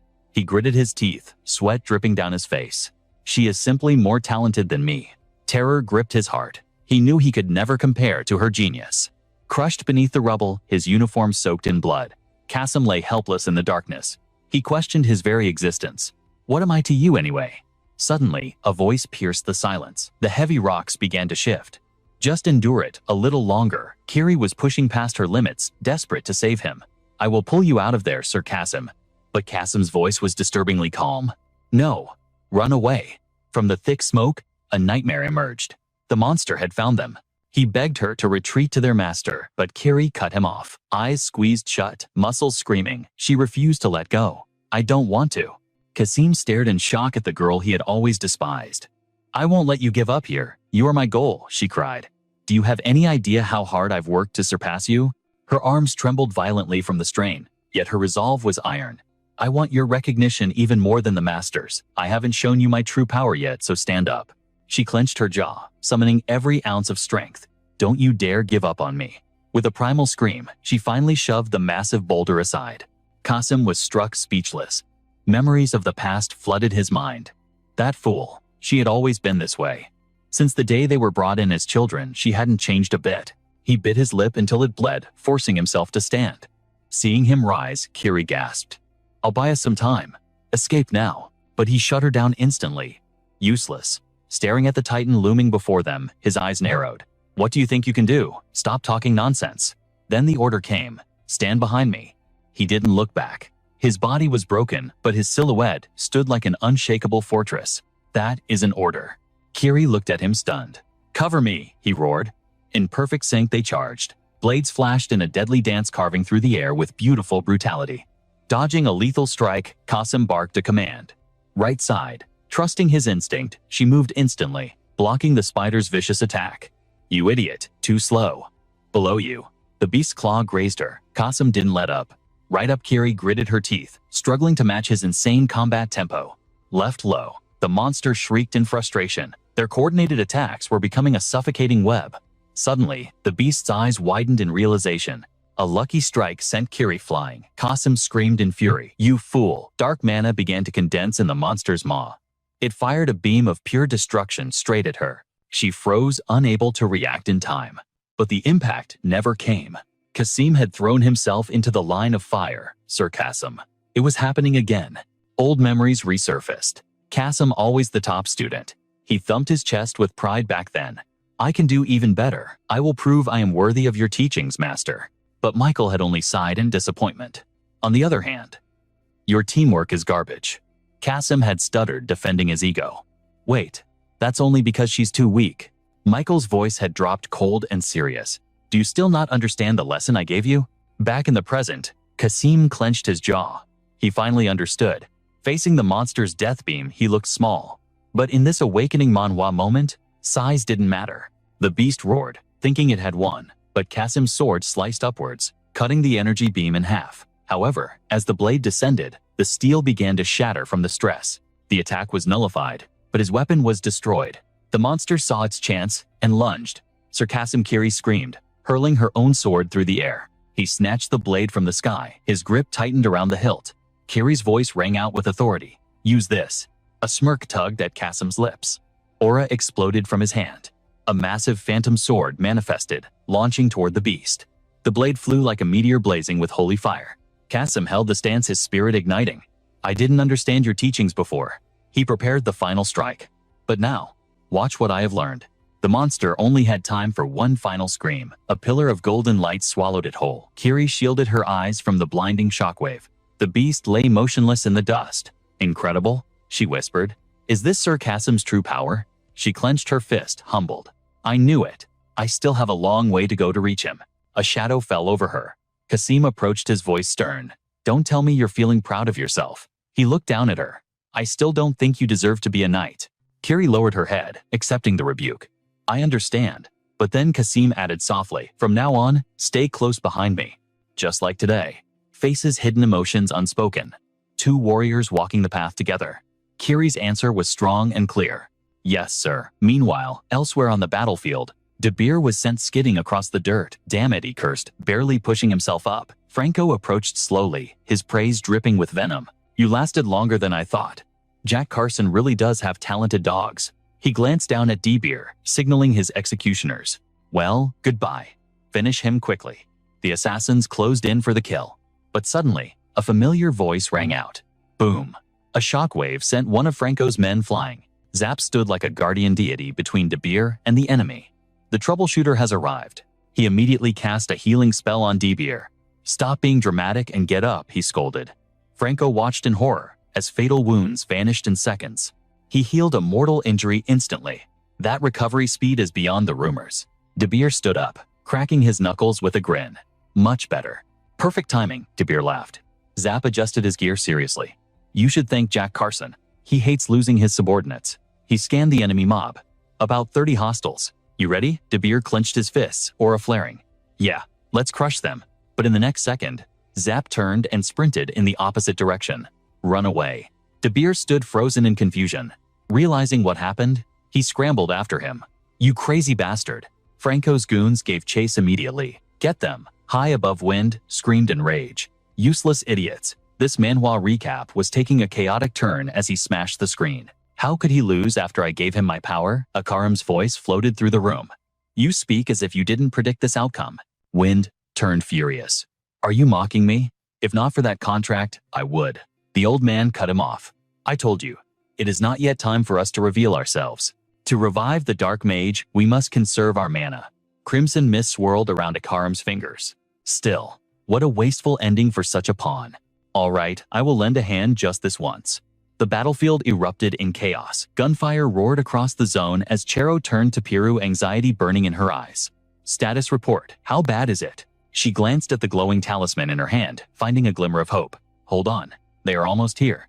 Moments later, reinforcements arrived. The elite special forces of Crosshunter HQ stepped onto the scene. Chero's gaze snapped upward, and her blood ran cold. 3 figures hovered in the sky, dominating the air. Behind them, a massive clock seal began to rotate ominously. What the hell is that? A masked entity stood at the center, flanked by 2 faceless enforcers. Every word he spoke dripped with overwhelming killing intent. How chaotic. Suddenly, a crimson barrier materialized. It slammed down, completely sealing the area from the outside world. Panic spread as a soldier pounded helplessly against the energy wall. They were trapped on all sides. Chero's eyes widened in realization. Did that monster create this? The 3 figures floated silently, gazing down like gods, judging insects. From the outside, the barrier formed a colossal pyramid, towering high enough to pierce the very heavens. Inside the dome, Kiri froze. What is happening? Suddenly, Carson roared, Kiri, move. He yanked her back just as a massive monstrosity crashed down where she stood. Snap out of it. Carson glared at her, his eyes bloodshot with rage and fear. You idiot. Do you want to die? Watch your surroundings. The creature that landed began to speak, but its voice was laced with confusion. What is this? I was definitely. It clutched its head, bewildered by its own existence. Strange. Why? The beast was a grotesque hybrid, half-human, half-giant spider with bared fangs. Why are you insects still alive? De Beer sprinted, shouting, What are you, out of mana already? Zap snapped back. You think I've been sitting around doing nothing? This isn't some game. I barely had enough mana to heal you guys, he grumbled. Damn it, useless. Then he smirked with sudden pride. Hey, don't be so harsh. I am your savior after all. De Beer yelled. Savior, my foot. We are literally running for our lives. Zap laughed. Relax. Everything is going exactly according to my plan. Before he could finish asking, what kind of plan involves De Beer's pupils constricted? Watch out. Ahead of you. Zap skidded to a halt, staring at the barrier. What now? They were trapped.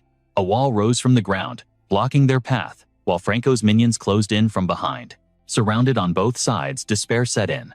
Damn it, is this really the end for us? Suddenly, Zap tossed an item toward De Beer. It is a bit early to use this, but I have no choice. De Beer caught it by reflex, confused. What? What is this? Zap clutched. A crystal, a confident grin returning to his face. You guys chased us all the way here. Impressive.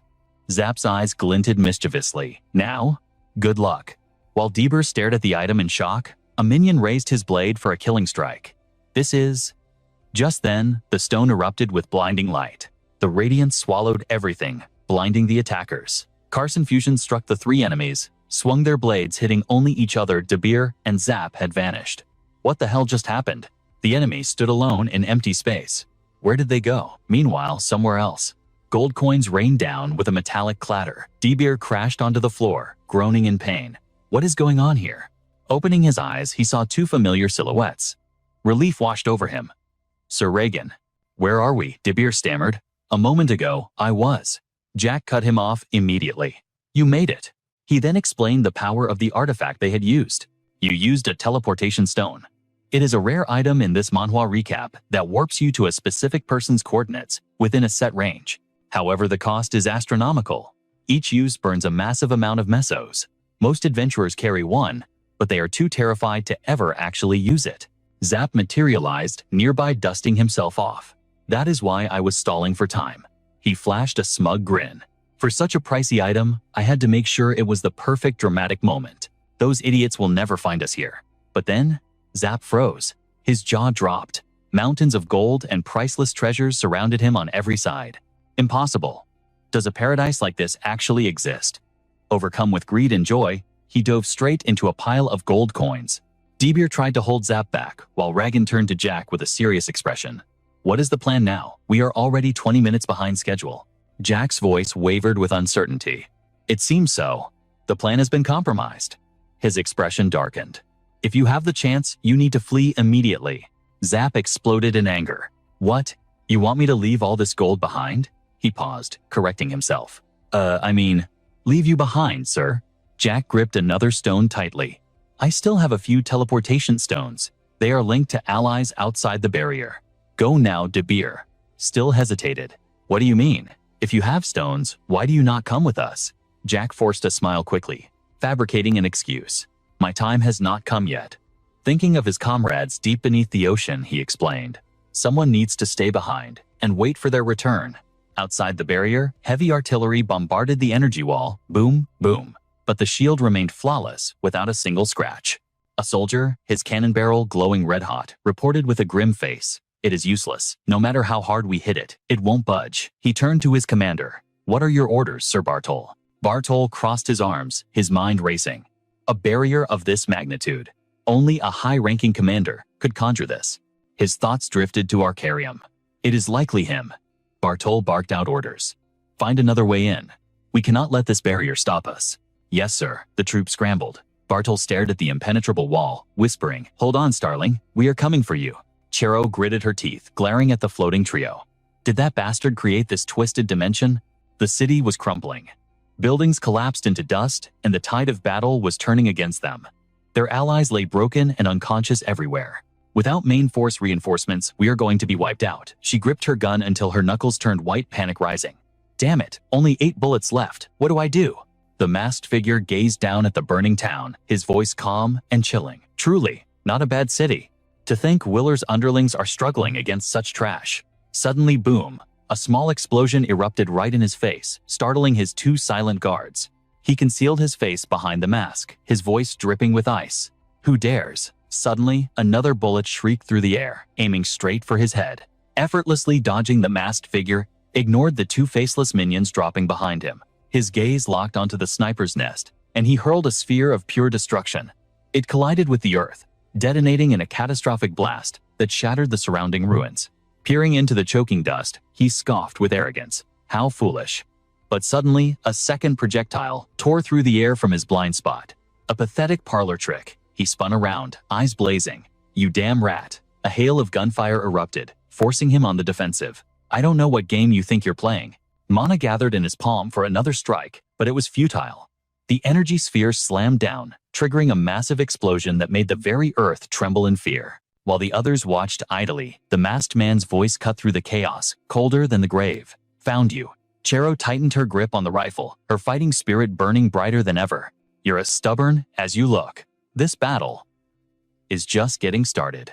The enemy weaved through the air, his predator's eyes scanning the wreckage below. Where are you cowering, you little rodent? The crosshairs locked onto his silhouette.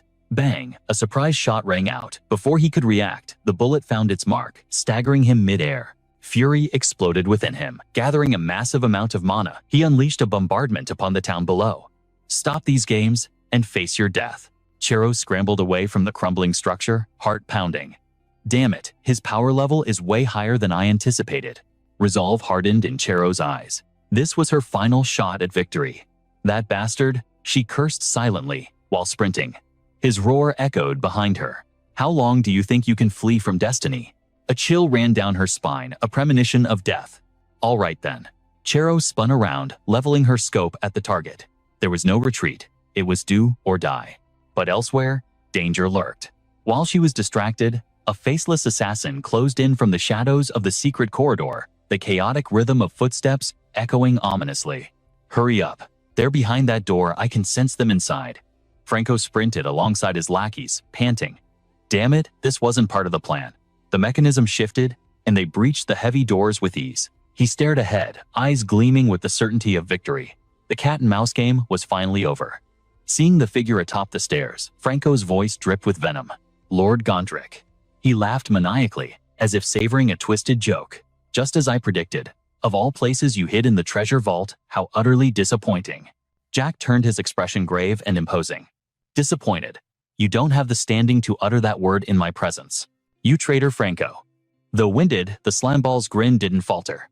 Fine, fine. Vent your anger. Curse me until your throat bleeds for all I care. But tell me, are you all alone? It seems even Gappo's loyal dogs have abandoned their master. He signaled his goons to move in for the kill. I'll make good use of your inheritance, so die peacefully. Suddenly a mocking voice echoed through the chamber. Gappo's dogs, you say? Suddenly hidden mechanisms in the walls snapped open. A golden torrent cascaded down like a waterfall. The intruders screamed in panic. What the hell? Seeing the tidal wave of wealth, they tried to retreat, but it was too late. The avalanche of gold swallowed them up to their waists. Franco's face twisted in sheer disbelief. This can't be happening. Rand smirked, her hand resting on the lever. Who are you calling dogs? The only beast here is the one who dared to bite the hand that fed him. Jack stood unmoved atop the stairs, hands clasped behind his back with the aura of a true ruler. I'll leave the trash to you. Teach him how the Gappo Guild handles rabid mongrels. With the gold rising to his neck, terror finally seized Franco's heart. Suddenly, De Beer and Giap burst onto the scene, surfing down the golden slope on a massive gemstone. All right, the stage is set. Franco shrieked his soul, leaving his body from fear. Why are the executives of Gappo here? Before the lackeys could process the ambush, they were immobilized. My body. I can't move. Giap and Bis grinned like demons, launching devastating punches that sent the traitors flying out of the gold pile. What's wrong? Don't you like swimming in money? Giap laughed, his blood pumping. Now, this is what I call a thrill. Suddenly Ren shouted a warning. Giap, watch your 6A minion lunged with a blade, desperate and deadly. But Giap stomped down, sending a gemstone projectile, slamming into the attacker's chest, knocking him back. Giap flashed a provocative grin. You want to be buried in riches before you die? Fine by me. The enemy swung his blade, but Bis moved faster than the eye could follow. I'll respect your death wish. Franco, helpless in his golden prison, could only watch in horror as his squad was dismantled piece by piece. I can't get out. A hand suddenly gripped his collar and yanked hard. Here, let me give you a hand. De Beer stared down at him with sinister delight. Oh my, is our ferocious little puppy tucking his tail between his legs. Within moments, Franco was hogtied on the floor. Jack stepped forward to begin the interrogation. Now, tell me, what is your master's next move? Cooperate and we might consider showing mercy. But Franco just clicked his tongue in disdain. He burst into laughter. Mercy. A sentence. Don't make me laugh. Do you think the laws of the old world still apply in this system? Manhwa reality. Wake up. None of you are leaving here alive.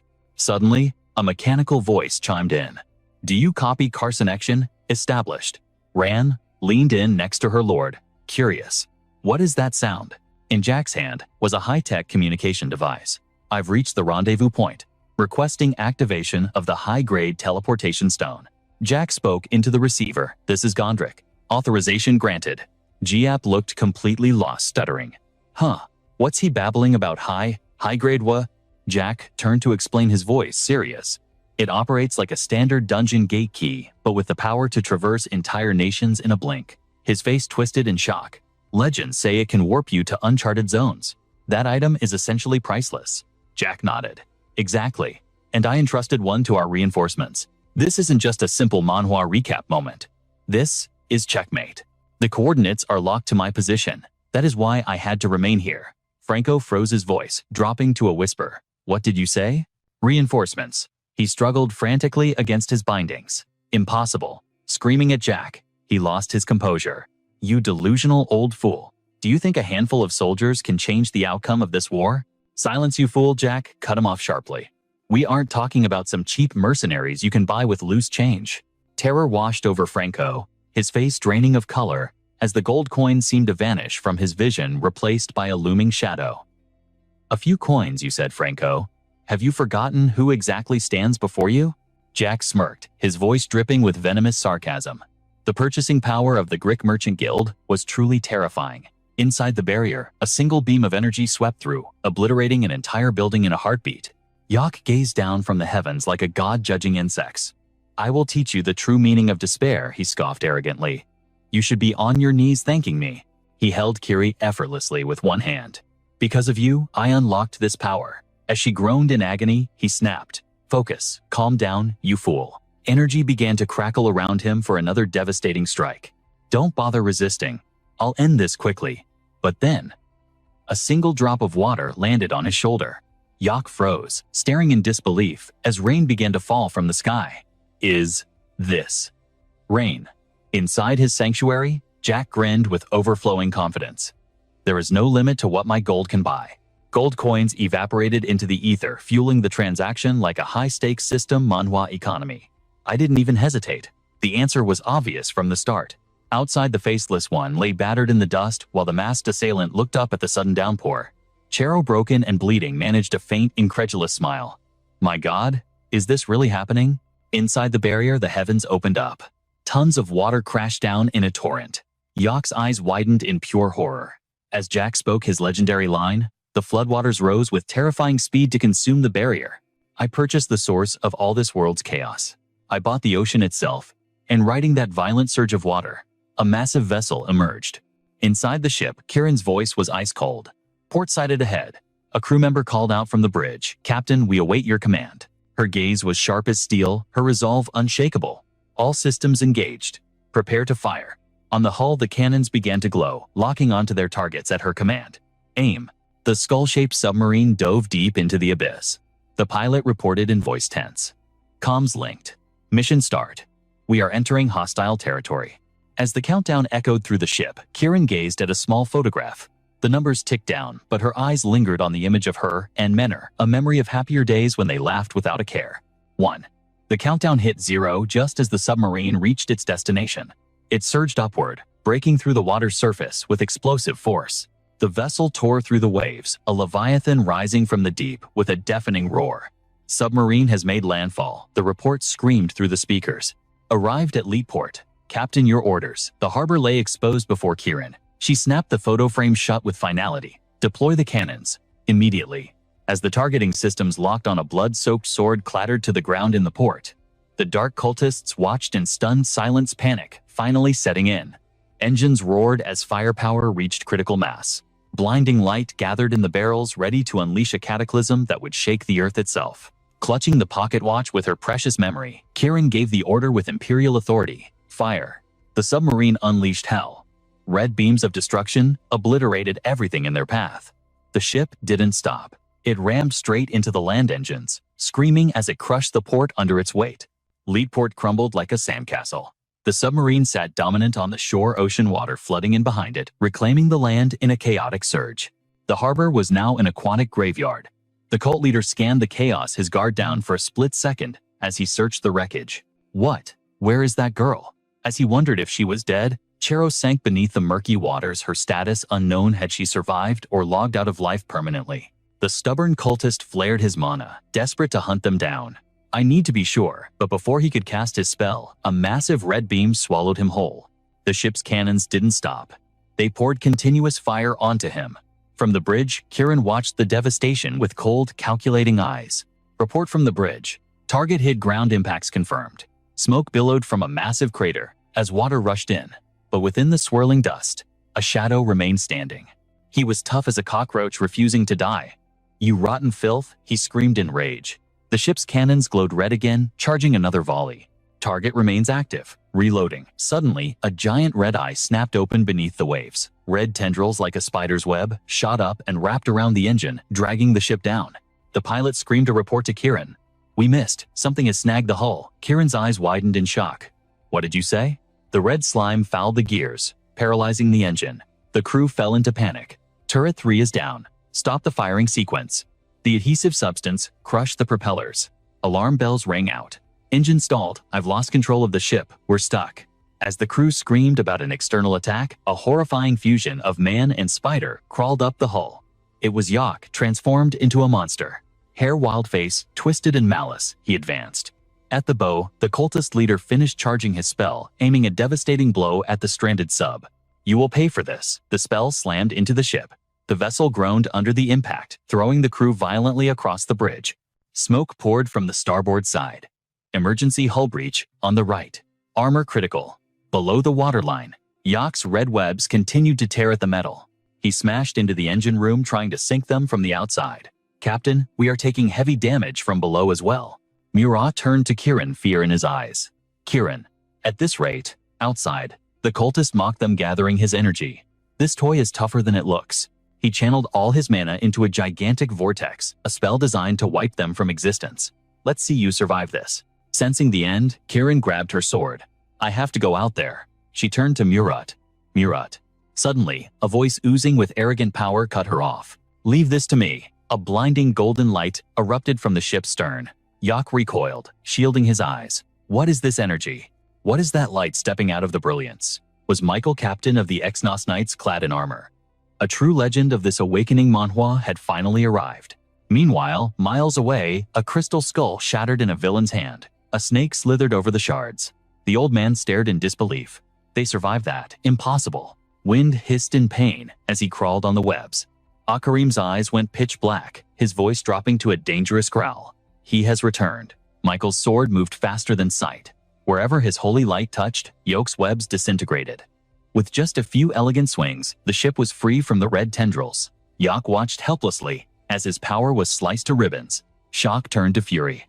Who dares interfere? Michael's blade danced in a relentless storm, his eyes burning with cold calculation. Before his opponent could even react, a slash of pure light tore through the air. The strike was faster than sound. In a fraction of a second, Yak was bisected, his disbelief frozen on his face as his body fell apart. Just like that, his life force hit zero. Game over. Meanwhile, inside the Nautilus, order was restored. "Captain, the engines are coming back online." Kieran didn't hesitate. Full speed ahead, maintain distance. But the cult leader had already condensed his mana into a catastrophic sphere of flame. Too late, he sneered, arrogance dripping from his voice. "My energy is fully charged." The submarine shuddered violently under the pressure, sending waves of panic through Kieran and Murat. The annihilation spell loomed over them, a gravity well of destruction, ready to crush the ship. The fanatic roared, "I will erase you all from existence." He raised his arm to unleash the inferno. "Vanish." But suddenly, a flash of steel sliced through the air, severing his hand in an instant. It happened at godlike speed. With his control broken, the sphere of destruction collapsed directly onto him. Only then did he realize his hand was gone. Before his brain could process the pain, he was consumed by his own apocalyptic technique. Blasted back by the explosion, he screamed in agony and rage. You, standing tall amidst the chaos, was Chero, very much alive. Her sniper rifle was locked on target, eyes cold as ice. "Filthy insect," he howled helplessly. But Kieran cut in, her voice sharp. "I hate owing debts to anyone." The Nautilus's main cannon began to glow with terrifying heat. "Trajectory calculated," the helmsman shouted. "Locked on." Engines at maximum output, mana concentrated into a single point of devastation. The limiters were released, ultimate destruction was ready to fire. Kieran's command was absolute. Make them pay for every drop of blood.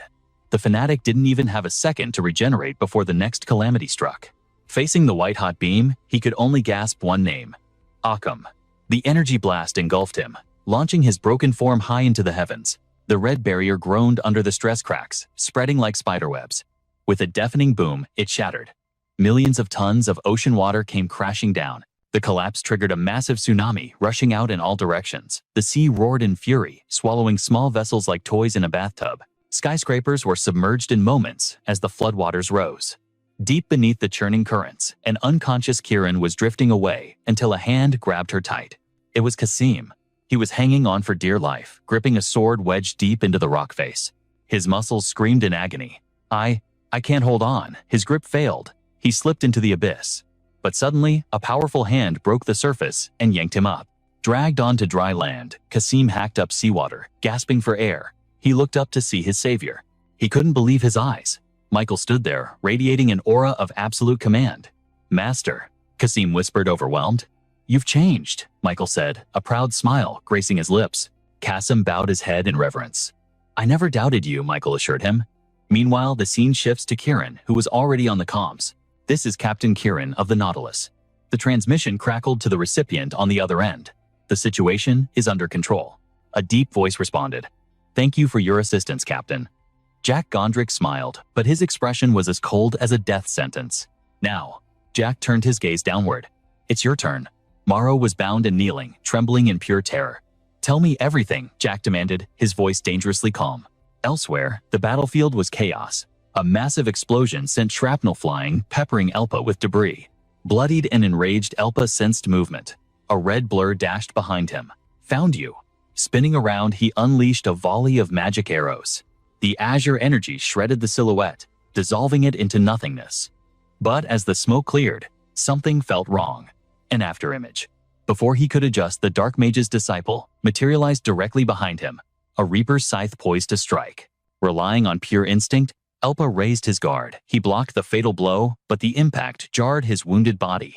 "Impressive," the cultist noted. "For a third circle mage, your melee stats are absurd. It's like you're the main character of an awakening manhwa." The enemy didn't stop his assault.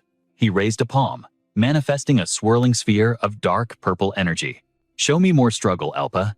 The blast caught Elpa off guard, slamming into him and deepening his critical wounds.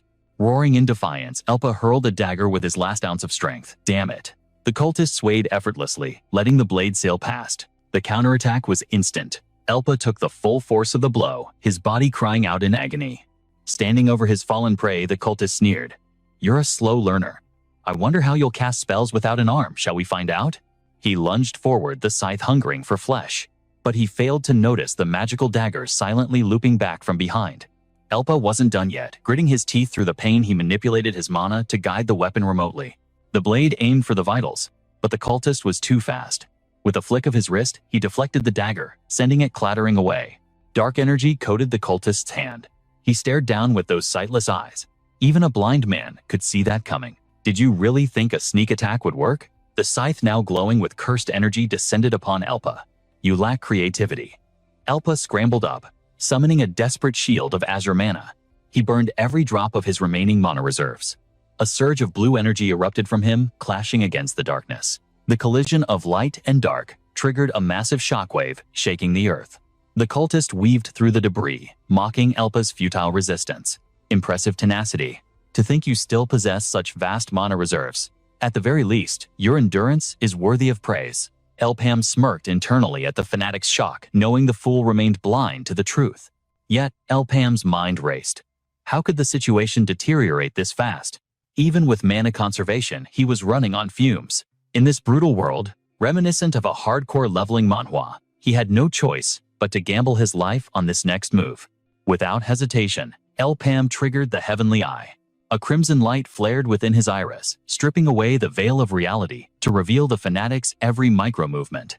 Every twitch of the enemy's muscle was now data for Elpam to dissect.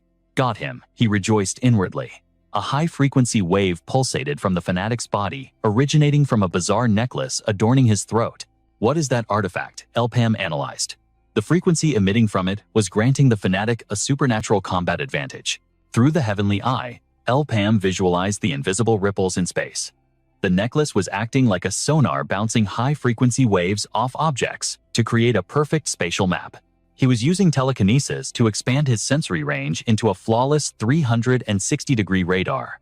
He has absolutely no blind spots. Elpam realized the tactical nightmare, but saw a path to victory. Summoning his remaining magical essence, he cast a verdant barrier instantly, encasing the fanatic in a cage of green energy. The fanatic's arrogance vanished instantly. "Oh, you intend to seal my movement and control the space with telekinetic barriers. I see." You utilized the heavenly eye to deconstruct my secret technique. Sharp mind you have there.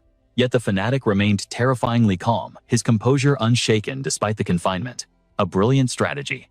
I cannot move a single step.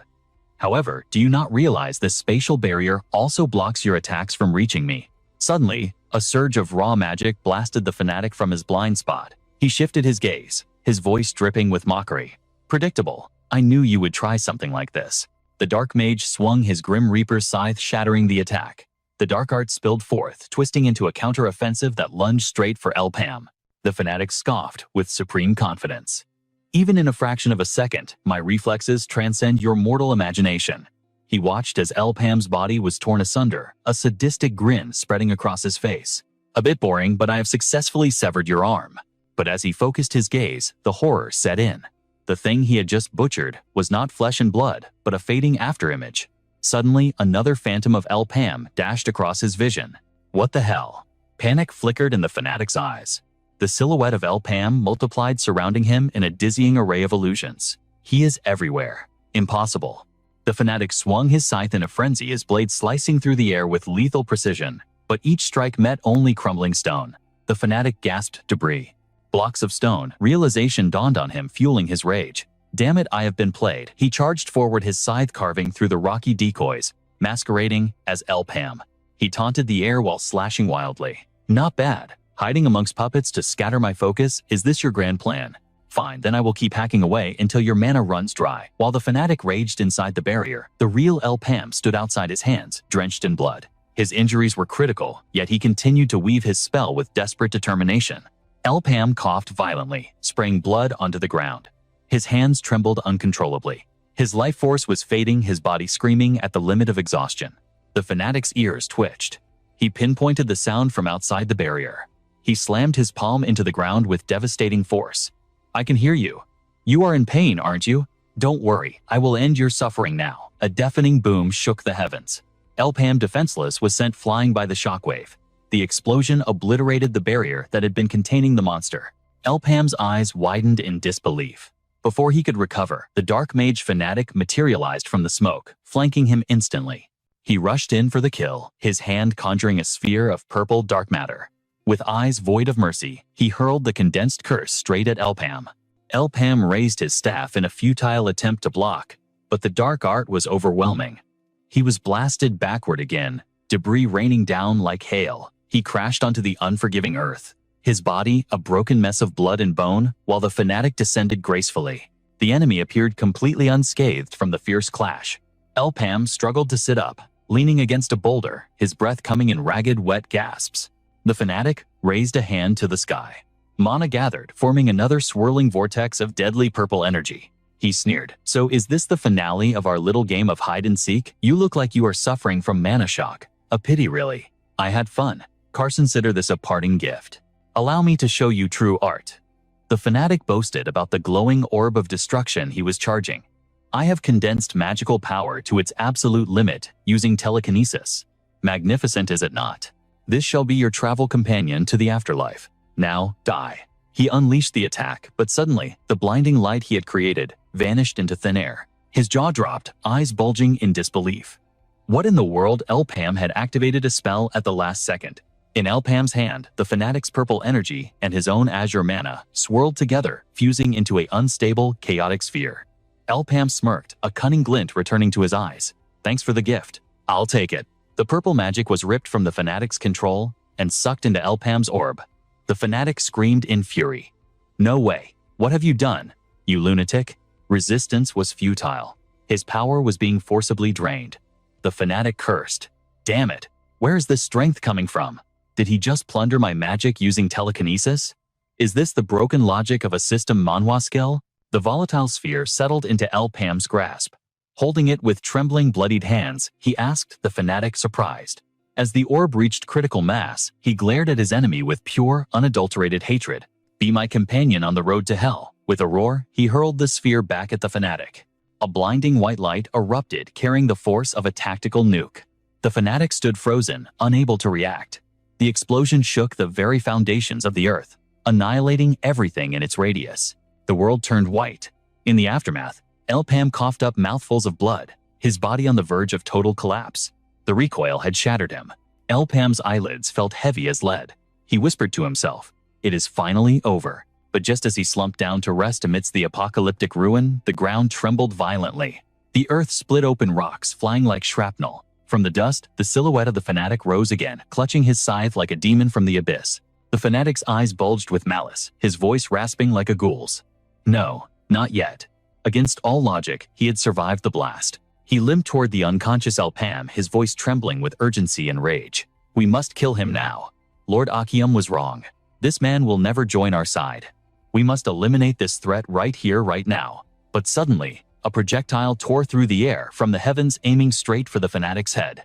The fanatic spun around, deflecting the bullet at the last microsecond, his eyes widening in shock. Through the dissipating gun smoke, a mocking voice echoed, "Using full force on an unconscious man. Isn't that a bit pathetic?" The shooter revealed herself a fierce young woman, flanked by a warrior, wielding a massive weapon, ready to unleash hell. The cavalry had arrived. She taunted with a sinister smirk. "Why don't we dance with death for a moment?" High above, Wondrick's sun carried the wounded, their spirits unbroken, despite their injuries. The fanatic roared with insanity. "You dare, you insolent brats." From Jack Rick's back, Minner aimed her gun with cold contempt at the enemy below.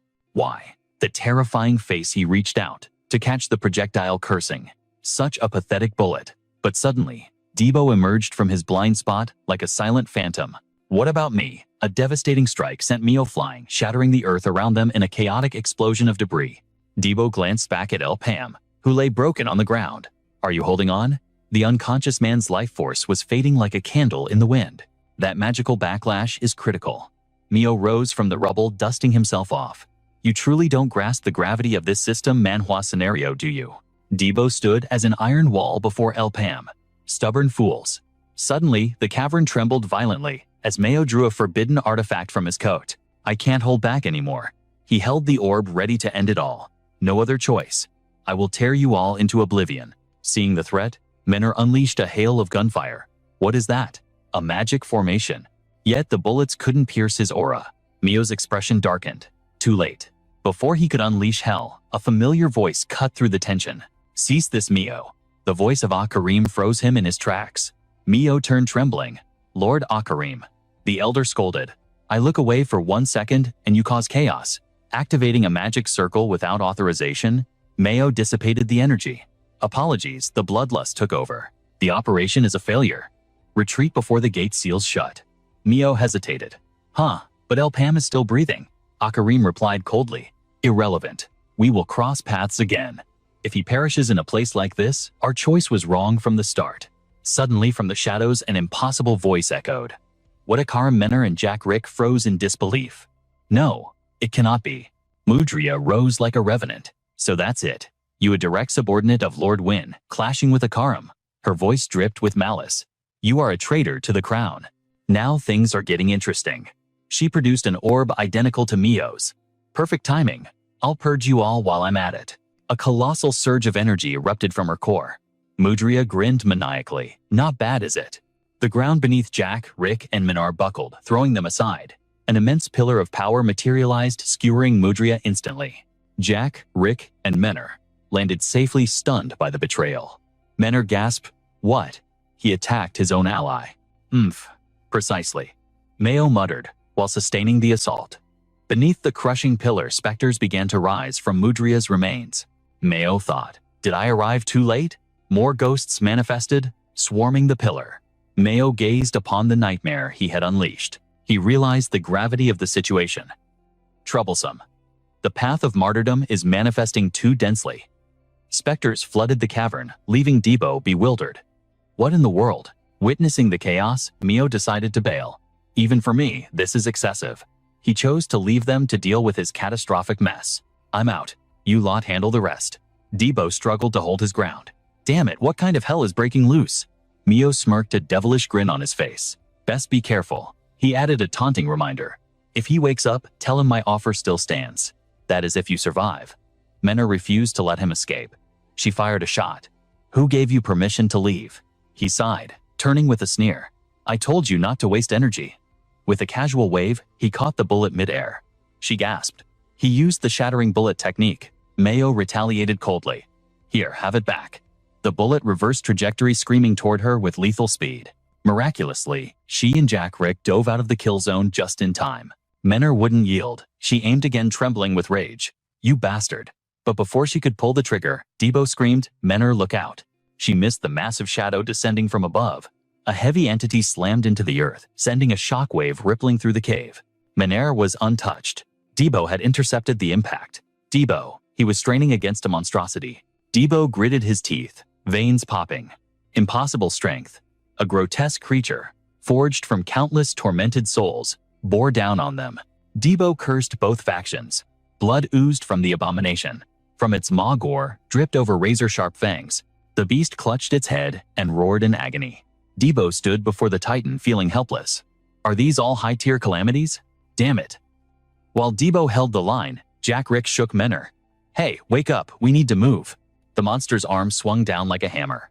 Seeing the danger, Debo roared, What are you doing, you fool? He charged the beast to buy them seconds. Move now, he parried the blow, meant for Menor. Jack Rick grabbed her and sprinted.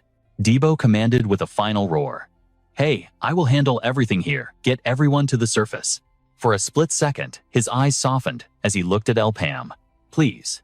Jack Rick, realizing the situation was critical, hoisted Menor and Elpam, running for their lives. I'm sorry. Seeing them safe, Debo exhaled. Now, I can finally unleash my full power. A true awakening manhwa moment. The monster unleashed a bone-chilling scream. Debo wasted no time scaling the beast with his axe. Time to end this nightmare. Meanwhile, Jack Rick's pace didn't falter. Menor slowly regained consciousness. Her eyelids felt heavy as lead. Disoriented, she bombarded him with questions. Where are we? What happened to that monster? Where is Debo? Jack Rick didn't answer. Silence hung heavy in the air, sending Menor's anxiety spiking through the roof. She thrashed in his grip. Where is Debo? Did we just abandon him back there? No, put me down right now. How can I ever face Kiri if we leave him to die like this? Her voice cracked, rising into a desperate scream. I don't know about you, but I won't. I simply can't. She looked up, her heart sinking. Jack Rick was sprinting, but tears streamed down his face like rain. His arms were locked around them, trembling violently with every step. Facing Menor's fury, his face crumpled. I'm sorry. This is the only choice I have. I'm weak. I'm too damn weak. I won't let his sacrifice be for nothing. Jack Rick's voice faded into a whisper of shame. I'm so sorry. Meanwhile, Elpam's consciousness drifted into the abyss. A mysterious voice echoed in the void. Looks like you found yourself in quite a bind.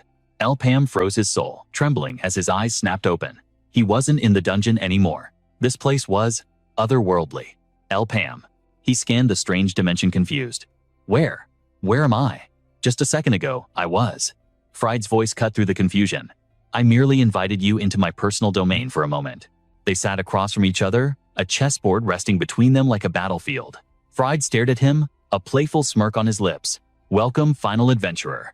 Elpam, we finally have the chance to speak. Elpam quickly explained the crisis, but Fried interrupted. Your physical body is dying from severe mana shock. If things continue this way, your timer is about to hit 0. With a wave of his hand, Fried projected a vision of the outside world. Your friends aren't faring much better. That gate, it's far beyond human limits. Fried's analysis was cold and precise. Outside Banlock has resurrected more brutal and evolved than before. That isn't a golden gate anymore.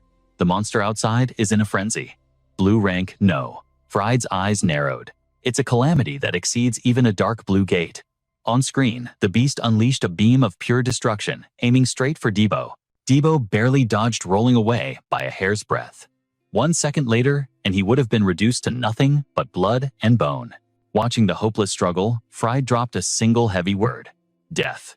The reality of it hit Elpam like a physical blow, leaving him paralyzed. Fried continued, his voice void of empathy. The war you restarted to save everyone. It's actually rushing them toward the grave faster than your previous life. Unlike a typical leveling manhwa, your return has merely accelerated the apocalypse. Elpam hesitated, his mind racing. You know? I'm a regressor. Who exactly are you? Fried just smiled, offering no answers. Elpam pressed on. Are you the one who Fried cut him off sharply? Who knows? Meanwhile, in the real world, Jack Rick was frantically trying to recall the dungeon map. Exit at the 23rd pillar. He summoned every ounce of strength running, while his mind worked overtime. Inside the three-dimensional corridor, If I go straight, it should be right here. He skidded to a halt, but hope instantly turned to despair. There was no exit, only a gaping bottomless pit staring back at him. Jack Rick stood frozen. This has to be the place. He tried to rationalize the nightmare. Wasn't there a statue marking the escape route? When I first arrived, it was definitely here. Then realization dawned on him, igniting a fire of rage in his eyes. He knew who did this. It was Mio. That traitorous bastard destroyed the mechanism before he fled. Seeing Jack Rick on the verge of a breakdown, Miner grabbed his shoulder. Pull yourself together, we don't have time. Even if the exit is gone, the dungeon will generate a new path nearby. Suddenly, a cataclysmic explosion erupted behind them. The ground shook violently. Miner's face went pale. She knew the situation had just gone from bad to hellish. Debris flew through the smoke, followed by a limp figure hurtling through the air. Miner gasped. It was Debo. The tank had finally collapsed against the overwhelming power gap. Debo slammed into the ground far away. Jack Rick grit his teeth, hoisting Miner and Elpam as he rushed toward their fallen comrade. Hey, are you okay? Stay with me? But as he got closer, terror gripped his heart. Debo's body was mangled beyond recognition, dyed crimson with blood. At that exact moment, Elpam's unconscious body clutched its head in agony. What was that vision just now? Fried tilted his head. Who brought you back to the past isn't important right now, is it? Fried pointed at the projection. What you just witnessed is reality playing out in real time. Elpam panicked. Then Debo is. Relax, Fried said casually. He's alive. Barely. But death is knocking at his door. Elpam didn't hesitate. Then help me. Save them. Fried shook his head. I cannot directly interfere with the mortal plane. Elpam wasn't taking no for an answer. If you're the one who caused my regression, if you did this to stop the end of the world. He ground his teeth, fury rising. Then give me the power to do it. Outside, the monster unleashed another barrage. Fried chuckled softly. Such an arrogant attitude for someone begging for help. He leaned back unbothered. Is that really how you ask for a favor?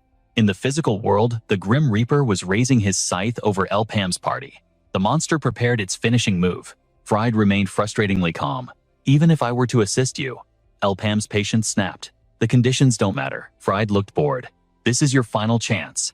The monster's attack launched a wave of annihilation. If Elpam didn't wake up now, the story would end here. I said I don't care, Elpam roared. In a fit of rage, he flipped the chessboard, sending pieces flying. He stood up, towering over the game. Silence fell between them. Fried's lips twitched as if holding back words. Finally, he accepted the resolve in Elpam's eyes. With a casual snap of his fingers, he smiled. Very well. Elpam blinked, confused by the sudden shift. Time was ticking. Every passing second outside brought them closer to oblivion. Then he felt a surge of energy flooding his veins. Something fundamental had changed. Fried began resetting the chessboard pieces, speaking calmly. Do not doubt me. It is but a fraction, but I have lent you my authority. As the final piece clicked into place, Fried looked up. It is time to awaken. He left Elpam with a parting warning. I hope your vessel can withstand the weight of my power. In reality, the monster's attack transformed into a pillar of hellfire, swallowing everything. Jack Rick coughed, choking on ash as he crawled from the dirt. Am I still alive? He trembled, too terrified to open his eyes and see the charred remains of his friends. But when he finally looked up, a familiar silhouette stood before him. Elpam had awakened. He stood amidst the flames, having nullified the entire attack with his bare hands. Jack Rick couldn't believe it. Elpam, beside him, Miner and the young boy collapsed, exhausted but safe. We survived. Bathed in blinding light, Elpam stood like an unmovable mountain. He didn't respond to his name immediately. Stand back. His voice commanded absolute obedience. Without hesitation, Elpam launched himself forward, throwing his body into the jaws of death to protect his team. I'll end this nightmare in a heartbeat. With a few masterful strikes, the monster shrieked in agony as Elpam dominated the battlefield. Incredible. Suddenly, Miner screamed fear, gripping her again. No, stop. She couldn't bear to see him reckless again. It's too dangerous, Elpam. Ignoring the screams of the crowd, he charged straight into the abyss. Even with the chessboard overturned, this lone pawn refused to waver. Unbelievable. Such devastating power from a single human. The battlefield was consumed by a blinding light, an explosion controlled with absolute perfection. As the smoke cleared, he stood there exhausted but triumphant. The monster's eyes widened in fear. It was him, the legendary Elpam. His comrades watched in stunned silence, unable to process the scene. To think their friend possessed such strength. A one-shot kill against a calamity-class beast. With the battle finally over, panic set in for the survivors. But what about Elpam? He was battered and bruised, standing on the brink of death. He's still breathing. Get him to the village immediately. Menor rushed to his side, her voice trembling with urgency. Elpam, stay with me. She couldn't understand how someone so vital could be reduced to this state. We arrived too late. Were you fighting this nightmare alone the whole time? Suddenly, he lunged forward, wrapping his arms tightly around her. Menor shrieked in surprise. Elpam, I wasn't ready for this kind of development. I'm just glad. You guys are safe. Even with his body falling apart, his first thought was for the safety of his comrades. I thought I'd lost my team all over again. He whispered, his grip tightening. Thank God you're alive. Menor's heart melted. You idiot, we're right here. Why would I die here, when there are so many better places to take a nap? He smirked, his spirit unbroken. I have no intention of checking out early. Stop worrying about us and look at yourself. She scolded him through tears, but before she could finish, his strength finally gave out. Pain etched across his face as he collapsed to the ground. Elpam, wake up. Don't you dare close your eyes now. Hey, quit playing around. Stand up. Her pleas echoed in the silence, but the hero had fallen into a deep slumber. Meanwhile, elsewhere, a pen snapped in frustration. In a dim room, a shadowy figure struggled to maintain control. No matter what I do, this nightmare never ends. How long must this torture go on? He ground his teeth in fury. It's already been 3 days since the incident. Back in labor, the dust of war had yet to settle. Though the battle with the dark cultists was over, the city remained in absolute chaos. Whispers of treason floated through the ruins like a poison. The revelation that the second-ranked merchant guild was a cultist front shook the entire Maple world to its core. In a crimson-stained creek, a body drifted downstream. Forgotten by the world, just another casualty of this brutal war. Evok the guildmaster was reported killed in action. However, his corpse was nowhere to be found amidst the rubble of labor. Desperate for answers, they turned their interrogation to the traitor Franco. They needed the name of the puppet master pulling the strings from the shadows. But he was just a pawn, manipulated by the promise of resurrecting his daughter. Two enemies, bound by tragedy, yet neither held the key to the truth. The legendary knights of Cygnus and Nautilus stepped in to purge the remnants. With the world's strongest heroes on the move, a flicker of hope finally returned to the people. Back in the sickroom, time seemed to stand still. He sat there for hours, lost in deep contemplation about the future. Vigilance was still required. The enemy could be hiding anywhere. Suddenly, the silence was broken by a familiar bickering. Stop moving. I can't bandage you like this. Menor was cleaning his wounds, perhaps a bit too aggressively out of worry. Ouch. Easy there. Are you trying to reopen the wounds that just healed? Quit whining and be grateful, I'm helping you survive. Between the chaotic noise, the patient in the coma had absolutely zero peace. It's been 3 days. Is he ever going to wake up? The mood grew heavy. Their strongest fighter was down, and helplessness gnawed at them. Not even high-tier recovery magic works on him. We just have to wait. It was like a glitch in a system. Manhwa. His body refused external aid. Just then, D arrived. Soup's on. Get it while it's hot. The smell of food instantly lifted the gloom. Finally, I was starving to death. Even in this crisis, the team gossip never stopped. So, is it official between you two? Menor froze, her face turning crimson. Huh? What? Don't play dumb. That hug earlier, they smirked. We're talking about you and Elpam dating. She looked ready to smack them. Dating? Are you insane? Come on, you guys were so close. I thought wedding bells were ringing. That was just camaraderie. Purely professional concern for a teammate. She tried to change the subject, confused by their calm demeanor. Wait, why isn't anyone else worried? He's in a coma, you know. A deep voice replied, between mouthfuls of chicken. Why worry? When a beast is tired, it sleeps. It's nature. Do you really think our Elpam would go down from a few scratches? His trust was absolute. After everything we've seen, you still doubt him. It was an unspoken rule among them. That guy couldn't die even if he tried. That's just who Elpam is. Seeing her hesitation, he felt the need to clarify. Look, I'm not saying he's a monster. Okay, maybe a little, she whispered. Still, show some concern. The big guy laughed. Hey, I could get hurt too, you know. She narrowed her eyes at him. Yeah, whatever you say. Suddenly, the bed shook violently. Elpam bolted upright, eyes blazing with energy. I'm starving. Is there any rice left? Elsewhere, Ron screamed in pure agony. Damn it. If I knew it would end like this, I never would have started this mess. A sudden knock interrupted his meltdown. Excuse me, Ron. He froze just as he was about to call for his minions. Perfect timing. I actually need your help. A figure stepped into the light, smiling eerily. Long time no see, old friend. I heard an interesting rumor recently. Ron trembled in terror, stammering out the words. That LPAM guy. He woke up. But back in the room, the celebration turned to horror. LPAM looked at his friends with blank eyes. Who are you people? The ultimate warrior had lost his memory. Mina recounted the epic clash, describing how LPAM annihilated the enemy in a split second with a mysterious energy, a secret power. She glared at him, suspicion radiating from her eyes. How could you possibly forget unleashing such devastating force? Jackrick witnessed the same phenomenon. Could it be a dormant ability awakening within you? Menner's expression darkened as he pressed for the truth. Hold on. Are you serious right now? Your memory is completely blank. Like, when you collapsed on my shoulder? He stammered like a guilty child caught in a lie, yet the fog in his mind remained thick. I don't know. What is actually happening to me? She snapped, her voice thundering with frustration. Then why did you act so confident back there? He sighed. I thought the memories would return, but nothing. Her killing intent spiked. She looked ready to tear him limb from limb. Is this some kind of twisted joke? He shook his head. No matter how hard I try, the void in my mind won't clear. Lost in thought, he murmured. I feel like I met someone in that darkness. But the mood shifted instantly. LPAM, there is one more critical detail you must know. He began to recount the night's events. It happened at the witching hour while you were unconscious, and we were guarding the safe house. We decided to stand watch over you. Just as I was complaining about this rock-hard bed, his eyes widened as he recalled the scene. That's when I saw it. An assassin from the pirates had you in his sights. But just as the tension peaked, a sharp slap echoed through the room, shattering the moment.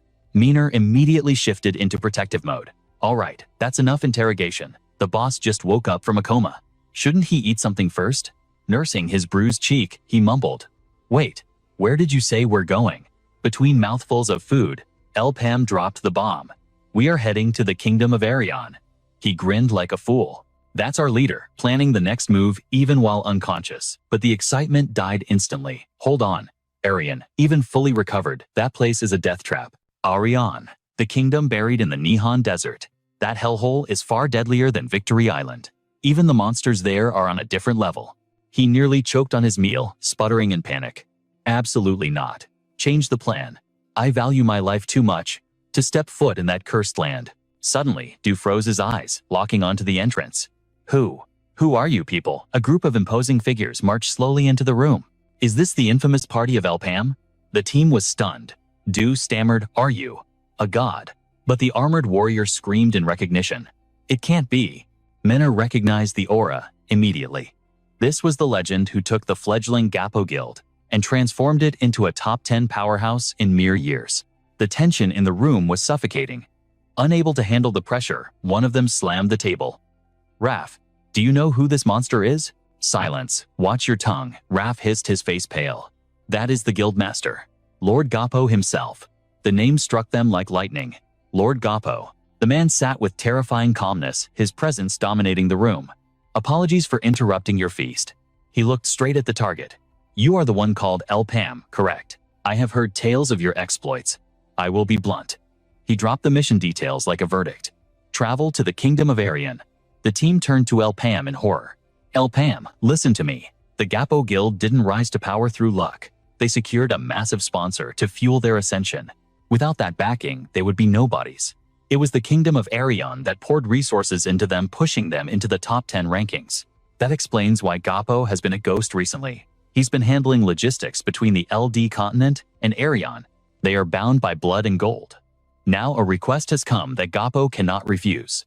The throne is empty, and a bloody succession war is about to tear Arion apart. From Gappo's perspective, he must repay his debt to the kingdom. The guildmaster cut through their whispers. Enough speculation. I hear you are skilled. All preparations are complete. But LPAM didn't hesitate for a second. I refuse. Though his memory was fragmented, he knew one thing: he wouldn't lead his comrades into a meat grinder. I have zero interest in walking into a nation on the brink of a civil war. LPAM, but you just said. Gappo slammed his fist down, his aura flaring. Refusal is not an option. You will comply. This is a direct command from the guildmaster to a subordinate team. Consider this a great honor and mobilize immediately. Honor. If it's such an honor, where is the support? This isn't some low-level dungeon in a leveling manhwa. The risk is far too high for empty words. Seeing the negotiation stall, Gappo's eyes narrowed. It seems I've been too lenient to speak to a guildmaster this way. The rumors of your arrogance were true. You want to play hardball? Fine. He raised 5 fingers. 5 times the standard reward. He smirked, certain that greed would win.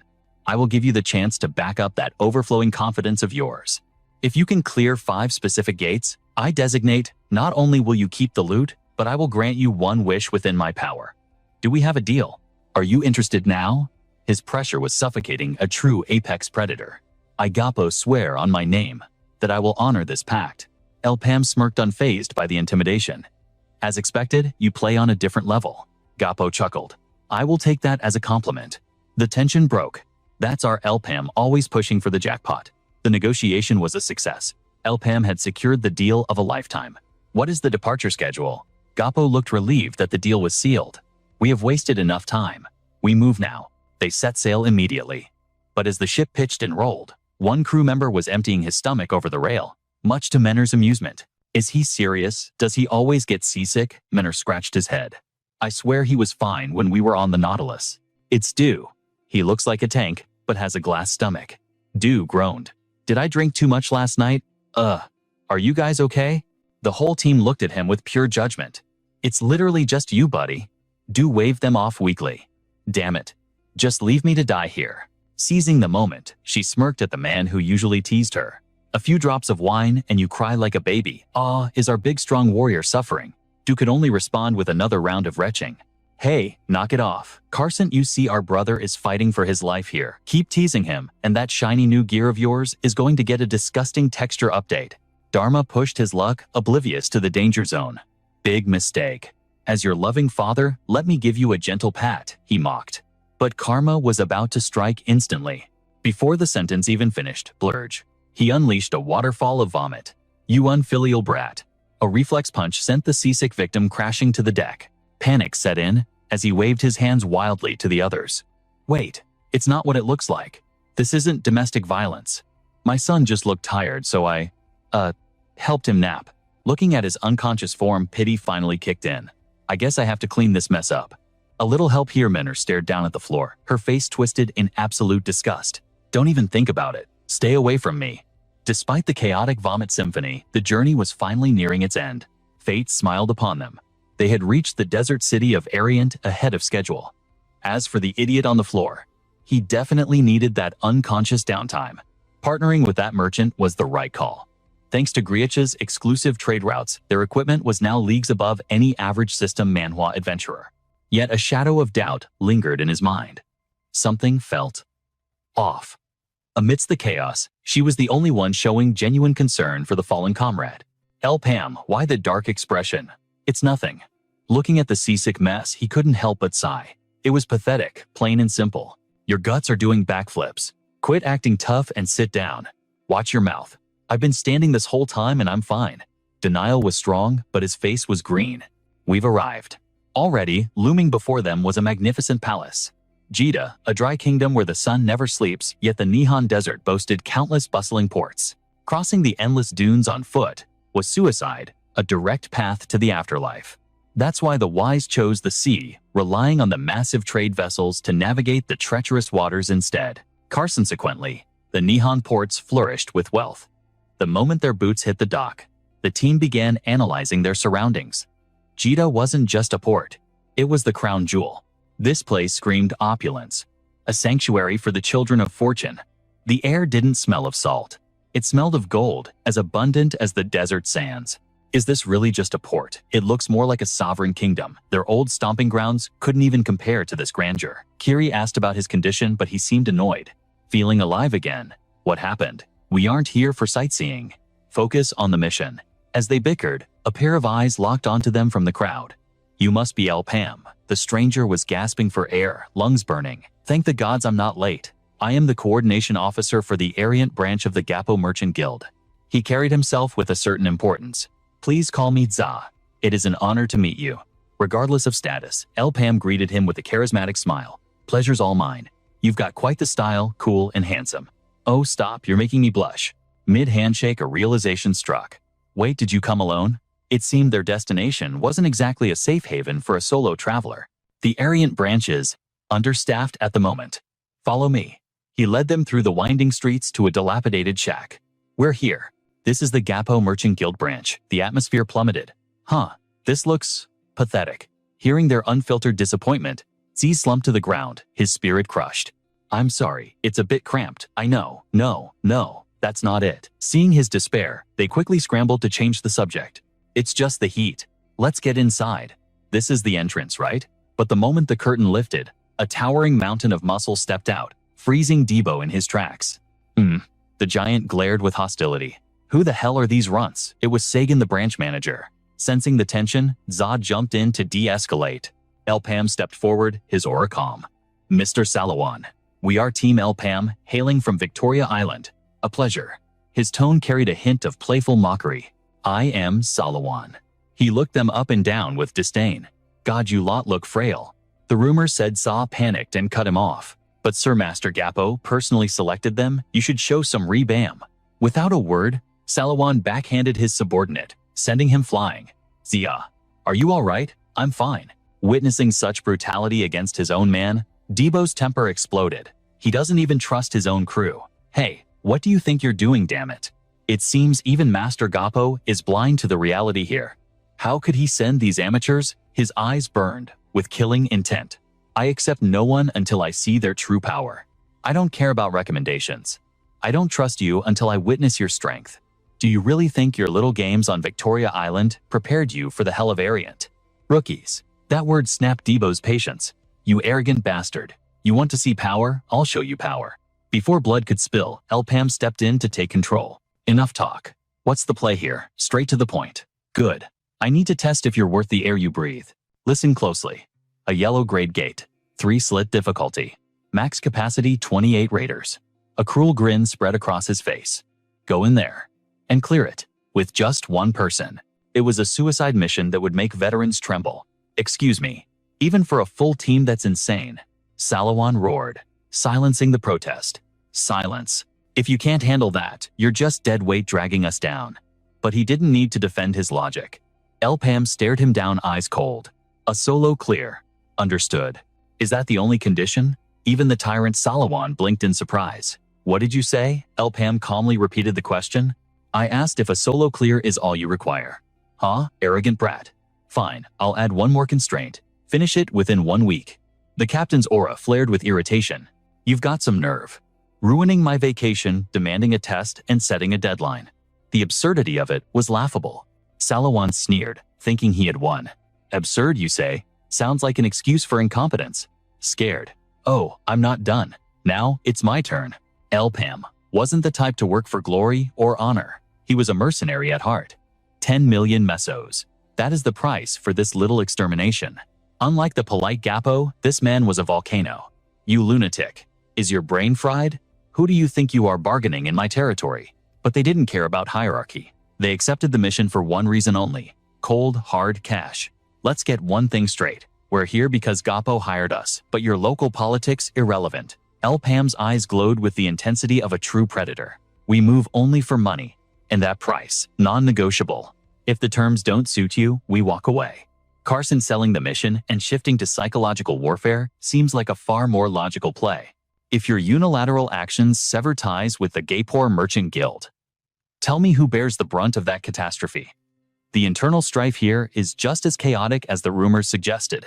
Feigning humility are we. I'll take note, so cease this. How fascinating. It seems even a veteran fox like you loses his composure when cornered. Do you dare threaten me? You have some nerve.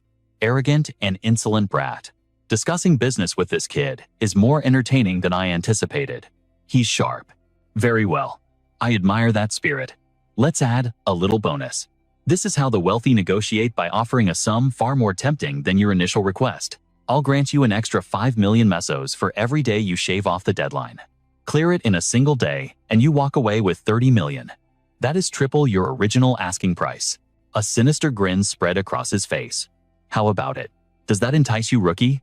Having heard exactly what he wanted, the protagonist flashed a confident smile and signaled the departure.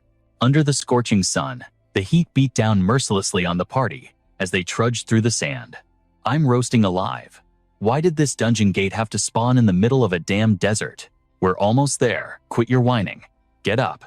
You really are cold-blooded. Do you not feel this heat at all? The entire team was on the verge of collapse. He was the only one with energy to spare. Hey Kiri, are you holding up? He eyed her gear with concern.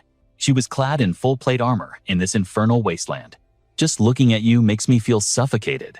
I am fine, she replied, clearly annoyed by his prying. What? Impossible. That metal must be searing hot by now, right? I told you, I am fine. Unable to believe it, he reached out to touch her armor, wearing full plate in a desert. Are all Sauce Knights monsters like you? Truly extraordinary. But the moment his hand made contact, a shock ran through him. Instead of burning heat, he felt the chill of deep winter. It's freezing. It feels like a block of ice. Only then did she reveal the secret behind her choice of gear for this desert expedition. This armor is enchanted with environmental thermal regulation. It is a royal treasure bestowed exclusively upon our order. The rest of the party cried out in jealousy at the unfairness. Are you kidding me? You mean you've been chilling in air-conditioned comfort this whole time? That is totally unfair.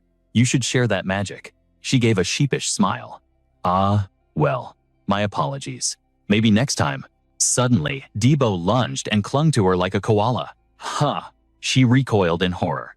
Debo, what do you think you're doing? Get off me this instant, came his raspy, desperate plea. Kiri, please. A dying man needs his AC.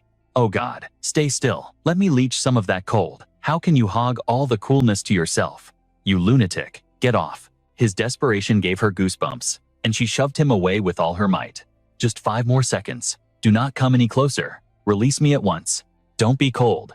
Literally, I thought we were comrades. What nonsense are you spouting? Good heavens. Watching them grapple made even Pao Me blush with second-hand embarrassment. Are you jealous? Do you want a hug too? That comment struck a nerve, earning him a swift punch to the face. Seething, she tried to steer the conversation back to the mission parameters. Enough. Remember, we are on a strict timer. We need to locate the entrance. After scouring the dunes, the gate finally materialized. Even she was taken aback. I didn't expect it to be right here. Was it camouflaged? I told you we were close. Anxious to end the awkward atmosphere, she rallied the team. Let's move out. We don't have a second to waste. But before they could take a step, the earth exploded. A massive beast erupted from the sand. What? Anticipating the ambush, the captain dashed forward to shield her? I knew it. Nothing in this world comes easy. A horde of monsters clawed their way to the surface, forming a wall of flesh before the gate. They don't intend to let us pass without a bloodbath. Form up. Prepare for battle. The hunt begins now. Meanwhile, back at the opulent palace, a subordinate stood nervously before his master. Salaman. Yes, your highness. What is the status of El Pam and his party? The prince had been pacing anxiously for 2 hours. By my calculations, they should have located the dungeon gate by now, correct? The monster infestation. It was orchestrated, wasn't it? The fried species guards that entrance. It is, as you say, your highness. A classic obstacle for a leveling manhwa scenario. They discussed the fate of their proxies. They are third circle adventurers. They possess the strength to survive. My concern is not their survival, but their speed. Carson, they clear the gate within the 1-week deadline. Salaman sneered. What do you think? He still harbored deep doubts about the rookies. It is too early to place our faith in them. They are merely flashy children, just as the rumors suggest. However, we cannot ignore their track record. They did rescue Jack Rick and successfully hunted the Bandlock Beast. That is no small feat. Rumors are always exaggerated by the bard's tongue. I believe it is premature to trust them solely based on a recommendation from the Gapor Guild. We shall see if they can even bypass the gatekeepers. Let us observe a while longer. Your Highness, if they struggle with a mere gate entrance, then they are of no use to us anyway. His voice held a sliver of expectant cruelty. El Pam, do not disappoint me. Show me your true power. Back at the desert, the team was already decimating the enemy. I thought the beasts in this region were supposed to be formidable. This is a cakewalk. The reports were total exaggerations. Pao Me instantly crushed their arrogance. Don't get cocky. We haven't even started. We just stepped across the threshold. The greedy rogue's eyes sparkled with the promise of gold. Let's pick up the pace. If we finish in a day, we get 30 million mesos. I say we clear this entire dungeon in 12 hours. The declaration hung in the air like a thunderclap. What? The team stared at him in disbelief. 12 hours? Are you insane? That is beyond ambitious. It's suicidal. I like the sound of that challenge. But if we beat that record, do we get an extra bonus? Let's get the terms in writing. He was still negotiating for pennies while walking into the jaws of death. Keep it down, you miser. But Pam, a yellow gate has 3 floors. Clearing that in 12 hours is statistically impossible. A blinding golden light enveloped them. Then, you don't get paid. What the hell? Suddenly back at the office, a subordinate burst into the room. Lord Salaman. The old man snapped. What is it? I am busy. It's just that. Before the guard could finish, Salaman grabbed him by the collar. I told you not to disturb me. Suddenly, Pam strode into the office. Before assessing the situation, the old man launched into a tirade. What are you doing here? You are even more incompetent than I imagined. Not giving Pam a chance to speak, he sneered. I assume you failed to even enter the gate. I can tell just by looking at your pathetic faces. Did you give up already, cowards? When Pam remained silent, Salaman's vein popped. Answer me, you useless trash. Did you flee from the fried monsters at the entrance? Thud. Pam casually tossed an object onto the desk. What is this? Is this a joke? Solomon froze as he recognized the item. Wait, is this the core essence of the Yellow Gate? I knew it. You are nothing but common swindlers.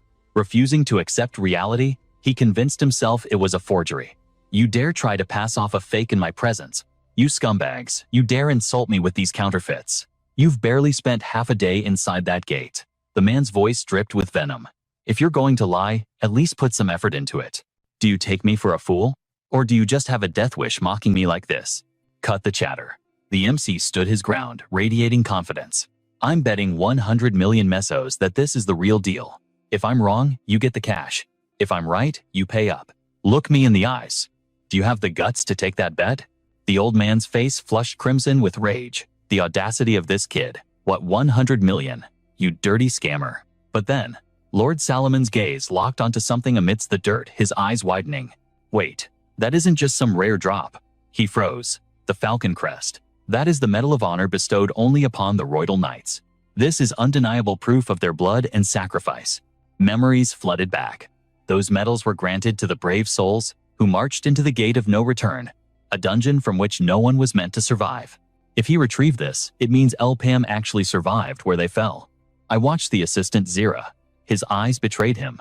Or should I say, Your Highness Zira? Seeing his subordinate tremble, the MC pressed the attack. It seems you know exactly what this represents to the kingdom, so Mr. Zira. Or should I speak to the man behind the mask?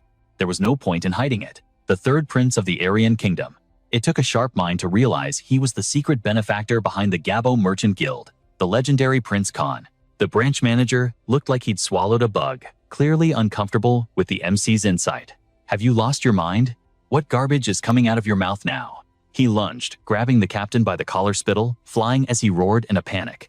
First you try to scam me with a bet, and now you're babbling about Prince Khan. He refused to believe it. You think just recognizing a royal medal makes this errand boy a prince? If that's your logic, then bow down, because I must be the king of this entire realm. Ridiculous. Is it ridiculous? The MC's voice cut through the noise, cold and analytical. Or are you just desperate to keep the masquerade alive? You refuse to admit the truth because the stakes are too high. Don't let my looks fool you. I've traveled these lands, working the lowest jobs, seeing things most people ignore. Information has a way of finding me when I'm invisible to the world. Oh, stop, you're making me blush, the prince deflected with a smirk. But the MC's expression turned icy. You really expect me to believe you picked up state secrets while running errands? He suddenly seized the older man's hand, his grip like iron. Is this the game we're playing? You think I'm just bullying an old man? In my line of work, lying is a fatal taboo. What the hell? The man struggled against the overwhelming pressure. Since when does a mage possess this kind of raw physical strength? The charade was crumbling fast. Apologies for the grip, but you felt it, didn't you? A man's hand is a map of his life. The calluses, the muscle density, they tell a story you can't talk your way out of. One look is all I need. You act the part of a grumpy boss, but your hands, soft, unblemished. Those are the hands of a servant, not a leader. I noticed the anomaly the moment I walked in. You claim to be the branch manager, carefree and loud, but your physical reality contradicts your lies. These aren't the hands of a merchant who spent a lifetime counting coins and stroking ledgers. No. These are the hands of a warrior. A soldier who has gripped a sword handle for decades. You couldn't scrub away the warrior spirit you've hidden all these years. Exposed and humiliated, the man snapped. Killing intent exploded as he threw a punch. To hell with this. In a lawless place like this, titles don't mean a damn thing. I don't need his permission to crush you. True enough. Hands alone might be circumstantial, the MC admitted, dodging effortlessly. But the final piece of the puzzle lies with the VIP, standing right there. He gestured to the silent assistant, his voice steady. You two put on a good show. The bickering was natural, but perfection is its own flaw. It was too rehearsed. The abusive boss and the timid employee. It's a classic script. I've seen it 1,000 times. But the flaw wasn't in the acting, it was in the instinct. If you were truly just a veteran soldier, you would never under any circumstance dare to raise a hand against him in a moment of anger. A lifetime of loyalty can't be suppressed so easily. Your body hesitated. But why would a prince stoop to such theater? He's still trying to deny it. How pathetic. You say there's no reason. I see a board full of them. Specifically, the bloody game for the succession of the throne. You're handpicking pawns for the upcoming war. Instantly, the atmosphere shifted. A blade materialized, pointed straight at the MC's throat. The air turned heavy with death. Watch your tongue. But then, laughter echoed through the room. Enough. The prince grinned, amused. Interesting. I finally see why Gabo holds you in such high regard. I heard the rumors, but you've shattered my expectations. The disguise fell away, revealing his true nobility. You saw right through me.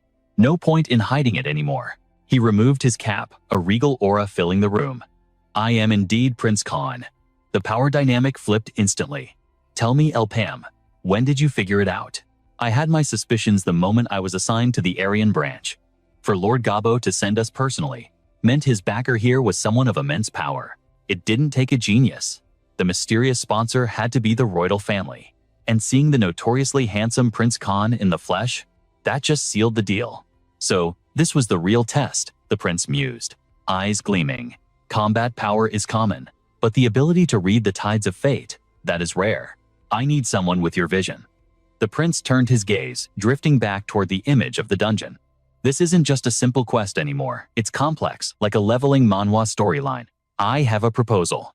A gold rank dungeon. 99 entrance max. Your party will lead a strike force I've assembled. Your objective is not a boss kill. It is to retrieve a specific testament left inside. Work with them. Secure the item. You have 1 week. Succeed, and 60 million mesos are yours.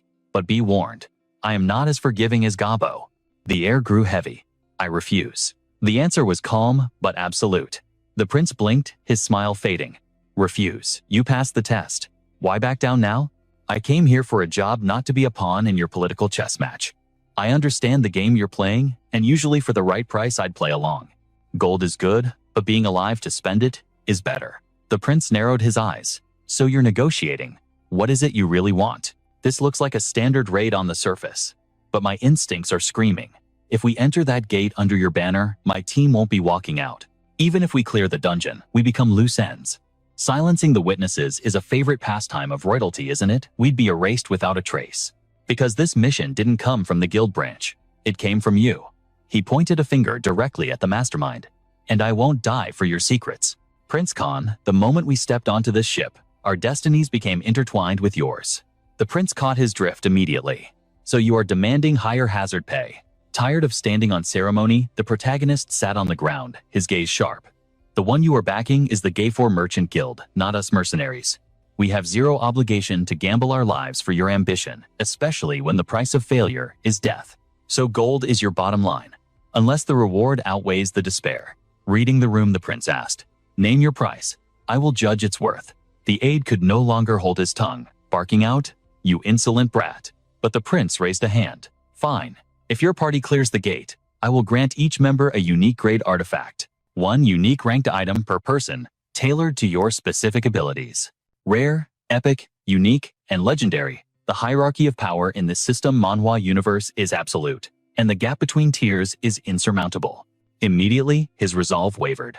Items on the same level as the Phoenix Feather or the Truth-Seeking Eye. Such power could shatter the very laws of magic. The fact that he promised unique gear for the entire squad, not just the leader, spoke volumes. It meant he viewed them as his main military force, yet greed whispered that it still wasn't enough to pay for their lives. He wanted to secure the future for his teammates. We need more. I want a legendary grade artifact. Solomon exploded in rage. Have you lost your minds? A unique item is already a king's ransom, and you demand a legend. This negotiation is over. Silence. I will prepare a legendary item. Even if I must empty the treasury, it is worth it. But hear this clearly. There is no retreat. You bring me what I seek, no matter the cost. You have exactly 1 week. Turn back, and tragedy awaits. If you fail, I will take your heads myself. Solomon still eyed them with deep suspicion. Could he truly trust this mercenary? The prince had wagered everything on this single roll of the dice. The die was cast.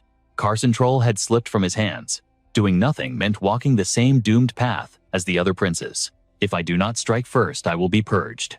Someone held all the cards, that woman smiling from the shadows. This is going to be interesting. She was the game master behind this twisted play, and he was dancing in her palm. Khan, my child, I wonder what you are plotting. A mother must educate her son properly. No more mercy. I will discipline him thoroughly. Menor stared, completely flabbergasted. Say what, Prince Khan? She couldn't believe the man they just met held such high status. Khan is the third prince of the Aryan kingdom. Was his act just a performance? Is he really the secret patron of Ghafor? Are you serious? Keep your voice down. That's classified info. That guy Debo. Is it safe for him to tell us this? We are the vanguard who will bleed for this victory. We need to know who holds our leash. While Kiri calculated the odds, the greed-driven tank tried to haggle for scraps. The patron is a prince. This is bigger than I imagined. Wait, does that mean a literal prince only paid us 30 million for the last job? That cheapskate? Finally, the leader revealed the true spoils of the negotiation. The reward for this raid is a unique item for every single one of us, and 1 legendary artifact. That reward finally shut the tank up. He really is the perfect candidate to rule a nation. I guess he truly is royalty. Slamming his beer mug down, the leader spoke. That's why I have a proposal.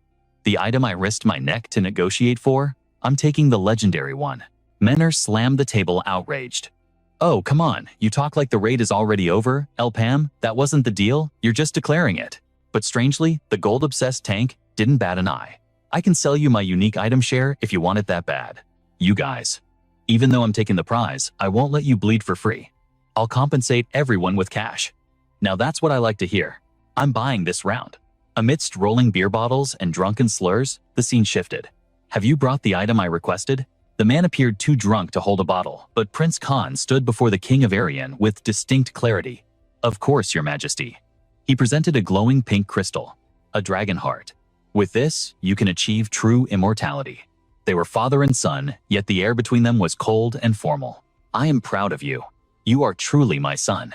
Then may I ask a boon of you? Sipping his wine, the king replied, speak. The dragon heart symbolizes longevity. Why not hold a festival for 1 week? Please grant us this celebration. Lying on the lap of his beauty, the king mumbled. A festival. The prince thought his gambit had worked.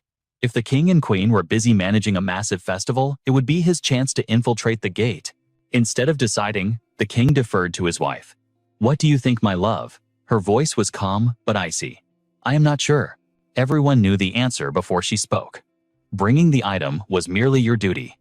Demanding a festival in return feels excessive. She would not give them a single opening. Do we really need to spoil him like this, Arya, the Queen of Aryan? The king immediately folded. You are right, my dear. The prince realized everything had rotted away since Arya arrived. The king had changed. He depended on her for every breath he took. His wisdom was gone, replaced by a hollow shell of his former self. To drag Arya off her pedestal, the prince had to risk it all. I must conquer that gate. He tried one last desperate plea. But, Your Majesty, Aryan has always held festivals for great events. This is to celebrate your eternal life. He prayed for the king's approval. Do you truly believe your longevity is not worth celebrating? Arya cut in with a soothing, venomous tone. Khan, I am merely giving my opinion. You are getting too emotional. She gaslighted him effortlessly. A future king must be composed. Look at you whining over a party. The psychological warfare continued. Do you think the people will respect a ruler who behaves like a petulant child? Seeing his hesitation, she smirked and sealed the deal. Very well, I grant permission. I have no choice since you remain here. You act like a brat, but your loyalty to the crown is absolute. That much, I admit. She immediately plotted a grand spectacle to match his ego. I will prepare a week-long festival, just as you desire. He never expected the Ice Queen to yield so easily. She changed her tune. What is she scheming? A calculated smile played on his lips. Interesting. I'll play your game, Khan. I am the game master here. Everything is proceeding according to design. In the end, you're just a pawn on my board. Mid-battle realization struck the party like a debuff. They remembered the alliance. Wait, weren't we supposed to raid this gate with the others? I don't sense any other adventurers. We're the cleanup crew assigned by Khan. We are the dead last. 94 others are already inside. What chased them down? We need to clear this gate in 1 week. Your ascension is my priority. There's still time. Menor exploded with rage. Are you insane? Power leveling and clearing in a week. Hold on. Do we have to split the loot with the main force? Instead of advancing, greed halted their steps. I hope they all get wiped out. Dark words that shouldn't leave a leader's mouth. Only our party deserves the S-class rewards. That bounty was promised to us alone. Great mindset, LPAM. She's fired up now. But seriously, how do we grind here? These are just trash mobs. No XP at all. Yeah, and you're stuck at Circle 3. Always choking at the climax. Oh, right. I forgot to mention. The secret dropped, changing the vibe of this leveling manhwa. I already ascended. Circle 4. When did that happen? Since the fanatic battle. Menor slumped in despair. Of course, because you're a monster. Meanwhile, I'm hitting a wall. He stepped forward, radiating dominance. Stuck at a bottleneck, I'll help you shatter it. Menor, I will force your potential to awaken. The team froze. Your opponent is me. Come at me with killing intent. If you hold back, you die. In a flash, he vanished and reappeared. Crash, he laughed like a battle-crazed demon. What good is leveling up if I kill you? The captain dropped the quest reward. 100 million mesos. If you survive 10 minutes. Everyone. Raid formation. Even Kiri joined the fray. I must break my limits, going all out. Menor refused to back down. Deal, I'm not going back to Nautilus as a loser. Debo screamed, channeling his aura. Screw it. Full support mode engaged. If I don't level up, I'm taking that money with interest. The battle erupted with Pau's solemn vow. Comradeship vanished. Only survival remained. How is a mage that fast? Was he a rogue in a past life? The boss has one body. Focus fire. Unleash everything you have. Pressure him. He stood immovable like a mountain. One man against the world? Is that it? A firestorm engulfed Debo. Too hot water healer. Menor tanked the front line. Clear the way. I'm using my ultimate thinking. He scored a hit, he taunted. How's that taste? Even you must feel that. But the dust settled, revealing a scratchless monster. Is this the extent of your party's power? He stood arrogant and untouched. Disappointing. Menor roared in frustration. Same insult for 4 days straight. Nothing works. Close range means incineration. Long range bounces off. How do we fight a broken boss character? Kiri collapsed from mana exhaustion. He calmly dissected their failure. You fail because you waste energy. Stop adhering to class roles. Merge your scattered power into a single spear. Then teach us, damn it, his aura flared violently. If pain is the only teacher you understand, so be it. I'll beat the lesson into your skulls. Before the next strike. Run formation, broken flee. Debo signaled the retreat. This way, he sprinted for his life. The exit is ahead, gate 3. Get in. She glanced back in frustration. This is our desperate struggle, still oblivious to his true intentions. Finally, the realization hit them. Alone in the darkness, he muttered. I dragged them here for this. Staring at the massive void. Good enough excuse for being late. Silence fell. Time to sweep the floor. The party collapsed on the other side. Lungs burning, gasping for air. We survived. Plan the next move before LPAM arrives. The gate collapsed. He's delayed. We almost died. And you're counting coins. Hey, 10 minutes passed. That's 100 million mesos. Greedy bastard. 3 gates cleared, but this hell continues. Wait, is gate 3 a desert biome? The heat is driving me crazy. Rumble. The sand exploded. A giant scorpion emerged. Are you kidding me? It lashed out instantly. Damn it, their attacks did 0 damage. It didn't even flinch. It breathes magma too. Run. Stay 10 steps back, or get roasted. We'll be cooked alive at this rate. The heat aura is impenetrable. She stepped forward, eyes cold. Relax. Menor channeled that insane training energy. A mindless beast has no place here. If magic fails, I'll smash it. The situation remained dire. Damn it, we escaped the monster only to find a beast. It's tough. But compared to LPAM, invincible fire, iron defense. But this is nothing compared to the LPAM's pressure. Carson Sitter, this a bonus round. You're the perfect punching bag. Even in danger, she scoffed. At least this thing has more mercy than Elpam kill it. All right, Meaner gasped, his ego bruised but his spirit intact. I admit it. I thought you were just all talk, but your analysis. It was spot on. This scorpion. Its shell is as tough as Elpam's. I can't pierce it. He leveled his weapon, eyes narrowing. Stick to the plan, pour every ounce of mana into one strike. You're still twitching after that beating. A cruel smirk played on his lips. Die. Oh no, you don't get off that easy. You're just a glorified punching bag for our training grind. Finally, the beast collapsed with a thundering crash, shaking the dungeon floor. What a tenacious nightmare. Damn the heat in here. I feel like I'm being cooked alive. Minur was at his physical limit. One more second and it would have been game over. Here, drink. Desir offered a flask, his voice calm amidst the chaos. No need for thanks. Allies support each other. That is the rule. The girls watched the display unimpressed by the testosterone. What's his deal? Who knows? He's been acting weird since the battle ended.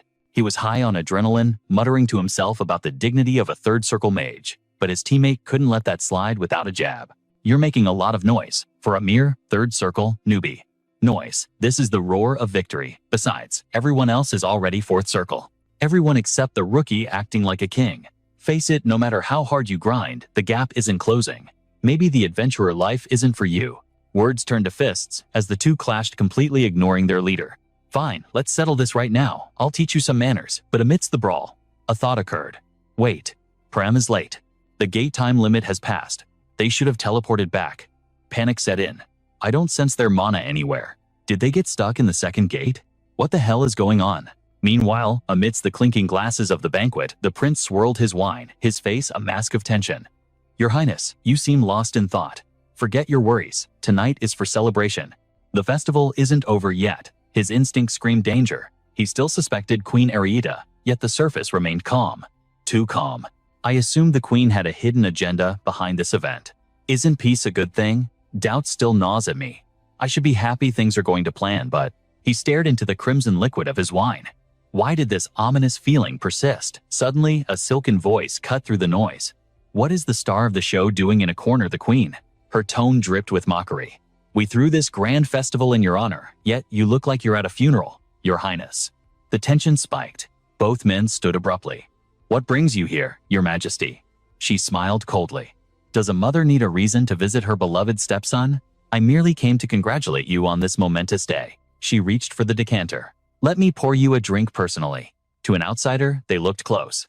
Oh my, don't be so stiff. It breaks my heart. People might think I poisoned the cup. Her laughter died instantly, replaced by a gaze sharp enough to cut glass.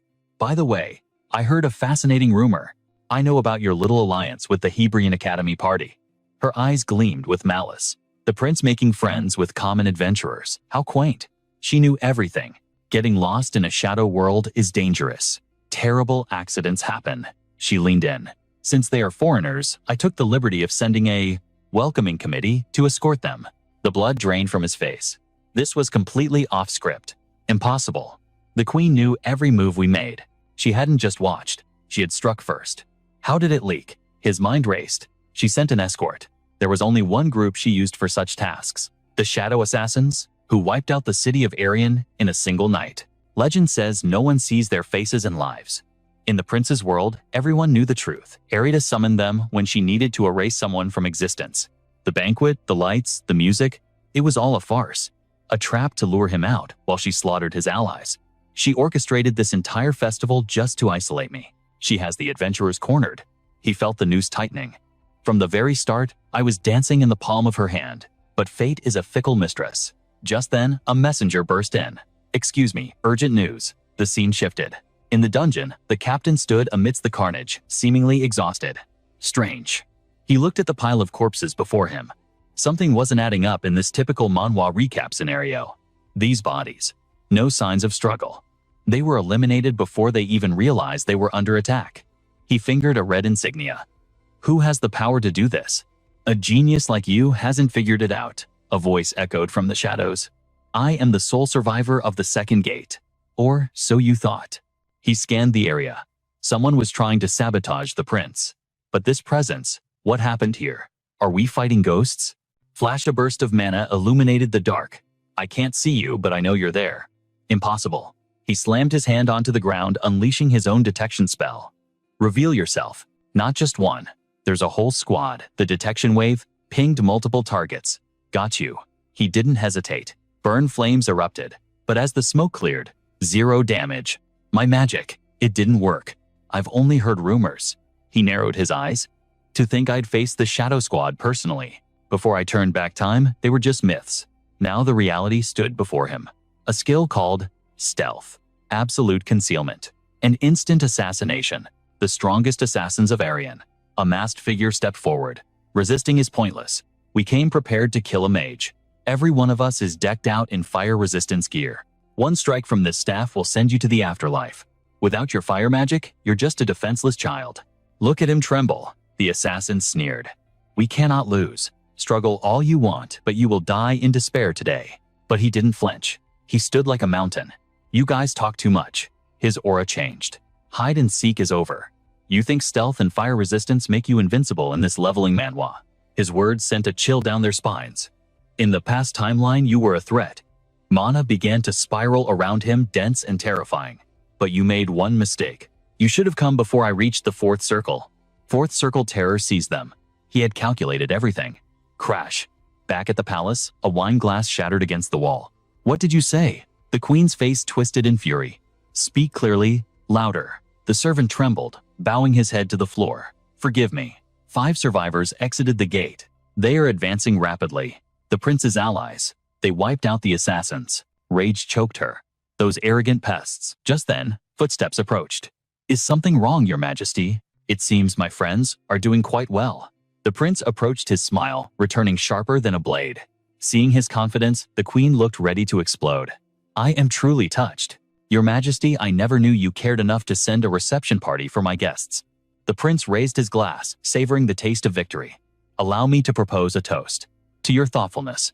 In the heart of the desolate desert, a crumbling ruin stood solitary under the moonlight, resembling a secret sanctuary. Inside, amidst the flickering glow of a dying lamp, 2 figures plotted in the shadows. Standing with regal bearing was Kasan, the 3rd Prince of Arian. His voice cut through the silence. Well, did you secure the artifact? Opposite him knelt Elpam. Covered in the dust and grime of a fierce battle, he looked like a warrior fresh from hell as he began his report. I retrieved a scroll from within the gate. Kasan's eyes lit up with praise. You have performed a legendary service. Truly, the heavens must have sent you to aid my cause. Yet Elpam did not hand it over. His expression was grim. However, I cannot simply surrender this to you. The prince froze. What did you say? His voice remained calm but cold. During the ambush, assassins struck. They bore weapons specifically meant for me. It seems I've been dragged into your royal mess far sooner than anticipated. He held up the scroll. If we are to survive the coming storm, I need the truth. What exactly is this document? Kasan stared at the parchment in El Pamumi's hand. The prince's expression darkened, followed by a heavy, sorrowful sigh. That scroll is a death pact. A testament written by my brothers and myself. After Queen Areta seized absolute power, she began purging the bloodline of Abdullah Vima one by one. Those of us who resisted formed a desperate alliance. We swore an oath on the memories of the fallen. If she struck us down, this letter would serve as irrefutable proof of her treachery. The survivors would use it to destroy her reign. Rage began to boil in his voice like magma. My mission is to dethrone the witch and restore Arian's glory. She seeks to bury the truth forever. That scroll is the key to everything. Elpam's sharp mind reached a swift conclusion. Then the one who dispatched the assassins was Areta herself. Kasan did not deny it. Correct. Terror gripped me when I realized she knew. I am only relieved you returned alive. Elpam, still kneeling on the cold stone, cut him off sharply. Your Highness. His gaze turned steel hard. This letter is absolutely worthless. Kasan stood paralyzed. What? Elpam rose to his full height and tossed an object onto the floor with a wet thud. I harvested a little souvenir from the assassins. Lying on the dirt was a severed arm, fresh blood still pooling around it. On the wrist, right over the pulse, a grotesque red glyph pulsed faintly. Kasan's face turned the color of ash. Is that? Elpam saw the recognition in his eyes. You know this mark. If Areta commands soldiers bearing this curse, there is only one explanation. The queen is a disciple of the dark mages. Meanwhile, in a realm of suffocating shadows, The air was thick with webs that shimmered with a crimson, malevolent light. Queen Arita prostrated herself before Wind, a colossal obsidian arachnid. Its voice hissed with venomous disappointment. "Your incompetence displeases me." She trembled, offering no defense. Terror of punishment clawed at her throat. "I never anticipated that El Pam, that a subordinate of Kasan, could slaughter my elite unit." Suddenly, a white-haired figure emerged from the abyss. El Pam. His voice was a low growl. "I know that vermin well." Areta spun around, eyes wide with disbelief. Evok. He stood there, a broken wretch in tattered rags, both arms severed at the stump. How are you still breathing?" Evok ignored her horror. He stepped forward with maniacal pride. "I possess the means to destroy him. Grant me one final chance at redemption." Areta sneered, her voice dripping with scorn. "A chance? Don't make me laugh. You are a failure. Your time has passed." The overwhelming pressure of Wind's voice crushed her words instantly. "Areta." She froze. "Forgive me, Lord Wind." The monster issued its decree. "You two will resolve this failure together." Areta's face twisted in humiliation, teeth grinding, but she dared not refuse. In contrast, Evok grinned like a demon. "My eternal gratitude, Lord Wind." From the shadows, red eyes ignited as chained demons began to stir. Evok radiated dark confidence. "This time death is guaranteed." The scene shifted back to the desolate ruin. Hearing the revelation, Kasan trembled, his voice cracking. "What, the Queen? In league with the dark arts?" El Pam laid out the cruel reality. "The corruption runs deep. The moment you present that letter, the only one who will die is you, Your Highness." In that instant, a vision from his previous life flashed before his eyes, darker than any manhwa recap could describe. The memory of the timeline before his regression. In that life, he used the letter. It was a trap. The cultists revealed themselves and slaughtered him. He saw the image clearly: Kasan, falling, a blade piercing his heart, blood staining the royal floor. Snap. Back in reality, Kasan gritted his teeth in despair. Is it truly too late? Suddenly, El Pam offered a different path. "What if we simply leave?" Kasan blinked, stunned. "Run away." El Pam's voice remained steady as a rock. "Make an enemy of a dark mage pawn, and nowhere in Arian is safe. Staying here guarantees your execution. The wisest move is to burn the bridge, forget the letter, and survive. Abandon the throne. If you are no threat, she may let you live." Kasan clenched his fists until his knuckles turned white, then slowly forced himself to relax. The prince held the parchment over the candle flame. As it caught fire, he spoke with eerie calm.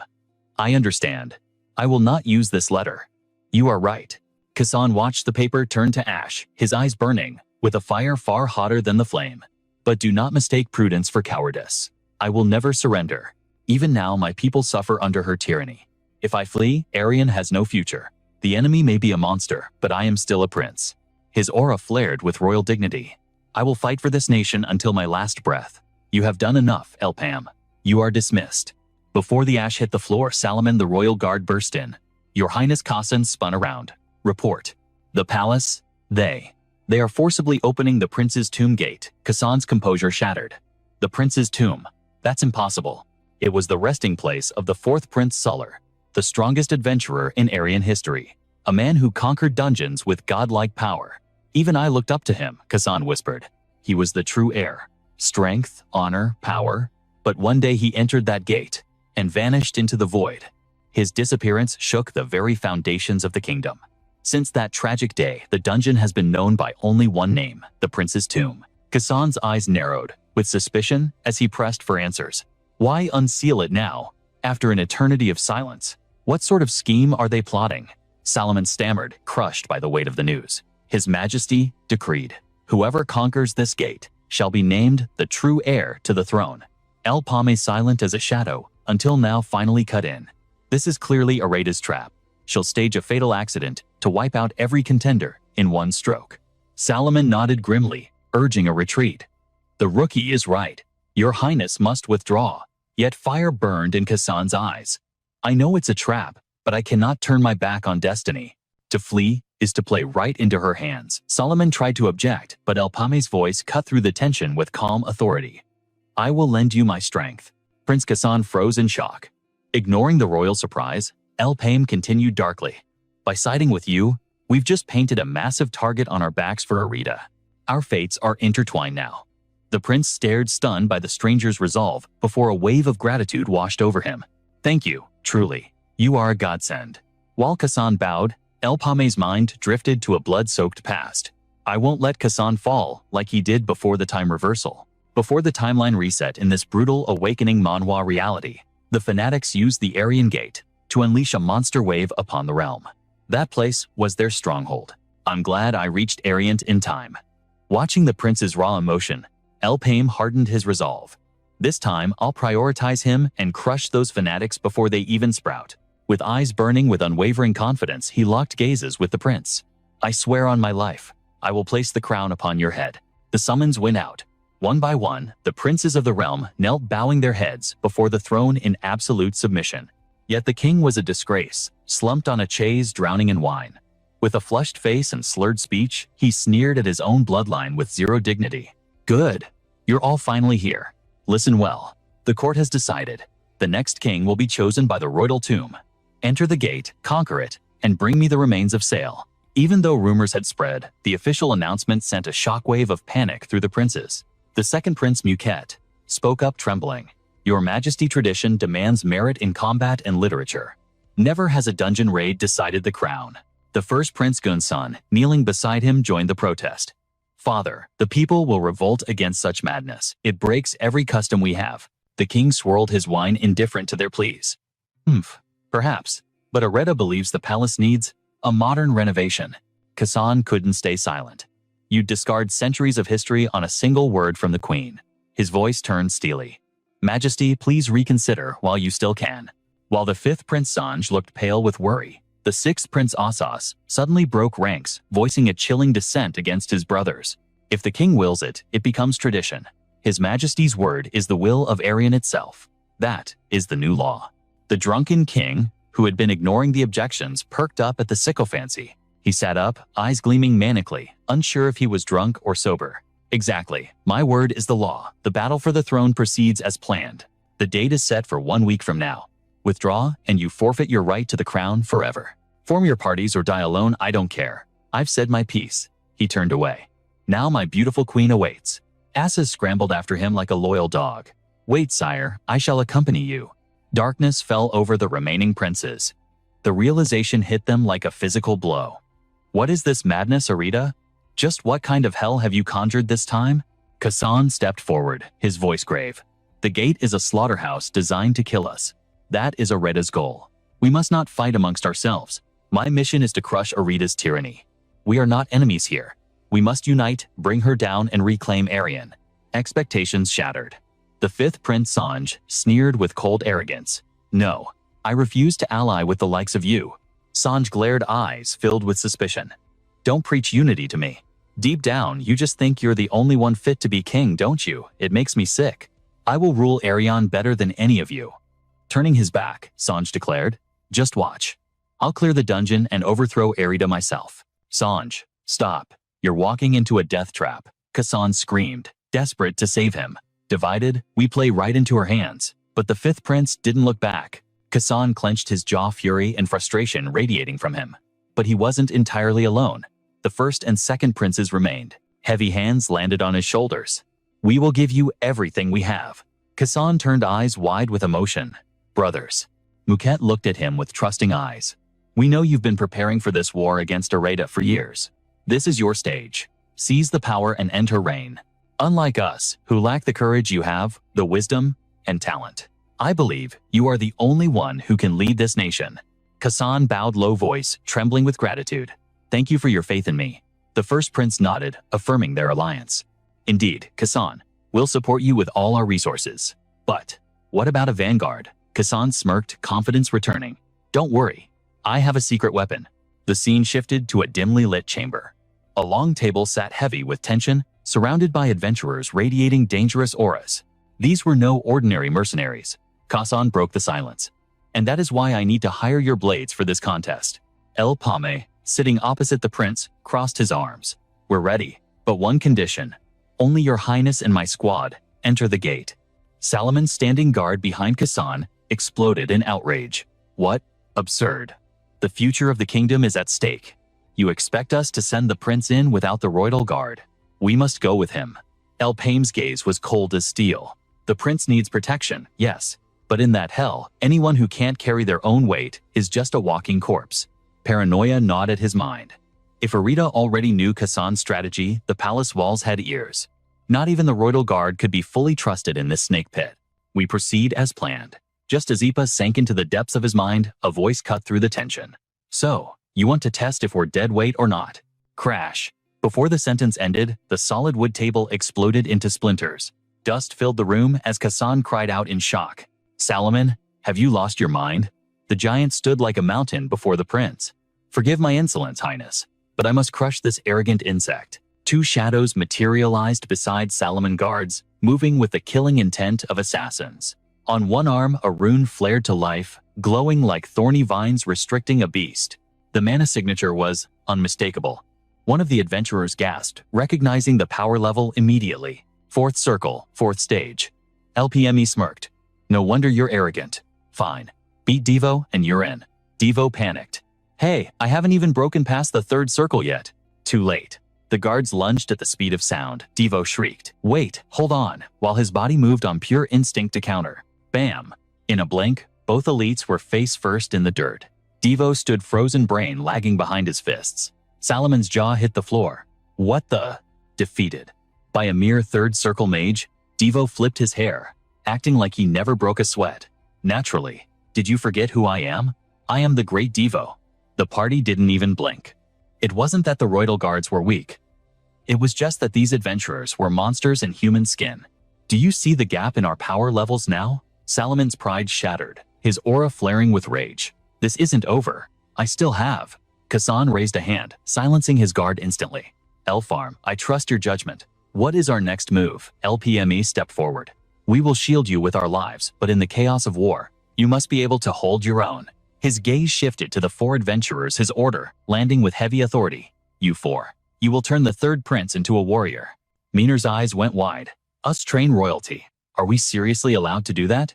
You mean we can beat up a prince legally? Suddenly, the noble Kasan bowed deeply, abandoning all pride. Please, I beg you. Salomon gasped. Your Highness. Kasan didn't rise. I swore to reclaim Arian no matter the cost. My people need me. My brothers trust me. I cannot afford hesitation. He clenched his fists, determination burning in his eyes. To keep that vow, I will do anything. LPME's lips curled into a devilish grin. Very well.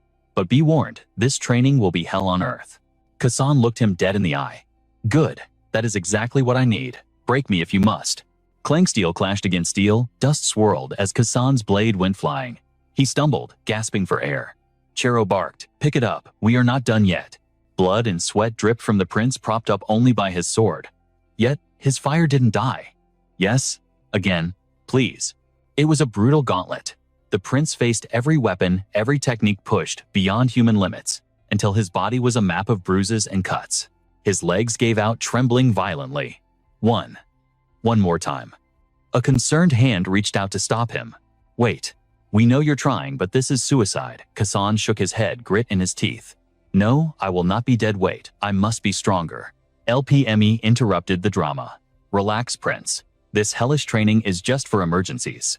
As long as Raf is breathing, you won't die. That's the core rule of a leveling manhwa party. Kasan blinked. Raf, I thought. LPME smirked. He doesn't look the part, but Raf is our healer, the lifeline of the team.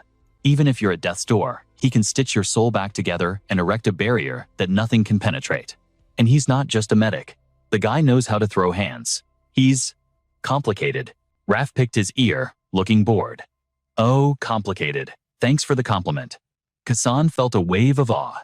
Such legendary heroes, following a failure like me. Please, take this. Kasan's voice trembled with gratitude. When we win the throne, I promise a reward that rivals a dragon's hoard. But for now, he shoved a heavy leather pouch into Raf's hands. The distinct clink of gold coins echoed. The boredom vanished instantly. Raf dropped to one knee with the grace of a royal knight. My liege, this humble servant pledges his eternal loyalty. Your Highness, let me tend to your sacred wounds immediately. Miner and Devo watched with dead eyes. Of course. The money grubber strikes again. Raf hugged the gold like a lover. Heal up fast, Prince. We've got another round to go. Meanwhile, as night fell, shadows gathered around a table in the dark underbelly of the city. The succession war has begun. A dark voice whispered. The palace moves. The Sand Shadow Clan must act. We need to send a message written in blood. Shall we assassinate Abdullah? A fitting wake-up call? No. If we stoop to that level, we are no better than the tyrant Arita. A fist slammed down, silencing the bickering. Shut up, screaming at each other solves nothing. We have one divine mission, and one mission only. The figure leaned forward, eyes glowing in the gloom. We slaughter the royal lapdogs, and cleanse Arion of this filth, once and for all. Cloaks snapped in the wind, as the warriors marched out. Muscles coiled like steel hair flowing. They looked like gods of war, descending upon the mortal realm. High above the first and second princes watched the chaos unfold. So, the Game of Thrones finally begins. This battle for the crown. I know my time has passed, but you, he looked at Kassan. You will succeed where we cannot. Kassan's eyes burned with resolve. We will not fail. A sneering voice broke the moment. How pathetic. You think a bunch of stray dogs from Victoria Island can save you? The sixth Prince Assad stepped forward, flanked by killers. Give up now. The throne is mine. I have secured the deadliest mercenaries in Arion, the Red Scorpions. Kassan is finished. I am the only worthy contender. But then a heavy pressure crushed the air. The fifth Prince Sanj made his entrance. It seems everyone has brought their monsters. Sanj stood, backed by the legendary Casa clan warriors. Gunsan stepped up to Kassan, clapping a hand on his shoulder. Looks like our brothers came to play. I know this raid will be brutal, but I am betting it all on you. Kassan smirked. You are the only one who can shatter Queen Areta's tyranny and restore the kingdom of Ari to its former glory. Eavesdropping from the shadows, Sanj's face darkened with rage. He ground his teeth as a booming voice suddenly echoed through the arena. You have waited far too long. Who will rise as the future king? Who dares to enter the prince's tomb and claim the throne? Gripping a massive mace, Abdullah pointed his weapon at the gathered challengers. Right here, right now, I, Abdullah, declare the trial of succession open. The crowd murmured. Is that the mad dog Abdullah? He is pure chaos. Suddenly, mysterious maps rained down from the sky like system notifications. Take a scroll, the voice roared. Prove your strength and intellect on the blood-soaked path to the throne. Each map displayed only a single sword and a blood-red flower. This is supposed to be a map. The challengers were completely baffled. What the heck does this mean? Does anyone know? Even an elite info broker like me cannot decipher this quest, someone muttered. But Kassan's eyes widened. He noticed the subtle silhouette of a man collapsed beneath the blade, a warrior bleeding out in a single flower. Could it be the crimson blossom, the flower as red as spilled blood? An illusion of a vast bloody floral field flashed in his mind. That specific flower only blooms in the deadliest zones of Ari. The prince's tomb had to be in the Crimson Wasteland, but Kassan still looked suspicious. This puzzle is too basic. It is an insult to a future king's intelligence. Let's move. Kassan glanced sideways. By the way, I consider you my only real rival in this trial. Big brother Kassan. Sanj glared at him, his eyes burning with intense killing intent. You better survive until you reach the dungeon gate. Without another word, Sanj vanished. We need to move too, the main character said. Debo panicked. What do we do? Is everyone here a tactical genius? Elpam remained silent, his analytical gaze locked onto the map. Hey, are you listening? Someone already found the coordinates? I knew it was over here. The ruthless Aksat's party had arrived first. Looks like we cleared the first stage. Aksat gloated high on his own ego, expected nothing less from the smartest prince. I will prove to our father that I am the only one worthy of leveling up to the throne. Aksat shoved his competitors aside. Move it, trash. We are entering the gate. Suddenly, a lethal flash of light sliced through the air. What the hell? Are you attacking your own allies? Blood splattered across the sand as all movement froze. A heavy blade slammed into the earth, kicking up a storm of dust. Sejan drew his bow, the arrow tip hovering inches from a target's face.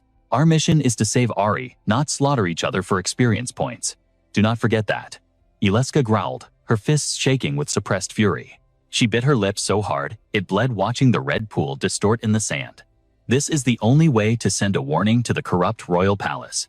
You know the stakes. If we act like them, we are no better than monsters, Ileska snapped. Were you really going to let them enter? It is obviously Queen Areta's trap. No, Ileska. We are already dancing in her palm. The blade was hurled directly into the portal. Boom. A massive explosion shattered the quiet dungeon entrance.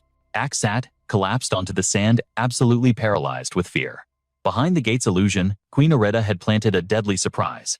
She knew the sand bandits would try to raid the gate. This blast was meant to wipe out the princes and us in one shot. As the smoke cleared, only a massive crater remained. A fake gate. Sejong narrowed his eyes. The zone is probably rigged with multiple decoy traps. Instead of a senseless turf war, we need to locate the real tomb. Aleska froze her anger, giving way to a chilling realization. She looked down at Aksat, who was still trembling on the ground from shock. Get up. You are coming with us as a human shield. Huh. A hand reached out, yanking the terrified prince to his feet. Scene transitioned to Kasan effortlessly slaying a dungeon beast. The monster dissolved into pixels. Flawless strike, prince. And look, we have found the real gate entrance. Kasan's raid party had reached the true portal. I could not have done it without your support. Excellent work, everyone. Wiping monster blood from his face, Kasan turned to Alpam. So the Magu Oasis is the real tomb. How did you decode the system clue? The map reappeared. Black sky. Fallen warrior red flower. To a novice, it looks like random scribbles, Alpam explained. But see the chained figure reaching out for salvation. That pitch black sky represents the cataclysm. The day the dark mage invaded Ari. Images of slaughtered warriors flooded their minds. Our ancestors fought the dark mage to the death. The fallen warrior represents Ari's heroes. The red flower, that is the ocean of blood they spilled. Combine the location of the dark mage's invasion with the site of our greatest sacrifice. It leads directly to the Magu Oasis, the prince's tomb. Just like classic awakening manhwa lore, Kasan smirked. Guess I just got lucky. Even a prince relies on random luck. You are more human than I thought.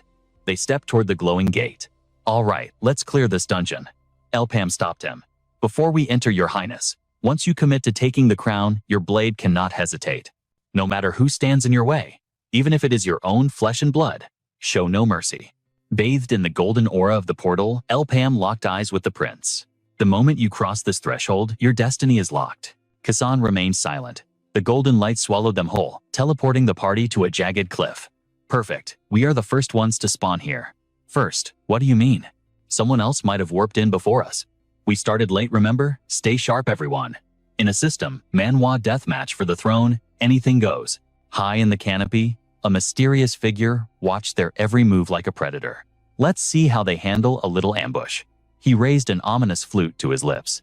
A haunting low-frequency screech ripped through the air. The sound waves visibly warped the space around them, grinding against their eardrums like a drill. What the hell is that noise? A giant, grotesque eye snapped open on the flute. Incoming. We have got aggro from the tree line. A massive mutated mushroom burst from the earth, its cap splitting open to reveal rows of razor-sharp teeth.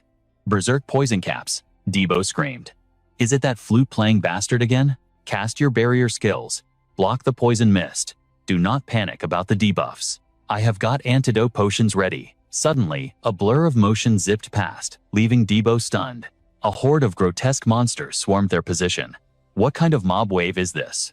Backed against the cliff edge, they were completely surrounded. Why are the spawn rates this insane? It felt like every beast in the dungeon had converged on this single point. Kasan's eyes widened in terror. Look ahead. The horde approached their fungal maws, bristling with razor-sharp fangs. They were encircled by a sea of death. Damn it, why are you frozen? Debo roared, his patience snapping. Move, do something. Adrenaline spiked, he didn't care anymore. He slammed his blade into the earth, sending debris flying like shrapnel. The shockwave blasted the beast backward, but its massive jaws remained wide open, hungry for blood. Kasan couldn't process the insanity unfolding before him. Are you out of your mind? Screams tore through the air. Impossible. This can't be happening. Chaos reigned supreme. Meanwhile, Sanja's squad watched from the shadows. The prince and his entourage had entered the gate. Just as planned, they were now trapped, like rats struggling in despair. Sanj rested his hands on his hilt, a sinister smirk forming. Just you wait, dear brother. That isn't the only gift I've prepared. His killing intent spiked. I'll show you who truly deserves the throne. A low, heavy sound twisted through the air, vibrating with malicious mana. Debo and the others scrambled, putting distance between themselves and the encroaching nightmare. This is madness. How are they still tracking us? They had just cleared the wave, yet the enemy surged forward again. Are you dense? Haven't you realized it yet? Someone is controlling them with that flute. High above a figure, sat on a branch playing a haunting melody. Elpam instantly activated his eye patch artifact. He focused his senses to trace the sonic signature. I'm scanning. A signal flared. I've searched every corner, but I can't get a visual lock on them. Are they using a high-level stealth skill? A scream pierced the tension. Incoming frontal assault. We're cornered. Menor grit her teeth, hefting her massive cannon. Piece of cake. A deafening boom shook the ground. Just trust in Captain Menor, she spun around, shouting to the team. Now run for your lives. Debo cursed under his breath. What the hell is going on? The beasts were still hot on their heels. Why does fate always throw us into these hellish scenarios? The distance was closing fast. Back in the shadows, Sanj mused. I should have ended him right here. His squad had already slaughtered the pig-type monsters with brutal efficiency. If he doesn't awaken to the truth, Kassan won't survive the night. Sanj refused to be dragged down. A pity, I won't see the light leave his eyes myself. He stepped forward, resignation in his stride. Kassan, if you fall here. Sanj glanced back, cold and detached. Then, this is where your destiny ends. The mushroom beast unhinged its jaw, exposing rows of jagged teeth and releasing a stench of decay. Despite their efforts, the swarm wasn't thinning out.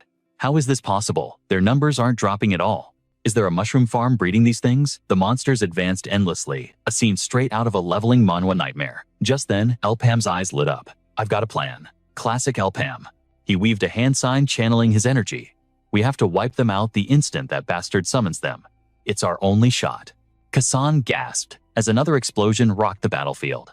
Yet the eerie melody from the treetop musician refused to fade. The fungal beast roared its mouth, stretching into a grotesque abyss of soft flesh and razor teeth. Kiri struggled, parrying the massive claws. This isn't working. We're barely holding on. She screamed over the din. Their cores are in their chests. Aim for the heart. Panic flickered in her eyes as she turned. Elpam, what kind of strategy is this? We can't win a war of attrition. Elpam loosed an arrow charged with mana. There are too many. Hang in there. Above them, the red-cloaked figure observed silently like a reaper. If we keep pushing, an opening will appear. They had to wait for the summoner to show his hand. The figure raised the flute, preparing another wave of sonic attacks. A beam of devastating light tore through the canopy. The figure dodged with supernatural speed, landing gracefully. Menor emerged from the dust cloud, grinning. Found you, you rat. She fired another round. Stop lurking. The red-cloaked man raised his instrument again. Is it really you? Before a single note could play, Debo flashed forward. You're the pest, who's been toying with us. The man's eyes widened in shock. Debo struck. The flute snapped in two, just as a mushroom beast loomed over Kassan. Hold on, panic gripped his voice.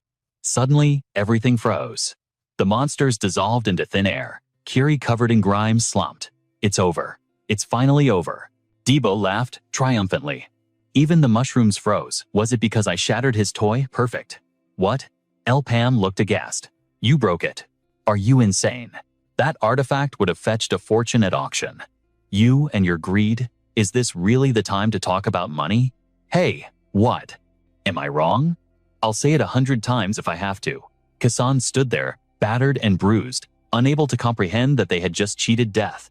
Was this brush with death just another Tuesday for them? As they approached the gate, the mood shifted. Don't lower your guard yet. We have a long way to go. This is only the second gate in this awakening manhwa-style dungeon. Debo grinned confidently. Don't sweat it. Whatever comes next, I'll crush it. Sunlight pierced the canopy as they reached a cliff. Suddenly, Debo's face fell. The red-cloaked man had reappeared. He raised the flute, sending visible arcs of sound pressure toward them. Menor clutched her head, screaming in agony. The team collapsed, the sonic attack overwhelming their senses. My eardrums are gonna burst. Chaos erupted again. I thought we killed him. The maddening sound enveloped them like a cage. Elpam forced himself up, drawing his bow at the phantom. This is absurd. His mind raced, trying to analyze the logic of this system manhwa scenario. Impossibility piled upon impossibility. They were back at the cliff edge, facing the same enemy. Is this enemy immortal? If death couldn't stop him, what could panic threaten to consume him until his gaze landed on Mono? The mushroom beasts manifested from thin air, charging once more. Debo, watch out. The foul stench of the monsters assaulted their noses. He lowered his head, messy hair shadowing his eyes. Sweat and grime coated his skin, but a pain-determined smirk curled his lips. Damn it all. The sky turned pitch black as the horde bared their fangs. Was this a nightmare or reality? A massive explosion erupted. Just as a claw inches from his eye, Elpam screamed his name. But then, the monster began to disintegrate. A spiritual blue-white light washed over the battlefield. They're vanishing. Elpam gripped his bow, realization dawning. No, not vanishing. He looked at his team, his voice steady. They never existed in the first place. Debo blinked, confused. What? What are you saying? Elpam's eyes turned icy cold. We've been played for fools. The red-cloaked phantom faded away like mist. The monsters controlled by the flute, they were never real. The beast scattering into fragments, the second gate we thought we crossed, even the frenzy of this manhwa recap. It was all a grand illusion. He pointed toward the gate. The totem's illusion had shattered, revealing the grim reality. Only ruins remained. Kiri blinked in confusion. Is that an item? A pitch-black statue stood in the cold mist, resting on a stone pedestal. Its pale green eyes glowed with malice, staring down the intruders with a terrifying silent pressure. Exactly. Elpam's voice cut through the tension. An illusion-type artifact, releasing an undetectable toxin. Those enemies were just phantoms of our own making. In other words, he continued, from the moment we stepped into this dungeon, we were dancing in the palm of that totem's hand. The group stood stunned, realizing they had been walking in circles within the green fog. He gestured to his companion. I only saw the truth thanks to Mano. Mano is immune to illusions. His arrow marked the core, and his sensory ability, like a snail tracking prey, is a cheat code in this awakening manhwa world. The nightmare lifted. Dio exhaled a heavy breath, clutching his chest. I thought this was my grave for sure. You saved our lives, Mano.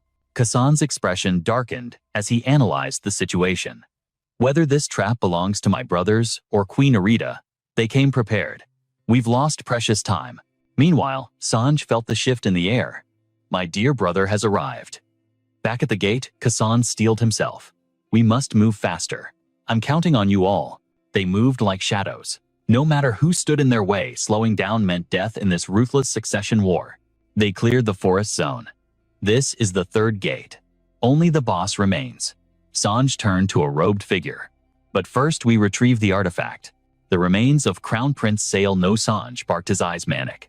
We're here for something else entirely. What madness are you spouting? Relax. The masked figure in red exuded a chilling calm. It won't hinder the conquest. Kassan scowled. These people treat this dungeon like their playground. Whispers of the kingdom echoed in his mind, memories resurfacing.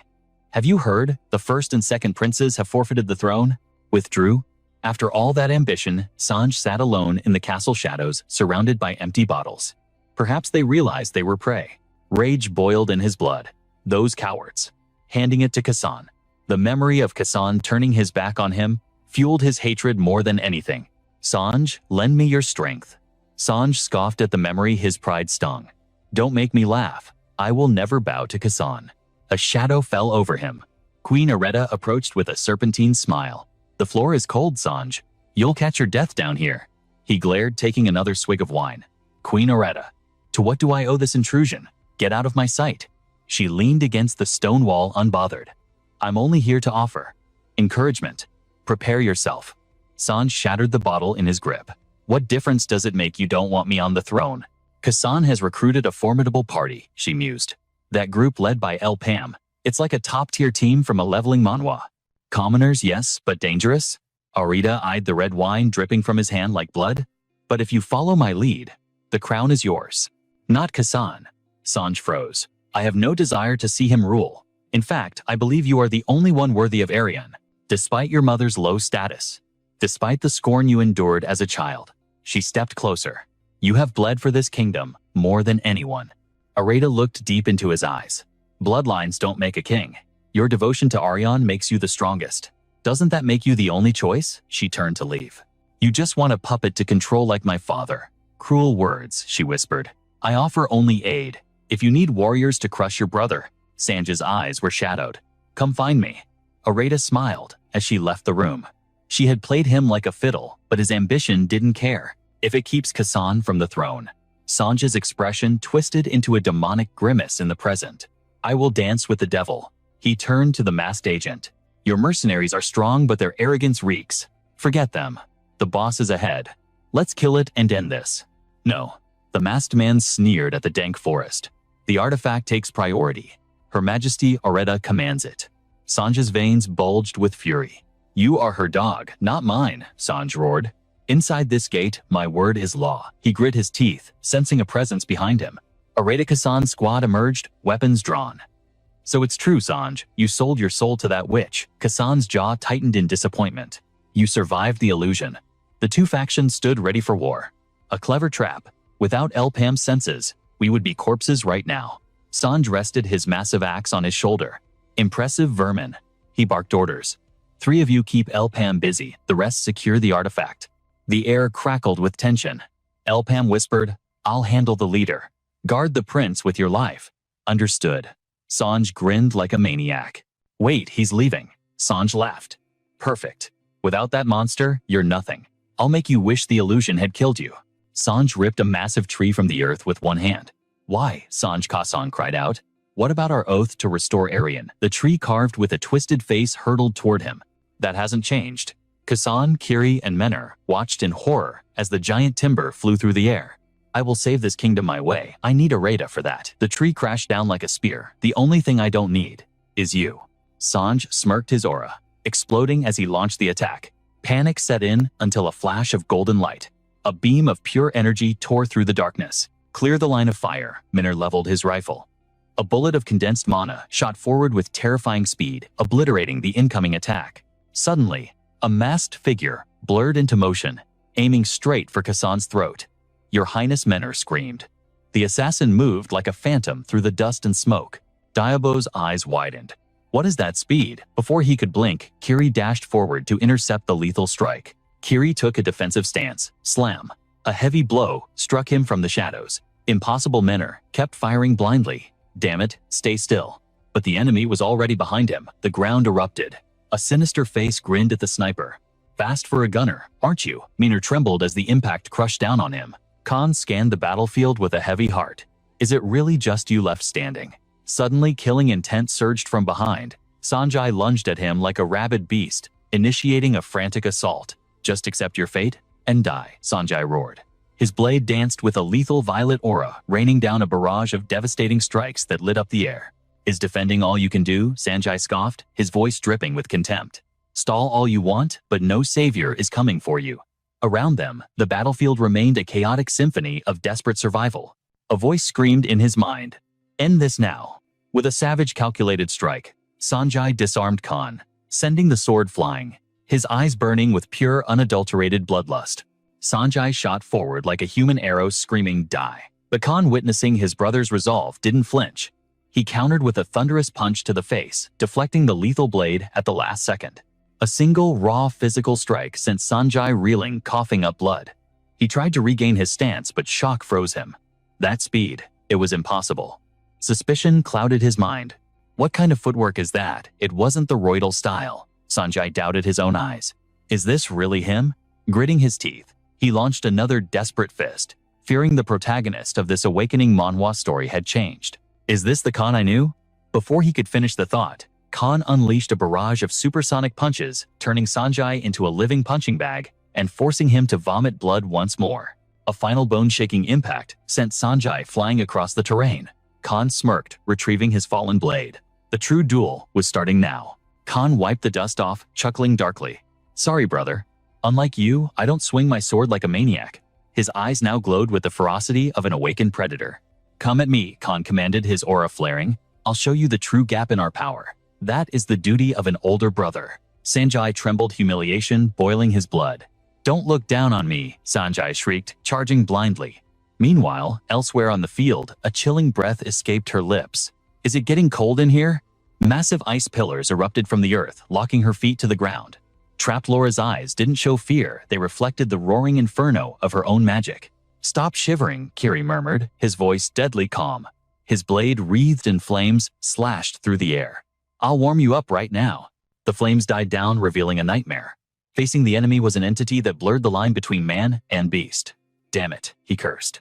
This wasn't in the intel. It's like a boss from a manhwa recap gone wrong. Even high-tier damage skills bounced off the masked figure harmlessly. Just what the hell are you? He screamed, despair clawing at his throat. Are you even human? As 3 more adventurers joined the fray nearby, the camera pans back to the duel. Sanjay's sword hit the dirt. He fell to his knees, gasping for air like a fish out of water. Khan leveled his blade at his defeated brother. It's over, Sanjay, he stated, his voice devoid of warmth. You are no longer the brother I once knew. Memories of their innocent childhood flashed before Khan's eyes. I never wanted to hurt you. I still remember the boy you used to be. Sanjay ground his teeth, his body shaking with rage. Memories? Don't give me that trash. Sanjay screamed, tears mixing with blood. To you, I was never a brother. I was just a toy. From the moment Mother and I were dragged into that palace, Sanjay choked out, my life became a living hell. All because of her lowly bloodline. They didn't say it, but their eyes. They never accepted us. A silence heavy with resentment hung in the air. And you, Khan. Sanjay looked up, his voice dripping with venom. You were exactly like them. We were just pets to amuse you. We were never family, Khan stammered, caught off guard. Wait. Is that what you think? No. That's… Suddenly the masked fighter was blasted across the clearing. Direct hit, he wheezed, grinning. The ground split open and a mutated crimson rose erupted its maw, gathering catastrophic red energy. The sheer pressure of its mana brought everyone to their knees. Is that an earthquake? Someone screamed.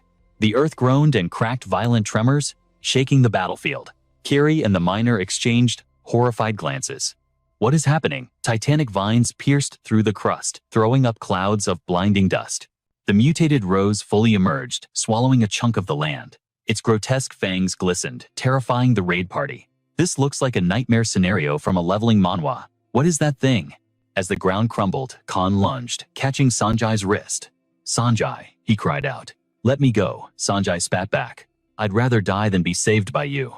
No, I won't let go, Khan gritted his teeth, straining against gravity. In that moment, a memory resurfaced. The desperate voice of Sanjay's mother. Please, look after my son.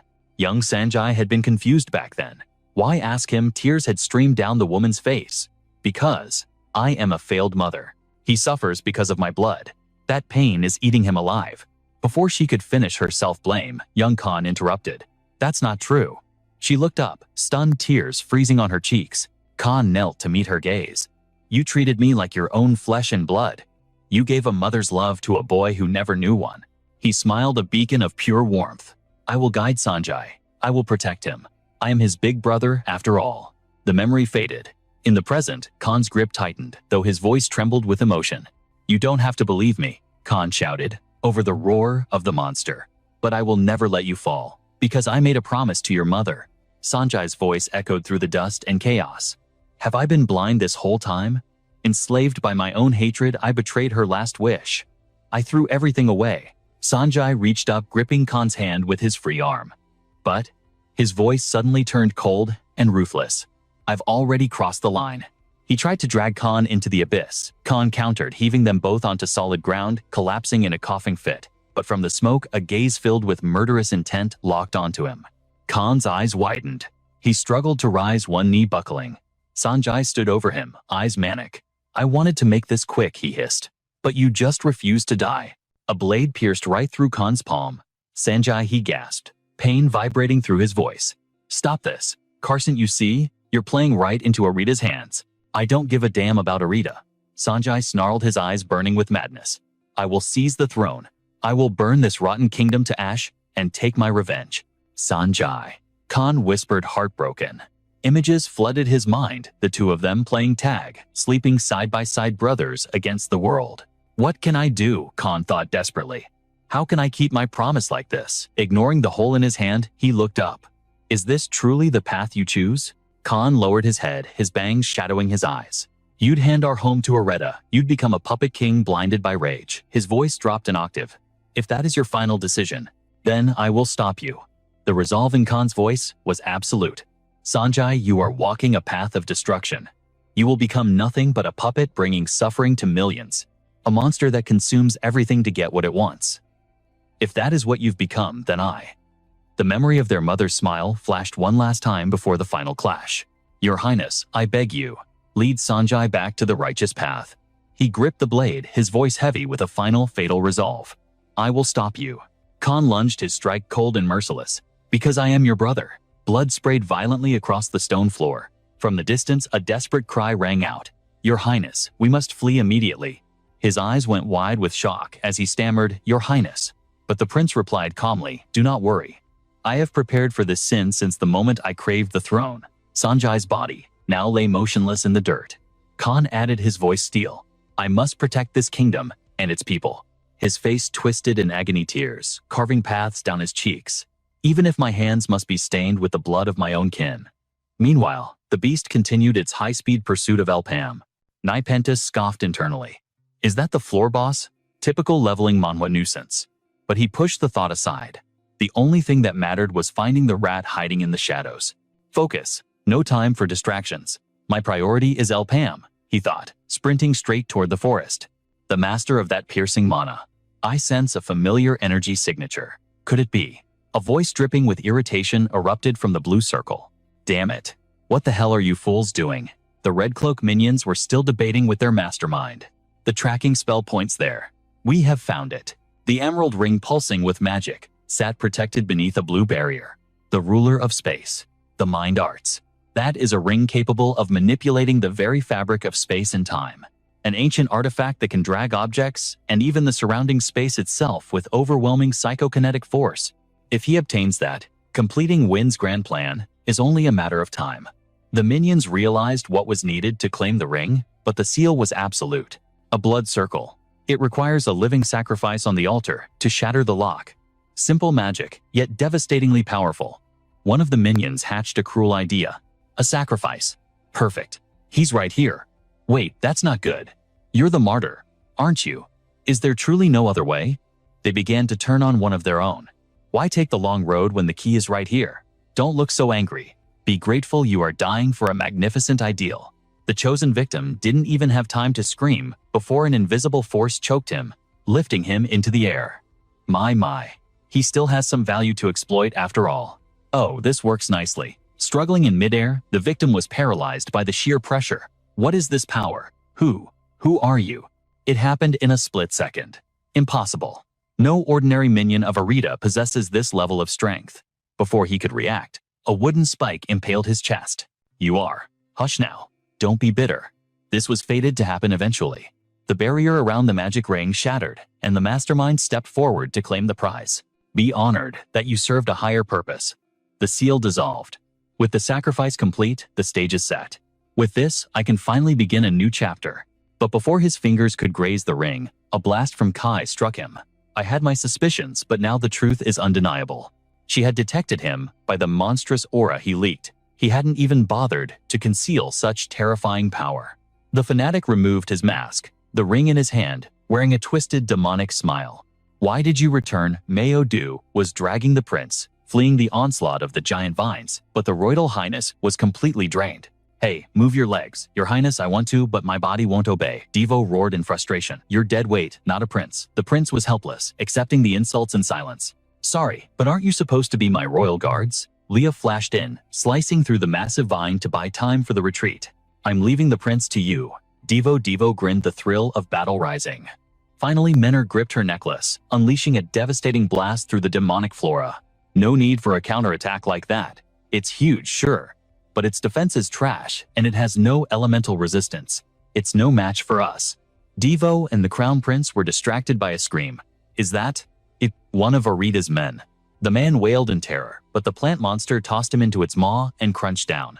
Save me! Trapped beneath the beast's torso, the faces of countless victims screamed in eternal agony.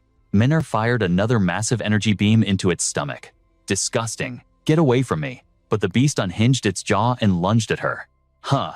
Leah tackled Menor just in time. Thanks. Watch out. It's beginning to use the skills of the people it devoured. The monster unleashed a barrage of energy blades. I'm certain of it. That's the Axe Warrior's skill. Leah realized the horror. It could copy the abilities of its prey. You mean it can replicate the skills of anyone it eats? Giap and Devo hit the dirt to dodge the counter-offensive. This is dangerous. Its attack pattern completely changed. Damn it. Devo noticed the prince staring blankly at the monster. What are you doing? Your Highness, run. But the prince had been pulled into a trance, a memory surfacing. Brother, are you really joining the raid? Yes. In the memory, his brother handed him the Staff of Recovery. Take this with you. What is this? The Phoenix Staff. This can heal any wound. I trust you have the strength to control it. The young prince was shocked by the priceless gift. Are you sure? Is it really okay to give me something this legendary? His brother smiled warmly. Because you are my little brother. You have a good heart, and the people love you. I believe in you too. Return safely. You are the one who will become king. Snapping back to the forest, the prince saw his beloved brother's face embedded in the monster's flesh. Saleh, my brother, my king. I thought you were gone. Why are you here? Denied rest, even after death. Are you still suffering? While he was paralyzed by grief, the monster lunged. Giap shoved the prince aside, but he couldn't save himself. Your Highness, no. Giap gave a final rueful smile. Looks like I lost this bet. As the other screamed, the monster's jaws clamped shut around Giap. The carnivorous flower instantly turned back toward the prince. It missed him by an inch. The flower snapped its jaws, lunging again. Kiri slammed his shield between them, shouting, "Get a grip." Crown Prince Kasan. Do you really intend to die like a dog here? Kasan was blown back meters, coughing up blood from the impact. He grimaced in pain, whispering, "I'm sorry. This is all my fault." She cut him off sharp. "Stop speaking nonsense." Kiri's expression turned grave. "Rafa is still alive." The carnivorous flowers shrugged off the attacks like they were nothing, emitting bone-chilling screeches that pierced the air. Menor unleashed a storm of bullets, firing relentlessly into the tide of enemies while shouting his confirmation. It was exactly as she said. Unlike when it devoured a regular believer, Raph did not manifest as a monstrosity. As Pumpkin delivered a devastating blow, they realized the terrifying truth he had not yet been digested. Moving with godlike speed, the axe-wielding berserker unleashed a flurry of strikes against the main body of the carnivorous flower. The beast lashed out in agony, but the warrior was faster, dodging death by a hair's breadth. The flower emitted a massive shockwave, and Menor seized the critical moment, roaring, "Do it now, Pumpkin! Drag that idiot out of there!" Pumpkin's axe flew with earth-shattering force toward the monster's maw, slicing the creature's abdomen wide open. He brought the weapon down, the blade shining with a blinding light, but in that split second, a vine lashed out. Blood sprayed into the air as he lost an arm, his eyes wide in shock. Kiri screamed his name, "Pumpkin." Simultaneously, another vine whipped forward, tearing off one of her legs. Kasan watched the nightmare unfold, frozen in horror. Damn it all! Menor found herself completely surrounded at the beast's feet. She suddenly recognized the severed limbs. Terrifying human shapes began to emerge from the stumps. It was a scene straight out of a horror manhwa recap. They couldn't believe their eyes. The monster's severed legs had fully regenerated. The creature smashed the ground, triggering a cataclysmic explosion. The forest was instantly reduced to a wasteland. Kasan wept tears of absolute despair, cursing his own powerlessness. Damn it! Pumpkin, despite his grievous injuries, tried to lift his axe with his mouth. Kasan cried out, "Stop it!" Kiri struggled to crawl forward, her voice breaking. "Stop this! Right now!" Kasan could not bear to watch his people fall for his sake. He rushed to the front line, using his authority to command them, "I ordered you to stop." Suddenly, a hand gripped a vital tendon from within the beast. The carnivorous flower froze. Blood erupted from inside its body, leaving everyone stunned. What? Kasan gasped in disbelief. What just happened? The aura of the devoured victims began to vanish, and the monster's internal structure started crumbling, like a glitched boss in a system manhwa. Someone was tearing it apart from the inside. As the flower withered and its organs failed, a shadow leaped from its gaping maw. The figure landed right in front of Kasan. Shielding his eyes from the dust, the prince looked on in amazement. Raph stood there like a miracle. He flashed back to the moment he was swallowed, remembering how he had clutched his head in sheer frustration. Damn it, I thought my game was over. Holy magic was useless, and who would have guessed I'd end up as Monster Chow? Suddenly, his eyes snapped open. What is this twisted scenario? He saw countless crimson lumps floating before him, and wondered, what is this? Then realization struck. Aren't these the adventurers who were swallowed? Their equipment was still active. That explained how this monster could copy the skills of its victims. Raph grinned with mischief. This is getting interesting. Holding out a glowing, slimy sphere, he asked, "What are you guys staring at?" He teased them. "Daddy just got home from work, and no one's here to greet him. I'm about to cry." Kasan realized it was Sal. Raph explained, "I looted every corpse and item inside that beast's stomach. Now it can't use a single one of their skills anymore." Thanks to Sal, healing energy washed over them. Pumpkin's lost arm and Kiri's leg regenerated miraculously. Raph continued his monologue, seemingly unfazed. In other words, recess is over. Exhaustion finally hit him, and he collapsed. Cracks began to fracture his skin as he smiled weakly. "I guess I can take a little break now, right? Win this one for me." Raph smiled, reassuring them. "Don't worry." The cracks on his skin faded as everyone looked at him with gratitude before taking flight. They declared, "We will end this in a heartbeat." Kasan stepped forward. "I'm sorry, but I leave the rest to you." He begged them, "Please." Kiri began to charge her ultimate technique, carrying the hopes of the prince. Destroy that monster. The flower struggled to move, the corpse of the prince's brother still trapped within it. Pumpkin swung his axe, finally liberating the royal brother. A beam of light tore through the dimension, and the trapped body dissolved into peace. Kasan stood before his brother's spirit praying, "Brother, my king." He whispered the spell, Sal. Restoration magic washed over the scene. "You can finally rest now." A massive explosion echoed from the other side where Elpam faced off against a fanatic. The cultists smiled. "Looks like they are done. Shall we begin our dance? What are you planning? If you're here to convince me to switch sides again, save your breath." The cultist sneered. "You are mistaken. The situation has changed," he declared. "Now I need you to disappear." Elpam. The cultist recalled the past, remembering the arrogance of his superior. "Who gave you the right to destroy Elpam without my permission?" Carson stricted by a summon. The cultist had screamed at Arium. "Do you have any idea what you are doing?" He tried to justify himself. "Elpam has no intention of helping us, so I must eliminate him to clear our path." The superior grew furious. "Silence, you know nothing. What does Elpam think?"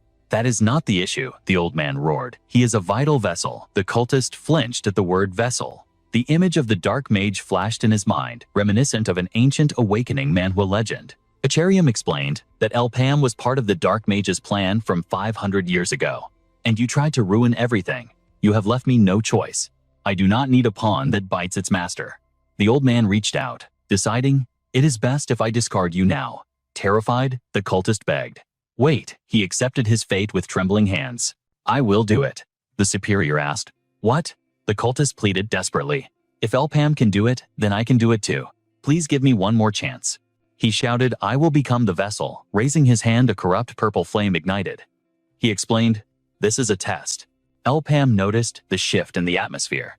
The cultist continued, "A test to prove I am more useful than you."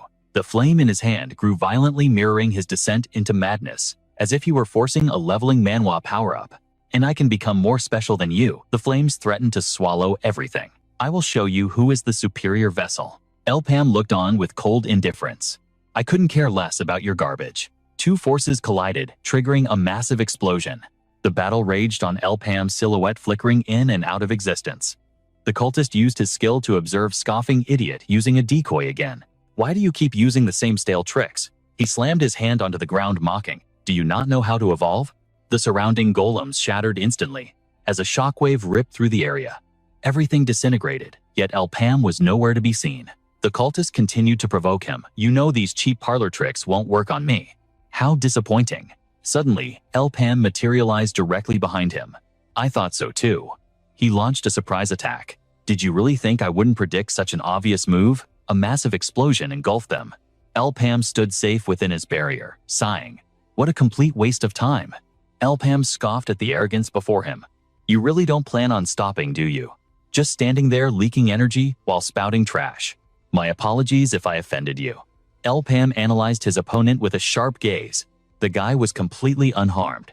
"My attacks are useless. It feels like my power is being sucked into a void the moment it touches him." A chill ran down his spine. He realized the ominous aura wasn't coming from the man, but from the ring he wore. "Fine then." Elpam's expression went cold as he raised a finger. "If you want to play, I'll show you what true power looks like." Suddenly, Elpam's attack curved midair, slamming directly into the ground. The enemy gritted his teeth as magic surged. "What is this?" The earth itself began to tremble and collapse beneath them. The enemy stared in disbelief. "Impossible. You shouldn't be able to cast direct skills on living beings. Is that what you thought?" Elpam smirked, his voice dripping with mockery. "I'm not controlling you." The enemy finally realized it was psychokinesis, a transcendent skill that dominated the space itself. The enemy regained his composure. "In this territory, your tricks mean nothing." Elpam struggled against the pressure. Realizing this was no ordinary telekinesis, it was spatial manipulation. The enemy unleashed his skill, forcing Elpam to calculate rapidly. "What happens if I counter with the exact same frequency?" But the barrier couldn't hold. Cracks began to spiderweb across the surface. The enemy sneered. "Are you deaf, boy?" His laughter grew manic, echoing through the battlefield. "I told you, inside my domain, you are powerless." He continued to drain the energy around them, his mouth running as fast as his mana absorption. "To dominate a zone is to become its god. I control the mana in the air, the gravity that binds you, and even your pathetic abilities. With this power, I have achieved perfection." He looked like a madman, eyes wide with delusion. "I am the supreme entity that the dark mage has been searching for." But in that instant, the ring on Elpam's finger shattered. The enemy froze. A terrifying vacuum opened up, swallowing the chaotic energy in an instant. The cultist lost his mind, clutching his head and howling at the sky like a rabid dog. I did it. The vessel is finally mine. But suddenly, a cold voice cut through his celebration from the other side.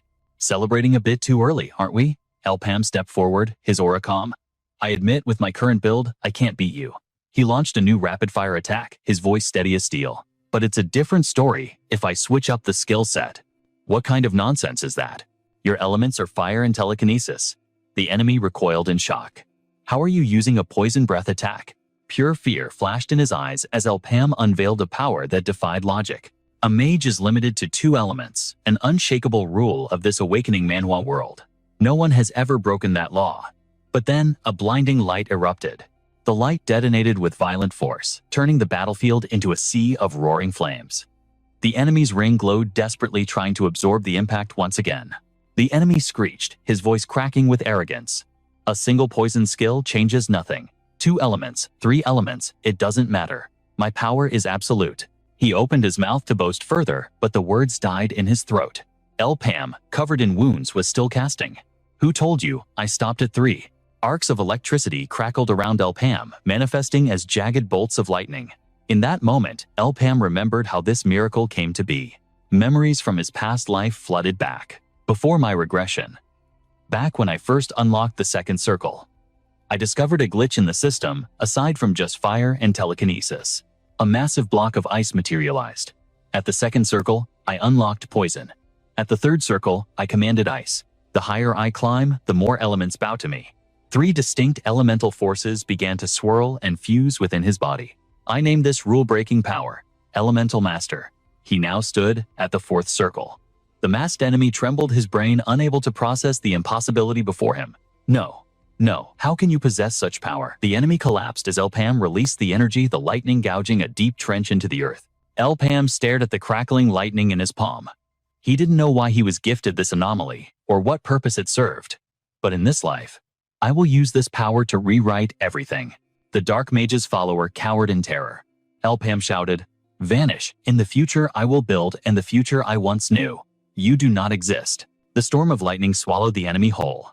In his final moments of despair, he reached out toward a fading light. Flashback to the Dark Mage Akaram staring at him with madness in his eyes.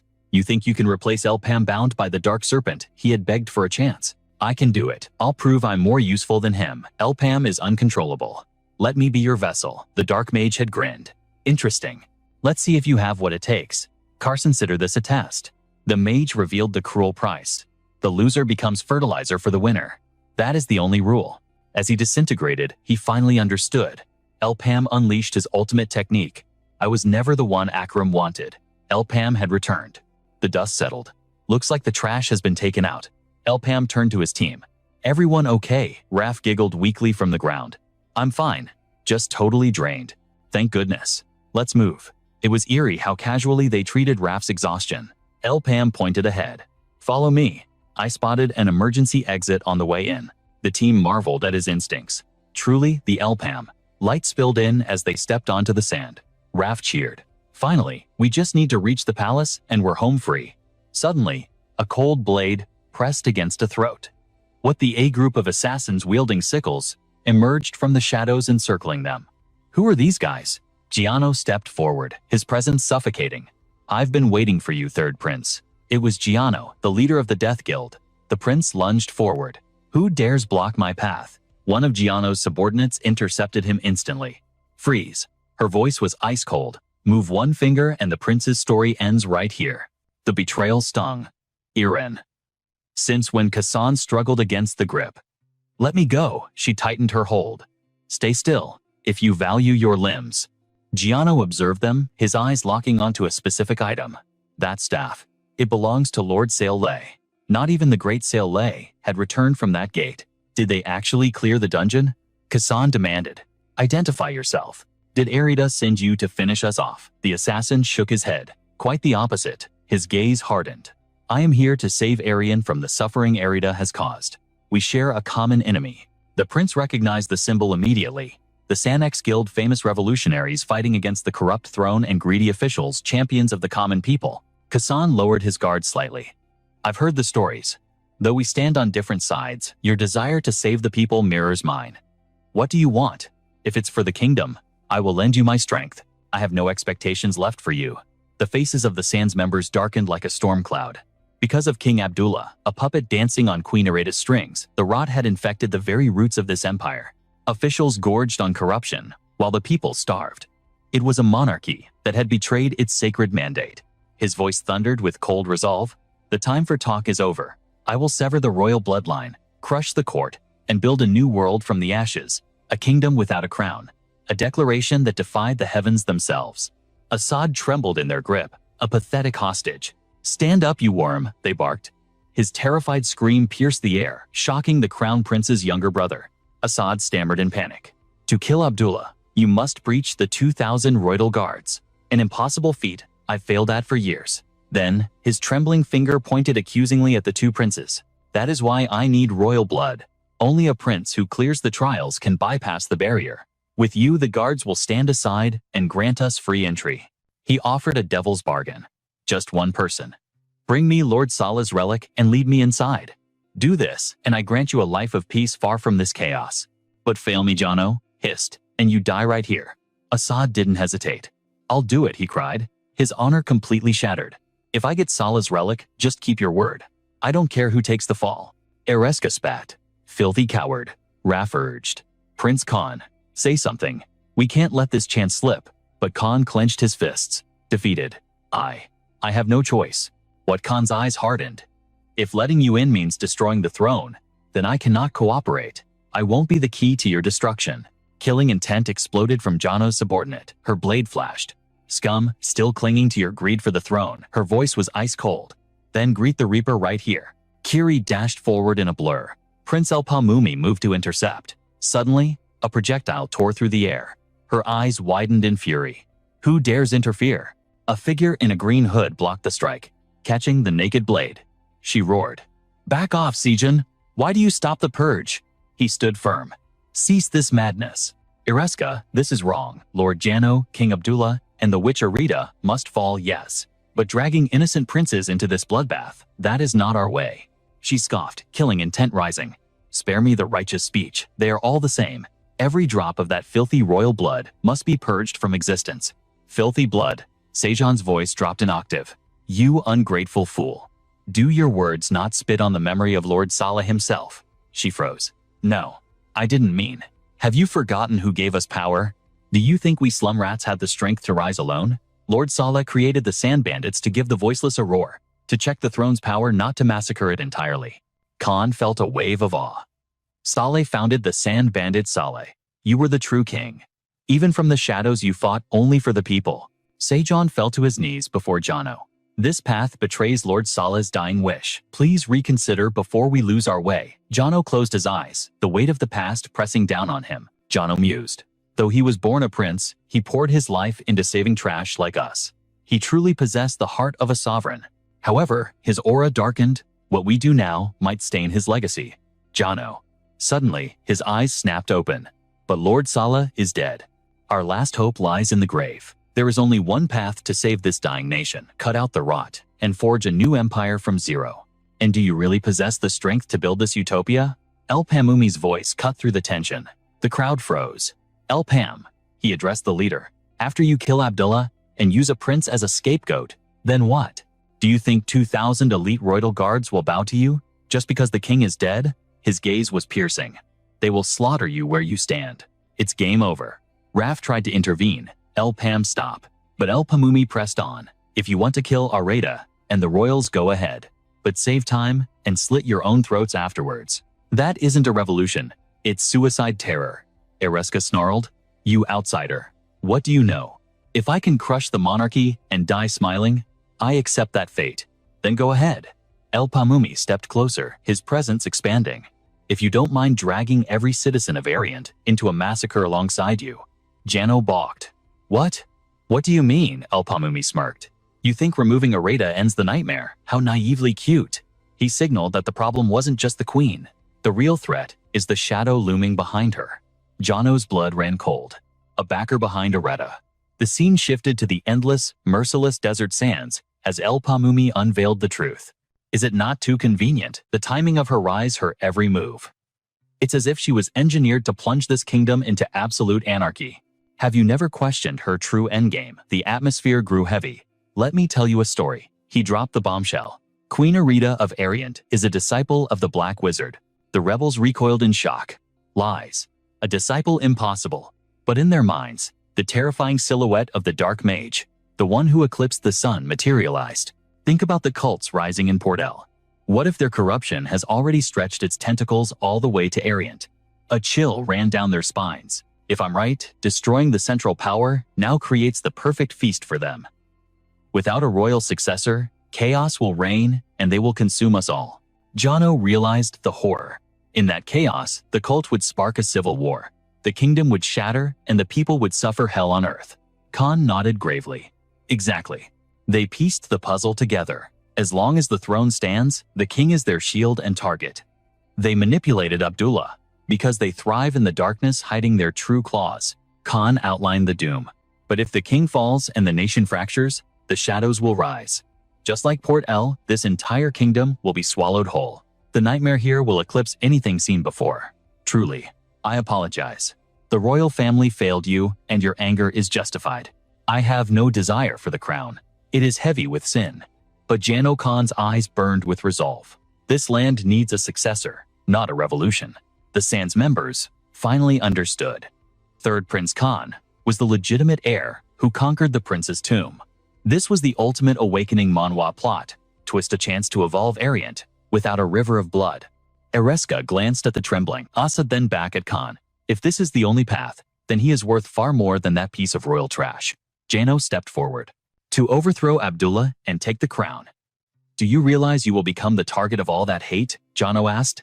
Abdullah fell to corruption. How can I trust you? Won't rot the same way. Khan didn't flinch. Then stand beside me and watch.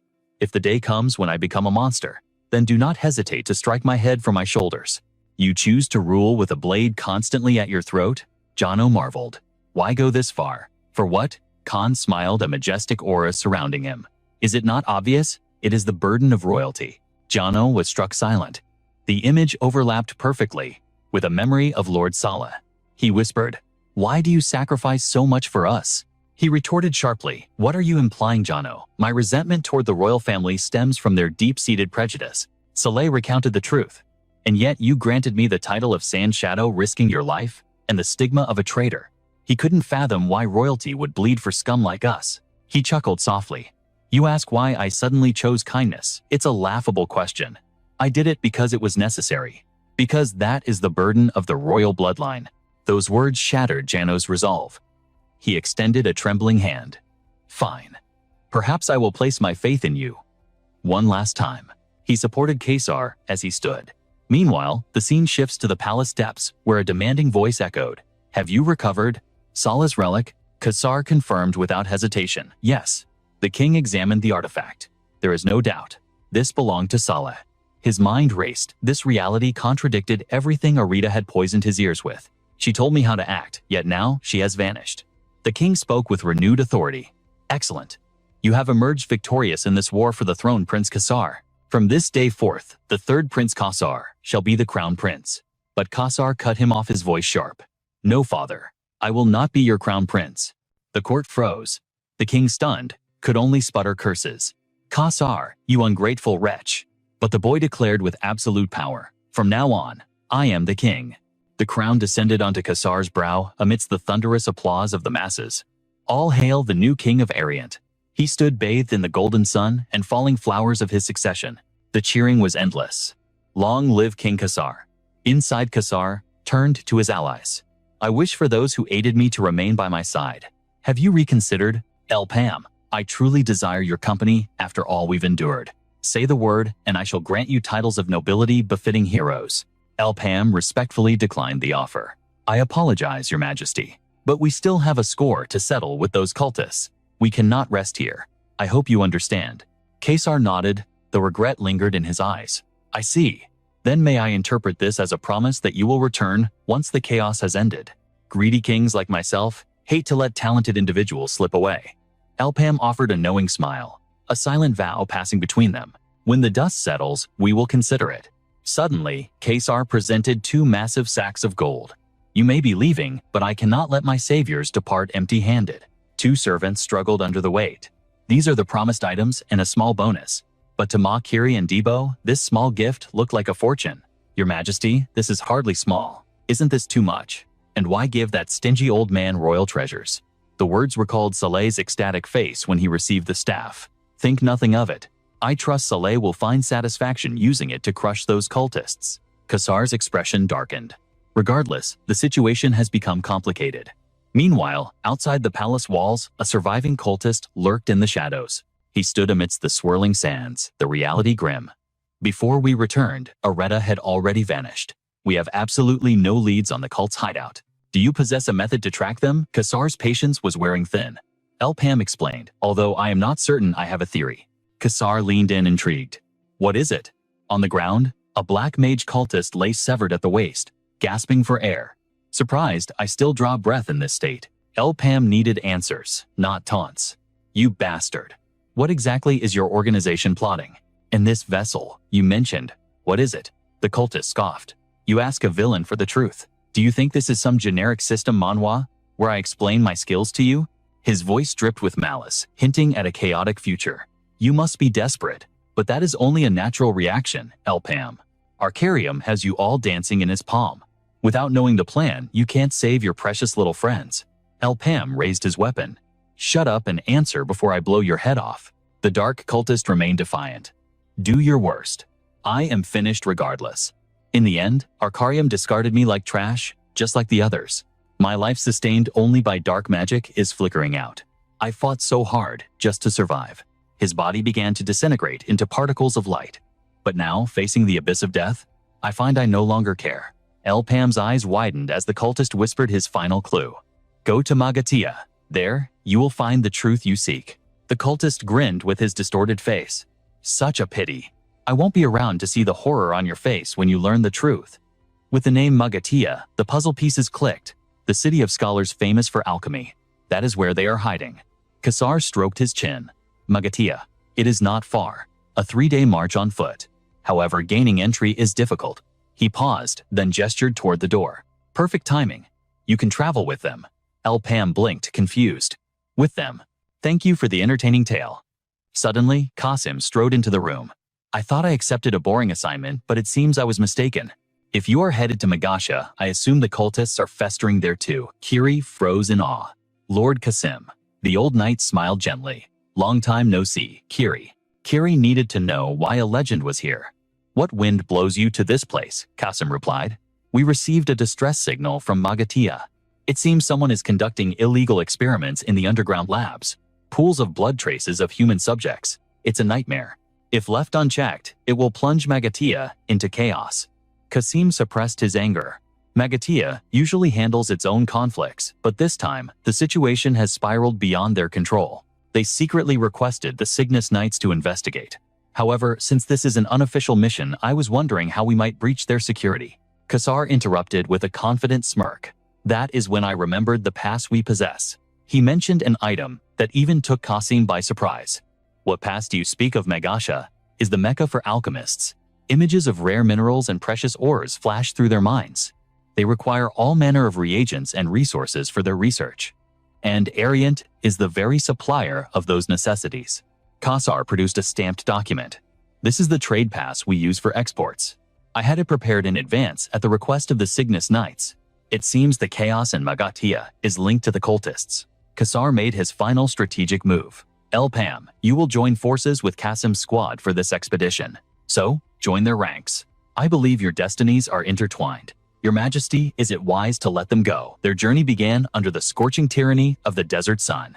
Khan had no power to halt the wheels of fate. We have no other option. He realized this burden was a quest bestowed upon them by the heavens. The world cries out for their strength.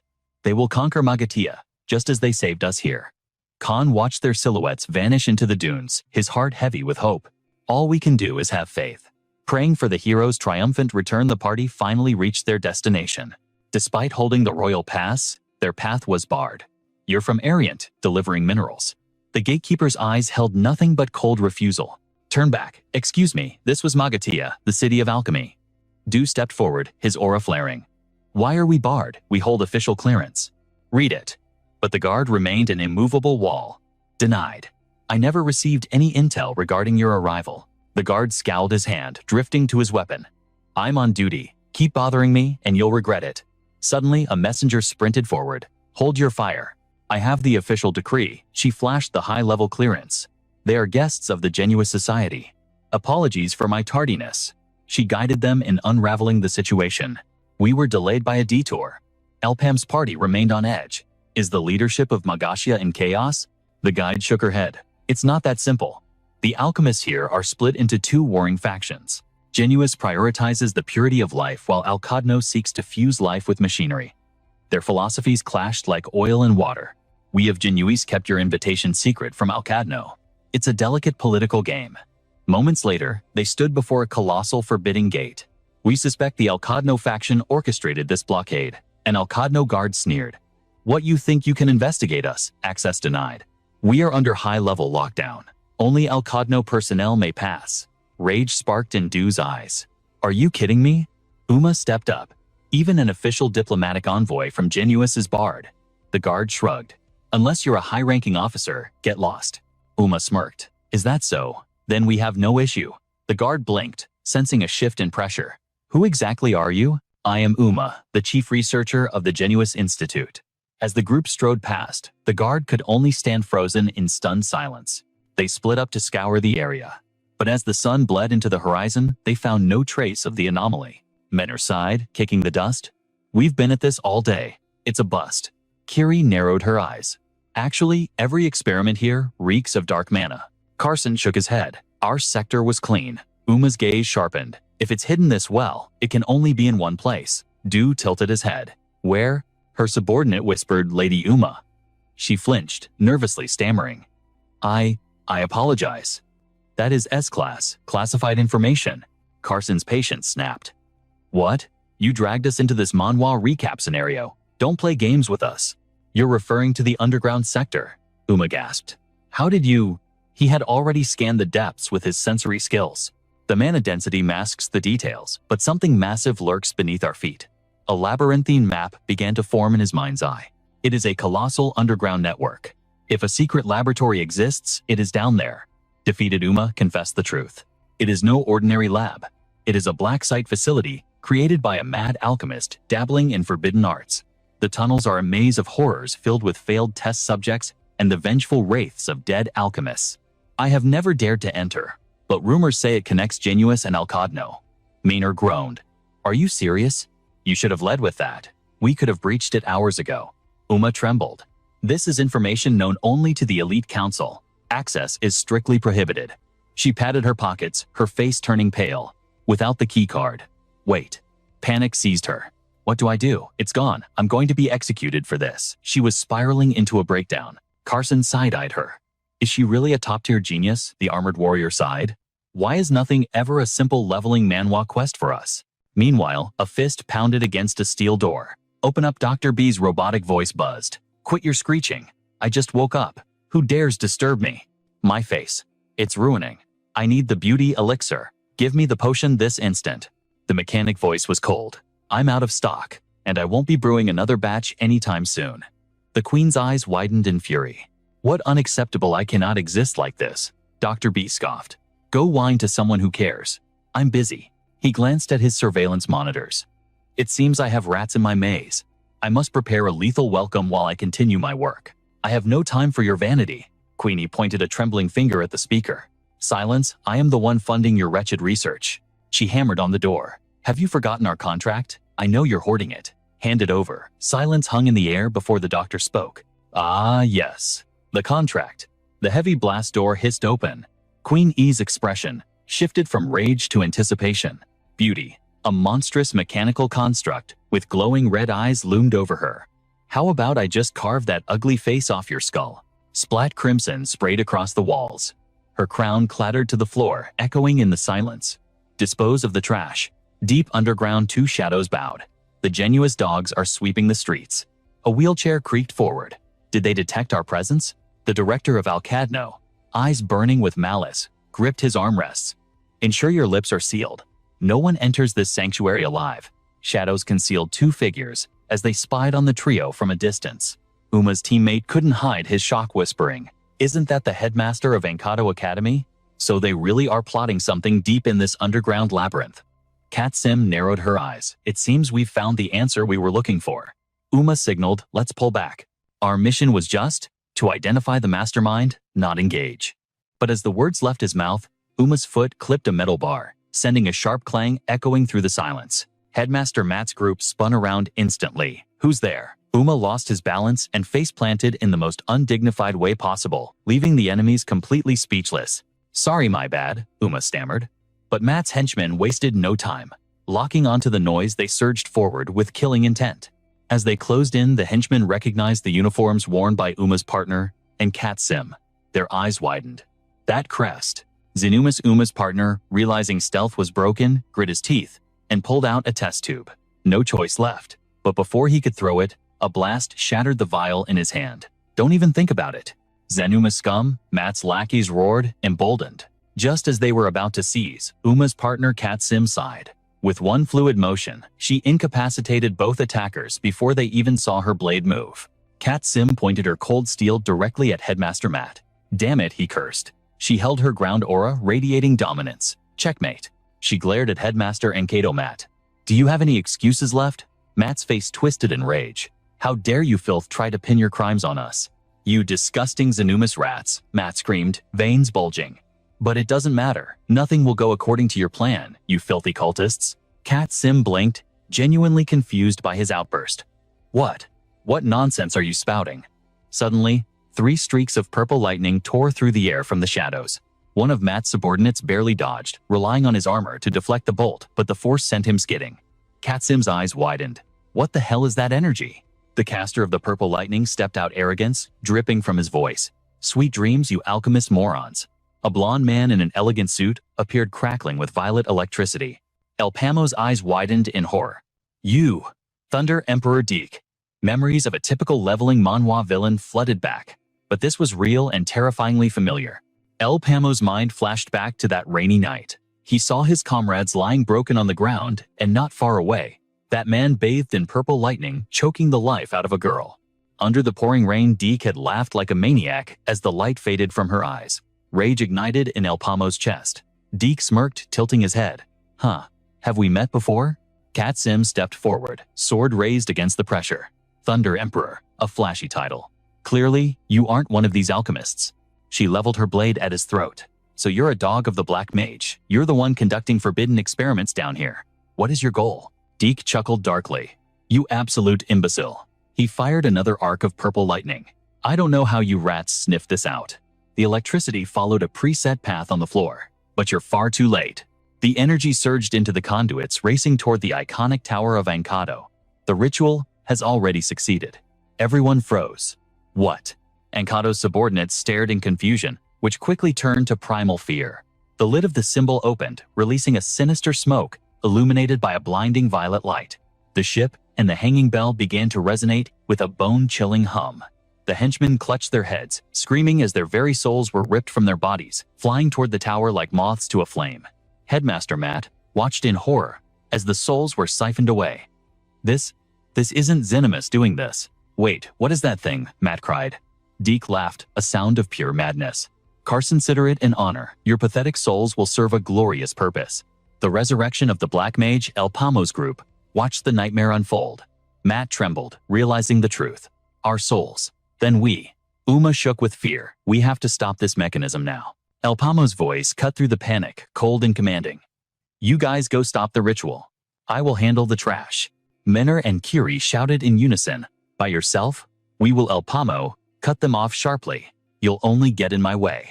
Menor looked at him with worry. El Pamo turned his gaze to Deke. I've been waiting for this moment. Deke.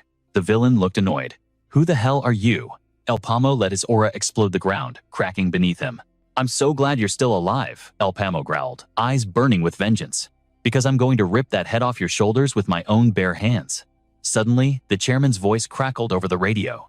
To all alchemists hearing this broadcast, this is the chairman of the Ankado Association. Cease all conflict with Zenumus immediately. They are not the cultists, they are not our enemy. He revealed the grim truth. The real enemy has begun their assault on the surface. Even as I speak, the souls of Magasha's citizens are being harvested indiscriminately, by a magical mechanism they triggered. Judging by the scale of the spell, those bastards have corrupted the underground pentagram, the very system meant to protect Magatia. We are moving to the core of the magic engine now. We will decode their installation and shut it down. All units move to your designated positions and await orders. I repeat, all alchemists of Magatia, defend this town from the cultists with your lives. As the emergency broadcast ended, Chairman Menor and 2 others breached a sealed chamber. Menor's voice was grave. Just as I feared, they tampered with the pentagram. One of the aides gasped. Chairman Menor, what is this place? Menor began to explain, his voice echoing in the vast chamber. An immense energy radiates from here. Who knew such a place existed beneath our town? Another aide asked, trembling. Is this the pentagram you spoke of? Menor nodded solemnly. Since it has come to this, I can no longer hide the truth from you. This is the pentagram that protects Magatia, a magical construct created by the Black Mage himself. Uma's jaw dropped. What? The Black Mage's magic? Why would something like that exist in Magatia? Menor gritted his teeth. No time for history lessons. We have to revert the distortion caused by the cultists and restore the pentagram to its original state. Spread out. Find a way to restore the seal. Uma snapped to attention. Yes, sir. Menor joined the frantic search, barking orders. Look for anything, any clue that might help us. A pentagram created by the Black Mage defies the logic of any modern genius. But surely someone studied its distortion. If we find those records, we can reverse it. Menor's brow furrowed in deep concentration. His eyes locked onto 2 pages covered in ancient script. This content, it reads like a journal. He checked the date. 10 years have passed since I discovered this hidden laboratory that the association buried. Here, I learned the truth they were so desperate to hide. The roots of alchemy in Magatia. They stem directly from the Black Mage's accursed pinnacle. I am certain this ominous light will lead me to the ultimate truth. If I complete this research, won't I finally grasp the secrets of this world? For years, the greatest barrier to my ascension has been a lack of raw energy. To fuel this experiment, I need a colossal power source. I have exhausted every conventional method, yet I remain at a standstill. Then, a revelation struck me like lightning. What if I utilize the human soul itself as an energy source? To my shock, I discovered that the minerals in this very lab have the capacity to store souls. Is this yet another dark gift he left behind for us? Infinite possibilities are flooding my mind. I have named this vessel the Soulstone. Thudmad slammed the book down the moment he finished reading. Startled by the noise, Carson turned around. What is it? You looked like you were lost in a nightmare. It was a violent reaction to mere words. It's not just murder, Matt hissed. They meticulously modified the pentacle to convert souls into fuel. They are actually trying to resurrect him, the Black Mage. Carson's face twisted in horror. The Black Mage mad nodded grimly. Yes, but no alchemist in Magatia possesses the skill to modify the pentacle with such terrifying complexity. No one, not even me.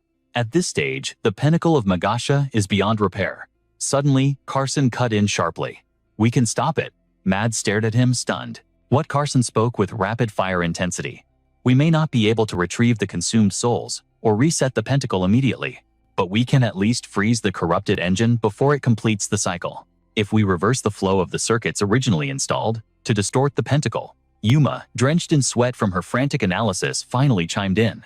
It's possible. Theoretically, if we short-circuit the flow, the chaotic discharge will act as a signal flare for the counter-reaction. Meanwhile, watching the Black Mage's fanatic scramble away, his opponent scoffed. What's wrong? You talk big like a hero in a manhwa recap, but all you do is run. No matter how much time you buy, I'll send you to the afterlife soon enough.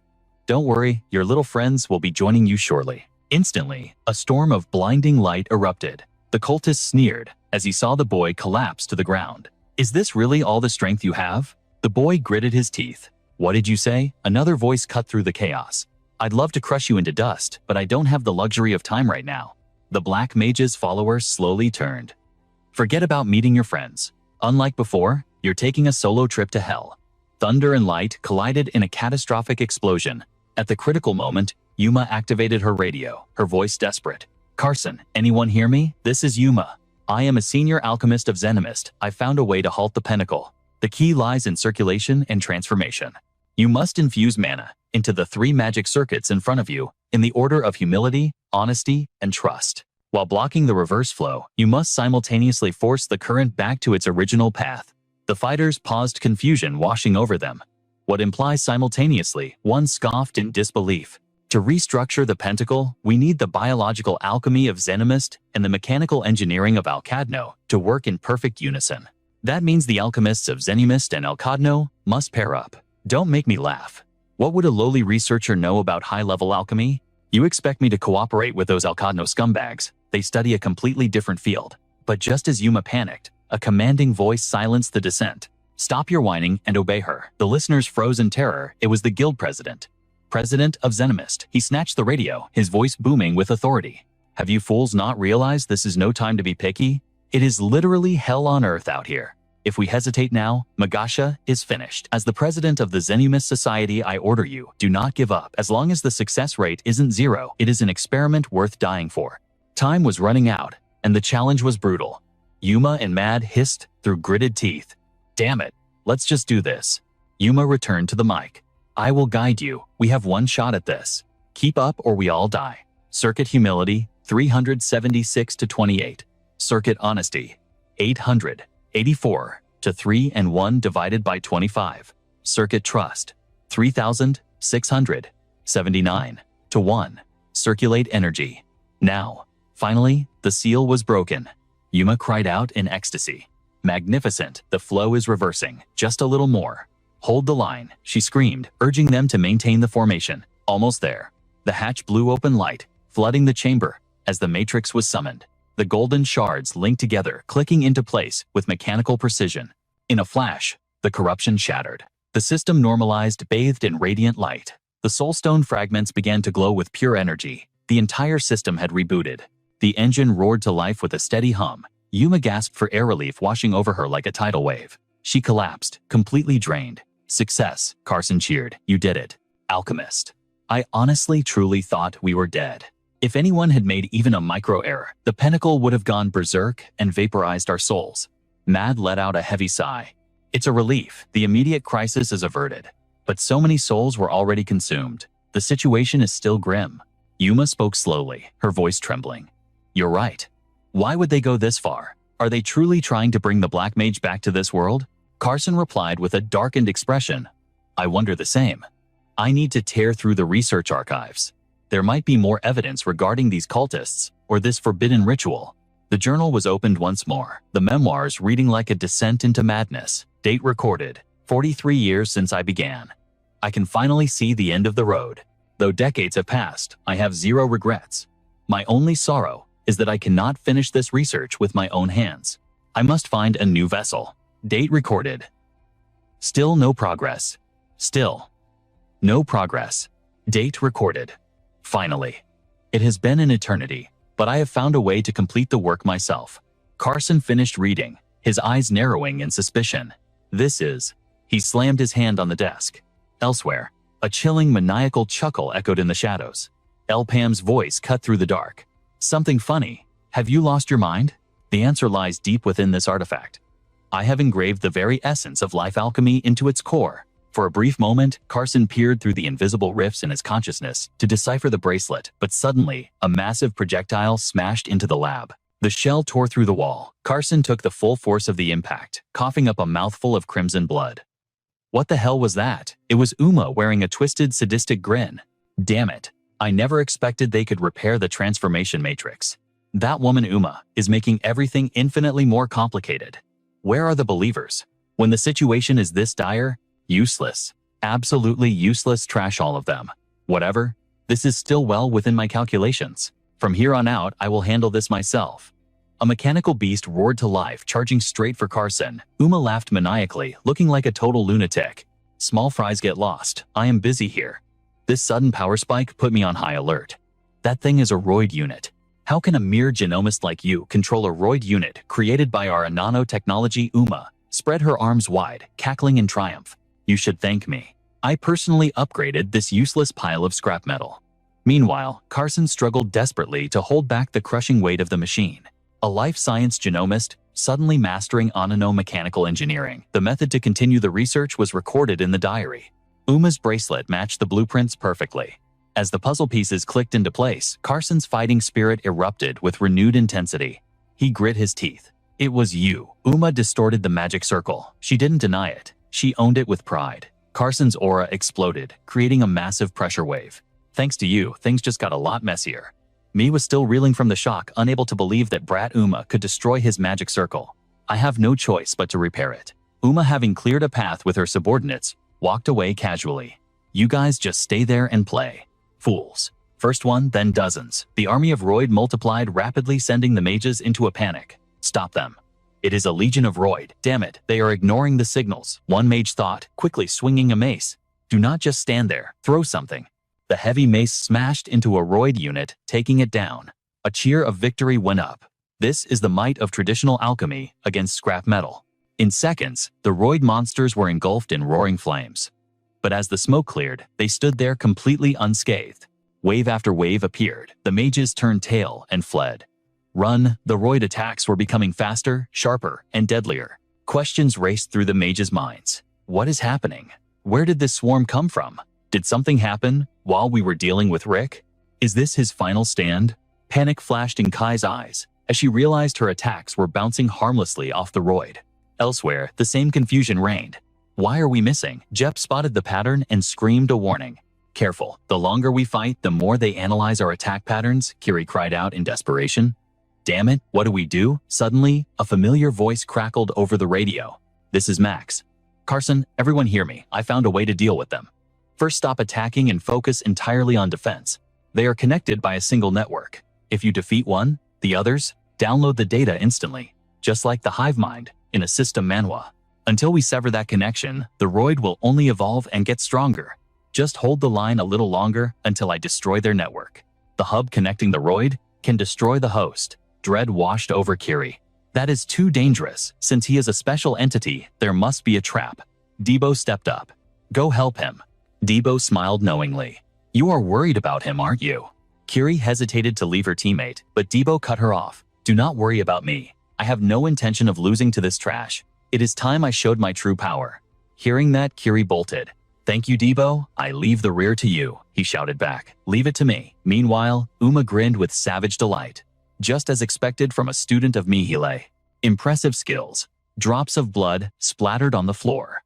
Carson's voice was weak, but his aura flared up with explosive intensity. It ends now. The door at the end of the control room began to glow.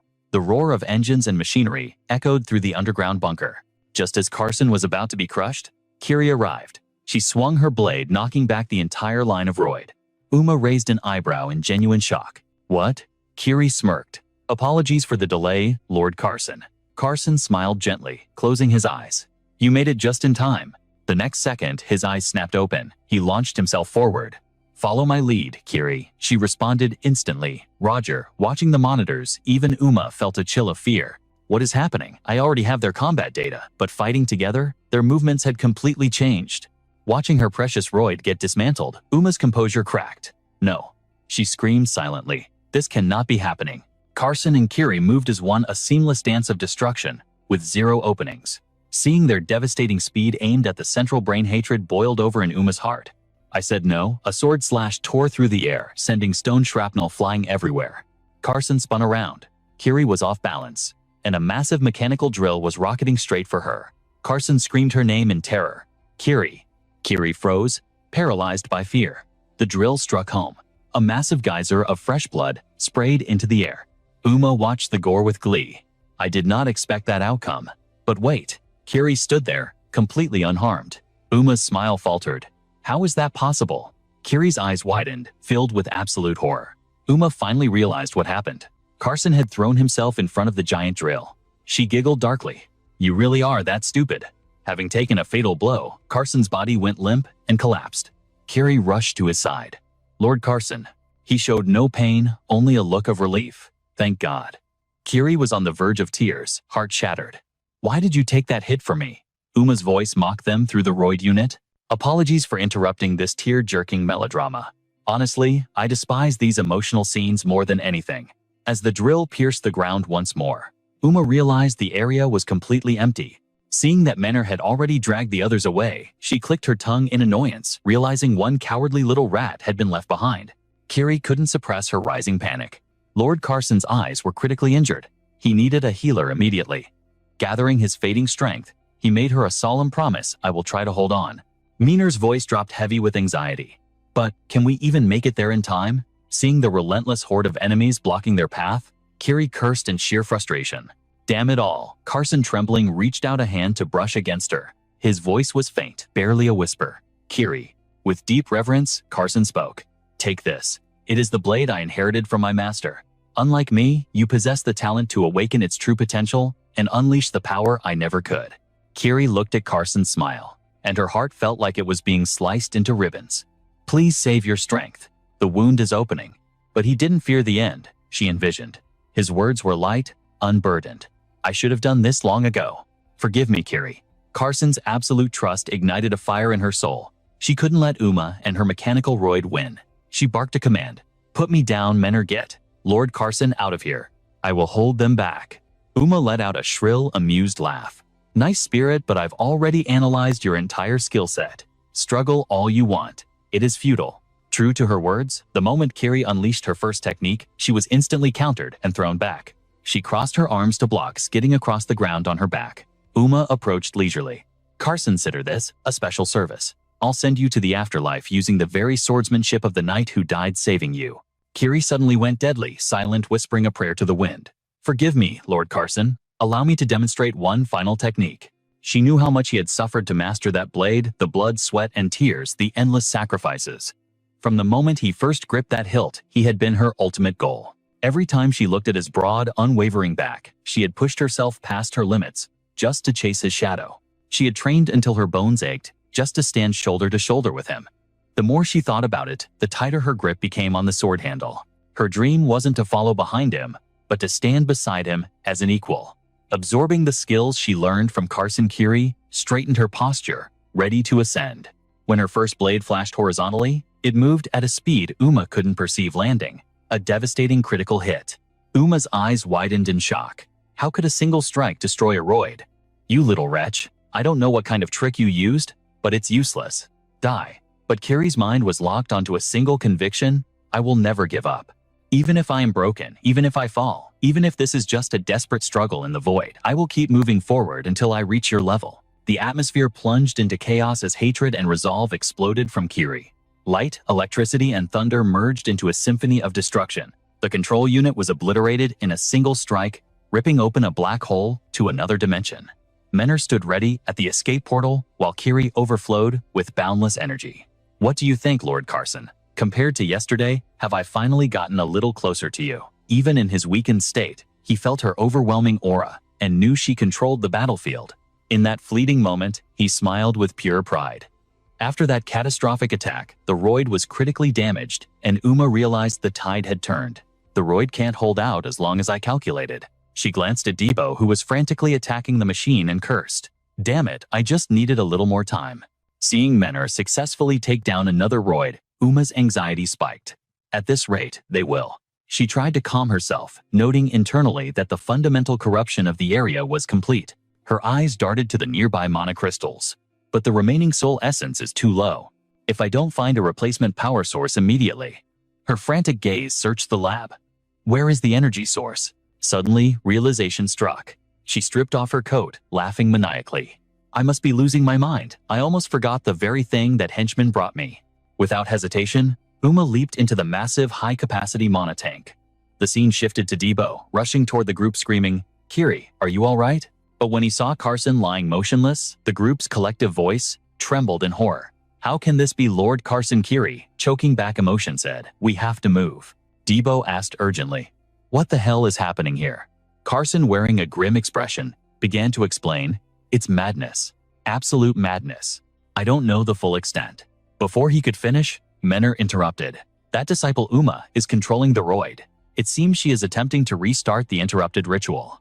Debo's face twisted in tension. What? What do you mean? Before he could get an answer, a wave of dark, suffocating energy suddenly washed over them. Debo shuddered the moment he felt it. As the aura thickened, panic spread through the group. What is that? That terrifying pressure. It's coming from over there. Stop or hurry. As the darkness expanded, everyone instinctively recoiled. Within moments, the ominous aura had seized total control of the space. Inside the mana tank, Uma looked at her transformed state, murmuring in surprise. That was close. She raised her voice, dripping with sarcasm. I just finished my emergency treatment. Thanks for waiting, you pathetic alchemists. Carson ground his teeth in fury. You lured those henchmen to this village. Human experimentation is forbidden, and now this ritual. Are you truly the architect of all this horror? Uma. Before he could finish, Elpam cut him off his magical eyes, scanning her data like a high-level user in a system manhwa. That thing is not Uma. We've confirmed it's not even a human henchman. The entity before them had mutated into an abomination. Something Elpam confirmed was an entirely different existence from the woman they knew. A moment later, she cackled wildly. Correct. This body now belongs to Parwin, the greatest alchemist in the world, Minner screamed at her. You bastard! What do you intend to do with the souls of Magasha's people? Are you trying to resurrect the Black Mage here? She shrieked with laughter, her arrogance skyrocketing. Is that what you think? Even those foolish henchmen thought that, which is why they helped me. Uma, believing she had ascended beyond humanity, didn't hold back her mockery. You are overestimating your own soul. With that pitiful amount of energy, you couldn't even resurrect the Black Mage's fingernail. Minner hesitated, trying to piece together her plan. Then what are you? Before he could finish, she unleashed her magic, cutting him off. I am not trying to summon the Black Mage to this world. I am going to meet him. Kiri refused to hesitate, launching a ferocious strike while roaring. We can't let him finish. Stop him now. But shock paralyzed the party as the attack dissolved into nothingness before reaching Uma. Her dark magic swallowed it whole. Minner drew his weapon with trembling hands, shouting, "Impossible! My skill was nullified." Panic took over as he barked orders to the squad. A dark mage? No way. We have to end this instantly. But as her magical aura expanded violently, desperation set in. With the situation spiraling into the unknown, Uma's excitement reached a fever pitch. Standing before the arcane gate, she declared, "The time is finally here." The party unleashed a combined barrage, their wills united. Hell no. We won't let your scheme succeed. Intercept him. But Uma began her incantation, her mind drifting to the ancient obsession that had fueled her for centuries. I sacrificed my entire existence researching until this flesh rotted away. A sinister grin twisted her face as she whispered to her own soul. Even beyond death, I forced my spirit to linger, just for this one moment. Her twisted expression made them realize Uma was possessed. Is that him? Their worst fears were confirmed as the ritual magic flared to life before their eyes. They screamed, "Dark Mage!" instantly. A cataclysmic wave of mana erupted from Uma, blinding Elpam's former comrades with its brilliance. She stepped toward the looming shadow of the Dark Mage, her laughter growing manic with every step. Reaching out, she cried, "I finally found you, the one I've sought for eons." But terror suddenly gripped her. "Wait, you're not him." The entity recoiled. What? What are you saying?" As the Dark Mage channeled his power, she shrieked in absolute horror. "Why?" She wailed as the dark aura consumed the artifact. The mage's voice boomed. "Why do you reject my gift? Aren't you the one who summoned me?" The onlookers stood frozen, unable to comprehend the chaotic scene unfolding. Elpam activated his demon eye to analyze the threat. Suddenly, the Dark Mage's hand reached out and crushed the eye remotely. Elpam howled in agony. Elpam Minner screamed. Gasping for breath and clutching his bleeding socket, Elpam realized that energy. "Don't tell me." Through the pain, Elpam stared at the Dark Mage. As the entity reached out again, a chilling realization struck the protagonist. He just called my name. Suddenly, the dungeon began to crumble. Carson yelled, "It's over. The ritual is out of control." Elpam grit his teeth against the pain. His voice was steady as steel. "I'm going in." "What are you, crazy, Elpam?" Du shouted. "You don't know what's in there." But Elpam ignored their pleas, stepping forward into the abyss. The Black Mage seemed intrigued as Elpam approached. The MC knew one thing for sure. "I don't know why, but that monster wants me." "Perfect," the mage's voice echoed. Elpam smirked. "Good. I wanted to see your damn face too." Elpam, his team cried out, as he vanished into the endless void. Fate was pulling him toward the ultimate confrontation. It was a summons that sounded simple, yet carried the weight of a legendary manhwa recap cliffhanger. "Perfect. I've waited an eternity to see you." The scene shifted to a surreal dimension, where Luminous sat calmly at a chessboard, as if the apocalypse wasn't happening. "Your curiosity is misplaced." Elpam scowled, sensing the instability of the dimension. "We don't have time for riddles. Listen closely," the figure said, pointing to a document. "The answers you seek are right here. Follow the coordinates Jack Rick gave you. You must go alone." Suddenly, Elpam's body began to glow with blinding light. "The truth awaits you there." But then a grotesque clawed hand snatched Freud away. A higher power was interfering. Finally, the Black Mage Elpam materialized from the shadows. I have been waiting for you. The MC narrowed his eyes. Why are you here? You knew I would come, the mage scoffed. It was inevitable. The archmage tried to stop me, and that cursed ring of phrase caused a delay, but I arrived nonetheless. Trifles. But tell me, why are you obsessed with me? Why do all these forces converge on my existence? You're trying to annihilate the Maple World. I'm just the hero standing in your way, right? The mage's aura shifted. He didn't see Elpam as a bug to be crushed, but something else. Standing in my way. Don't flatter yourself. You cannot stop the inevitable, Elpam. You are merely a necessary ingredient for the grand design. The words struck Elpam like a physical blow. If you were useless, I wouldn't have turned back time for you. Elpam froze. He was the one who triggered the regression. You doubt me. Even if another casts the chrono magic, your second life follows the script of my design, like the architect of a system manhwa. You think you have free will. You don't even realize the abyss hidden within your own body. None of this exists without my permission. For I am the sovereign of time. Rage boiled over. It was you. Why would you do that? The mage remained cold. I owe you no explanations. However, know this. My goal isn't the destruction of the Maple World. The mystery only deepened. If I wanted destruction, this world would be ash already. Facing the overwhelming pressure of a god-tier entity, Elpam could only grit his teeth and endure. He wasn't bluffing. The man standing before him possessed power that defied logic. Yet, he wanted to abandon this world. What I seek isn't something as crude as mere destruction. It may sound ironic coming from a system manhwa villain, but I intend to be this world's savior. Savior of the maze world? Don't make me laugh. After the massacre you caused, after watching Elpam scream in absolute despair, is that your idea of salvation? Unfazed by the boy's rage, he replied with chilling calm. Where are my manners keeping a guest standing like this? With a simple snap of his fingers, reality warped. The scenery shifted instantly to a stark monochrome room centered around a stone chessboard. Sit, he commanded with a handsome smile that hid a heart darker than the abyss. This was going to be a long story, a tale from before the archives began. Let us rewind the clock.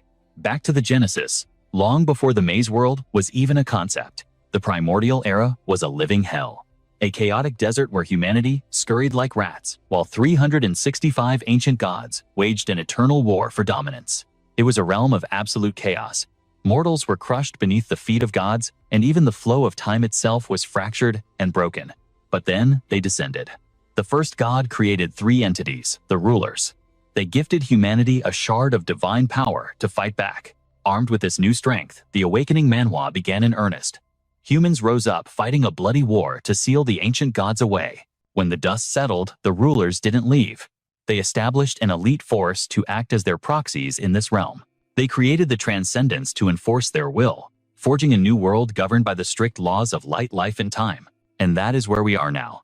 The maze world is their creation. But after this history lesson, Elpam only had one question burning in his chest. So what are you using this ancient fairy tale to justify wiping out everyone alive today? Your patience is wearing thin. You don't enjoy history. His eyes crinkled in amusement, urging the boy to listen. Pay attention. The answer to your question lies in the past. A world of absolute order without chaos? It sounds like a paradise, doesn't it? But the reality was a lie. Even amidst the ruins and flames, humanity pushed forward. But so did their bottomless greed, their wars, and their endless suffering. The source of pain merely shifted from ancient gods to other humans. The weak were still trampled. And in the shadows, a third force waited for its chance. Of course, there were those who tried to stop the cycle. Seekers who tried to reach the ultimate truth. Desperate to fix this flawed reality. It seemed simple, yet it was an impossible dream. I was one of them. A free world where no one suffers. I thought I could lead us there. But in the end, it was all meaningless. After eons of research, the only conclusion I found was despair. Trapped in a sunless dungeon bound by heavy chains and crippling loneliness, I realized there was no way to fix this. No, to be precise, there was no need to fix it. This unstable world is exactly what the rulers intended. The laws here aren't justice. They're a rigged scale that only tips one way. For one to gain wealth, another must lose it. The rulers designed this system to ensure humanity would always suffer. This world is a prison. The architects don't care about the feelings or thoughts of the creatures trapped inside their creation. We are locked in an invisible cage, living out our lives in their scripted order. We are nothing but cattle to them, helpless and controlled. Forbidden to deviate from the script. Tell me, do you really think the world would rejoice if I just disappeared? Even if one piece is removed, the wheel keeps turning.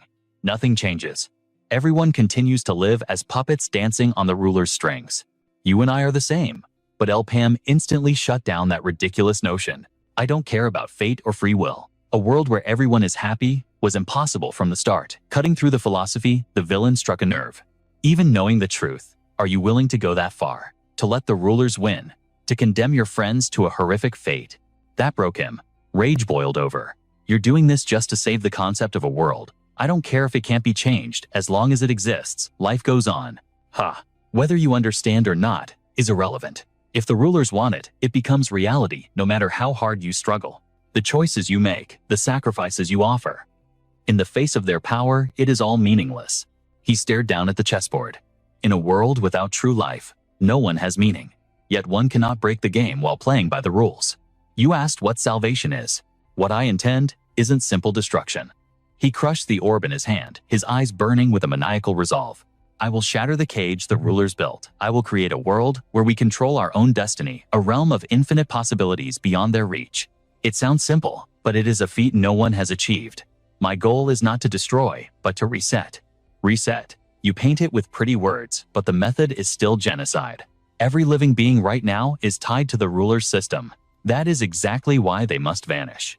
I will wipe the slate clean to build the future I desire. And once I finish, I won't have to listen to this naive moralizing anymore. That is my salvation for the maze world.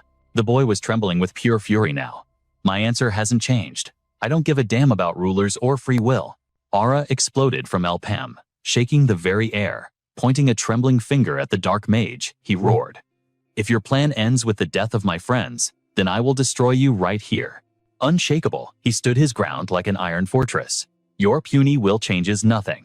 The grand design is unfolding exactly as ordained. Faced with that sickeningly calm expression, his rage boiled over. To hell with your wretched plan, you are no different from those arrogant overseers. A twisted smirk curled the enemy's lips. Perhaps. But before the boy could strike, the earth itself began to tremble. Such a pity, but the clock has run out. This conversation was amusing, but everything returns to the start. Return to your world, Elpam. Even he seems displeased with this outcome. I pray that when our paths cross again, you will have awakened true power. Reality shattered the illusion, returning them to the chaotic battlefield. Voices cried out his name, Elpam. He emerged from the smoke, cradling a battered girl in his arms, her life force fading. The team gasped in horror. What happened? Is that really her?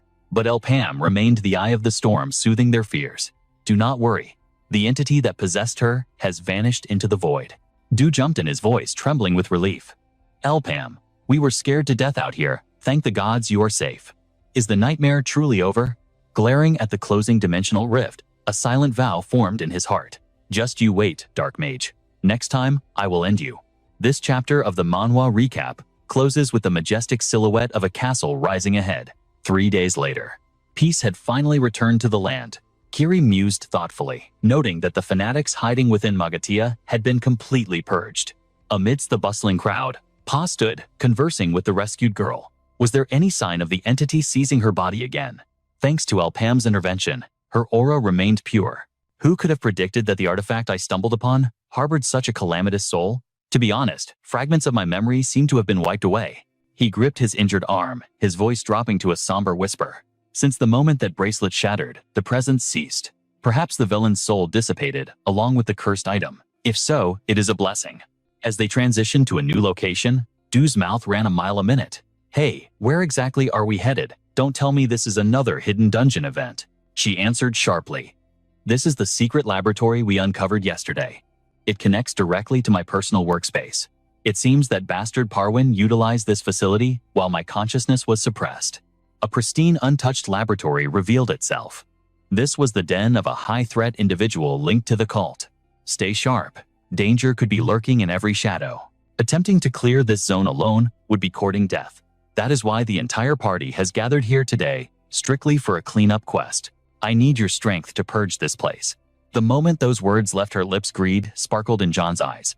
Wait, does that mean we get to keep the loot for free? Look at these Magacia artifacts. If we liquidate this haul, we will be swimming in gold. Bao Mi tried to intervene, but the greed-struck fool was already reaching out. Hey, don't touch other people's property. Why not? It's getting trashed anyway. A little souvenir won't hurt. Did you not hear her warn us about the traps? Without hesitation, Debo charged in to shove him away, but he underestimated his own brute strength. When someone is speaking, you better learn to listen. Unhand me? Haven't you heard of finders keepers? You greedy moron? You stingy miser? Amidst their childish scuffle, a mysterious purple vial slipped and crashed to the floor. Kiri cried out in panic. Debo, are you all right? Are you injured? How can I be all right? Because of that damn brat? My precious treasure has been wasted. They continued to shove blame onto each other, neither accepting responsibility. Why are you pointing the finger at me? If you had just listened. But thanks to that spilled chemical agent, a bizarre transformation took hold. The two froze, staring at each other with widening eyes. My rugged masculine face. It's turned into a baby-faced brat. Watch your mouth, you scoundrel. And my handsome visage has morphed into a hideous old uncle. How can I go on living like this? For such a potent elixir, calling it a mere prank potion is an insult. Could this be the legendary elixir of metamorphosis? The ultimate plastic surgery in a bottle? Both victims turned their gazes toward the alchemist, desperate for answers. Do you recognize this substance? Is there an antidote? I apologize. The formula for that concoction was lost to history ages ago. My knowledge is limited. Despair washed over them as the truth sank in. Must we live in these skins for eternity? Wait, why do you look more disgusted than I do? Why do you act like being me is a curse? Meanwhile, Bao Mi calmly analyzed a document she found. In this system, manhwa world effects usually have rules. I don't think you two need to panic just yet. It was a transaction invoice detailed like a high bounty wanted poster. The primary client for this illicit substance was none other than Irina herself. It appears she bartered resources with the cult in exchange for this vanity. The records show she received a shipment every single month. That confirms it, the potion's effects are temporary. Clutching the remaining vial, a mischievous glint entered his eyes. An appearance-changing elixir. I can see the gears turning in your head. In the right hands, this could be a formidable tool. A group of locals approached the building. Are you departing already? We cannot thank you enough. Because of you, Magasha stands tall today. He turned to his comrades, his expression serious.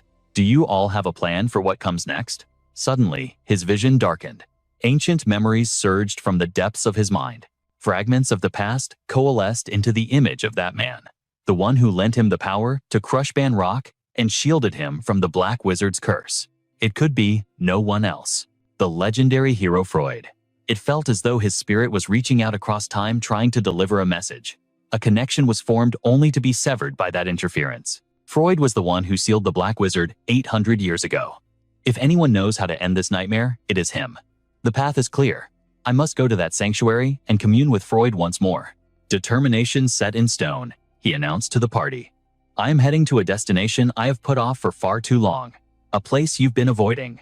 He retrieved a weathered parchment from his inventory. It marks the coordinates found on Freud's treasure map.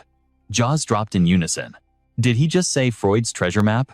Hearing the word treasure, greed illuminated their eyes regardless of whose face they were wearing. Gold? Hey, don't make that disgusting face while wearing my skin. Minur blinked, utterly lost. A map from the legendary hero Freud. Hold on, such a divine artifact actually exists. You never mentioned this. I received it as a quest reward for rescuing Jagrick. I was swamped with quests, so I postponed the expedition. But the game has changed now. If you had a legendary item like that, you should have told us sooner. Suddenly, the two elders chimed in. Please allow me to join your party.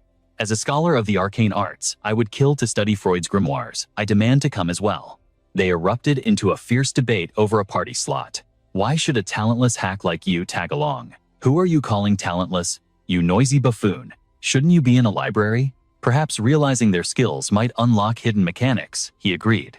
And so, Xenimus and Alcadno, bitter rivals for decades, were finally united by the allure of legend. From this moment forth, the history of both academies shall be rewritten as one. Is this not the grandest research project Magasha has ever witnessed? Flattery aside, the value of this research is undeniable. Even though we mix like oil and water, I cannot deny the brilliance of the other side. I agree, even if working with him makes my skin crawl. Bao Mi is grinning ear to ear, so it must be done. I tried to intervene earlier, but fate had other plans. But, masters, if you both depart, I will be trapped alone in a hell of endless overtime. Apologies. I rambled so much I nearly forgot the critical intel. By the way, have you deciphered the coordinates? Relying solely on this map is a fool's errand. Fear not. Look ahead, for I have recruited a true specialist. Judging by the icy glares from those two, he seems about as welcome as a plague. Long time no see, everyone. It is him, the cheeky brat, yet an absolute genius when it comes to tracking. Where's the map? Put your faith in Piru, the legendary hero tracker. A joyous voice pierced the air. Well, I never expected to run into you in a place like this. Minner was the first to offer a warm, energetic greeting. Since the dungeon gate right, sharp as ever, Elpam summoned me personally. If we are hunting hero relics, how could I refuse? And so, the party marched painfully across the scorching desert sands. We have been walking for half a day. Is the treasure still far away? Du's patience finally snapped. Treasure, this treasure that Kiri say something to him. Fine. It is getting annoying to watch. She finally cut in. Listen, Debo. I hate to say it, but with that face, even a simple touch feels absolutely revolting. Carson, you please stop groping around with that visage. You are making Kiri's skin crawl. Ah, my apologies, that was not my intention. Du tried to explain his innocence, but suddenly, boom, a thunderous explosion echoed. And just like that, Debo and the others were switched back. Are we truly back? Zacian's face lit up with pure ecstasy. Finally escaped. He thought he was doomed to live with that cursed mug for the rest of his life. But his joy was cut short by a brutal kick from Debo. Your face was absolutely disgusting to look at. It seems shifting your face also warped your body structure. Furthermore, the transformation effects last longer now. This party is as chaotic as ever. Amidst the banter, Menner steered them back to the mission. Is our progress steady? We are not there yet. The moment she spoke, Piru stepped up with a confident smirk, ready to drop some knowledge. Relax, no need to panic. In fact, steel yourselves. We have arrived. Before them loomed an ancient fortress. The map identifies this place as Abrasas. The relics of Freud are undoubtedly inside. However, the gate is sealed tight. How do we breach it? Isn't the solution glaringly obvious? These mechanisms follow a strict law. Brute force is useless. It requires finesse. It is all about technique, channeling raw mana directly into the core.